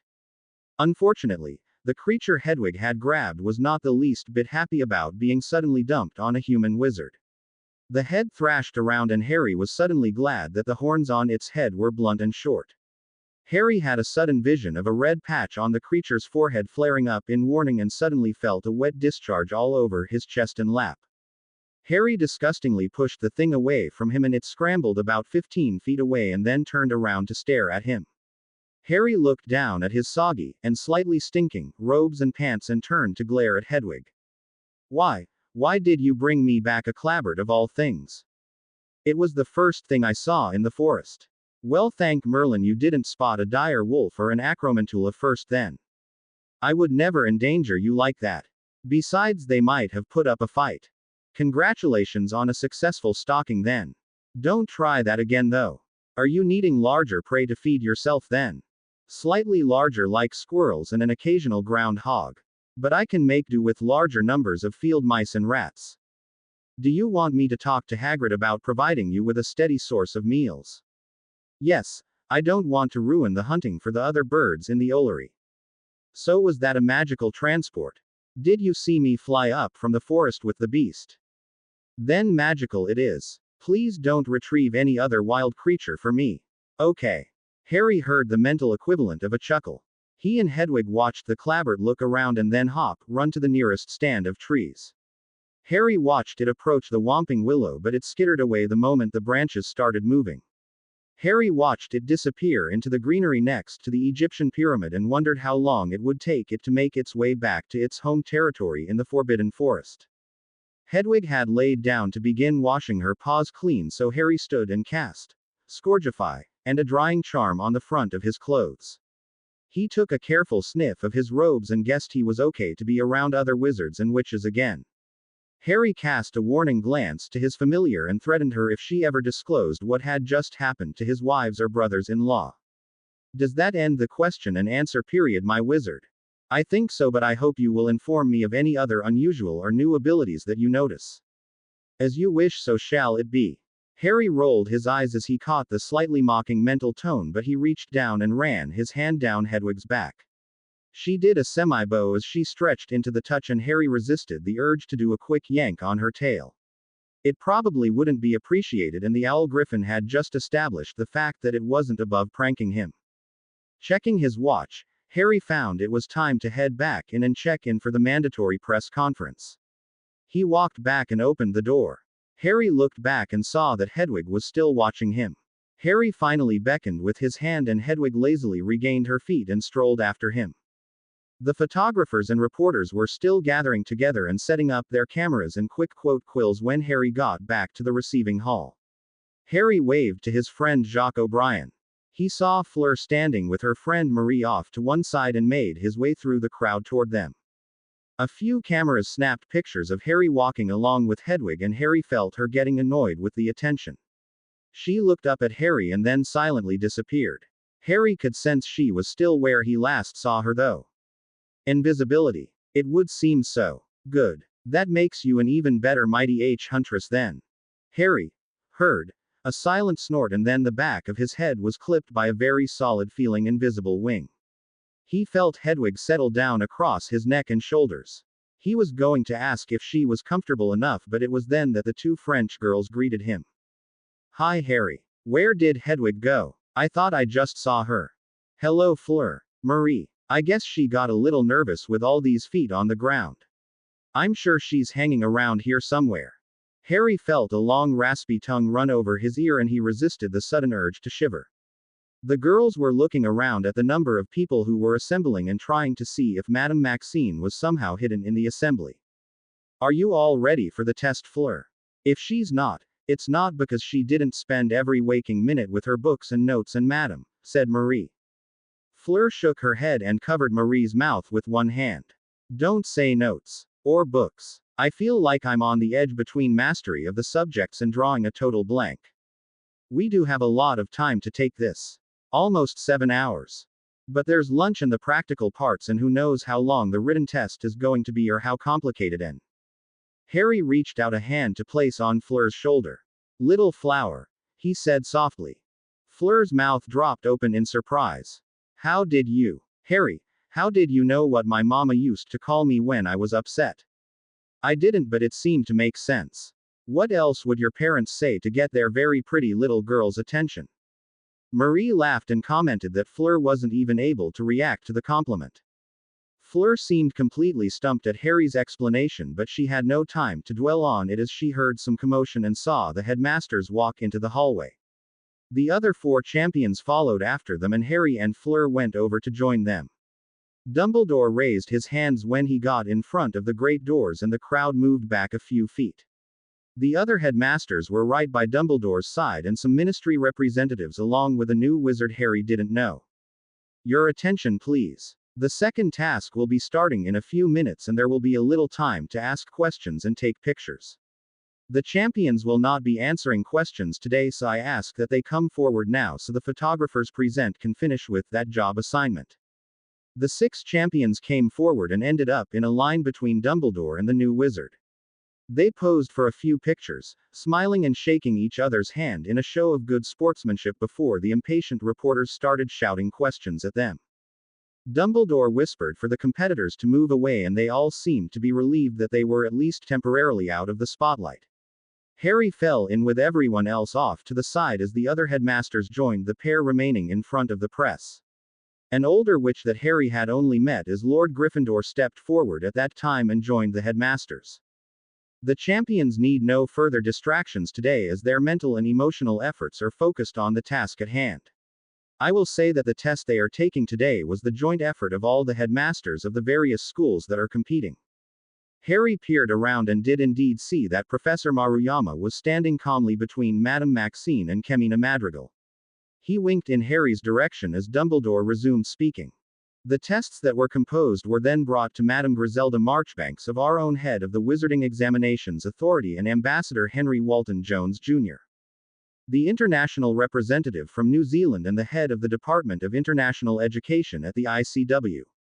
They have reviewed the tests for all the champions and certified that they are a fair and impartial inquiry into their knowledge and understanding of the various fields of magic. Those 2 and 2 headmaster from the other schools will be the ones correcting the examinations and giving out the final scores. No headmaster is allowed to correct his own champion's test. When will the scores be announced? A reporter from the Ganges Magical Tribune asked. Madame Griselda looked across at the ambassador, and the New Zealander was the one to answer. Hopefully by lunch tomorrow, but definitely by supper time. Hands were raised for other questions, but Dumbledore spoke out. I think we should let the champions proceed inside while other questions are being attended to. The great doors swung open behind the group, and Harry did not waste a glance backward as he and the other champions walked through them. The doors closed silently behind them and Harry gave a sigh of relief. The first thing Harry noticed was that the longhouse tables were missing from the Great Hall. They were replaced with 6 4-foot wide desks that were separated from each other by about 25 feet. There were quills, inkpots and regular muggle pens laid out on each desk along with a stack of parchment and paper for scratch work. Harry hoped there weren't going to be a lot of arithmancy tables and formulas to work on, but maybe he could make some paper airplanes to send aloft. That thought brought a smile to his face, which the nearest champion commented on. Happy to be taking the test, Harry. I'd rather take this test than keep facing those reporters and photographers outside Benny. The Spanish wizard nodded his head in agreement and turned to the most experienced champion. How do you put up with that all the time, Victor? He called across. It's all about the game for them. What I'm going to do, what I did, who we face next. Who I'm dating. Nothing to be scared about after I've spent a couple of years in front of them. I vote we let Victor conduct all interviews for us in the future, Neith said laughingly. Victor took an exaggerated step toward Neith and smiled back at her. And who should I tell the world that you're dating, Miss Ganem? Ooh, nobody. You were released from being my press agent, Mr. Crumb. Victor doffed an imaginary hat and swept into a half bow as the rest of the champions chuckled at the exchange. There was the sound of a throat being cleared from the front of the room and a voice carried down to where the champions stood. While there are no assigned seats today, I would consider it a favor if you all would choose a desk and sit there so that we can begin once the others are finished with the press conference outside. Harry looked up to see Barbara Gordon standing up in the front of the room with a number of other people he was familiar with. Harry waved as he saw Mr. Weasley looking at the contestants. Near him was Percy, Narcissa and Remus from Hogwarts, Professor Clouseau from Beauxbatons and Hans Gruber from Durmstrang. These must be the rest of the proctors for the exam, Harry thought. With the headmasters, Ambassador Jones and the others from the ministry outside, we won't be able to even look at our test cross-eyed before someone will be with us. Harry moved to the nearest desk and pulled out the chair to sit down as the other 5 found their places. The group at the front of the room dispersed, with Mr. Weasley heading directly toward his son-in-law. Hedwig jumped down off of Harry's shoulders, landed on his desk and became visible just as Arthur started speaking. Good morning, Harry. And surprise, Hedwig. You're keeping Harry company today. Arthur reached out with his hand extended, palm down, and Hedwig leaned her head into the contact. Arthur gently rubbed the top of the owl griffin's head and then moved the petting down to her East furnishings. The resulting purr brought a smile to both Arthur and Harry. She says you only have another hour or 2 left before you have to stop that, Harry said. She always comes over and sees me when she brings mail or just visits. Knows a good father when she sees one. Arthur blushed lightly and looked up to catch Harry's eyes. They haven't let me look at the test, but if it's anything like the normal owls, it will be a long day for you. I can't imagine how they combined all the individual tests together. There's water and other drinks and snacks on the table set up near the vestibule. I'm glad you intentionally forgot to ask me if I was the slightest bit nervous. I'm sure your 3 ladies did the best they could to help prepare you for this. Oh yeah. Has Hermione calmed down at all? Before Harry could answer that question, the great doors opened again and the headmasters, Madame Marchbanks and Ambassador Jones, walked in. They all looked around to check and see that the champions were at their desks. Harry had stood up, as had Benito and Fleur, while the other 3 remained seating. Harry saw that Karkakoff was going to go over and talk to Victor, but Kemina Madrigal caught his elbow and started dragging him toward the front of the room. None of the headmasters are allowed to spend any time with their champions from now until the test is completed. I guess that makes sense, Arthur. No possible improprieties. Not even the whisper of cheating is allowed. Well, I supposed I had better go for now also. You are allowed to ask questions or make requests of anyone but Dumbledore and Professor Maruyama. Good luck. The ambassador and Madame Marchbanks walked right up to Percy Weasley and he handed over 6 sealed folders Harry hadn't seen he was carrying. Each took 3 and then Madame Marchbanks turned to address the 6 champions. Welcome to the second task, and I will add my congratulations to the others about your being chosen and successfully completing your task with the dragons. You are allotted 7 full hours to take this test, but you may turn it in earlier if you think you are finished. There are two practical parts of the test. The one assigned to you was drawn from the core subjects by your headmaster, and the other one will be of your choosing. You are allowed to take the practical part of the exams at any time during the day, but you must finish the practical parts by 5 p.m. Are there any questions? It was Cedric that raised his hand. Yes, Mr. Diggory. It is no concern right now, but breaks to use the loo. You may go at any time, but will require the company of one of the proctors to escort you there and back. Lunch will be available anytime from noon until 2 at the refreshment table.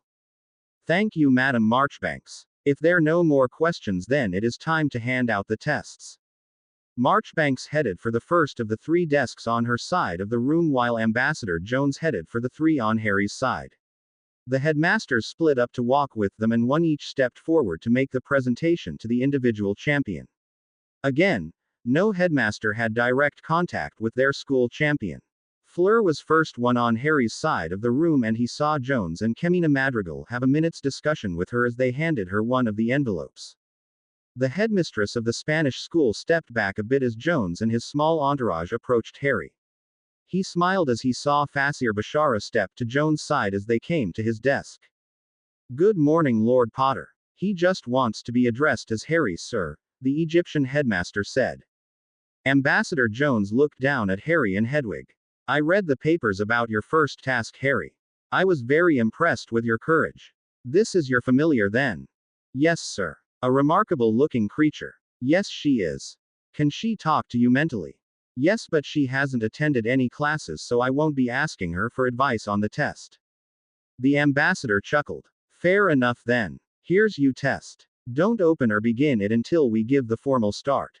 Professor Maruyama, choose potions as your assigned practical. What subject do you choose for your second? Transfiguration. Not sure of that, Harry. Bashara asked. No, it's transfiguration. Jones wrote something down on a piece of paper he had. Then you can ask Fasir and I to supervise that when you are ready. For the potions practical, just raise your hand and someone will escort you to the potions classroom. Good luck. Thank you, sir. Jones headed for the last champion, Victor, but the other three walking with the ambassador wished him well or gave him pats on the shoulder as they passed by Harry. He stared at the large sealed packet and saw that it was between 1/4 and 1/2 inch thick.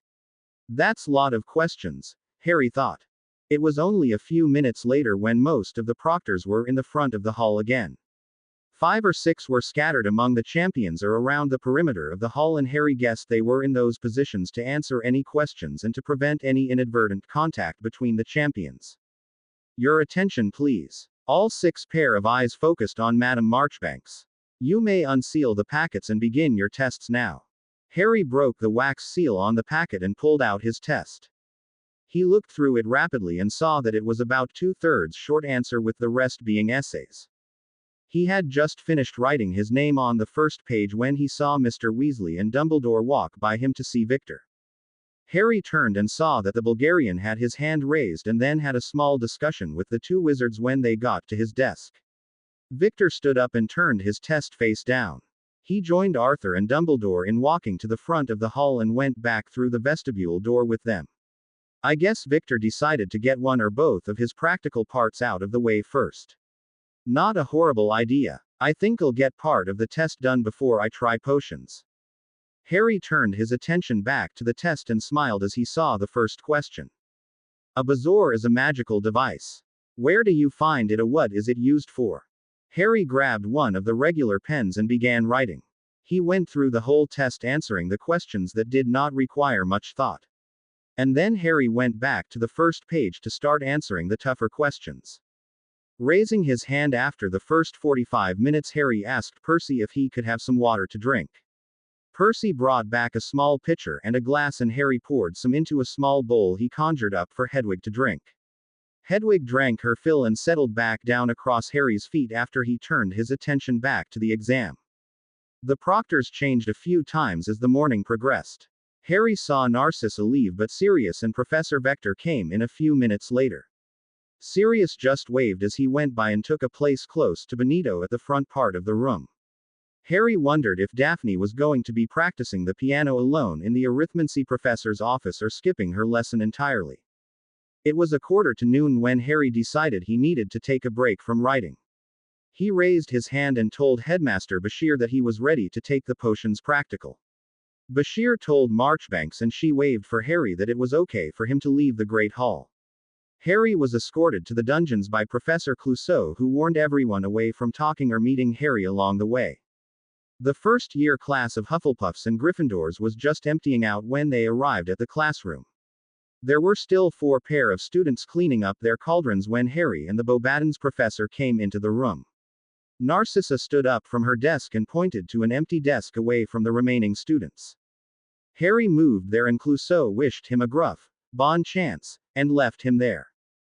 Mr. Potter. Good morning, Madam Black. Harry knew he had to remain formal while the other students were still in the room, but he still smiled at her. How's the test doing? So far, so good. Your instructions for the potions practical are in this envelope and there is no time limit to finish this. All the ingredients you may need are in the storeroom and I can answer some questions if you need me. You may begin whenever you're ready. Harry sat down on the bench and ripped open the envelope. The parchment inside gave some simple instructions and Harry was aware that Narcissa was reading it over his shoulder. For your practical exam in potions you need to write down the exact ingredients and brewing instructions for any potion you learned in your first year. Brew a sample of the witch sharpening potion from the instructions the potions instructor shall provide you with. I'll go and get those instructions, Harry. I'll go fetch my cauldron and other supplies. Yes, and I'll bring back paper and ink for the written part. Thank you, Sissy. Harry finished the thank you on a whisper as Narcissa gave his shoulder a reassuring squeeze. She stopped from getting the instructions and looked at the 2 remaining pairs of first years. You may stay and observe what Mr. Potter does for this portion of his exam, but if I hear one peep out of anyone or if you do anything else to distract him, you'll receive detention. All but one girl, wearing a robe with the Hufflepuff house colors, decided they didn't want to risk a detention and left. The girl moved to a desk a few feet away from Harry and sat down rather primly. Harry smiled at her while he was setting up his cauldron and the girl nodded back to him very seriously. Madam Black returned with the instructions and some parchment. As she put it down on a clear space next to Harry's cauldron, that's Nancy Drew and she's quite sharp, at least in my class. I can chase her out of here if you'd like. Harry turned and winked at the youngster. You aren't here to sabotage my test, are you? No, Lord Potter. My name is Harry Nancy. The girl blushed at Harry's use of her first name but just nodded her head. She can stay then. As Harry waited for the fire under his cauldron to heat up, he quickly wrote down the ingredients and instructions for preparing the boil curing potion, which was one of the very first simple concoctions they were all taught during their first year. He checked it over twice before handing it in to Narcissa. She looked at what he had written, smiled but put the paper in an envelope which she sealed shut. Harry turned his attention to the cauldron and began making the witch sharpening potion. It was one that was in their 4th year potions book but one they had not brewed yet. Harry read the directions and although the list of ingredients called for some precise measurements, it wasn't too complicated and only had to simmer for 15 minutes before it could be taken off the fire to cool down and be bottled up. He thought he had pulled all the ingredients he needed, but after he double-checked his list again he had to return to the storeroom and bring out a small flask of armadillo bile. 12 drops were needed for mixture, but they were added in groups of 4 drops at different times with different stirring instructions for each grouping.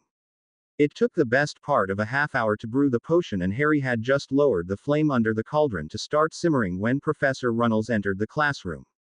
He came over to watch what Harry was doing and looked in the cauldron. That appears to be the right color and consistency. Appears. Would you like to try it yourself, Mr. Potter? Are you implying I'm in need of a witch sharpening potion? That's, in need of witch sharpening potion, sir. You don't need to call me Sir Professor Runnels. Narcissa groaned and placed a hand over her eyes, but Nancy broke out in a fit of giggles that only subsided when Runnels turned his attention to her. She quieted down immediately and Runnels gave the back of Harry's head a little slap before leaving to inspect the potion storeroom. Harry bent a little sideways when he thought he wasn't being observed and winked at the young witch. She gave him a very discreet thumbs up back and Harry wondered if the story would be all over the school by dinner time. Thoughts of dinner time made Harry's stomach growl loudly and Narcissa just looked at Harry and shook her head. Harry timed the 15 minutes for the potion to simmer and waited for it to cool down before he put it in a vial and placed a label with his name on it. Harry started cleaning up his area, but the reappearing Professor Runnels had other ideas. You need to turn that potion into Madame Marchbanks and Dumbledore. Miss Drew. Yes, Professor Runnels. Mr. Potter is on a rather tight schedule today. Would you like to earn some house points for cleaning up his station? Yes. Harry turned to the first year who was moving toward his desk. I hope you don't get too delayed from your regular schedule, Miss Drew. I'm free until my class with Professor Hagrid later this afternoon. Well, thank you. If you'd like, you can come over to the Gryffindor table tomorrow morning and have breakfast with my wives and me. I can. The voice of the girl rose in surprise at the invitation. Yes, you can. Thanks again, Nancy. We'll see you around. Thank you, Lord Harry. The last that Harry saw of Miss Drew was that she was peering into the cauldron to see if she had any residual potion to dispose of. Professor Runnels was watching her carefully. She'll be fine, Harry. Harry thought that Narcissa must had had a free period as she was the one escorting him back to the Great Hall. Harry asked her on the way about her completing her potions mastery and was told that she might be able to complete it by the start of the next school year. Harry pulled a face and thought it was a horrible waste of a summer break, but Narcissa said that she was still getting a vacation in. Harry boldly asked if it was a 2 or 3 person vacation and received another slap to the back of his head for deliberate cheekiness. Harry smiled and blamed his poor judgment on his hunger pangs, but Narcissa just started walking a little faster and he had to hurry to keep up with her.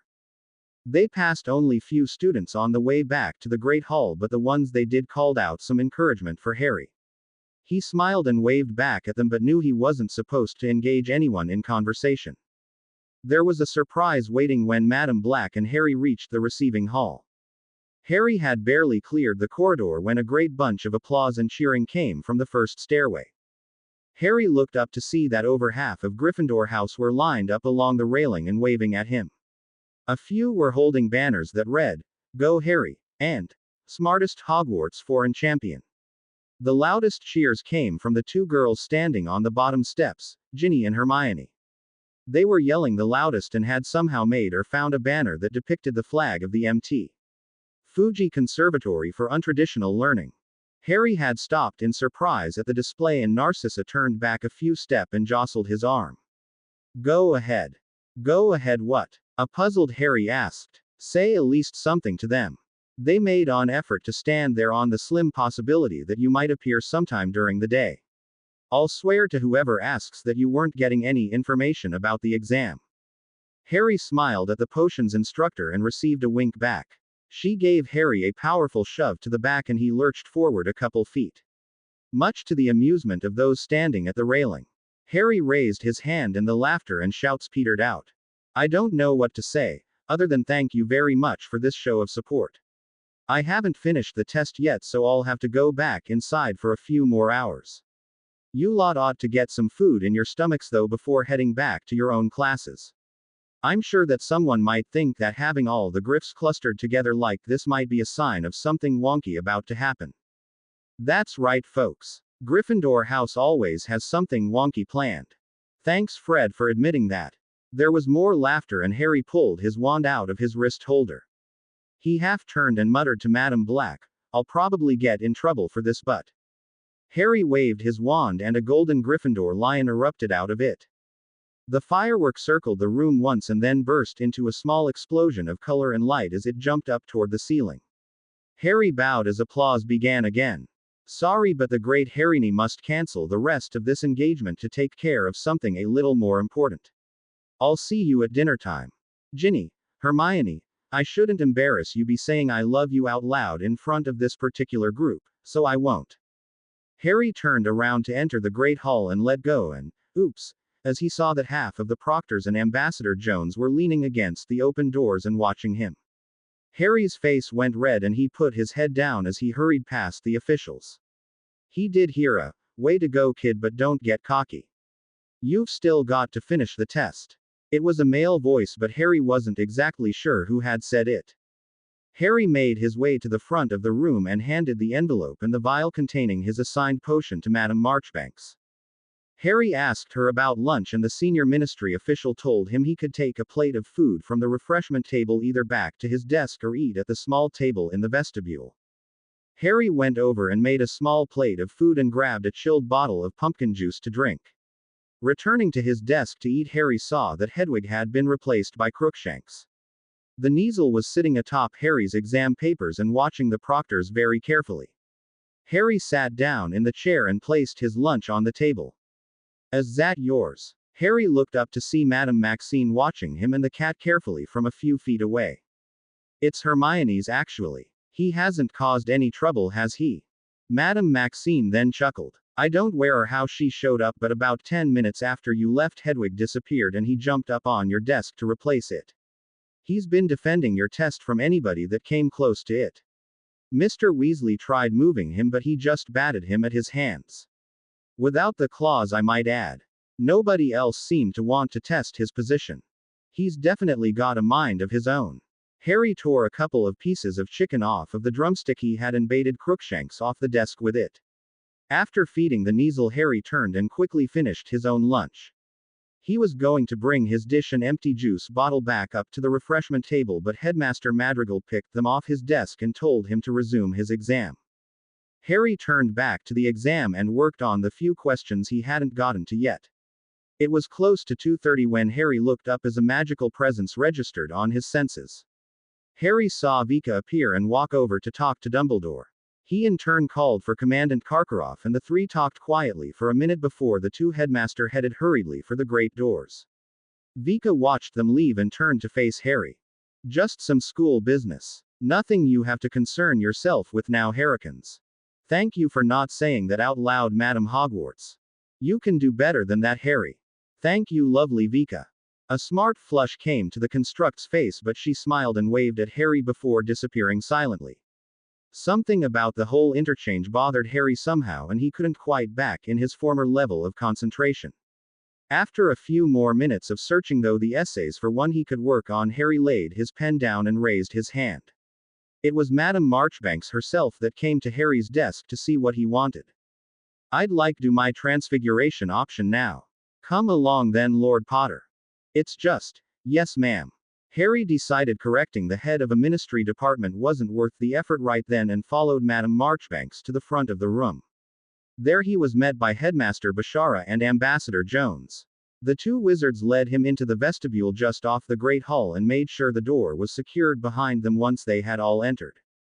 It was Ambassador Jones who pulled his wand and conjured a tortoise that looked totally confused about its sudden appearance in the room. "You have the choice of changing this tortoise into a flamingo, a chair, or a satchel. Please state your choice and perform the spell, Harry." Harry thought for a minute and then spoke. "Satchel." Releasing his wand from his wrist holder, Harry concentrated, made the signature movement and spoke the spell. There was a swirl of magic that descended on the amphibian, and then there was a small satchel sitting on the floor with a tortoise shell pattern making up the outside covering and the handles that were composed of some ebony-colored wood. Both Jones and Bashara looked over and into the satchel before placing it back on the floor. Jones called out the finite for the spell, and the tortoise soon vanished to wherever it had come from. "Is there anything else you would like to show us for extra credit at this time?" Bashara asked with a knowing smile. "Well, there is this," Harry said with a small smile. Harry Potter, the champion for the MT Fuji School for Untraditional Learning, made a small pass with his wand and Jamie Evans suddenly appeared in his place. Both the ambassador and the Egyptian headmaster asked permission to touch the transformed person in front of them, and Harry made a small bow and let them touch and examine his change closely. "Excellent, Mr. Potter. Harry, you can change back and finish the rest of your exam now." Harry turned back into himself, and Ambassador Jones made it a point to shake hands with him before they went back out to the Great Hall. Harry walked back to his desk and wasn't aware that Ambassador Jones was telling everyone near him about what Harry had done in the vestibule. Harry worked hard for the rest of the afternoon and only took a break to head for the loo and grab a bottle of water to drink. He's finished his reviewing about 4:45 and raised his hand. It was Kendra Madrigal that came to pick up his test and put it back in the envelope it came in. She resealed it and then wished Harry good luck on the scoring. Harry did a few stretches to loosen up his back before heading for the great doors. Cedric Diggory was waiting for him next to the exit and asked Harry for a moment. I thought that since you helped the rest of us by disclosing the dragons, I would tell you that you need to open your egg underwater to hear it properly. Harry's mouth dropped open in surprise, but he clapped Cedric on the shoulder. Thanks. I'll let Fleur and the others know if you don't mind. Go ahead, Harry. It seems only fair. You best get going, Cedric. I'm sure Cho is outside waiting to talk to you. Just a warning then, Harry, before I go. The nearest room closet is probably going to be occupied by the time you and whomever get to it. Harry laughed and pushed Cedric toward the door. Go have fun then. Say hi to Cho for me. Harry followed Cedric out the door, and there were a bunch of cheers from the Hufflepuff and Gryffindor students that were waiting in the receiving hall. Harry received a bunch of pats on the back from various people and smiled as he saw that Cho had latched onto Cedric's arm and was leading him away. After the crowd thinned out a little, Harry saw Hermione and Ginny walk toward him with smiles on their faces. They each gave him a brief but thorough hug and then picked up one of his hands apiece. The two girls waved to the students who were heading back upstairs but led Harry in a different direction away from the hall. Not that I don't enjoy your company, but where is Daphne? Tori. I expected them to be with everyone else in meeting me when I was done. That's where we're going now. To see them. There was something in Hermione's voice that caused Harry to stop suddenly. Why aren't they here? Where are they? Harry, began Ginny, but when Harry looked at her she couldn't continue. I want to promise me that you'll mind your temper for the next 30 seconds, Hermione asked as she squeezed Harry's hand tightly. What has happened? Promise me, Harry. All right, I promise I'll try and not lose my temper as long as you tell me what's happened to those two. We're heading for the infirmary as that's where Daphne and Tori are. They're fine. Just recovering from being stunned. Harry looked from Hermione to Ginny in confusion. They had been stunned. What? Why? Who? Somebody, or rather 3 somebodies, tried to kidnap them when they left their quarters to come down to see if you might appear during lunchtime. Vika caught the 3, but not until they had cast some spells on the pair. Hermione couldn't believe how calm Harry appeared, but she was ready for the explosion that would probably occur at any second. She was a little surprised, however, when Harry grabbed both her and Ginny around the waist and they disappeared from the corridor suddenly. Harry followed Cedric out the door, and there were a bunch of cheers from the few Hufflepuff and Gryffindor students that were waiting in the receiving hall. Harry received a bunch of pats on the back from various people and smiled as he saw that Cho had latched onto Cedric's arm and was leading him away. After the crowd thinned out a little, Harry saw Hermione and Ginny walk toward him with smiles on their faces. They each gave him a brief hug and then picked up one of his hands apiece. The two girls waved to the students who were heading back upstairs but led Harry in a different direction away from the hall. Not that I don't enjoy your company, but where are Daphne and Tori? I expected them to be here meeting me when I was done. That's where we're going now.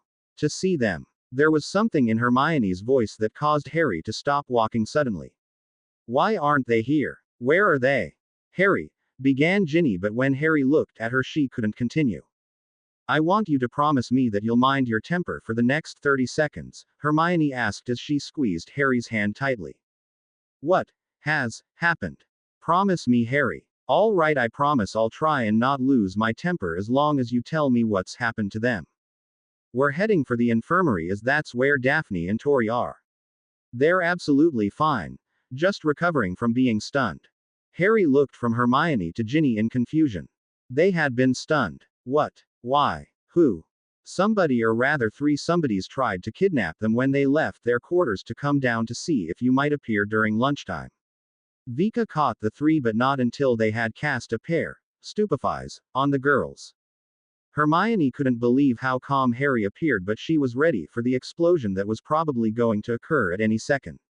She was a little surprised, however, when Harry grabbed both her and Ginny around the waist and all 3 disappeared from the corridor suddenly. The trio reappeared in a storeroom 2 doors down from the entrance to the Hogwarts infirmary. Harry tried to immediately head for the door out to the corridor, but found that Hermione and Ginny were still holding onto his hands and neither one was budging 1 single inch. What? Harry said in exasperation. You promised to mind your temper, Ginny reminded him. Harry closed his eyes and then took 2 or 3 deep breaths, trying to calm himself down. I'm okay. I'm just want to see how the girls are and to hopefully hear the story about the attacks.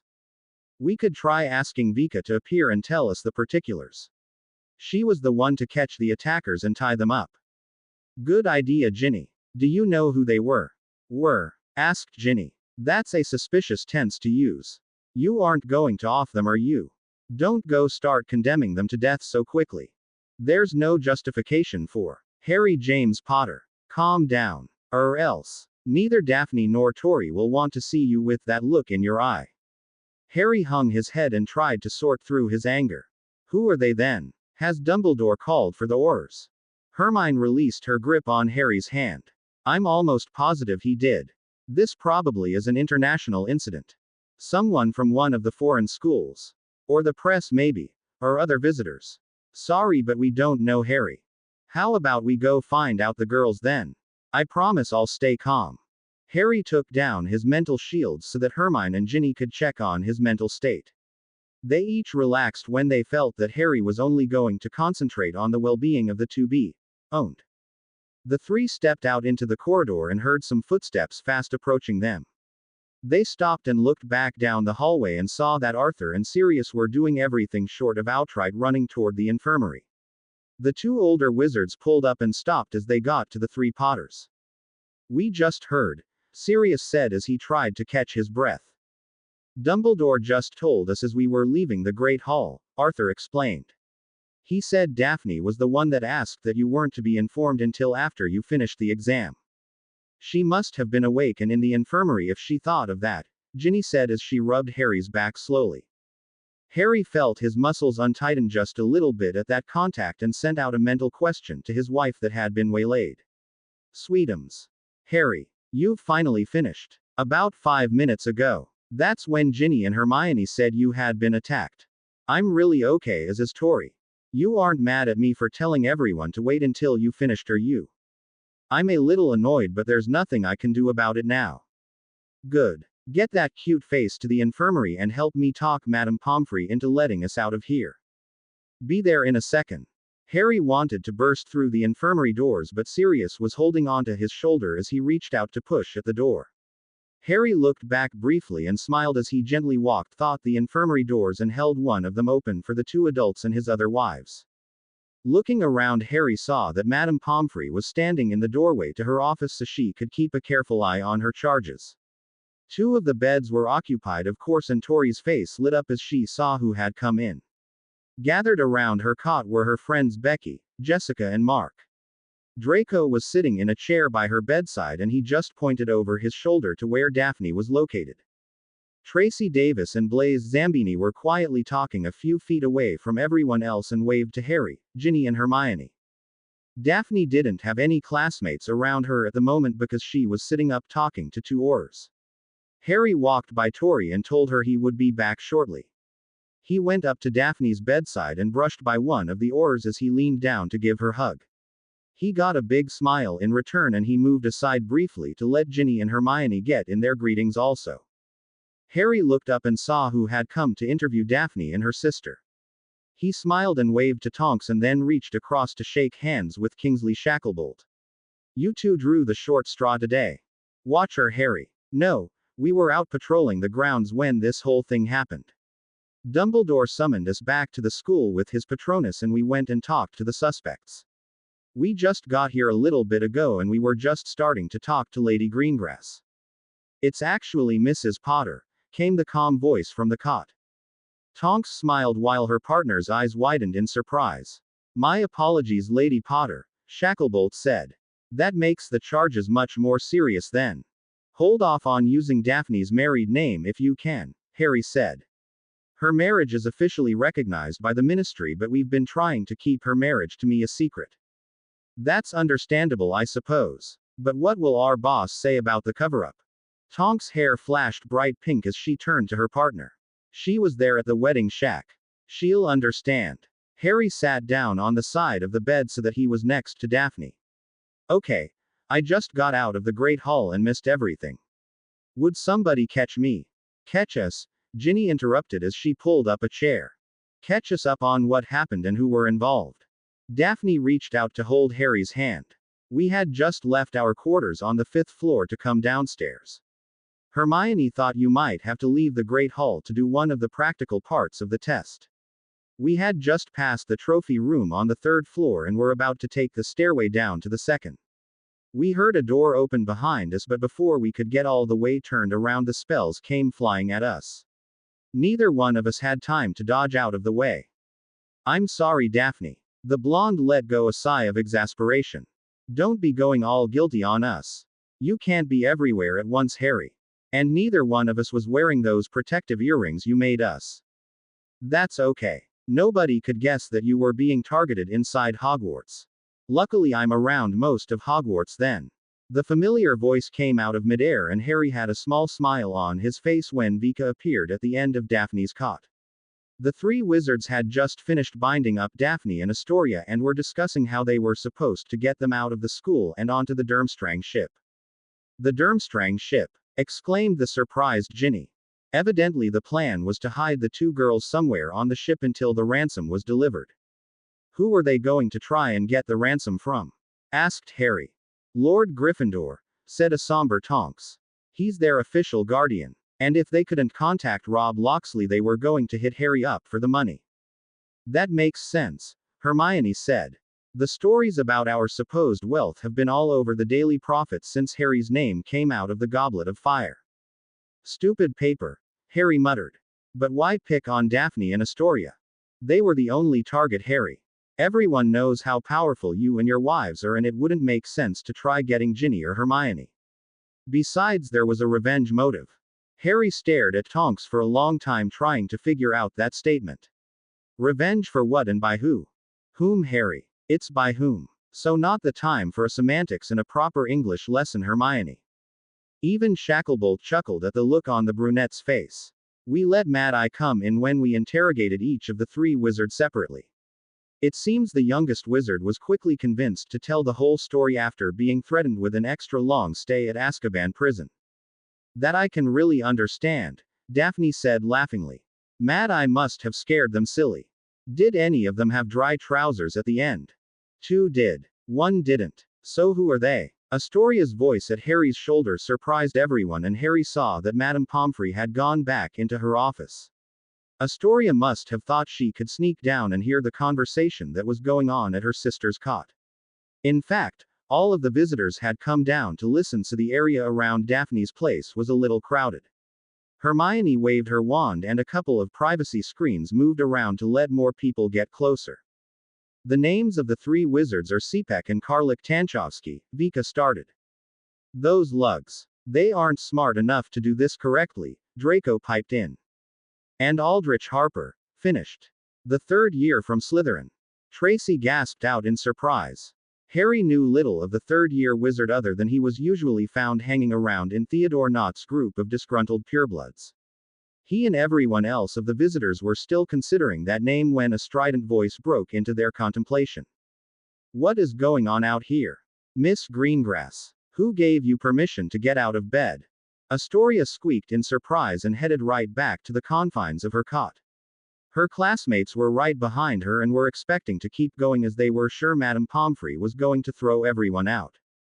Trying to decide if he should try to appear looking contrite and sorry for the Medowitch, Harry saw the infirmary doors open once again and saw Dumbledore and Commandant Karkaroff walk in. They headed for the group in the front of the room, and Madame Pomfrey held her order to clear the infirmary. Dumbledore stopped at the foot of Daphne's bed and nodded at the two oars before focusing his attention on its occupant. Good afternoon, Lady Daphne. You are looking much better than the last time I saw you. A simple enervate, a potion or two and some rest works wonders. I am feeling much better, Headmaster. Vika, Ors, Tonks and Shacklebolt were just informing me as about the particulars of my attack.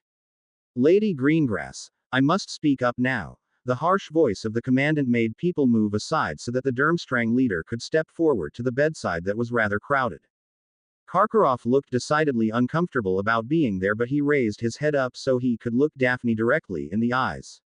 I wish to express my personal and professional apologies for the actions of my former students. They have been expelled from the Durmstrang Institute and are currently being moved to some of your ministry holding cells to wait for an international portkey back home. They shall not bother you any longer and will be prosecuted back in Romania for their crime. Daphne nodded as she replied to the headmaster. Thank you for that, Commandant. Or Shacklebolt said the attempt to kidnap the us was motivated by both money and revenge. I would like to know what the revenge part of the action was caused by. Karkaroff looked around at the crowd. Perhaps in not so public a setting, Lady Greengrass. Madame Pomfrey took that statement as permission to clear her infirmary. All people who aren't here on official business can leave now. You can catch up on the gossip after the patients have been released. There was some grumbling from a few of the visitors, but with Dumbledore and the Aurors there to back up Madame Pomfrey, the infirmary was soon clear of all the student visitors. Astoria stopped the Medowitch when she walked past her bed and got permission to come down to her sister's cot. When Astoria had seated herself, Daphne asked the commandant to tell the story of the Tanchovskys' reasoning. He looked around nervously but got a nod from Dumbledore. The Tanchovsky brothers are part of a wealthy and important family. They are the nephews of Vladimir and Galya Valifars. Daphne's eyes widened at the mention of that name. You know them, Daphne? Asked Harry. They own the company that exports a variety of goods from Eastern Europe, Caspian Central Goods. Imperial Imports has a great number of contracts with them. Karkaroff nodded. They are very influential and all members of their family have always come to Durmstrang for their education. The Tanchovskys run a number of different businesses for Caspian Central. The one that Sepek and Karlik's father ran is a consortium of mines. Ran. Hermione thought to herself. Daphne nodded at the reference. Yes, we deal with number of raw materials from those mines. Coal, platinum, precious gems and the like. There evidently was a set delivery date for a certain amount of raw rubies from one of the mines in southern Albania and penalty clauses were added for late or smaller deliveries. A decision was made to expand a certain number of shafts and areas in a couple of the mines to get to a promising vein of ore. Evidently some shortcuts were taken in their rush for production and part of the mine collapsed and killed a number of people. Including the two boys' father. Oh no. Astoria Mo.Ned. And they've blamed us for that. Sadly they have, Karkaroff said. But, Daphne seemed lost in shock and dismay for a few seconds and then her head came up. Kafi. A couple of seconds later the Greengrass head elf appeared with a small pop. What may Kafi do for Lady Daphne now? Kafi, I need you to take a message to Ewan McCedron. He is to meet us at the Ministry of Magic with the contracts dealing with, oh what is it, Tuzla? No, that's not it, Tissa Mines. Tell him that if he doesn't show up there as fast as possible then he will be inspecting the fishing fleets that are heading out for Iceland Sunday morning. Got that? The older house elf made a curtsy to her mistress and then disappeared. Ewan McCedron is one of Daphne's lawyers and the man in charge of foreign contracts. Ginny supplied. I've met him at one of the Imperial Imports meetings, Harry said slowly as if remembering. He can be a right headache when he wants to be, but he's worked for the Greengrass family for 35 years. Daphne looked up at the people around the bed. I think I know the contract they are talking about. I'd just like to review it so that I can understand the rush that caused somebody to be killed. And almost had you and Tori taken away from Hogwarts, Harry said rather angrily. My big bad protector, Daphne said as she pulled Harry a little closer to her. And stroked his arm. Sirius and Ginny chuckled and Harry's cheeks flushed. He held onto Daphne's hand as he turned to address Madame Pomfrey. Is there any legitimate reason that Daphne and Astoria can't be released now? It looks like you've done your usual outstanding job of healing on them, Madame Pomfrey. I would like them to remain overnight for observation, Madame Pomfrey started. But, please Madame Pomfrey, but I guess there is no valid medical reason for them to remain here. Please try not to exert yourselves too much physically or magically for the next 24 hours. There was a whoop from where Astoria was and she went back to her cot. She started moving the privacy screens back around so she could change. Daphne made a move to throw back her covers but then looked at the group that was still standing around her. Gentlemen, a little privacy if you don't mind. Most of the wizards withdrew and moved the privacy screens back to where they originally were. Harry, however, just went to the foot of the bed and waited. He wondered how long it would take someone to notice that. Mr. Potter, I do not remember requesting your assistance in changing. I just thought I would stay here in case you needed some more hands too. A blindfold suddenly appeared over Harry's eyes and Tonks led him out of the area around Daphne's cot. She pushed him away but added a gentle swat to his bum to encourage him to move along. It was Dumbledore that reached out to grab Harry's arm and remove the blindfold. As happy as you and Lady Daphne are to see each other again, I do not believe she wishes to have so public a display of familiarity. As you say, Headmaster. I apologize to everyone here and will apologize to the girls if and when they decide to talk to me again. Shacklebolt and Sirius were smiling, but Karkaroff seemed to just get in more of a bad mood as Harry's mood lightened. I will have to go back with my ex-students, if only for a day, to explain their transgressions to their remaining family and the officials in Romania. Commandant Karkaroff, would you allow myself, my wives and the 2 Greengrass girls to accompany you back to the ministry and talk to the Tanchovsky brothers? Why would you wish to talk to them after what they attempted? The Durmstrang leader asked. Harry smiled. I was hoping that Shacklebolt would do us the favor of showing us the ministry's practice dueling room. Harry, we warned you, came Hermione's voice from behind the privacy screen. Ladies, I have control over myself. The 2 Tanchovsky brothers need to learn that there are consequences for their actions. I'm going to challenge one of them to a duel. I would just like to get some retribution in before the attempted kidnappers leave England for good. I'd come watch that, Sirius said smilingly as he came up beside Harry. No way you're keeping me away from this, Daphne said as she pushed one of the privacy screens aside to come up to the group. Harry's going to kick their collective bums. Good, Astoria said as she came forward in the infirmary. Miss Greengrass. This admonition from Madame Pomfrey had Astoria lowering her head, but Sirius nudged her as he saw that she was still smiling. Astoria looked up to see that Commandant Karkaroff was still staring at Harry in thought. These will not be duels to the death, will they? I promise to put my wand aside for any duel I enter, Commandant. Then I will allow it, Karkaroff finally said. Headmaster. You may come if you'd like, Poppy, but I will join the Potters in their trip to the ministry. It was Mr. Potter's family and my students that were attacked in the very center of Hogwarts. I will ensure the safety and well-being of your 2 patients. Madame Pomfrey looked very surprised that Dumbledore would condone any type of dueling, but didn't have a clue as to what she could say to dissuade either him or Mr. Potter from their plans. She finally threw her hands up in the air and declared that she was going to head back into her office to write up the report on the 2 girls. And the rest of you should leave. Now. Ginny was going to go into Madame Pomfrey's office to try and talk to her as she saw how upset the Medowitch was. Dumbledore stopped her, however, before she took too many steps in that direction. Poppy doesn't like or condone magical duels as people invariably get injured. Perhaps tomorrow morning would be a better time to try explaining.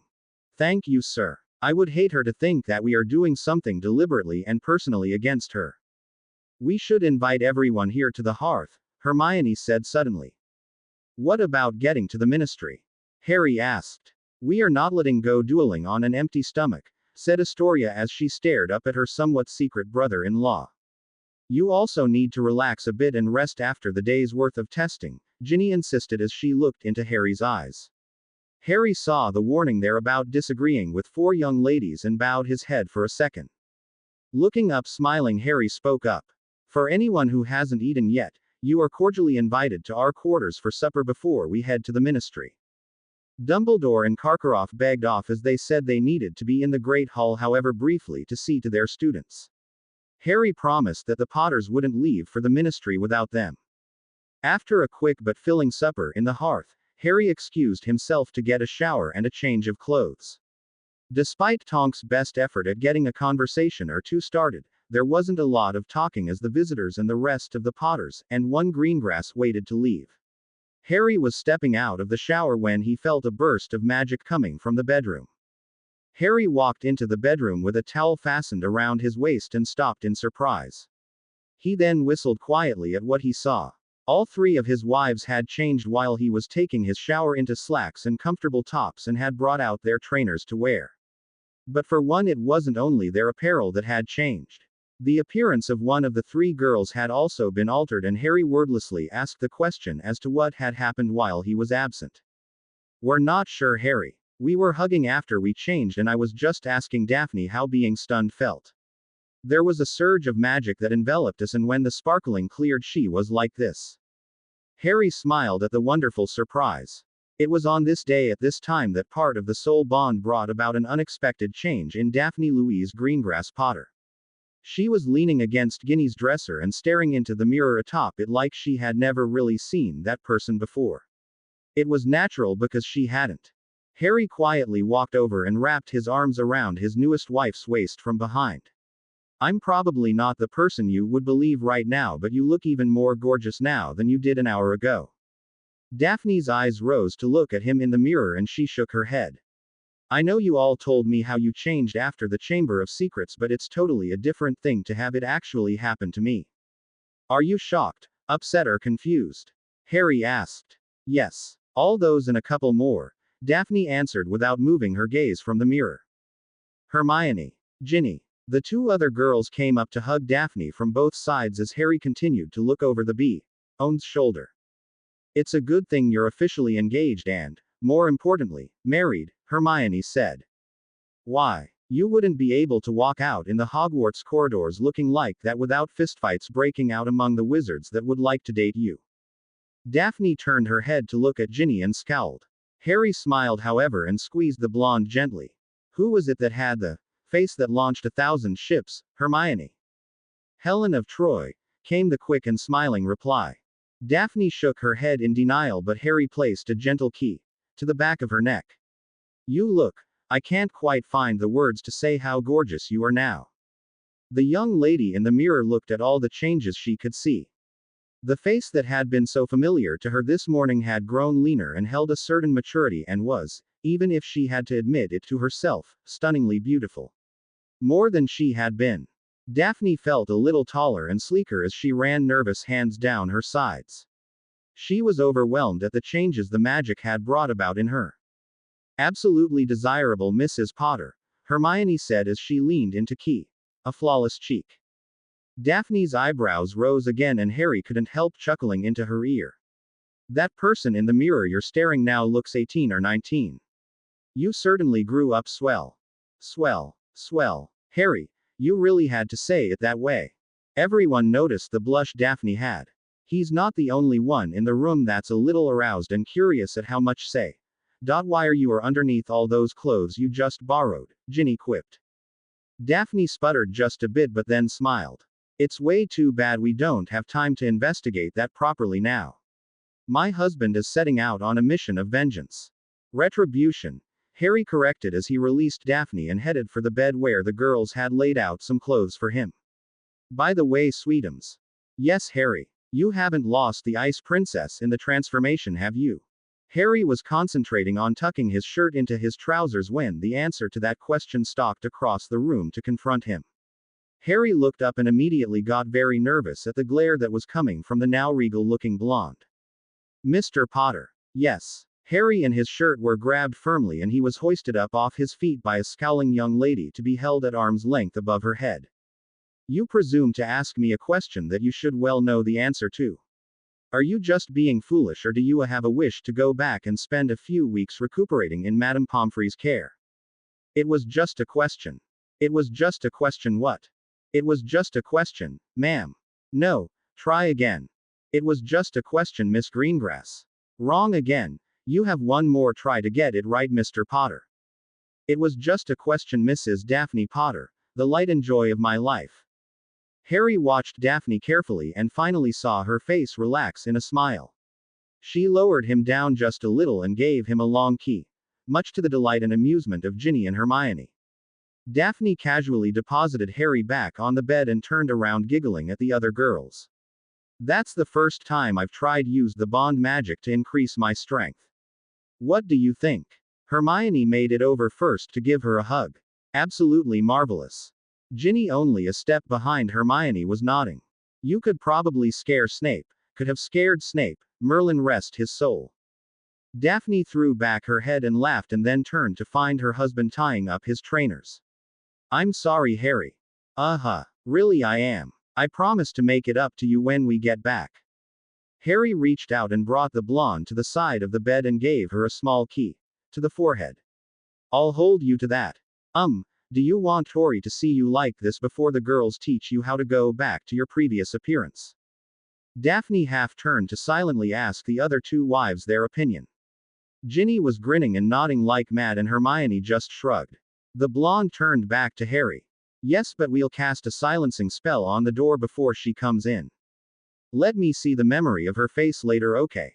Harry gave Daphne a long hug and then ed both Ginny and Hermione before he exited the bedroom. He felt some spells hit the door before he closed it behind him.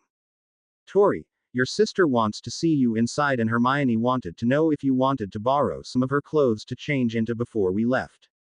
Harry stepped aside to let the younger girl pass him and went over to the couch to talk to Tonks and Shacklebolt. Exactly 7 minutes later the four girls came out and Harry had to smile at the strange look that his sister-in-law had. He went over and jostled her with an elbow gently. So, he whispered softly. You people are just. Remember the sub-motto. We don't do normal. Totally. I just hope I get half as lovely when I get. Wait, how old is Daphne now? The same age as she was this morning. Now I'm more confused. Harry laughed gently and picked up Astoria's hand and tucked it into his elbow. Shall we take a small stroll to the headmaster's office, Miss Greengrass? Astoria took a step with him and stopped. She looked up and down Harry's body and then looked up into her brother-in-law's face. Are you taller now, Harry? Must be the new trainers. It's impossible to suddenly get an inch or two taller. I was only gone for a shower after all.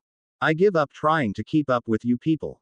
You better kick those two brothers' butts when we get to the ministry.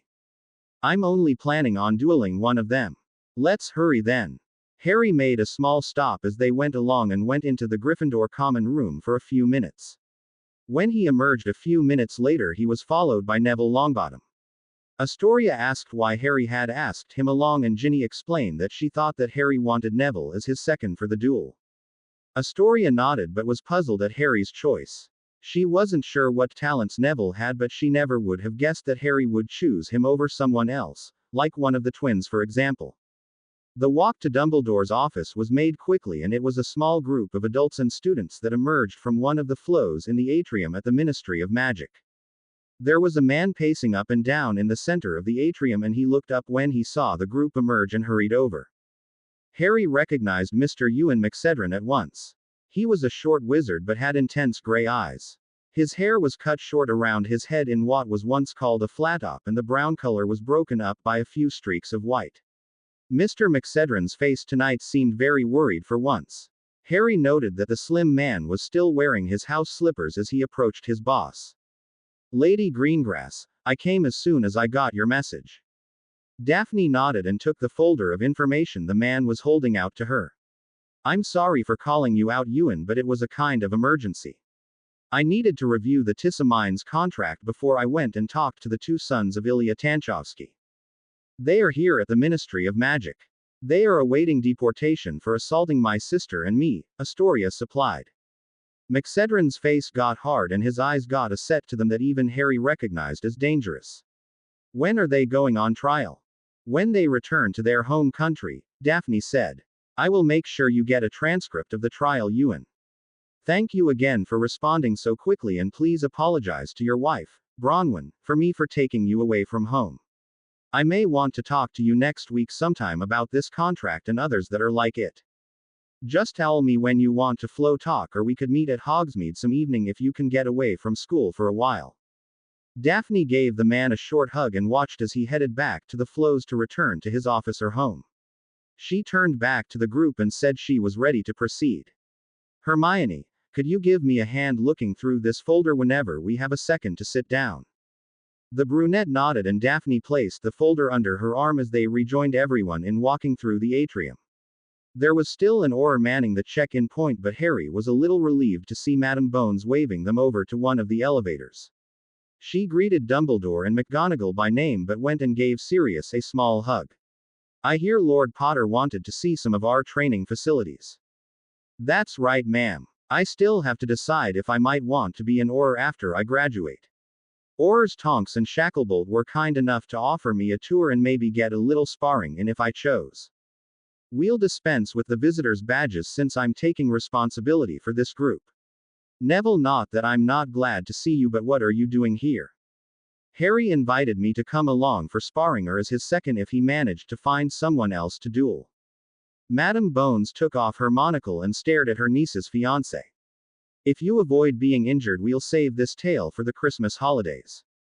Neville smiled. I have no doubts that Harry will be able to defend himself more than adequately, so I will just stand on the side and try to keep out of his way. Madame Bones just nodded at Neville's cheeky remark and held the door open to the elevator. Everyone crowded in and the elevator made the quick trip from level 8 to level 2 where the DMLE was located. When the elevator stopped, Tonks, Shacklebolt and Karkaroff headed past the Auror offices to where the holding cells were. Madame Bones led the Potters and the other visitors down a different hallway but turned a corner before they got to Arthur's old office of the misuse of Muggle artifacts. They came to a dead-end corridor, but Madame Bones punched a seemingly random combination of dots in the wallpaper and a door swung open.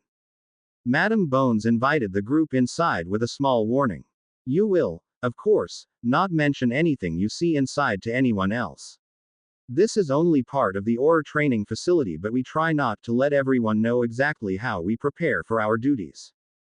Dumbledore led the way in and Harry saw a room that he might have asked the Room of Requirement to provide. There were 3 separate dueling stages set up at different areas and Harry saw a 20-foot square boxing ring tucked away in a corner. Various different sorts of weapons, both magical and Muggle, were set up in cases around the walls in a poor imitation of Godric's workroom. Exercise equipment and weight benches filled up the corner opposite the boxing ring. Bullseye targets were set up in series of individual ranges and Harry noticed that a few targets were still floating randomly back and forth in the air around the room as if somebody had forgot to cancel the spell that animated them. There was a desk and a group of about 30 seats that probably served as a classroom or briefing area for the Aurors in training. A couple small sets of bleachers were laid out at a couple places against the wall to provide seating for observers to watch the training. It was to the nearest one of these that Dumbledore walked to and sat down. Hermione and Daphne climbed up to the highest level of the bleachers and started going through the contents of the folder that Maxedrin had brought. Astoria looked around the room once more and then climbed up to see what the 2 girls were talking about. Harry, Ginny, Neville and Sirius went to inspect the nearest of the dueling platforms. The one they climbed up on was a little like the one that had been created for the Hogwarts dueling exhibition in Harry's second year. 40 feet long and 5 feet wide with starting circles and progression lines laid out in 5-foot increments. Sirius pointed out the runes inscribed near the middle of one side and said that they activated the protective wards and spells that kept spells from escaping and damaging any spectators or walls. The 4 were still discussing the type and strength of the protective spells when the door to the room opened one more time. Harry turned to watch the 2 Tanchovsky brothers escorted into the room by their ex-headmaster and Aurors Tonks, Shacklebolt and Nervish. Daphne stood up from where she was sitting and grabbed her sister's hand to walk down to confront her would-be kidnappers. It was a kind of surreal moment for Hermione as she watched her husband come up from one direction and the 2 larger Romanians coming from another to meet in front of Daphne and her sister. She placed her thumb on a memo she thought was important and closed up the contract folder up so she could concentrate on what was going to be said. Karkaroff pushed the 2 beefy wizards forward so that they stood across from the line of Harry, Daphne and Astoria. The Tanchovsky brothers looked hatefully at the trio and the largest one, Karlik, spit toward Daphne.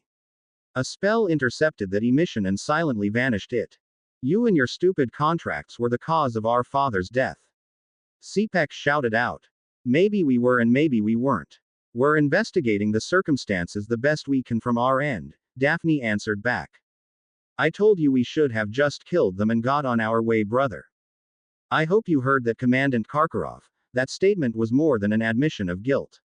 Sepek, I challenge you to a duel because of the attack on my fiancée and the injuries to her and her sister. Sepek scowled and shook his head. You might as well cast the killing curse at me now, Commandant. I saw what this Potter did to that dragon. I would be stupid to raise my wand against him. Harry raised his hand and then handed his wand to Sirius. He did the same for the other wand he carried in his other wrist holster. Nobody said anything about a magical duel. I will face you without any wand. My wives promised to stay out of this. Look around you. There are a number of different weapons hanging on the wall to choose from. Sipek stared at his former leader with a little disbelief. Karkaroff grunted but nodded his head. He has promised me that this would not be a duel to the death and that you could choose the weapons. Sipek smiled. I will take a staff. Agreed. My brother will be my second. Not that I will need one. I pick Neville Longbottom as my second. I will take them over to let them pick the quarterstaffs, Shacklebolt stated before he motioned for the brothers to follow him over to the display case that held a dozen quarterstaffs.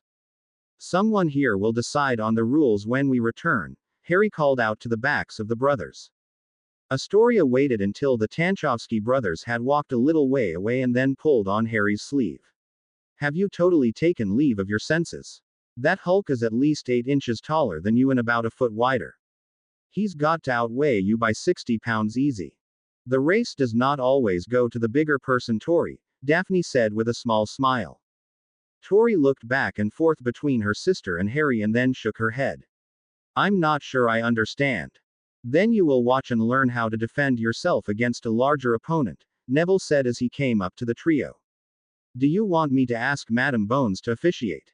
Yes, please, Neville. At least it will look like an impartial judge. Surrender or unable to continue are my terms. I'll ask her. Do you have a preference for one of the platforms over the over? No, and I don't care if we even use the platforms, Harry said. It was Daphne's turn to look at Harry like he was crazy. You're giving him unlimited room. It was Hermione who came over to put an arm around her husband's waist. A long and tiring chase. A little comprehension came to both Daphne and Astoria's faces. You aren't going to overpower him then? Nope. Harry might have said more, but Shacklebolt, Karkaroff and the two brothers returned from retrieving their weapons. While Harry and Neville went over to the weapons case to choose their quarterstaffs, Daphne, Hermione and Astoria returned to the bleachers and their inspection of the contract folder. Ginny told Hermione and Daphne that she had heard Harry talking about the conditions he wanted and she headed to where Madam Bones, Sirius and Dumbledore were talking. She interrupted their talk and began pointing out some things to the head of the DMLE. It didn't take the two Hogwarts wizards much time to inspect and choose their weapons and Harry came back whistling. Astoria was looking over the contents of the folder but asked Hermione why Harry appeared to be happy. He found out that they took the two biggest quarterstaffs from the display case. Astoria put that information to work for a few seconds. That probably means that the two idiots also chose the two heaviest ones. I think I see a pattern here. Good. Tori, we don't always get the best deal by bullying our way through negotiations. I have no doubt that Sipek will be flat on the floor gasping for air before he gives up. Is that going to be enough for Harry? He's not as furious as he was earlier. A thorough humiliation will be enough for him. And then someone will challenge Karlik. Hermione maybe. Asked Astoria. Maybe. Here's what all the trouble was caused by. Daphne pulled out a 3-page addendum that was sent to Imperial Imports for the Tissa Mines contract. All three girls peered at the page trying to make sense of the legal and contractual language. Everyone withdrew to the side of the bleachers as Harry and Sipek faced each other. Madam Bones stepped into the space between them.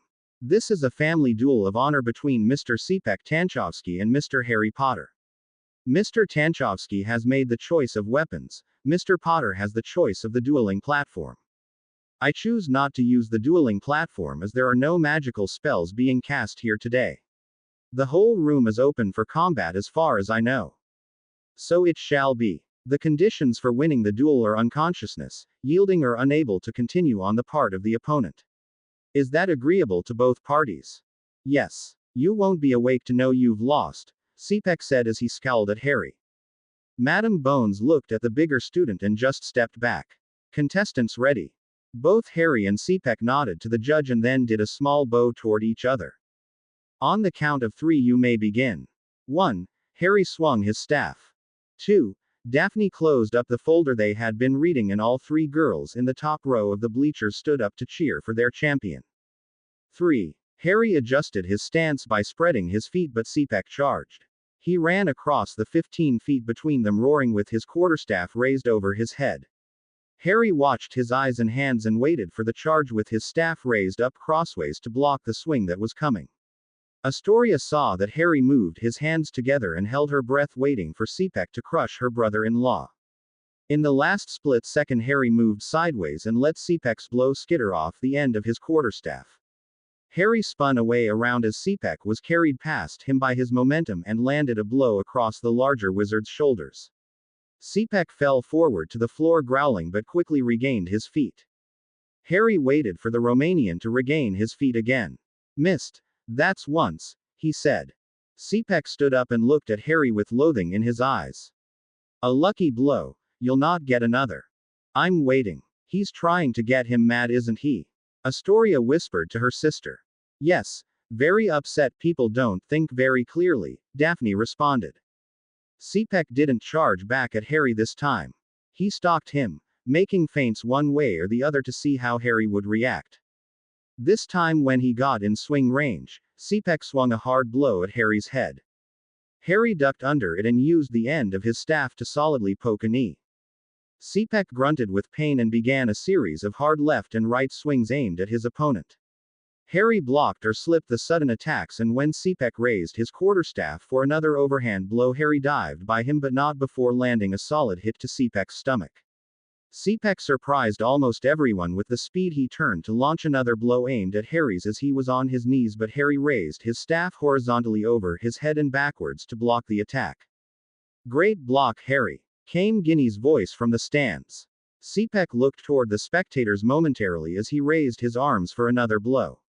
Harry swung his quarterstaff around from his knees and caught Sepek's left ankle a solid blow. Sepek stumbled both backwards and sideways as Harry regained his feet. The duel continued on in this manner for 15 minutes. Sepek rushing after Harry and Harry either blocking him or slipping away after giving the Romanian stinging but effective blows to various parts of the older boy's body. Sepek did get a few blows in himself, but the exchanges seemed to always leave Sepek in the worsened shape. Harry did a forward roll over a sweep aimed at his ankles and ended up leaning against the side of the bleachers. Good try, Sepek. Ready to surrender. Not to a little man like you. Hey, he admitted, I'm a man. That's better than an insignificant worm, right? Harry's words provoked Sepek again, but his brother called out for Sepek to not rush in again. Sepek began circling Harry and the duel moved away from the stand toward one of the dueling platforms. Harry backed into the side of the platform and everyone gasped when he stumbled a bit. Sepek took advantage of Harry lowering his weapon momentarily and began raining left and right blows toward his body. Harry was holding the staff vertically now and frantically began blocking the repeated attacks. Merlin, blast you. Go down already. Harry saw that Sepek paused to talk and shook his head no.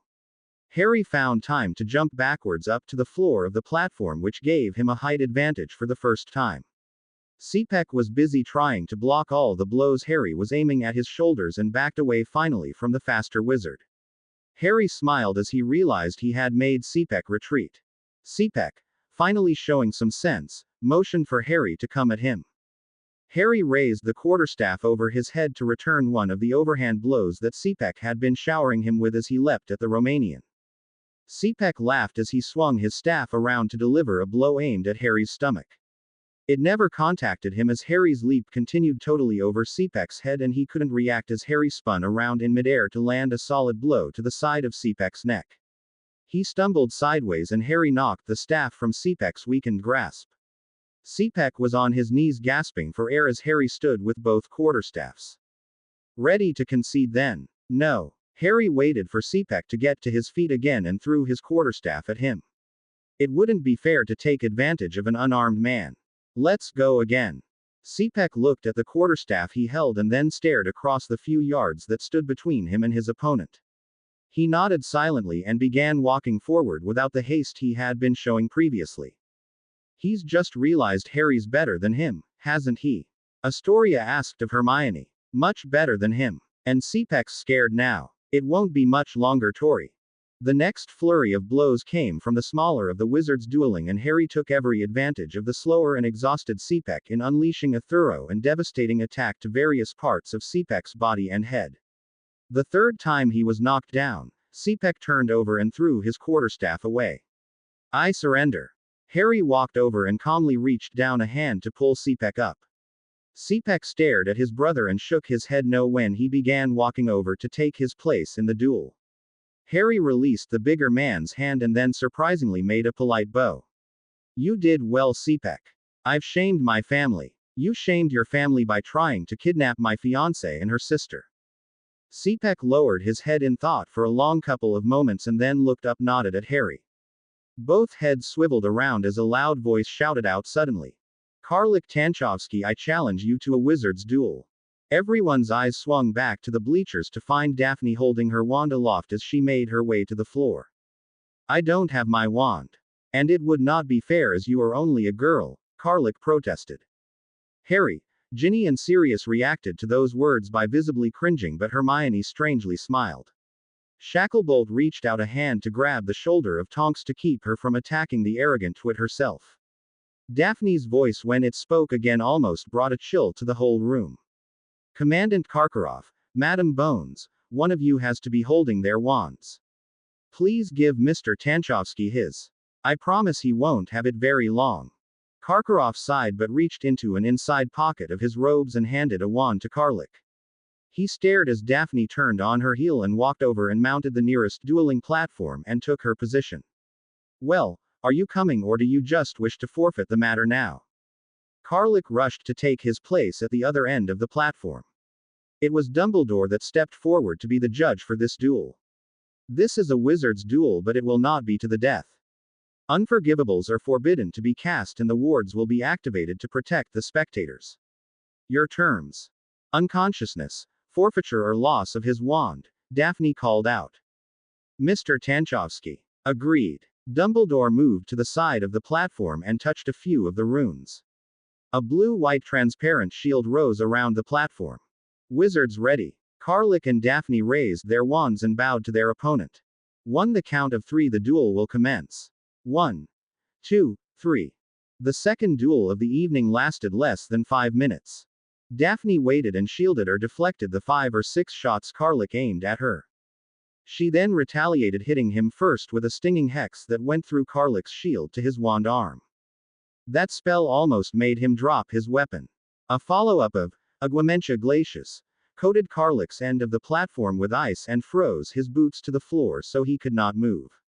A combination of Aguamendis oblatus, Levicorpus and Incarcerus had Karlik enveloped by a water spout, raised upside down and bound by thick ropes. Daphne banished the ice on the floor and walked slowly down the platform to raise her wand and placed it between Karlik's upside down and shocked eyes. Do you yield? Yes, a humbled Karlik said as he beheld his maybe short future in the cold blue eyes of the girl he had grossly underestimated. Daphne moved 4 steps backward and lowered Karlik to the floor gently before she cancelled the other spells on him. She stepped off the platform to be met by Hermione, Ginny, and Astoria. Each of them crowded around the winner giving the blonde hugs and congratulations. As Karkaroff and Sepek reached Karlik to help pick him up, the 3 girls moved back to reveal an open pathway to Harry.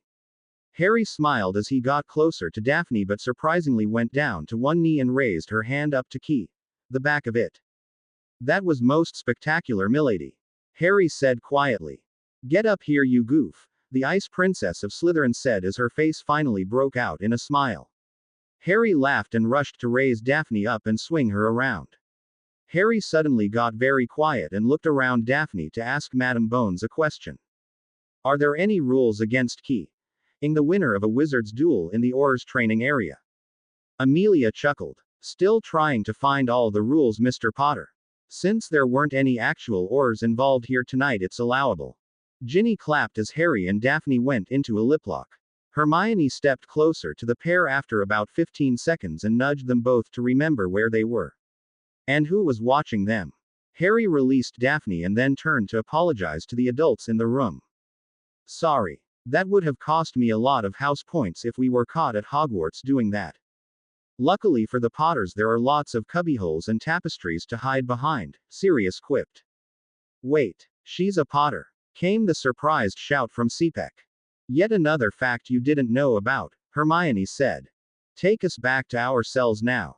We've been humiliated enough. Sepek and Karlik turned toward the door to leave the training room, but a shout from Daphne stopped them in their tracks. Wait, I've found something about that rushed delivery. You two need to read the addendum to the contract. The two young men turned around slowly and came back to the bleachers. Hermione ran up to the top where she had left the contract file and brought it back down to Daphne. She opened the file and read the top piece of paper. She handed it over for the brothers to read. This is a guarantee of an advanced completion date for the delivery of the rubies in return for future contractual considerations. A rush job, like we said, Karlik all but shouted. The cause of the death of our father. No, it wasn't Greengrass. Check the letterhead and signature on that, brother.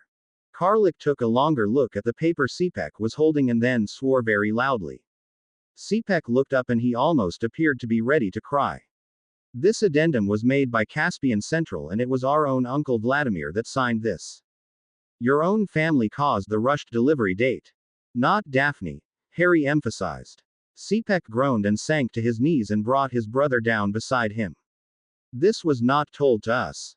Our humblest apologies, Lady Green, Lady Potter. You have our sincerest apologies for our attempted crime.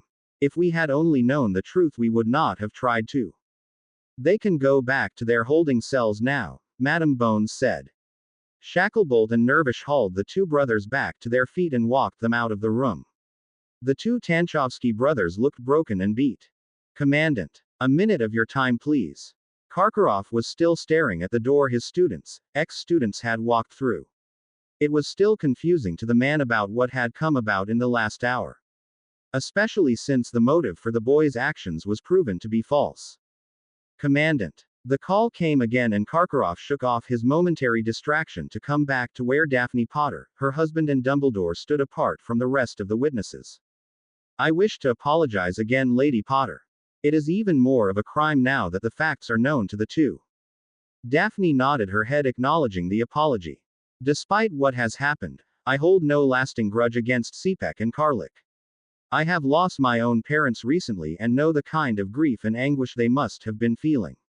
I will not press the charges against them, but I cannot speak for my sister, my husband, or Headmaster Dumbledore. Thank you, lady. I will tell your side of the story when they go to trial. Astoria, please come here. The shorter blonde came up and stared at her sister. You aren't going to charge them, are you? I'm not, but you can make your own choice. I just want you to remember what we went through while you're choosing. Astoria turned her back on the group for almost a minute before she turned around. I want a written apology. I will tell them, and they will promise that they will never say again, she is just a girl, to any female they encounter. Harry and Daphne laughed at that requirement, but Karkaroff nodded again. I think they will never forget this lesson they were given. Lord Potter, what say you? Harry stared at where the Tanchovsky brothers had disappeared before he turned back to talk to the commandant. My wife and I have gotten our justice and satisfaction for the criminal actions of your two students.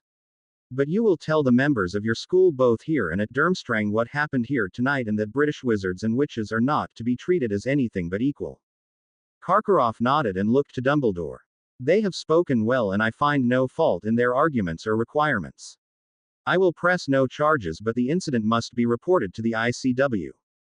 May I help you write the report tomorrow then? Karkaroff asked and relaxed when Dumbledore nodded his agreement. Karkaroff blew out a long breath and turned to Madame Bones. May I have a couple of minutes to consult the Tanchovskys and inform them of what has been said in their absence? Of course. Or Tonks, please escort the commandant to their cells and then return him to the atrium to flow back to Hogwarts when he has finished his business with them. Tonks nodded yes and started walking toward the door with Karkaroff behind her. They were almost to the door when yet another voice called out to the headmaster of Durmstrang. When Karkaroff turned around again, Harry called out to him. Perhaps that expulsion you were talking about would be more detrimental than good. Perhaps a suspension to help get their family affairs and business in order would be better for Sepek and Karlik.